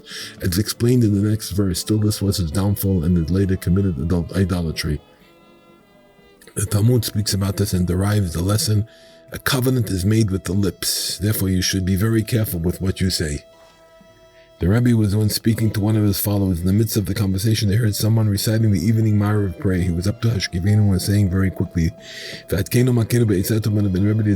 remedy us with good counsel from before you. The Rebbe said to his fellow, see how man is saying, remedy us with good counsel, running through his word. Doesn't he realize that he must say these words with great emotion and feeling from the very depths of his heart? This is the most precious prayer. You must always beg that God have mercy and grant us good counsel and advice, and that we may be worthy of knowing what is right. If you truly want to serve God, you must understand this well. Please plead before God and ask that you be worthy of his good counsel. The Rebbe himself said, when the day begins, I surrender my every movement to God. I ask that every motion I make be as God would want it, and I ask the same for all my children and other dependents. On Shabbat and festivals, I also surrender the entire day to God, praying that every action be as God would want. Then as things occur that day on Shabbat, I am not disturbed, that my observance might not be proper. The Rebbe said God's ways are not like those of man. When a man makes a garment, he values it more as brand new. As it becomes worn and damaged, as its value is reduced. But God began by creating an imperfect world, as is constantly being proved. It becomes more conscious to God. In each generation, Tzaddikim enhance God's work. At first, they were the patriarchs, Abraham, Isaac, and Jacob, and Moses. The world's value to God is constantly enhanced by this. In the end, the Mashiach will come, and the task will be completed. The Tikkun HaOlam, the rectification of the world, will be complete. Rab Alta of Teplik told me that the Rebbe once told him not to be a teacher of young children. Rab Alta argued that it is said that the Baal Shem Tov taught that it is good to be a teacher. The Rebbe replied, I do not know if the Baal Shem Tov ever really said that. Even if he did say it, it no longer applies. The tzaddik of each generation has the power to erect boundaries and direct the community. I say that the best way to serve God today is by not becoming a teacher. This man told him his account to me slightly differently, but this is the gist of what he said. The Rebbe was once speaking to one of his followers who was a teacher. The Rebbe asked him, "How much did you earn each term?" The man specified the amount. The Rebbe calculated how much it came out for each day and showed that it was a very small sum. The Rebbe said, "If this is the case, figure how much you earn an hour. It is a mere trifle. You are being taken away from your own studies and losing your future reward for a mere gulden or two. If you were involved in business, you may make a gulden or two that is not rightly yours. This is because it is impossible to be exact to the penny at all times, and such accidents do happen. Your customers will certainly forgive you, but if you waste an hour while teaching, your employer will definitely not forgive you." The Rebbe was particularly opposed to those who accepted posts as teachers in cities far from their homes. He spoke of them in the most derogatory terms, saying, "To me, a man who takes a teaching post away from home is like a Naanite maidservant." The Rebbe spoke of the concept of the evil eye. There is a power in a glance. Even if an evil thought accompanies this glance, it can reach another and harm them. The power of sight actually exists and can touch the visualized object. When the eye is evil, the glance can do actual damage. It is for this reason that the look of a menstruating woman can cause a mark of blood to appear on a mirror. The specific remedy for an evil eye is to smoke the fin of a fish. The Hebrew word for fin is snapir. Turn the letters into numbers and the gematria gives you a ra'ayin, the evil eye. Especially good for this is a fish called shalayin of the eye, and the similarity of pronunciation indicates a deeper relationship. I also said the Rebbe said that the fin of a shalayin fish should be worn by an adult or child who may be affected by an evil eye. This will protect them. I heard the following from the same source in the name of the Rebbe. The evil eye's power comes from the 400 men that Asa brought with him to battle Jacob. It is written that Asa had 400 men with him. The 400 came to a place, an evil eye in Jacob's camp. 400 is the gematria of Ra'ayin, the evil eye. The 400 men are the source of the evil eye. 400 is also the gematria of Snapir, the fin of the fish. This opposes the 400 men of Esav and protects against the evil eye. The Rebbe also mentioned a number of the things that add up to 400. The Rebbe once told a man who had a sickness in his family to rise before daylight and recite the Song of Songs. The Rebbe said every remedy in the world is contained in the Song of Songs. The man did this and his relative immediately took a turn for the better and regained his health. I heard from one of the Rebbe's disciples who was religious, God-fearing, and truly served God. The Rebbe told him some people serve God, but he does not show them their accomplishments during their lifetime. This is revealed to them only after death and the world to come. The Rebbe said this by way of encouragement so that the man would not fall down on his own eyes. He had spent many years serving God and had not seen any achievement. Therefore, the Rebbe told him some people have this revealed to them only after death. The Rebbe once spoke to me about innovating original concepts in the Torah. Speaking with wonder and awe, he said, "From where does one get a new concept? When is one worthy of innovation? His original thoughts are really wondrous and mysterious. From where do they come? In such an original idea, one can see a revelation of God as something is brought from nothingness to existence. At first, you do not know the idea at all. It still exists within the infinite in a state of nothingness. This is the source of all wisdom. Every new idea is drawn from the source. Therefore, we see God's revelation with each new idea in Torah." I discussed this with the Rebbe and said, "Do I know this? Sometimes I must struggle desperately to innovate even a single word, while at the other times the heart is opened and many new ideas pour forth." The Rebbe answered, "Even this is a great wonder and mystery. It may take great effort to come up with even one original word, but this too is one of God's miracles. For what is the source of even this word? If you have a desire for the truth and a heart to understand, you can literally see the reality of God's existence. If you yourself can originate new ideas, you certainly see God's revelation in them. But even if you cannot be innovative yourself, you can still see God's reality and greatness if the wondrous flow of new concepts found in our sacred literature. It is written, God's witness is faithful. The Holy Torah is faithful witness of God. This is discussed at length in my work, Likutei Halachot. I used to watch closely when the Rebbe ate. He would keep his food between his teeth without letting it touch his palate. In this manner, he barely tasted his food. This is very difficult to describe in writing, but you can try it yourself and understand. If you wish to subjugate your appetite for food, it is an excellent method. The Rebbe said the greater your honor and wealth, the further you are from them. When you have only a little money, you can keep it on your person. When you acquire more, you must keep it in the strong box. It is then more distance from you. When you will acquire still more, you must keep it in the bank. It is further from you.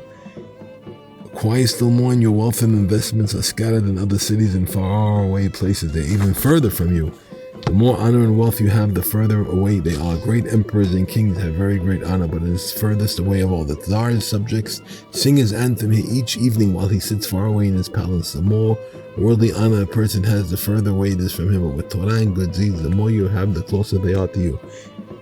The Rebbe said it is of good to select a place and sit there day and night involved in Torah, prayer, and devotion to God. When you must eat, run swiftly to some house, quickly grab a crust of bread to appease your hunger, and then go back to serving God. A man by the name of came to the Rebbe in the village. He was a great scholar and a Kabbalist, but was always angry with his workers and servants. He beat them and degraded them in every possible manner.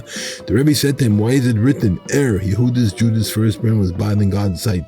Why is the word Ra used rather than the word Rasha? The reason is because one who commits a sin of error is always bad-tempered and unpleasant. He is disagreeable and always angry." The Rebbe said no more. As soon as the other man heard these words, he fell backward and was stricken with great trembling and agitation. His terror and panic were beyond measure. His posture became humbled, and he could no longer even lift his head to stand before the Rebbe's holy splendor. Then the man fled from the house. He stood outside and began to cry, tears flowing freely down his cheeks. One of the man's employees, a tutor, was also one of the Rebbe's followers. The man begged this tutor to help him attach himself to the Rebbe.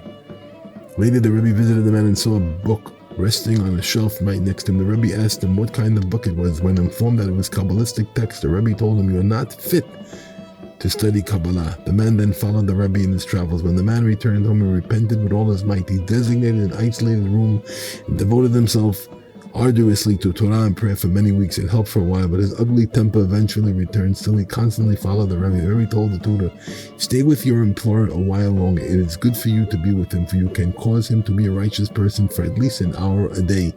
After the man regained his evil temper, he had a disagreement with one of the servants and refused to pay him. The servant walked all the way from the village to the city where the Rebbe lived and complained bitterly to him. The Rebbe was very upset with the employee for what he did, but the Rebbe began to seek out the employee's good points. He told the servant, "What can be done? He's a very poor. Perhaps he doesn't have enough money to pay you." And there is yet another story that can be told, but there are many stories we could never tell about how the Rebbe dealt with his followers, even the very least of them. This would consume many volumes. It is written the ear would not be satisfied with hearing. The Rebbe said many things would happen to his followers, and many tales would be told about each one. If you were accustomed to being in the Rebbe's holy presence, you would say extraordinary miracles every time. But the Rebbe's greatest miracles involved drawing people close to God. If man truly wanted to come close to God, he would go in and see the Rebbe and immediately be transformed into a new person. Everyone who was worthy of standing in the Rebbe's presence was infused with tremendous awe and inspiration, true repentance, and a great spiritual arousal. Words cannot express it. If all the seas were ink, the world has never seen a miracle like this, where one man should be able to arouse in so many, great and small, to such a great feeling and emotion for God. I heard the Rebbe say, "Why worry about livelihood? The only thing to worry about is that you may die of hunger if you cannot make a living at all. And if you die, what's so terrible? You must die anyway." The Rebbe told a number of people to read through the entire Bible during the days of Elul, the 10 days of repentance, and the days of Rosh Hashanah. The Rebbe himself did this several times. He finished a number of other works during this period, but I don't remember which ones. The Rebbe once said that when people come close to a true tzaddik, they have a taste of the Garden of Eden. The Holy Zohar, the tzaddik is the greatness, the gardener of the garden. One of the Rebbe's followers had been married for many years but had no children. One day he was in the Rebbe's house together with a number of other childless men who had come to plead that the Rebbe intercede for them. The man also spoke to the Rebbe and asked him for children. The Rebbe replied, "Why all this commotion? The main offspring of the righteous are their good deeds. This is foremost. Ask that you be a good Jew, that you be worthy of following the true path. If you are worthy of physical children, all the better, but the most important thing is to come close to God. This brings you main offspring." From this time on, the man stopped speaking to the Rebbe about children. He occupied himself only with his devotions in the way of the Rebbe's other followers. Some time later, a number of childless people asked the Rebbe again to interfere for them. The man was there but did not say a word. This time the Rebbe opened the discussion, saying, "Still, it is well that you should have children. Bring me 100 rubles and it will be so." The man quickly went and brought the money to the Rebbe. It was the night of his wife's emergence, and she conceived and eventually gave birth to a son. May it be God's will that we may be worthy to raise him Torah, marriage, and a life of good deeds. Amen. Speaking of the holiness of Shabbat, the Rebbe said, "Shabbat is like a lavish wedding. People are dancing and rejoicing with the greatest ecstasy. A man stands outside looking in. He dresses in his best clothing and rushes to the wedding. He wishes to enter and join the festivities, but one needs great merit even to look in through a tiny crack. It is much easier to give advice to someone else. When you need advice, it is very difficult to give it to yourself. After much deliberation, you may decide that one way is the best. You may have many reasons and arguments to support this, but as soon as you make up your mind, other considerations enter, tearing down the basis of your original decision. Now it seems that the opposite is true. Fortunate is the person who is worthy of God's complete counsel. He will then do what is proper and not lose his world in vain. Heaven forbid. The Rebbe highly praised the piyut of Akdamot, which is chanted before the Torah readings on Shavuot. He said, people are so accustomed to and steeped in good things that they do not realize the greatness of the praise of God in the Akdamut. If you were to know the high level of the Akdamut together with its customary melody, and you would know what wondrously unique it is. Rebbe then chanted a few lines of the Akdamut. He then said, Akdamut is a song of cheshek, of love and devotion. See the story of the burger and the pauper, Rabbi Nachmans discusses the song of Cheshek. The Rebbe told us this on Shavuot during the dairy meal. He had prayed early with this group as was his custom and begun his meal with the second service was in progress. When he heard the Chazan chant the Akdamot, the Rebbe spoke of the high level of this holy song. The Rebbe said that he can look at a person and know all the sins. He quoted the verse, God's eyes are to the tzaddikim. Tzaddikim can gaze with God's eyes and sees a person's entire past. In many cases, the Rebbe revealed people past to them, telling them everything they had done. The Rebbe often told us to do many good deeds. From the way he said it was obvious that he meant that we should do such deeds as Gemilut Chasadim and collecting charity. He told us, you seem to do no good deeds at all. The Rebbe once said, thirst is a very great desire. He wanted to give us some idea of the longing and yearning that is wondrous thirst for God. The thirstier you are, the greater your pleasure in drinking water. Your thirst is the source of your enjoyment. The same is true of your holy thirst for God. This is the light of the world to come. It will be a time of desire and longing. This is the desire of all desires in the concept of passing of Moses. It is written that for the final resting place, Abraham paid 400 shekels of silver. The Holy Zohar says that there are 400 worlds of yearning that the righteous will inherit in the world to come. There are particularly worlds of yearning, for there one will be worthy of true yearning and thirst for God. Quenching this thirst will be the main delight for the world to come. The Rebbe once emphasized the importance of longing and thirsting for the holy. Even if you are not worthy of actual fulfillment, the yearning itself is good. This has already been discussed at length. The Rebbe brought proof for this from a law in the Shulchan Aruch. If you are in an unclean place and cannot recite the Shema, you should at least think it in your heart. The commentaries explain that you should think you must recite the Shema and be upset by your inability to do so. You then receive a reward for this. Even though you cannot actually complete an observance, the yearning and longing is still very precious and worthy of reward. The following was found in one of our manuscripts. It was written by one of our group and is neither in order nor well titled. This is what could be gathered from it. It is written, Jacob dwelt in the land of his father's sojournings in the land of Canaan. These are Jacob's offsprings, Joseph. It is also written, my foot stands on a sound place in a congregation I will bless God. The foot is faith. It supports the Torah in all good traits. Thus, the Talmud teaches that the prophet Habakkuk and all the commandments of Torah is one principle. The righteous man shall live by his faith. Faith is the foundation and root of all Torah and devotion. Faith must be clear and pure without admixture. It must be in the category of evening. It is written, a man of faith abounds in blessings. Faith is a channel for every benefit and blessing. Skepticism causes these benefits and blessings to be taken by the klipot. As it is written, the wicked walk round about. This is the klipah of skepticism that surrounds the holy fruit of faith. When this skepticism enters the mind, faith is blemished. These klipot then take the blessings and benefits. Doubts can engulf a mind and confuse its faith. The root of this skepticism is pride. The Talmud teaches that God says to the proud man, you and I cannot abide together. When pride causes the departure of God's presence, skepticism has a place to enter. The doubts are an eclipse of God's presence. To avoid pride, you must open your eyes. If you compare your own lowly state of God's lofty greatness, you will never be proud or skeptical. The door to this comprehension is Shabbat. You must greet Shabbat with great honor and proper sanctity. Shabbat is an eye. Through it you can see your own loneliness and God's loftiness. Shabbat is Shin Bet. The Hebrew letter Shin has three heads, the three colors of the eye. Bat means daughter. The bat ayin, pupil of the eye. Through the eye of Shabbat, you see your own loneliness. When you keep Shabbat, you are rescued from pride and worthy of faith. Thus we are taught he will keep Shabbat according to its laws. Though he may worship idols like the generation of Enosh, his sins are forgiven. Keeping Shabbat annihilates the idolatry of skepticism and makes one worthy of true faith.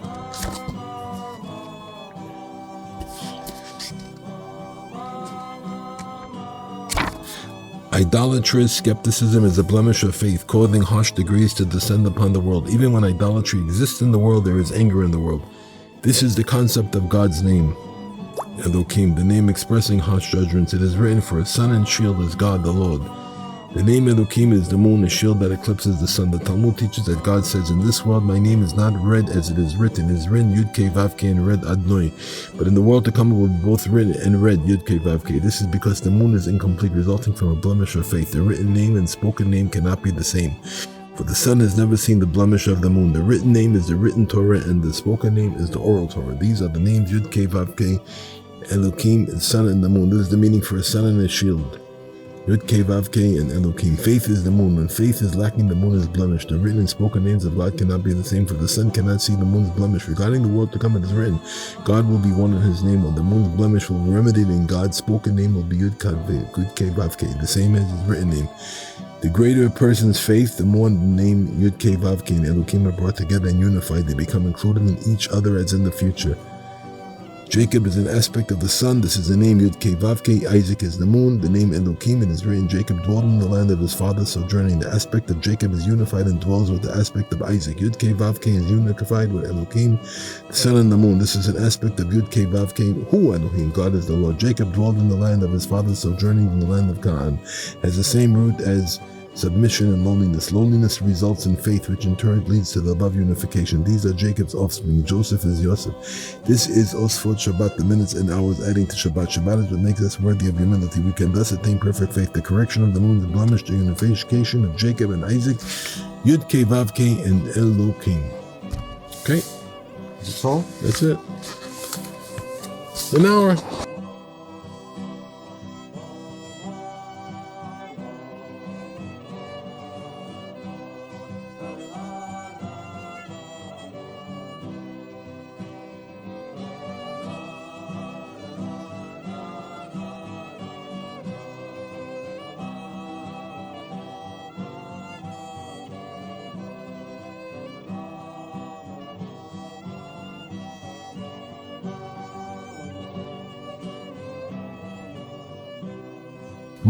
My foot stands on a sound place in congregations. I will bless God. The foot of faith must stand on a sound foundation. It must be perfect without impurity. Then in congregations I will bless God. I will then be able to speak out and bless with the tetragrammaton, the ineffable name of God. The blemish of the moon will be filled, and God will be one and his name one. The written and spoken names will be the same and will be worthy of Yud Kei, of blessings with the name Yud Kei Vav Kei in congregations. My foot stands on a sound place in congregations. I will bless you. As a result, good bounty and blessing are drawn from on high. This is the Chanukah lamp. Oil is wisdom. It is written, the eyes of both of them were opened, and they knew. Rashi explains that the opening of the eyes is wisdom. Wisdom is in the eyes. When you look through the eyes of wisdom, you are worthy of perceiving your loneliness. You can then attain perfect faith. The Talmud teaches that the measure of oil needed for the Chanukah lamp is enough to last until feet no longer walk outside. The feet are the feet of faith. You must look carefully with the eye of wisdom until your faith is purified. Then feet will no longer walk outside. The feet of faith no longer walk in the place of the outside forces of skepticism. This is the required measure of oil, the wisdom needed to realize your loneliness and to be worthy of perfect faith. This was also found among the manuscripts of one of our group. There is a type of grace that enables a person to see the future in dreams. A person who has the grace can ask for a vision and perceive the future in a dream. The Talmud teaches, just as grain cannot exist without chaff, so dreams cannot exist without nonsense. Dreams contain predictions of the future, but these are intertwined with much worthless chaff.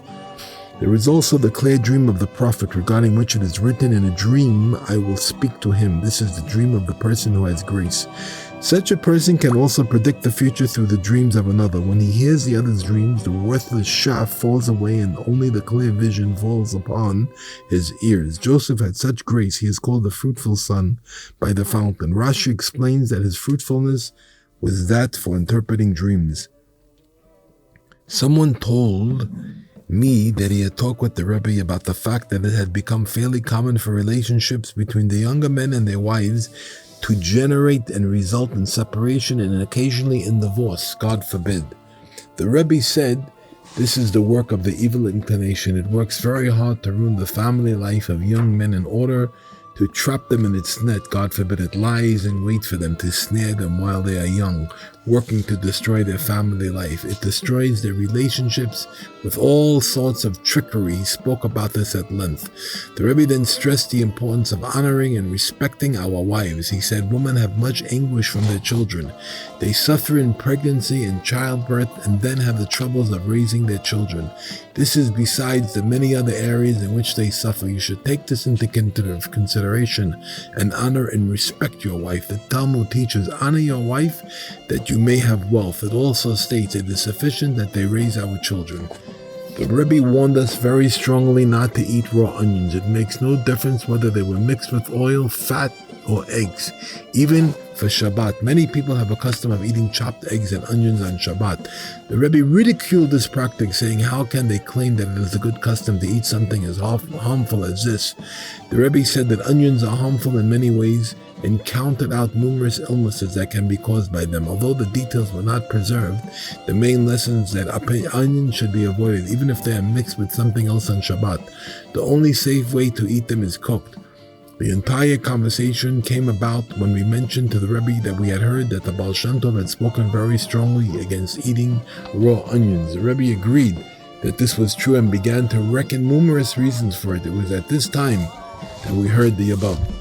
The Rebbe said there are tzaddikim who are great Torah experts, fully versed in many sacred works, and because of this in particular, they cannot innovate anything in the Torah. As soon as they begin to expound and innovate, their great fund of knowledge confuses them, and they weave many extraneous concepts into lengthy introductions. Their thoughts become so muddled that any new concept they have is irrevocably lost. The Rebbe gave us an example of one of his contemporaries who could not expound on Torah for this reason.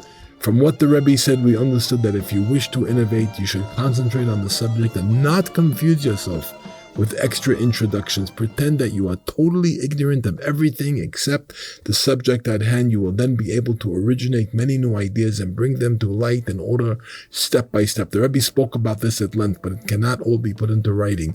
If you are wise, you will understand. The Rebbe said you may expound the Torah and innovate in any way you wish. The only condition is that you may not use your interpretations to innovate or change any law. This is particularly true of innovations based on drush and sod. From what the Rebbe said, we understood that you may expound and innovate according to your intellectual attainment, even when studying Kabbalistic works such as those of the Holy Ari. The only stipulation is that you may not derive any religious practice or law in this manner. How was the Holy Temple destroyed?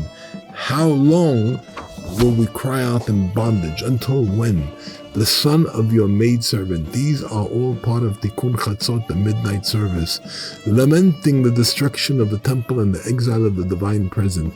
Taking these hymns as an example, the Rebbe spoke of how much we must cry out before God.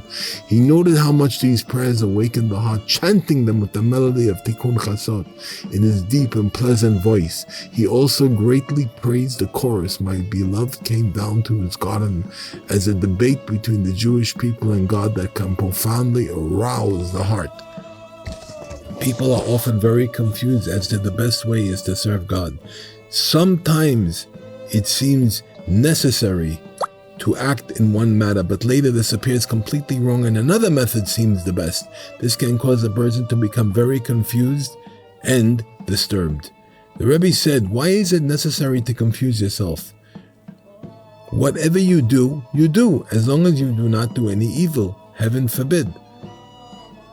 The Rebbe said, in the Hodu, which introduces the Friday afternoon Mincha service, you can be brokenhearted and pour out all your thoughts before God. This psalm speaks of the troubles of the soul and how one cries out because of them. It can be understood by anyone. When you say Kegavna before the Shabbat evening Ma'ariv prayer, you should be aroused with great joy and emotion when you recite the words, and all of them are crowned in new souls. The Rebbe said a storekeeper will sell you on credit to be paid at a later date.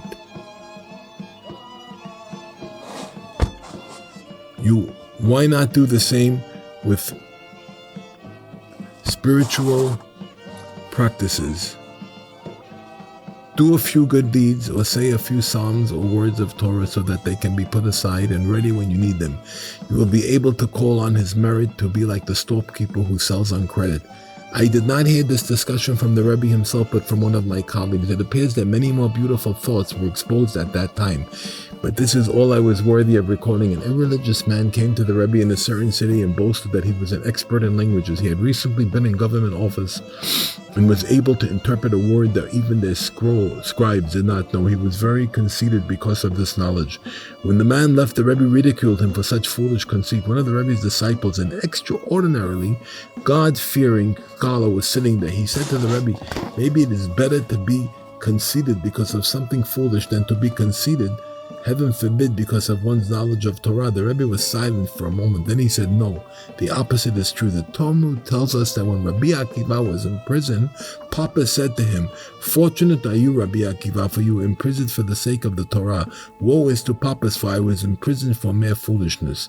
It is brought in the haran that the punishment for conceit is imprisonment. Also discussed there is the imprisonment of Rabbi Akiva. It is better to be imprisoned for the conceit of the Torah than to be conceited because of foolishness.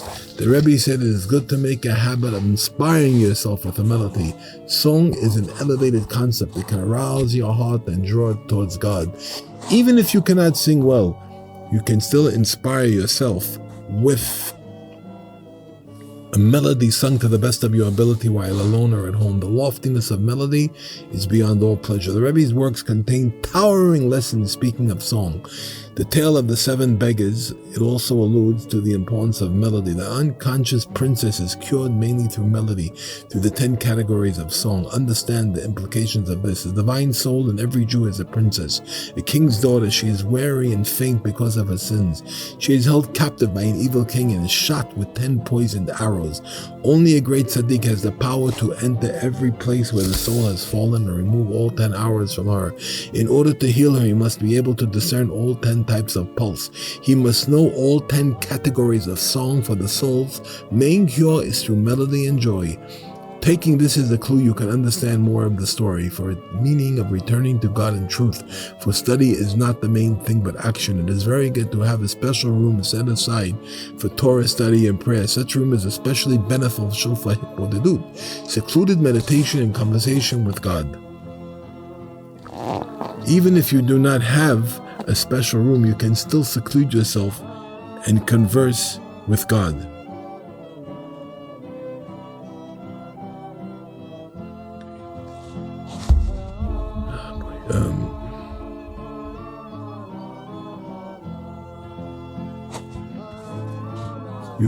You can also converse with God while sitting before an open book. Let others think that you are merely studying. There are many other ways to accomplish this if you truly want to meditate and express your thoughts to God, but it's best to try to have a secluded room. Hitbodedut is the root and foundation of holiness and repentance. We have discussed this many times. The Rebbe was once lecturing his followers, reprimanding them for not serving God as truly befits him. This was the Rebbe's constant theme. After admonishing them, the Rebbe began to make up with his followers. He drew them close and spoke very gently. He said, "What do I want from them? They are still religious people, are they not?" The Rebbe then began speaking to their hearts. He said, "You are certainly good people. If God was small like me, your devotion would certainly be sufficient, but God is very, very great. You must grid yourself with a strong desire to serve God properly, for you are serving one whose greatness cannot be fathomed." The Rebbe then raised himself and lifted his hands over his head. He repeated the words, "But God is so great." He then lifted his hands, using them to express God's greatness. The Rebbe said he never as much as drank water before his morning prayers. He was greatly opposed to those who drink coffee and other beverages before praying. The Rebbe said many things in the Zohar were revealed by Reb Shimon Bar Yochai to his disciples after his death. The Zohar speaks of a Chabura Kadma, and many do not understand what it is. Mentioned in the Zohar on the portion of Pinchas and in several other places. Rabbi Shimon revealed many lessons after his death. The lesson revealed during his lifetime comprised the Chabura Kadma, the first edition of the Zohar. It is therefore not surprising that the Zohar and the Tikkun Ezra explain many sayings of Amorim, masters of the Talmud who lived many years after Reb Shimon passed away. The meaning of these sayings were revealed by Rabbi Shimon after his death, during the lifetime of those Amoraim. Later we found a similar concept in another work. The Rebbe once told me, "When things are very bad, make yourself into nothing." I asked him, "How does one make himself into nothing?" He replied, "You close your mouth and your eyes and you are like nothing." We can gain valuable insight from these words. Sometimes you may feel overwhelmed by the evil inclination. You are confused and disturbed by evil thoughts that are very difficult to overcome. You must then make yourself like nothing. You no longer exist. Your eyes and your mouth are closed. Every thought is banished. Your mind ceases to exist. You have nullified yourself completely before God. The Rebbe spoke about tzaddikim who always wander and move about. He said, there are outcast souls that cannot be elevated except through the wandering of a tzaddik. Even if the tzaddik does not want to travel, he roams and wanders in his house. He paces back and forth. And this is also in the category of wandering and roaming. The Rebbe strongly cautioned us to safeguard our money. He was very particular that we should take good care of our possessions. He was very opposed to being careless and strollingly ridiculed the shmazalnik, the hapless individual. The Rebbe said a man takes time from Torah and prayer and struggles to earn some money to support his family. After he earns the money, he becomes a shmazalnik and does not take care of it at all. Honest Jewish money must be guarded like the eyes in your head. Occasionally it happened that one of the Rebbe's followers would lose his money while traveling and came to the Rebbe to complain. The Rebbe would berate him and lecture his followers to guard their money properly. The Rebbe said separating oneself from a tzaddik is like committing idolatry.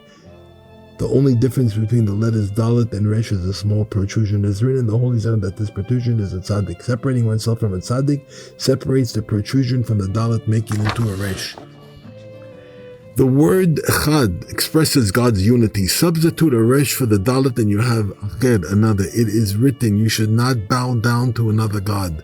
Remove the protrusion and the Dalet becomes a Resh of God's unity, the Echad of idolatry and atheism. Faith in God comes through the true tzaddikim, who are the protrusion of the Dalet that expresses God's unity. In many places the Rebbe says that the root of faith can be attained only through closeness to tzaddikim. The Rebbe once spoke about young married men who find their praise greatly disturbed by the fact that they have not sanctified themselves properly in their marital relations. They feel tainted and find prayer very difficult. The Rebbe constantly warned us not to become disturbed because of this. What happened, happened.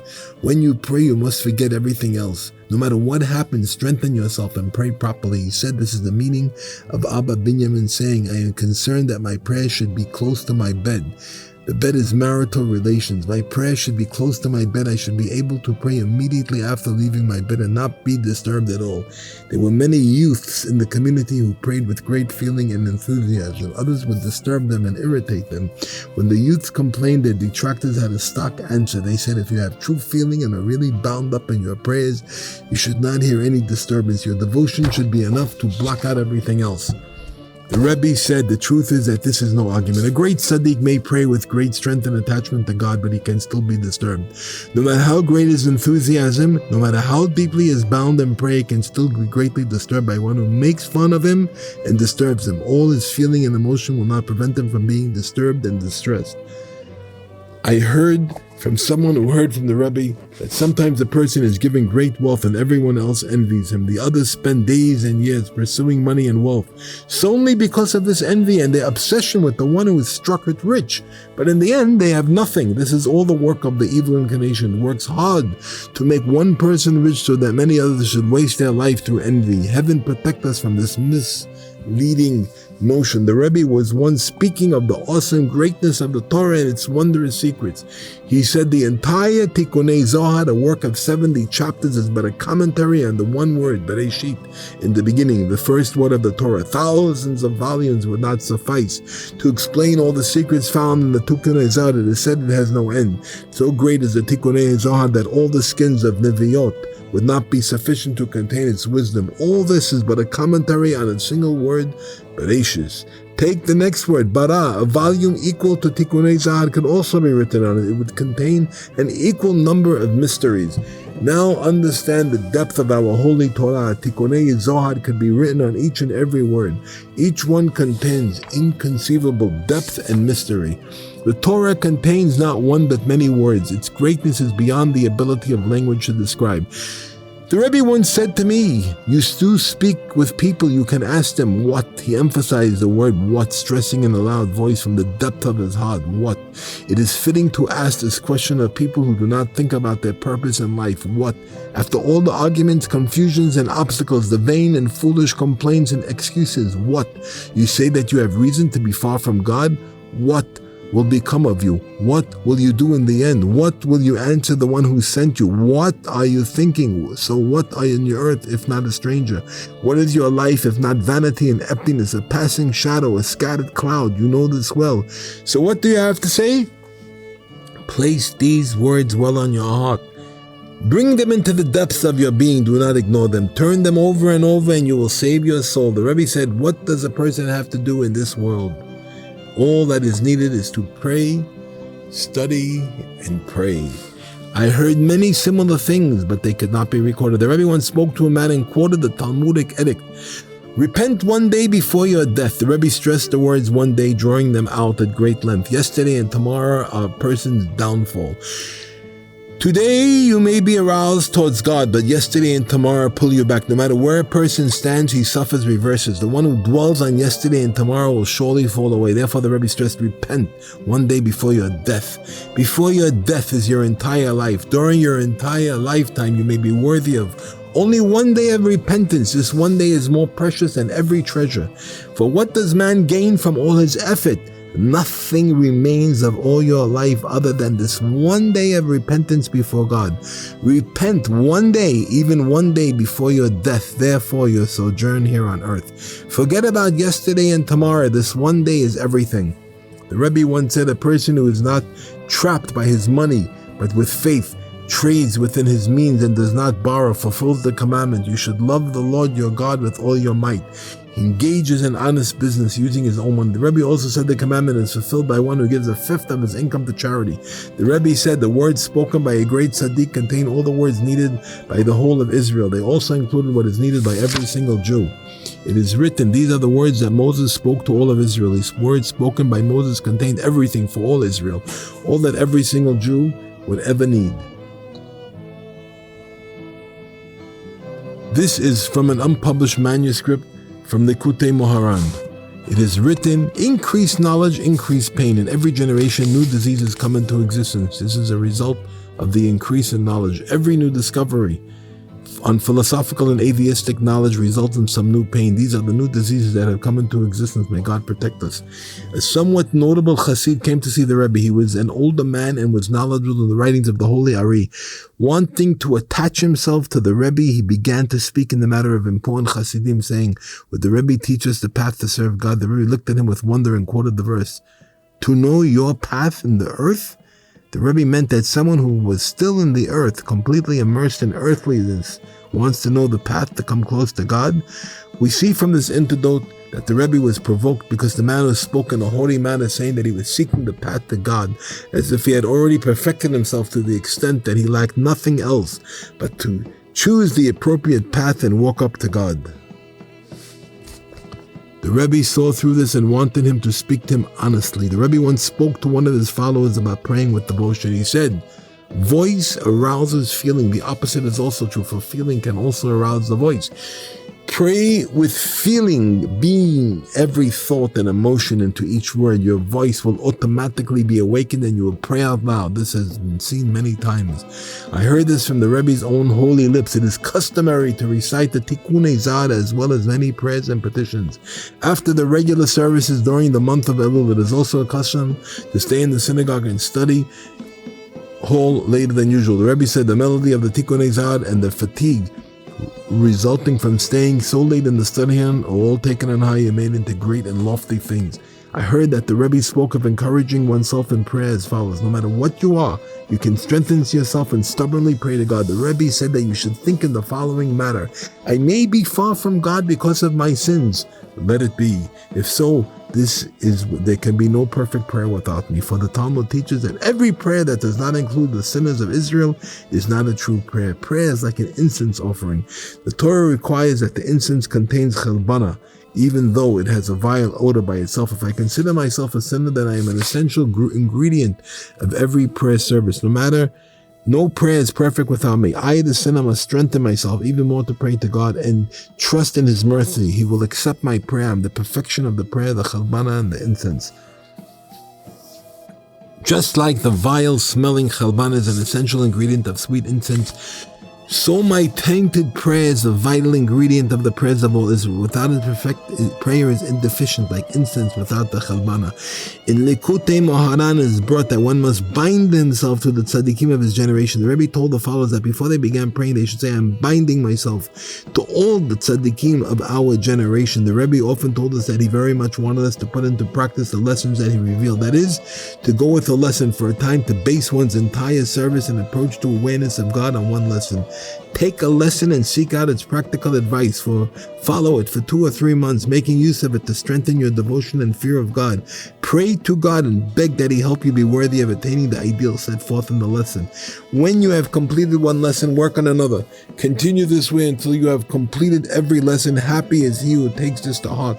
One of the Rebbe's followers came to him on the day before Yom Kippur. The man had been very sick and told the Rebbe of his great suffering. One of his Talmud and good friends standing nearby said, his illness has become worse because he immersed in the mikveh. The Rebbe replied, you blame the illness on a good observance. It is more fitting to blame it on sin. This took place in Uman on the Rebbe's last Yom Kippur. It was my custom to see the Rebbe after Simchat Torah. He would always ask me if I truly rejoiced on the festival. Many times he told me how the community celebrated in his house and how much pleasure he derived from their joy. Once in the middle of the year, the Rebbe spoke to me about Simchat Torah. He asked me, do you feel joy in your heart? Do you feel this happiness at least once a year? Thank God that in His great kindness, He helped me to rejoice wholeheartedly many times during the year. I felt the joy so great that it simply cannot be communicated to another, for the joy of being a Jew, of being a Jewish descent and believing in God depends on how much one ponders it and cannot be expressed. This is written about elsewhere, especially the changing and clinging to God at a time of joy that even the least Jew feels simply cannot be put into words. They very, very much wanted us to be joyous all year round, particularly on Simchat Torah, Purim, Shabbat, and festivals.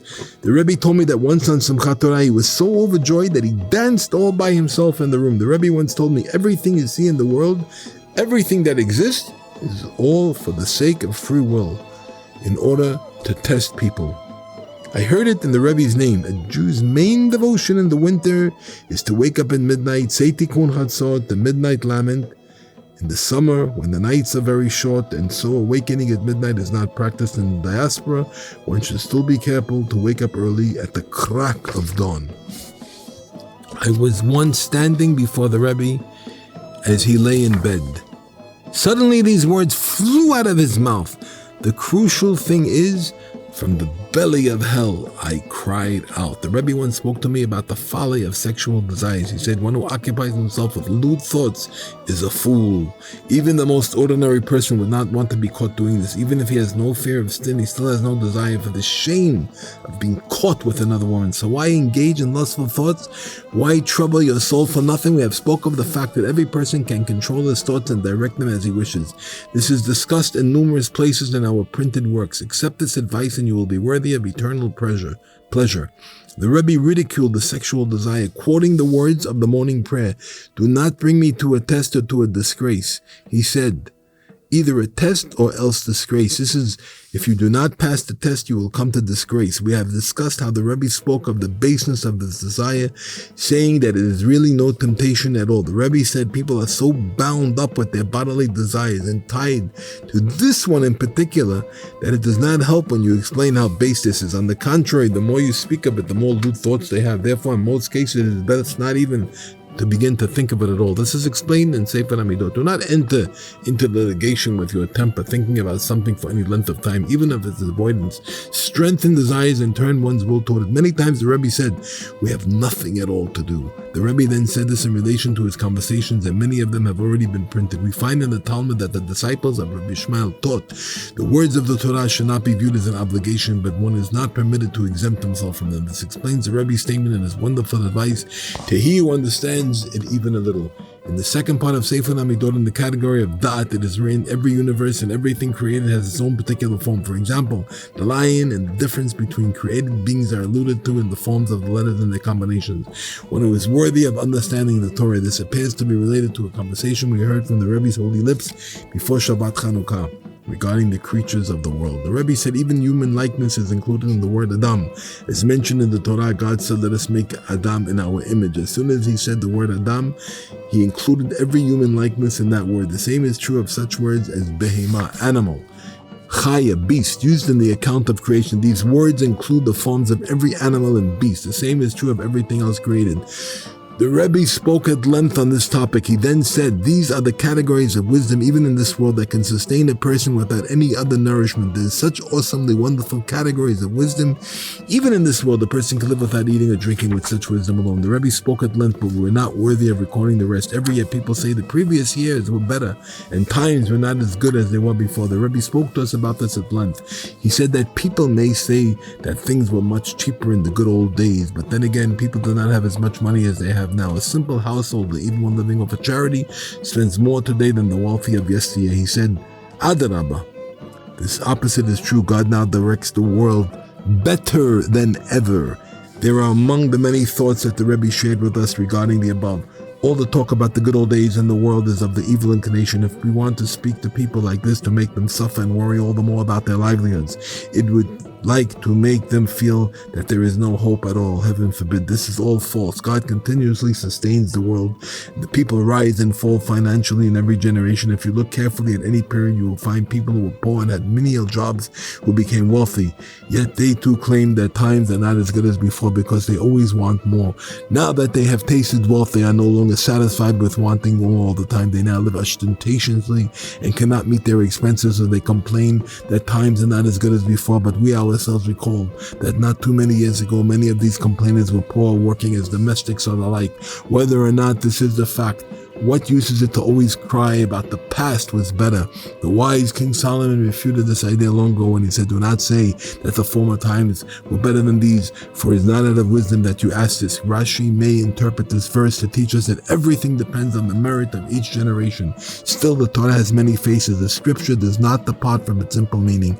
King Solomon was the wisest of all men and spoke with divine inspiration. He said that it is great foolishness to say the former times were better than these. In every generation there have been people who say this, but if you look closely into the matter, you will see that the world is constantly becoming more prosperous. People continue to live better and spend more than in the past. What difference does it really make if the world were really poorer now than before? The world would be all the more reason to flee to God and involve yourself in Torah and devotion. If there is suffering and trouble in the world, the only place to escape is to God and the Torah. It is written, man is born to struggle. The Midrash comments, man is born to struggle. Fortunate is he who struggles with the Torah. Whether you are rich or poor, your life will be filled with trial, toil, and frustration. Man's lot is suffering and pain, as it is written, for all his days are painful and vexatious. In the Holy Shlah HaKadosh we find the verse, Ein rega beli pega, ein sha belo ra, ein yom belo. There is no moment without its torment. There is no hour that is not sour. There is no day without dismay. Fortunate is the one who flees from the struggle of this troublesome world for the toil of Torah. He will be happy and prosperous, happy in this world and prosperous in the world to come. The person who says the former times were better than these and worries and is constantly anxious about his finances accomplish nothing. His tribute causes him to struggle more and more to earn a living and waste his days in worry and vexation. The foolishness keeps him from the Torah and prayer regarding his end. He takes away nothing for his effort. It is also written, for in vanity he comes and in darkness he leaves. You have eyes to see and a heart to understand. You will perceive that the past had as much suffering and troubles as the present. Look in books written hundreds of years ago, and you will find that the authors also suffered from poverty and endured the most difficult struggles just to earn a livelihood. This did not deter them, and they still wrote many holy books. It is written, what was, that is what will be. There is nothing new under the sun. Life was difficult even in the good old days. How many years ago did King Solomon write of man? For all his days are painful and vexations. How many years ago did the book of Job say, man is born to struggle, a few days and full of trouble? Scripture wrote about this long ago. Even then, many people thought that times were troublesome, and that one must worry only about his livelihood. These people lost their days and departed from the world without joy or pleasure. But each generation also had God-fearing men and tzaddikim. They paid no attention to these concerns and escaped the troubles of the world to toil in Torah and devotion. They achieved for themselves and for their children. Happy are they. Even today, you have free will. You have the power to escape from these painful discussions and from worries. You can flee from them and trust in God, abandoning the struggles of this bitter world and involving yourself in the work of Torah. God will certainly sustain you. Does he not sustain the entire world now as always? And God directs the world better than ever before. This world was filled with worries and suffering. Things have not changed. It is written, in sadness you will eat. By the sweat of your brow you will eat bread. This was decreed since Adam's sin, and there is no place to escape. These worries and pains destroy a man's life. The only shelter is God and his Torah. The Mishnah teaches, thus is the way of the Torah. Bread with salt you shall eat, measured water you shall drink, on the ground you shall sleep, in a life of privation you shall live, while in the Torah you shall toil. If you do so, you will be happy, and it will be good for you. You will be happy in this world, and it will be good for you in the world to come. People find this difficult to understand. After telling us the struggles we must endure, bread with salt shall you eat. How can the Mishnah state you will be happy in this world? Many writers attempt to resolve this by the way of the homily, but the explanations remain strained. In fact, there really is no question. If you have eyes to see and a heart that truly understands the world, you know this. If you have absorbed the wisdom contained in the Rebbe's awesome teachings, you know the truth. The Mishnah means exactly what it says. The wealthiest people in the world will tell you that the world is filled with worry and suffering. The rich suffer as much as everyone else. That's our sages teach. The more possessions, the more worry. The poor may not realize this. They may think that they would no longer have any problems if they were wealthy, but they are sadly mistaken, as we can see with our own eyes. The truth is, as our sages have taught it, whether you are rich or poor, you cannot avoid worries. The world is filled with pain and suffering, and there is no avenue of escape. If you are a man, you worry about earning a livelihood. You are concerned about your wife and children. If you are a woman, you imagine that you are troubled by your husband. Then there is the real suffering and pain of those who have serious sickness and misfortune. Heaven help us. There is no escape except in the Torah. If you desire the good of the world and want to live at ease without troubles, you will be constantly frustrated. The more you seek good, the more you will find the opposite. Everything you manage to grasp will be diluted with suffering. Look with truth and you will seek yourself. It is written, there is no wisdom, understanding, or counsel against God. The only way to be at ease is to be willing to subsist on an absolute minimum. Firmly resolved to follow the dictum of the Mishnah, bread with water, bread with salt you shall eat, the life of privation you shall live. Accept upon yourself a life of deprivation and hardship in order to involve yourself in the Torah. In the Torah you shall toil, only then will you have life, even in this world. If you do so, you will be happy, even in this world. This is certainly true. No longer will you suffer from worldly troubles. You have already accepted upon yourself for the sake of the Torah all your life, all your good, all the true good. Thus your life is true life. Happy are you even in this world. The person who wants to live at ease in this world and enjoy its delights will find only bitterness. Even the slightest breeze will upset him. The smallest thing that happens contrary to his wishes will cause him to suffer greatly. You may be immensely rich and powerful. You may be a lord or a king. It is still impossible for everything to be as you want in a world filled with suffering. The only way to escape the suffering is in the Torah. Accept the way of truth, eating bread with salt, then you will be happy and it will be good for you. Happy even in this world. Look at the truth. Understand well the troubles of this world. You will certainly see the truth of this. You will find many of these ideas in the Rebbe's teachings, especially those printed together with the Sipurei Ma'asiyot. They are also brought out most forcefully in the tale of the sophisticate and the simpleton. Even pagan philosophers realized that the world is filled with suffering and discussed it often in their works. They came to the conclusion that the only solution is stoic forbearance. One must accept upon himself to endure all that happens to him. But all their words are of no avail in the world without the Torah that we Jews have been fortunate to receive. No one can endure this world and not be overcome by its suffering. Only the Torah can provide their strength. If you really think things out, you will realize that this world in itself has absolutely no purpose. Imagine a world filled with good and riches. Imagine a world in which there was no pain, suffering, or worry would still be empty and devoid of all purpose.